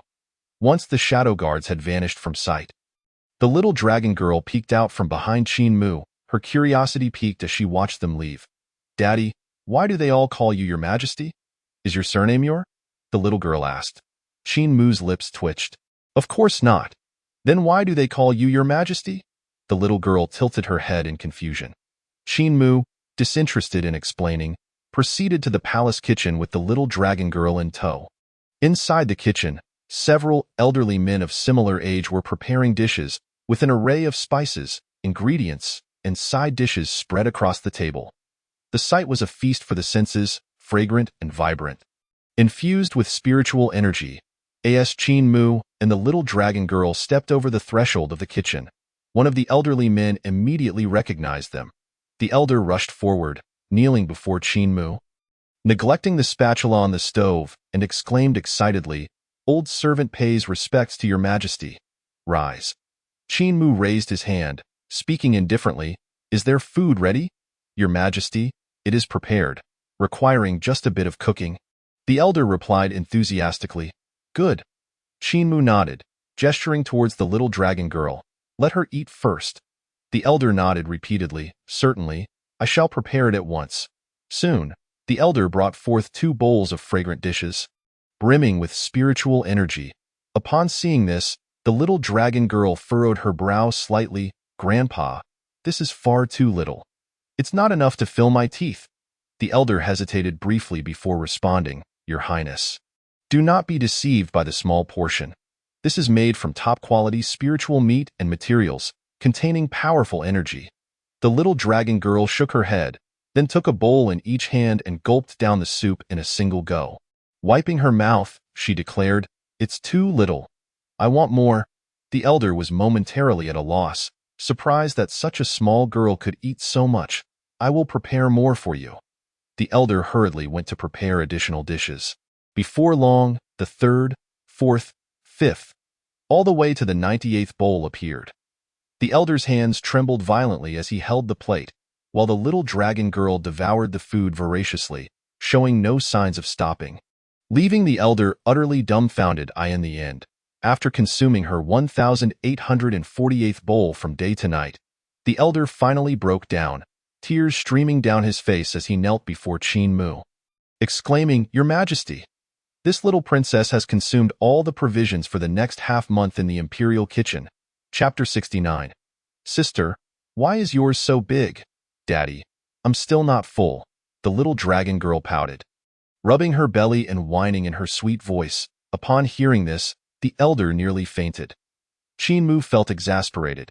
He suspected that this creature was not a true dragon cub, but rather the reincarnation of a glutton. He patted the little dragon girl's head and chuckled, "That's enough for tonight." The little dragon girl pouted her lips. "Daddy is being naughty." Qin lips twitched in irritation as he chose to ignore her. Turning away towards the palace, the little dragon-horned girl hurriedly quickened her pace to keep up. Along the way, she was like a wild husky set free, frolicking with boundless energy, unable to pause for a moment. "Daddy, what is this, Daddy? This thing looks so fun. Can I play with it? Daddy, those flowers over there look delicious. Daddy, what is that red thing? Daddy, aren't you tired?" Qin felt a twitch at the corner of his mouth. This little girl was insufferably bothersome, chattering incessantly without a moment's respite. He found himself questioning whether this chatterbox was indeed a descendant of the Dragon Clan. The Dragon Clan was a supreme ruling race. How could they produce such a loquacious offspring? Qin couldn't help but voice his thoughts. "Daddy, what is my name?" Suddenly, the little girl halted, tilting her head to pose this question. Qin was taken aback, glancing at the unremarkable figure of the dragon-horned girl before casually replying, "You are called Long Xiao." The little girl nodded, seemingly understanding. "Long Xiao. I'm called Xiao, Long Xiao." Qin face-palmed. "Stop repeating it." The little dragon-horned girl giggled. Qin rubbed his temples, disregarding her incessant prattling, and commanded, "From now on, do not speak without my permission, understood?" "Oh, understood." The little dragon-horned girl obediently nodded. "And you will address me as your Majesty from now on. Do you hear? All right, Daddy." Qin took a deep breath and chose to ignore her further.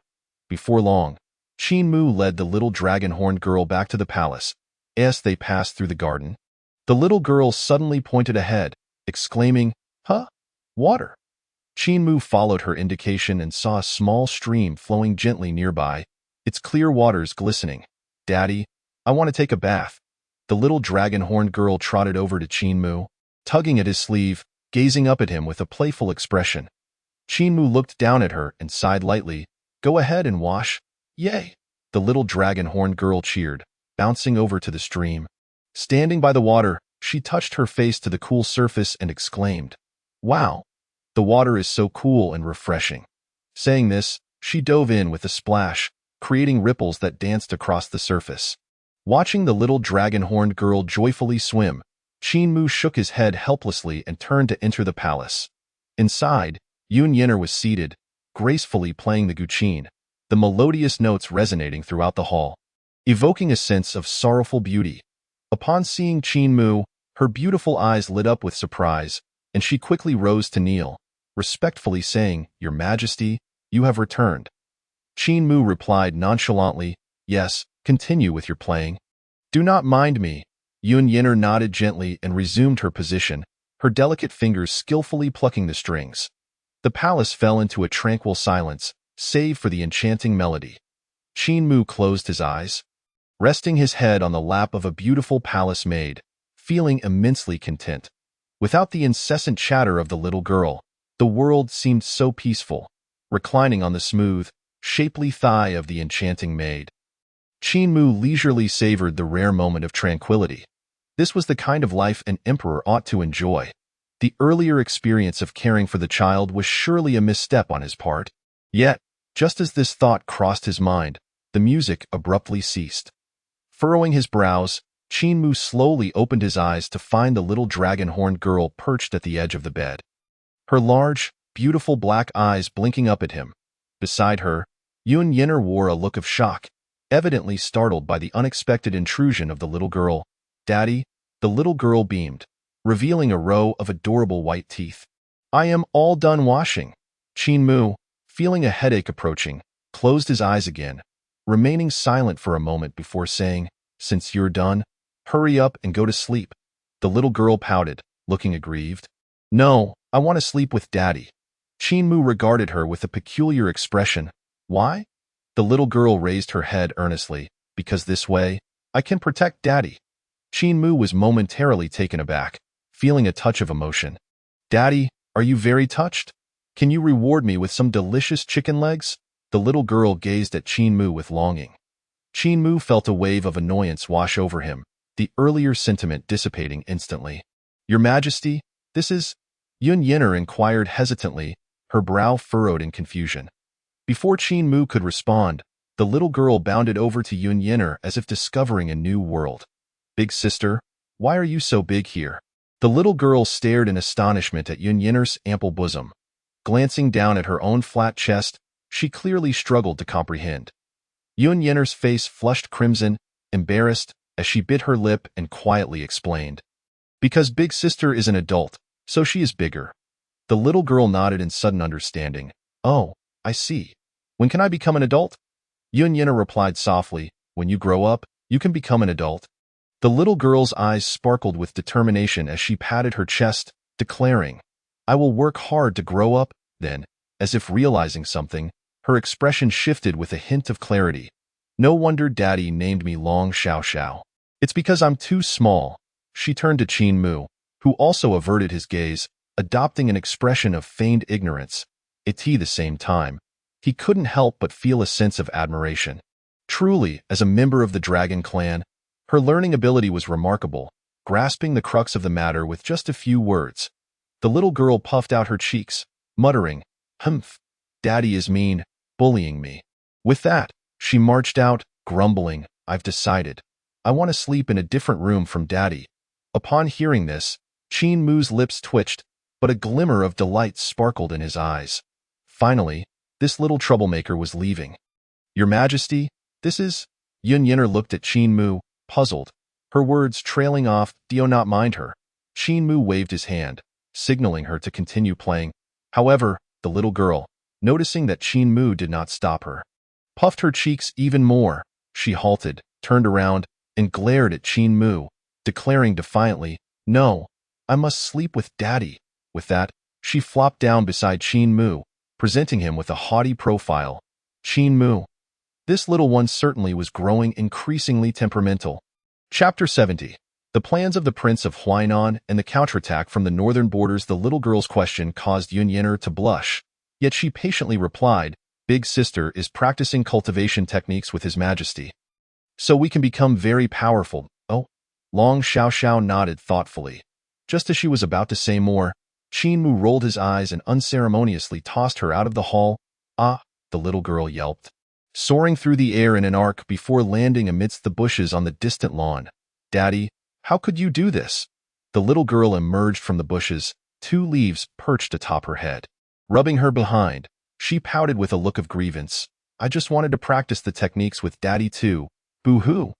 Meanwhile, in the southern frontier, at the Prince of Huainan's residence, the last remaining prince of the Great Qin, Qin Shiji sat in a high seat, his expression grim as he glared at the imperial edict before him. The content of the edict was quite simple, outlining the commands issued by Qin Mu during the court session. Qin Shiji closed the edict and glanced at the men standing in the hall, his demeanor indifferent as he inquired, "What do you think my royal brother intends by sending me to support Jiangnan Prefecture and suppress the northern kingdom of Qian?" The advisors below exchanged solemn looks upon hearing the Prince of Huainan's words. One of the advisors spoke up, "Your Highness, in my humble opinion, His Majesty's decision to dispatch you to Jiangnan Prefecture carries deeper intentions." Another advisor chimed in, "Indeed, it is my understanding that the northern kingdom of Zhongluotian has been stirring restlessly lately, seemingly poised to attack our great Qin. The Qian kingdom acts as the vanguard testing our defenses. If your Highness leads the troops there, it would be akin to sending sheep into a tiger's den. Even if we were to defeat Qian, we would likely suffer severe losses." Qin Shiji sneered. "My royal brother aims to weaken the power of the Huainan prince." The advisor sighed, "Your Highness, do not be angry. Currently, our Huainan prince's residence is preserving its strength quite well. His Majesty's actions, while somewhat predictable, do present a dilemma. It leaves the southern frontier vulnerable to marauding tribes, and although His Majesty's intentions are understandable, it is indeed a miscalculation. I suspect the court's officials have already attempted to dissuade him, but to no avail." At that moment, one advisor offered reassurance. "However, Your Highness need not worry excessively. While the Qian kingdom is formidable, it is not insurmountable. With a proper strategy, our forces should have no trouble overcoming them." However, another strategist shook his head and remarked, "But what if Your Majesty secretly intervenes, making things difficult for us at the Huainan prince's residence? Have you all forgotten how the Prince of Hengyang met his demise?" Upon uttering these words, the entire assembly fell into a profound silence. The Prince of Hengyang was the elder brother of the Huainan prince, having perished while suppressing the rebellion of the Three Kingdoms, a fact well known throughout the vast Qin Empire. Yet, this was merely the surface of the matter. Given the might of the Hengyang estate, it was inconceivable that the prince would have lost his life merely in quelling the trifling vassals of the Three Kingdoms. Everyone lowered their heads, acutely aware that the death of the Prince of Hengyang was far from straightforward. The very fact that, following his death, the entire estate, including the womenfolk, was wholly absorbed by His Majesty, indicated the intricate and convoluted secrets entwined within. However, none dared to speak of it openly. When the death of the Prince of Hengyang was mentioned, the Huainan prince, Qin Shiji, displayed little outward reaction, as if merely lamenting the loss of an inconsequential individual. With a stoic expression, Qin Shiji stated, "Has my royal brother not issued a death order? Would I dare to defy it?" At these words, the assembly bowed their heads once more, the atmosphere growing even more somber. Indeed, this was a decree personally issued by His Majesty.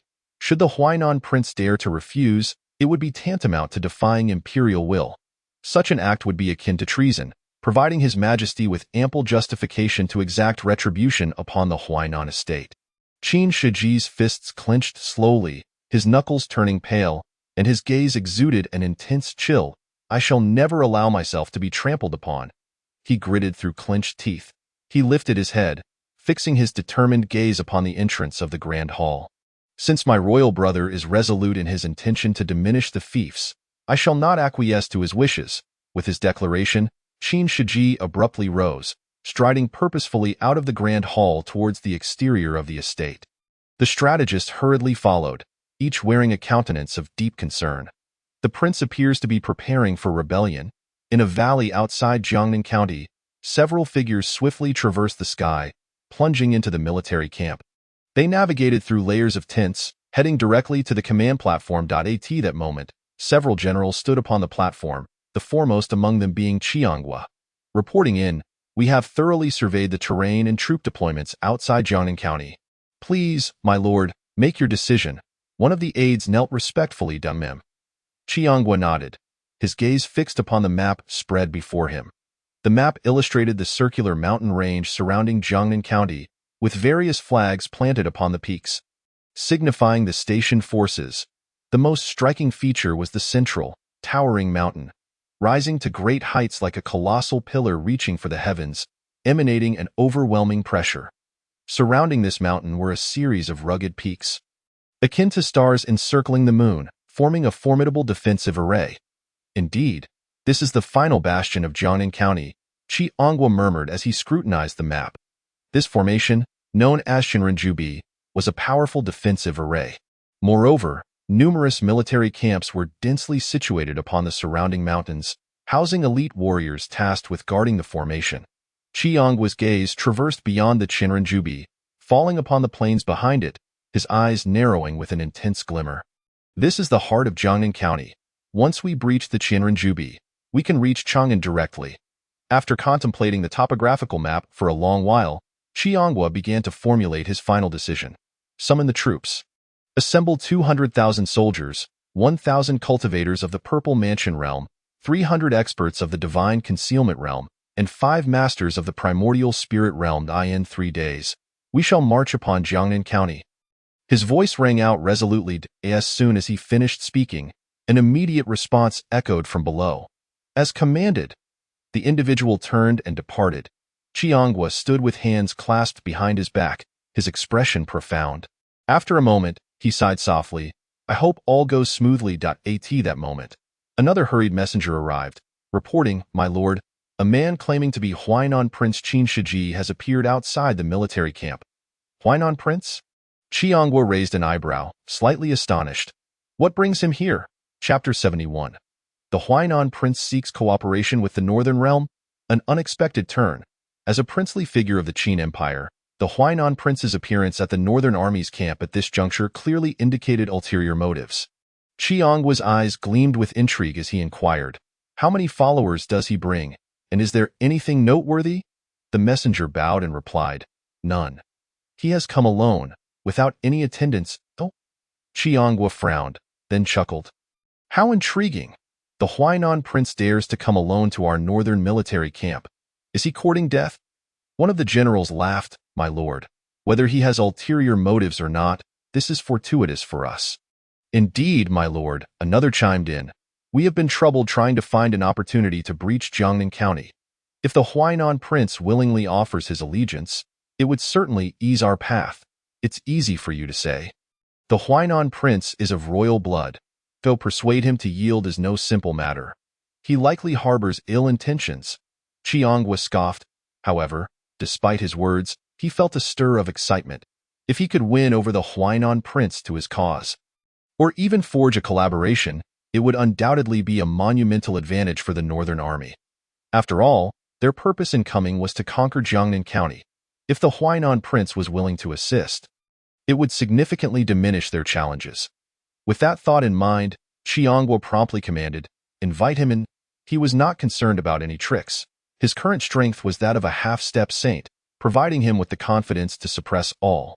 Yes, soon, Qi Anghua's trusted aide led Qin Shiji to the command platform. Dressed in a purple brocade robe, Qin Shiji's demeanor was cold and detached. Qi Anghua, standing atop the platform, looked down and inquired with a calm demeanor. Huainan Prince, what brings you here at such a late hour? Qin Shiji raised his head, locking eyes with Qi Anghua. The two exchanged gazes, each emanating a palpable intensity, as if sparks were flying between them. After a long pause, Qin Shiji finally broke into a slight smile, his lips curling. I have come tonight for 2 matters.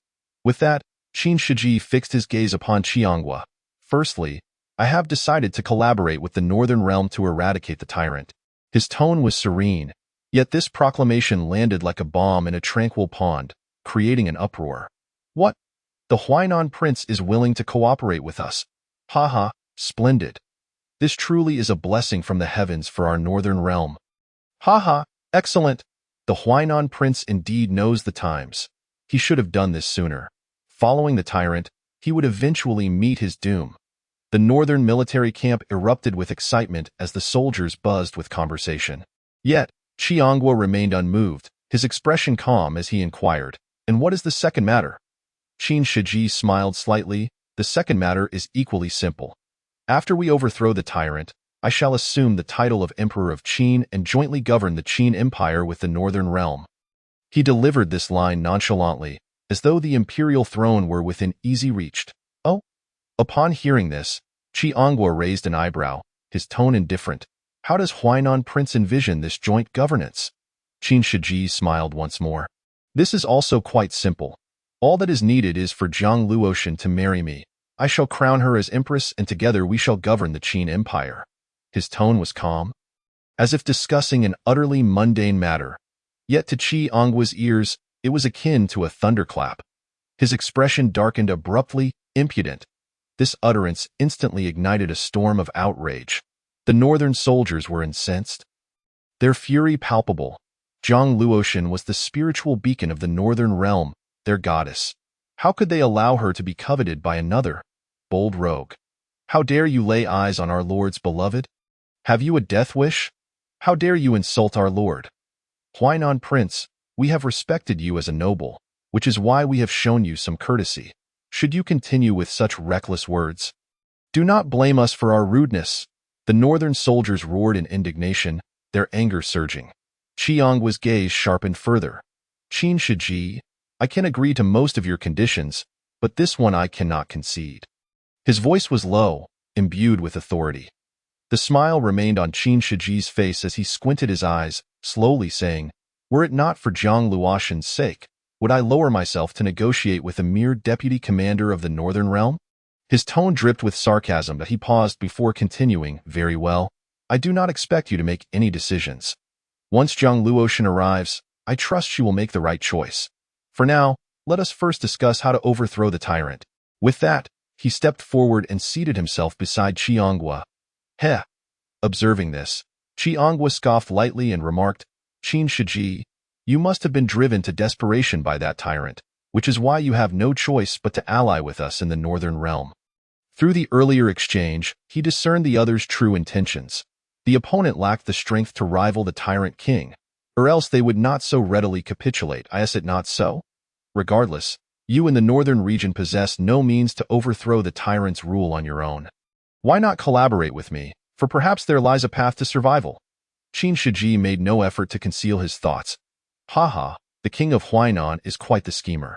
Since that is the case, let us speak candidly. Qi Anggua laughed heartily, having surmised the purpose of the king of Huainan's visit with considerable accuracy. This could very well be a fortuitous development for the northern region. Speak, what exactly do you wish for the north to undertake? Qi Anggua inquired, his gaze dark and voice grave. Qin Shiji, nonchalantly crossing his legs, replied coolly, before we proceed, I must divulge a piece of information. Qin Mu has issued a death order, commanding me to dispatch the southern border troops to annihilate you. What? At these words, the surrounding generals turned pale. Qin Shiji cast a satisfied glance at their reaction and continued, however, that tyrant is debauched and unruly. Naturally, I am unwilling to continue serving him, which is why I have come here alone today. Thus, you must understand, this is an opportunity one-off for you. Qin Shiji stated matter-of-factly. Yet Qi Anggua remained unfazed. Retorting coldly, discussing such matters is futile. Let us consider how we might cooperate instead. Seeing that Qi Anggua was impervious to his tactics, Qin Shiji's expression grew cold, mentally cursing him as a cunning old fox. His words were merely an attempt to secure a dominant position in the forthcoming conflict. He had not anticipated that Qi Anggua would remain entirely unperturbed, revealing nothing of his depths. Qin Shiji fixed a penetrating gaze on Qi Anggua and said, since that is the case, I shall dispense with further pleasantries. Although the situation was not in his favor, he could not afford to wait any longer. He needed to reach a consensus with the northern region now. Please, speak, King of Huainan. Qi Anggua's demeanor shifted, appearing all ears. Regardless of the king of Huainan's ulterior motives, at this moment, both he and the northern region shared a common enemy. Qin Shiji nodded, about to articulate his plan, when suddenly, Qi Anggua's pupils dilated, and his eyes quickly filled with blood as he gazed in disbelief at the pitch-black blade protruding from his chest. An unforeseen change. The black sword blade, akin to a fleeting meteor in the night, plunged deeply into Qi Anggua's heart, unleashing boundless murderous intent. It then pierced entirely through him. Blood gushed forth, instantly staining the ground and the gazes of those present. Qi Anggua was left in a daze. As were the others around him, no one had anticipated such a shocking turn of events. How could the half-saint Qi Anggua be assassinated? Even Qin Shiji stood momentarily stunned, his face a mask of confusion. Unable to comprehend what had transpired, assassin, protect the Lord. After a brief shock, the guards finally reacted, shouting fiercely as they rushed to Qiangwa's aid. Yet in the next moment, that pitch-black sword reappeared like a divine retribution. Manifesting out of thin air, the sword gleamed ominously as it sliced through the air with a piercing sound, an invisible sword energy cleaving through. Crack! Several charging generals' heads flew off, blood splattering everywhere. A few others let out horrified cries as they were sent flying backward. Crashing through the door behind them, lifeless upon impact. Hiss! Witnessing this scene, those present could not help but gasp in shock, their bodies trembling in an instant. The guards surrounding Qiangwa had suffered catastrophic losses. Who are you? Show yourself. Qiangwa clutched his wound, abruptly lifting his head. His teeth gritted as he glared fiercely at a specific spot, bellowing angrily. With a whoosh, accompanying his words, the shadow flickered and transformed into a ghostly afterimage. Lunging toward Qiangwa, upon seeing this, Qiangwa's eyes narrowed. The speed of this ghostly figure was astonishing. Even with his half-saint cultivation, he could not catch its trajectory. However, though injured, Qiangwa's prowess remained intact. At that moment, he flicked his wrist. Clang! As the cold gleam flickered, a 3-foot azure blade shot forth, slicing toward the two afterimages. In an instant, a tempest of sword energy erupted. Qiangwa's half-saint pressure rapidly enveloping the entire valley. Sweeping through every corner like a hurricane, boom! However, his strike was swallowed without a trace, akin to a stone cast into the sea, failing to stir any ripples. The speed of that afterimage seemed unaffected. Still hurtling toward him like lightning. Qiangwa's expression shifted slightly. Though he had not exerted his full strength, this blow had concentrated his half-saint energy, which should have been formidable enough to withstand any ordinary king of the Dao realm. Yet now, it bore no effect. How could this be? Qiangwa was astonished, but having weathered many battles, he quickly regained his composure. He swung his sword once more, his internal energy swelling like a tide, pouring into the blade, causing it to radiate a blinding azure light, resembling a blazing sun. Clang! In the next moment, Qiangwa exerted tremendous force with his right arm, delivering a powerful downward strike. This sword energy far surpassed his previous attempt. Imbued with terrifying spiritual power, descending like a mountain to crush all before it, even ripping space apart. Regrettably, the outcome remained unchanged. The afterimage merely flicked its hand lightly, effortlessly dispelling the sword energy. Then, with a flick of its fingers, 2 strands of piercing force shattered the void, shooting straight into Qiangwa's left shoulder. Sizzle! Blood sprayed forth, and Qiangwa's entire left arm was severed and sent flying. The intense pain compelled Qiangwa to unleash a heart-wrenching scream. Yet the afterimage offered him no respite. Extending its jade-like palm once more, the beam of pitch-black sword light shot forth, shattering the air with a deafening roar that threatened to rupture eardrums. Swoosh! Qiangwa's other arm was likewise severed. Who are you? Feeling the excruciating pain radiating from his shoulder blade, Qiangwa's forehead dripped with sweat as he bellowed through gritted teeth. The opponent's cultivation undoubtedly surpassed the half-saint realm. Such power could only stem from a saint's presence, yet the afterimage showed no inclination for dialogue, its strikes ruthless and resolute. Already wounded, Qiangwa was now soundly beaten, unable to withstand the onslaught. Ultimately, he was left standing only on his right leg, the rest of his body having been severed and fallen to the ground. Why, Lord! Seeing Qiangwa injured, the surrounding soldiers roared in fury, desperately charging toward the afterimage. Alas, in the face of such overwhelming power, their efforts were utterly futile.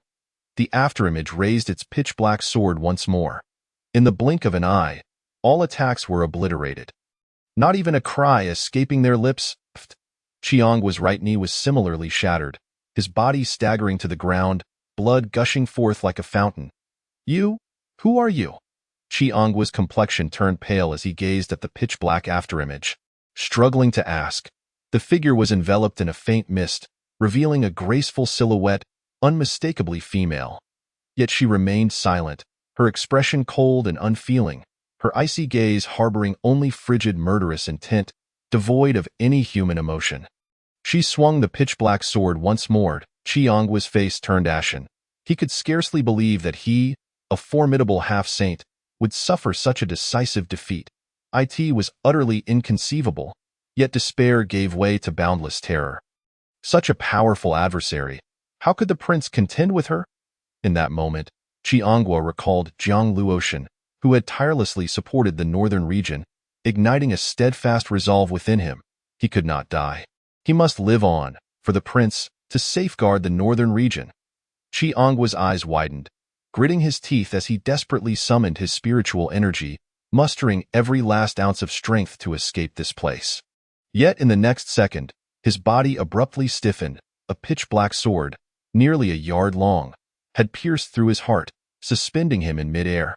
Subsequently, a series of mysterious runes flickered along the blade, as if awakening a merciless demon, ruthlessly devouring Qianghua's flesh and soul. What is happening? Qianghua's mind reeled, his eyes brimming with horror. He felt as if his blood, bones, internal organs, and spirit were under siege by an eerie force. It felt as though every inch of his skin, every pore, every hair, and even his very soul were being wrenched away. This sensation was 100-fold more agonizing than death by 1,000 cuts. 1,000,000 times more tragic. Qianghua struggled with all his might, yet he was utterly spent, devoid of any strength to resist. I refuse to accept this. Qianghua cried out in despair, in his final moments of consciousness. He mustered a shred of his unyielding spirit and shouted one last question. Who are you? Let me know who has brought about my demise. At this moment, the lingering shadow finally ceased its movements, its emotionless gaze briefly resting upon Qianghua before it spoke with an icy detachment. I am, of course, executing the orders of the Prince of Huainan to eliminate you traitorous scoundrels. The frigid tone of her voice was akin to ancient ice, devoid of any sentiment. Yet, her words left the audience in a state of utter bewilderment. Executing the orders of the Prince of Huainan. But isn't the Prince of Huainan right here? Just moments ago, he was discussing cooperation with them. The remaining generals, along with Qianghua, instinctively turned their attention towards Prince Qin Shiji of Huainan. Prince Qin Shiji appeared utterly perplexed, his eyes wide with astonishment. Ah? Prince Huainan, will you continue to feign ignorance? Remember, you promised that not a single reward would be lessened. Otherwise, the shadow's voice grew increasingly frigid, a terrifying pressure descending upon Qin Shiji like a mountain, causing him to tremble involuntarily, rendering him speechless. His silence undeniably conveyed a tacit acceptance to the onlookers. Qin Shiji, you despicable wretch, we placed our utmost trust in you, and you dared to conspire against us. Qin Shiji, you deserve to die 1,000 deaths. You treacherous scoundrel, we shall not let you off even in death. A chorus of generals erupted in furious denunciations, their pent-up rage seeking an outlet. Ha ha ha ha! Qianghua could not help but let out a chilling laugh, his voice steeped in despair. So this is what you call cooperation? Truly, a splendid partnership. His voice was hoarse, and his eyes were bloodshot, filled with anguish and unbridled hatred. Qin Shiji, what is happening? I merely came to discuss cooperation. How did it inexplicably turn into a matter of exterminating traitors? At that moment, he could not afford to ponder further, for the enraged northern generals were already charging towards him. They could not defeat the mysterious shadow, but surely they could overpower Qin Shiji. Besides, capturing the leader would likely turn the tide of battle. Qin Shiji, witnessing the bloodthirsty generals, felt his skin twitch with anxiety. However, he understood that he could neither retaliate nor flee. Otherwise, the situation would only worsen. Listen to me. Qin Shiji endeavored to steady his racing heart and exclaimed in a low voice. Yet, the generals were in no mood to listen. In particular, one of Qianghua's deputy generals bellowed as he charged forward, ready to land a punch on Qin Shiji's face. Bang! Just then, a piercing hum filled the air as a dark sword materialized out of nowhere, darting forward in an instant, piercing through the deputy general's forehead and exiting through the back of his head. he dropped dead on the spot. "You go ahead. I will deal with these people." The shadow intoned faintly, "Qin Shiji, thank you." He had intended to clarify the situation, but now, what could he possibly explain? Glancing around at the furious northern generals, his heart felt like a mute man eating bitter gall. He had no way to express his grievances. This was all truly beyond his control. In that moment, he longed to scream, yet he could neither do so nor dare to, for he felt the oppressive force hovering above him like a blade, ready to take his life at any moment. Taking a deep breath, Qin Shiji slowly stepped towards the exit. The shadow did not impede him. Rather, it faced the northern generals, seemingly shielding Qin Shiji's escape. Sighing in relief, Qin Shiji quickened his pace, darting out like lightning. Although departing meant he would bear the blame, survival took precedence over all else. Meanwhile, boom! Outside the valley, the air erupted with sonic booms as a colossal flying shuttle sliced through the clouds. Racing towards them, this flying shuttle was a staggering 10,000 feet in size, its body a deep purple-black, exuding a dim, ominous glow, akin to stars descending as night fell, bringing with it an oppressive terror. At that moment, standing upon the shuttle's deck was a young maiden. She appeared to be around 17 or 18 years old, possessing stunning beauty, bright eyes, and a radiant smile, her features ethereal and otherworldly, as if she were a celestial being descending to the mortal realm. Indeed, it was Jiang Luotian. Upon receiving Qianghua's urgent message, she had swiftly rallied her troops and boarded the flying shuttle to arrive here. The entire process took less than an hour, showcasing the remarkable speed of her march. The shuttle descended lower, eventually coming to a gentle halt outside the mountains. Buzz! The surface of the shuttle shimmered with brilliance as a plaque illuminated, revealing the words Zhenbei M. On the shuttle, Jiang Luotian's brow furrowed slightly as she caught a whiff of the metallic scent of blood wafting from the depths of the valley, stirring a sense of unease within her. Without hesitation, she lightly stepped down, soaring towards the valley. However, just as she reached the entrance, she encountered a figure who should not have been there. Qin Shiji. The Prince of Huainan stood before her, appearing exceedingly flustered, indicating that something grave had transpired. Jiang Luotian's brow knitted tighter, her unease intensifying. Qin Shiji, noticing Jiang Luotian, felt his pupils constrict. A fleeting look of instinctive admiration flitted across his eyes, soon replaced by an unnatural panic.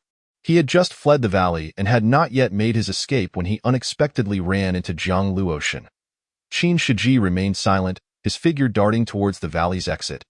Although he now stood before the rightful ruler of the Northern Territory, he had no inclination to discuss cooperation at this moment.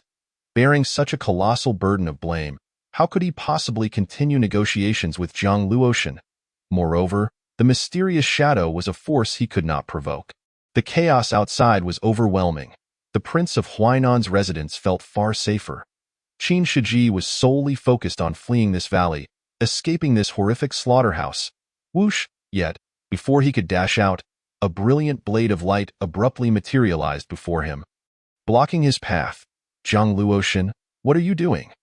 Qin Shiji's face twisted in rage. At this moment, he was drenched in blood, his hair disheveled, utterly disheveled, stripped of any semblance of his usual princely demeanor.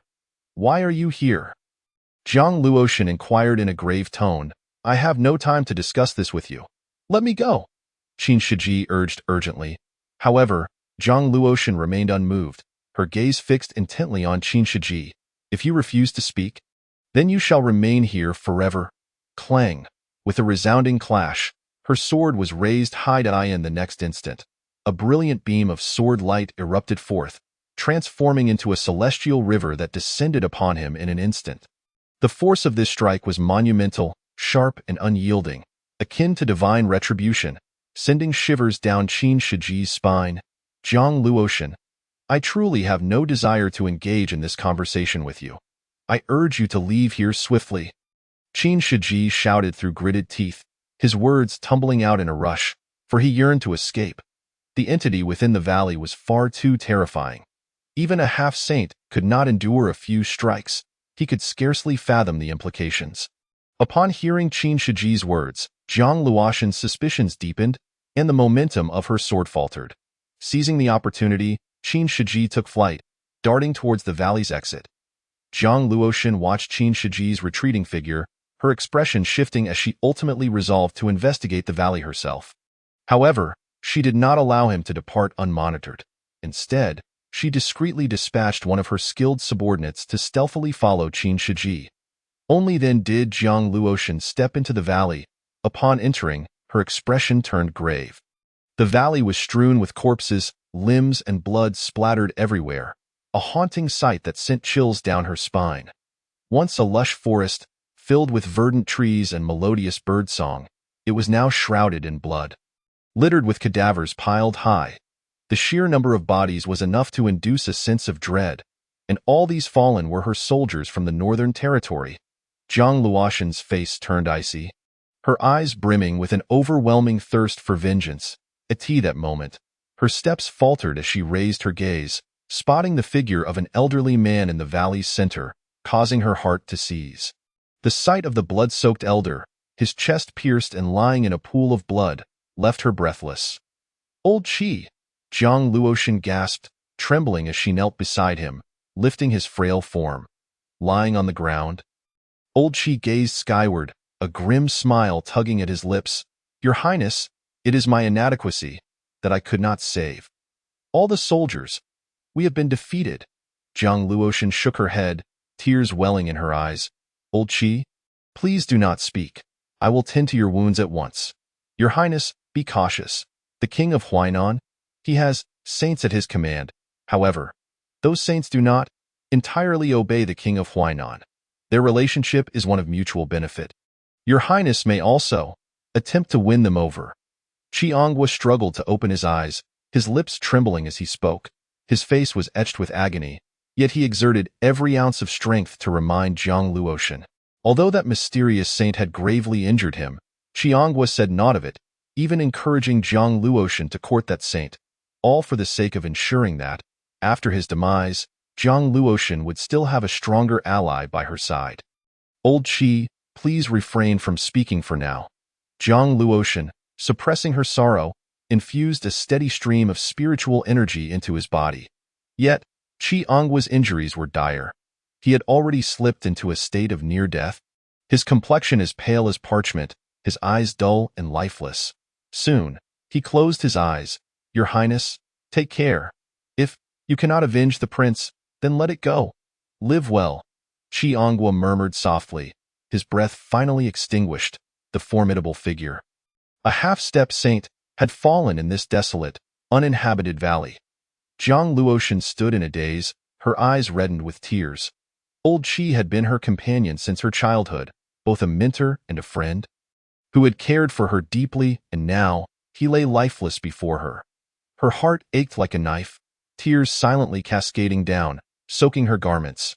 After a long moment, Jiang Luoshan took a deep breath and slowly rose to her feet. Without uttering a word, she turned her wrist, and a war spear materialized in her hand.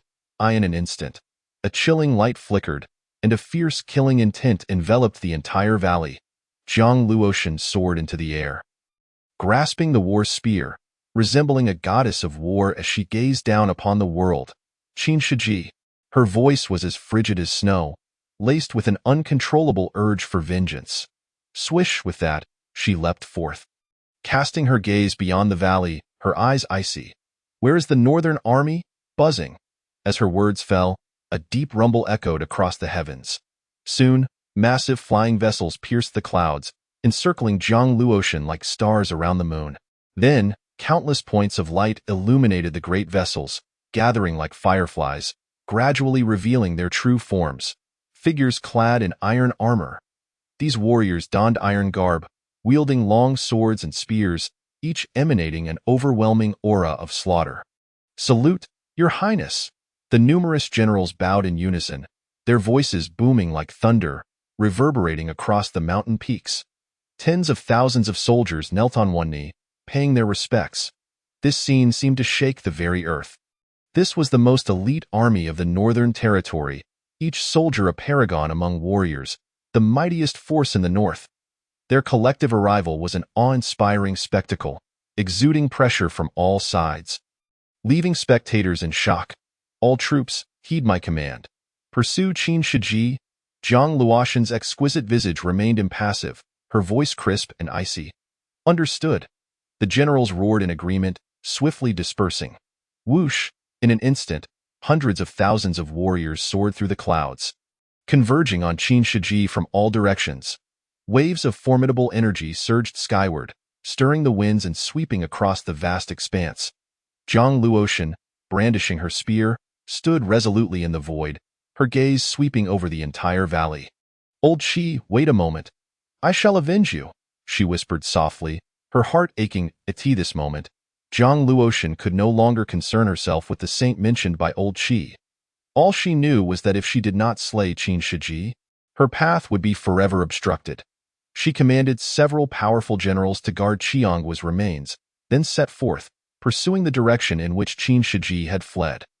However, shortly after Zhang Luoshan departed, a figure appeared abruptly, then vanished without a trace.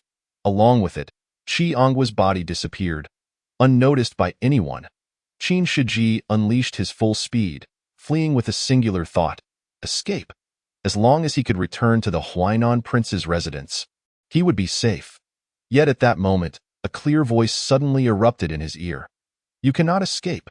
Chapter 75. The last prince of Qin, the king of Huainan, falls. The voice was extraordinarily calm and melodious. But upon hearing it, Qin Shiji's pupils constricted in terror, nearly causing his soul to flee. He turned to look, only to see a graceful figure, tall and poised, with an unparalleled beauty, clad in a flowing black dress, her hair billowing like a tempest, standing upon the void, wielding a war spear, gazing down imperiously. Her face was cold, her eyes icy. Zhang Luoshan. Qin Shiji's complexion shifted wildly, and he hastily halted his flight, eager to explain. However, Zhang Luoshan wasted no time. With a swift motion, she swung her spear downwards with lethal intent. This strike was overwhelmingly fierce, radiating a blinding cold light, shattering the air, tearing through the sky, infused with an insatiable killing intent aimed directly at Qin Shiji. Should this strike connect, it would surely obliterate him on the spot. In this moment, Qin Shiji's spirit quaked with fear. Without a second thought, he bellowed, channeling all his spiritual energy as a suit of battle armor materialized around him. He raised his palm to meet Zhang Luoshan's spear. Boom! The clash of the spear against the armor erupted in a cacophony of metallic sparks, ringing out like thunder. Yet, Qin Shiji was propelled backward by the sheer force, stumbling several dozen paces before barely regaining his footing. "Zhang Luoshan, listen to my explanation. This has nothing to do with me," he exclaimed, struggling to maintain his stance. "Qin Shiji, today, you shall find no refuge." Zhang Luoshan's countenance was devoid of emotion, her killing intent surging. With a light step, her war spear whirled through the air, unleashing a tempest of murderous energy, akin to a blazing sun descending upon Qin Shiji with devastating force. This blow was the epitome of her might, seemingly capable of cleaving heaven and earth asunder. Qin Shiji felt a chill envelop him, terror gripping his heart. He desperately funneled all his spiritual energy into his armor, striving to withstand the impending strike. Boom! A thunderous roar ensued, and Qin Shiji's arm cracked audibly, his skin tearing, bones shattering, nearly breaking in two. His face flushed crimson as he coughed up blood, his eyes wide with disbelief. How could this be? Qin Shiji was incredulous. How could Zhang Luoshan, with a single move, dismantle all his defenses, leaving him injured and incapacitated? Death. Zhang Luoshan's expression was frigid as she lunged forward once more. Swinging her spear, she summoned a torrent of energy, striking down like a celestial river cascading from the heavens. Sensing the overwhelming force of this blow, Qin Shiji's heart quaked with dread, and no longer daring to withstand it, he swiftly evaded its edge and fled frantically into the distance.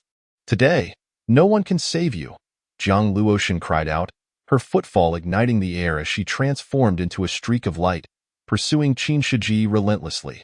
Qin Shiji gritted his teeth, attempting to endure, but ultimately, he could not withstand Zhang Luoshan's ferocious onslaught, and was sent flying once more. Bang! Qin Shiji fell to the ground in a pitiful heap, bloodied and bruised. He felt as though his entire body was in excruciating agony, especially in his chest and abdomen, where a searing pain pierced through him. Damn it! Qin Shiji's face contorted with rage, his fists clenched so tightly that blood dripped from his palms, filled with deep-seated hatred and resentment. He had never anticipated that Jiang Luoshan's combat prowess would be so terrifying that he would be utterly outmatched. Fortunately, the cacophony of battle alerted Qin Shiji's hidden subordinates nearby. Earlier, in a bid to demonstrate his sincerity, he had refrained from bringing them to the Northern Army camp. Otherwise, Jiang Luoshan might not have been able to contend with him. "Prince, what happened to you?" Upon seeing Qin Shiji drenched in blood, his subordinates were taken aback. "Stop her!" Qin Shiji shouted urgently, oblivious to any explanations, as he fled in a frenzy. "Trying to escape?" At that moment, Jiang Luoshan's voice rang out once more. In the next instant, she leapt into the air, her spear soaring, radiating a brilliant divine light, akin to an ancient star plummeting to the earth. Boom! With a resounding crash, the subordinates did not even have time to scream before they were obliterated into a pulp. Yet, a few formidable subordinates managed to withstand the impact thanks to their strength. However, before they could catch their breath, they were surrounded by countless armored warriors, their killing intent palpable. All present turned pale with fear. "Is this the Northern Army?" One subordinate trembled, unable to contain himself. Though these soldiers lacked exceptionally powerful individuals, their sheer numbers were overwhelming. Tens of thousands, a sea of warriors. Moreover, they were adept in combined assault formations, their might far beyond what anyone could withstand. "Qin Shiji, you cannot escape." Jiang Luoshan's voice was cold as ice. Feeling the terrifying threat looming behind him, Qin Shiji could not help but glance back. Before him, a flash of cold light appeared, and in place of Jiang Luoshan stood a spear that seemed to pierce the heavens, radiating boundless icy brilliance.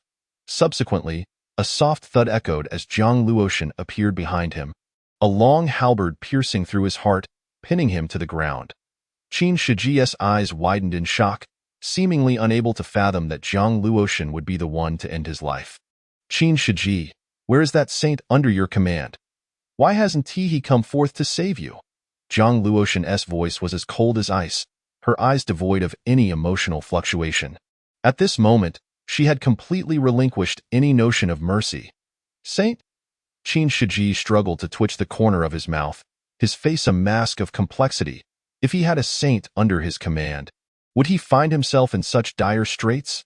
If he had a saint, would he have journeyed thousands of miles to seek cooperation with the northern region? If he had a saint, would he be reduced to this pitiful state? Yet, it was futile to ponder these matters now. Qin Shiji's face turned ashen.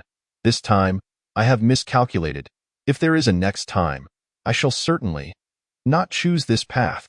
His voice rasped, each word accompanied by a trickle of blood from his mouth, a sight both gruesome and heart-wrenching. His lips trembled, filled with unwillingness. "I am unwilling." With those final words, Qin Shiji's head tilted, breath leaving his body entirely. Witnessing this, Jiang Luoshan felt no shred of pity. Her halberd vibrated ominously, clang, accompanied by a piercing sound that tore through the air. Qin Shiji's corpse was Sally. Qin Mu's voice was rather flat, yet within his profound gaze lay a hint of anticipation. In stark contrast, Qi Anggua's expression shifted dramatically. Rising to his feet, Qin Mu allowed a subtle smile to grace his lips, his eyes momentarily glimmering with excitement as he continued in a measured tone. "When Jiang Luoshan learns that the true traitor is you, Qi Anggua, do you think she will not lose her composure, her resolve crumbling? After all, she holds you in such high esteem." At this juncture, Qin Mu's words trailed off abruptly, yet the fervor in his eyes intensified. Conversely, Qi Anggua's complexion turned ashen, cold sweat beading on his forehead, his entire being trembling uncontrollably. "And when her spirit shatters, I shall bestow upon her the mark of the demon race. Will that not proceed with remarkable ease?" Qin Mu's tone was somber, yet a smile lingered at the corners of his mouth. Indeed, this was the culmination of his ultimate ambition. He did not seek to frame or eliminate Qin Shiji, nor to divert the animosity of the northern realm. Rather, his intent was to construct a flawless facade of a heroic demise for Qianghua, only to resurrect him later with the Fountain of Immortality, transforming him into a strategist for the Great Qin, clashing with Jiang Luotian. When Jiang Luotian discovers the truth, her expression will undoubtedly be a sight to behold. Why then? Her utility will have been entirely exhausted. Seizing the moment of her collapse, he would inscribe the mark of the demon race upon her, ensuring a seamless transition. After all, if Jiang Luotian is lauded by the system as a potential future empress, her will must be exceptionally steadfast. Qin Mu harbored trepidation that the mark of the demon race might prove ineffective against her, hence he meticulously orchestrated this scheme. From the outset, his objective was never Qin Shiji. A mere Qin Shiji was no match for Qin Mu's prowess. He was merely a pawn in this grand design. Chapter 77. The wronged little lowly, Jiang Luotian breaks through. Qianghua's visage twisted in rage. His fists clenched tightly, knuckles turning pale as he trembled violently. You tyrant! You shall never succeed. I will never aid you against His Highness, never. Qianghua's voice was hoarse, akin to a beast's anguished roar. Ah, but that is no longer your choice, Qin Mu replied with a slight smile. Congratulations, you shall be the first man to be controlled by the mark of the demon race. As his words fell, a dark mist emanated from Qin Mu's palm, swiftly penetrating Qianghua's brow. Tendrils of black light coursed through Qianghua's skin, coalescing in his mind to form a black demonic sigil. When Qianghua reopened his eyes, the previous fury had vanished, replaced by a serene countenance filled with reverence. He knelt deeply, akin to the most devout of followers, bowing to Qin Mu in gratitude. Thank you, Your Majesty, for granting this old servant a new life. I shall repay your kindness with my life. Qin Mu chuckled softly, nodding in approval. Very well. Observing Qianghua's demeanor, a cold, mocking gleam sparkled in his eyes. He had indeed granted Qianghua rebirth, but simultaneously, he had implanted within him a seed of darkness. Under the influence of this seed, Qianghua would become Qin Mu's most loyal subordinate. Initially, Qin Mu lacked the strength to inscribe the mark of the demon race upon a half-saint like Qianghua. However, as Qianghua was already dead, his powers had long dissipated. Moreover, having been resurrected by the waters of the Fountain of Immortality, he was powerless to resist Qin Mu's marked. At this moment, Qianghua retained his previous memories, and all else remained unchanged, save for one crucial difference. He was now wholly devoted to Qin Mu alone. You shall remain here for the time being, and I will summon you when your services are required. Qin Mu stated nonchalantly. Upon hearing this, Qianghua's eyes gleamed with fervor as he promptly bowed in compliance. Yes, this old servant obeys. His countenance was now brimming with excitement, as if he had received an extraordinary honor. A stark contrast to his earlier furious outburst. You may leave, yes. After respectfully bowing, Qianghua turned and departed. Qin Mu watched as Qianghua returned to the dungeon, a playful smirk gracing his lips as he murmured to himself, Jiang Luotian, I eagerly await the day we meet. At that moment, a little lowly with dragon horns suddenly leaped out from an unknown PL.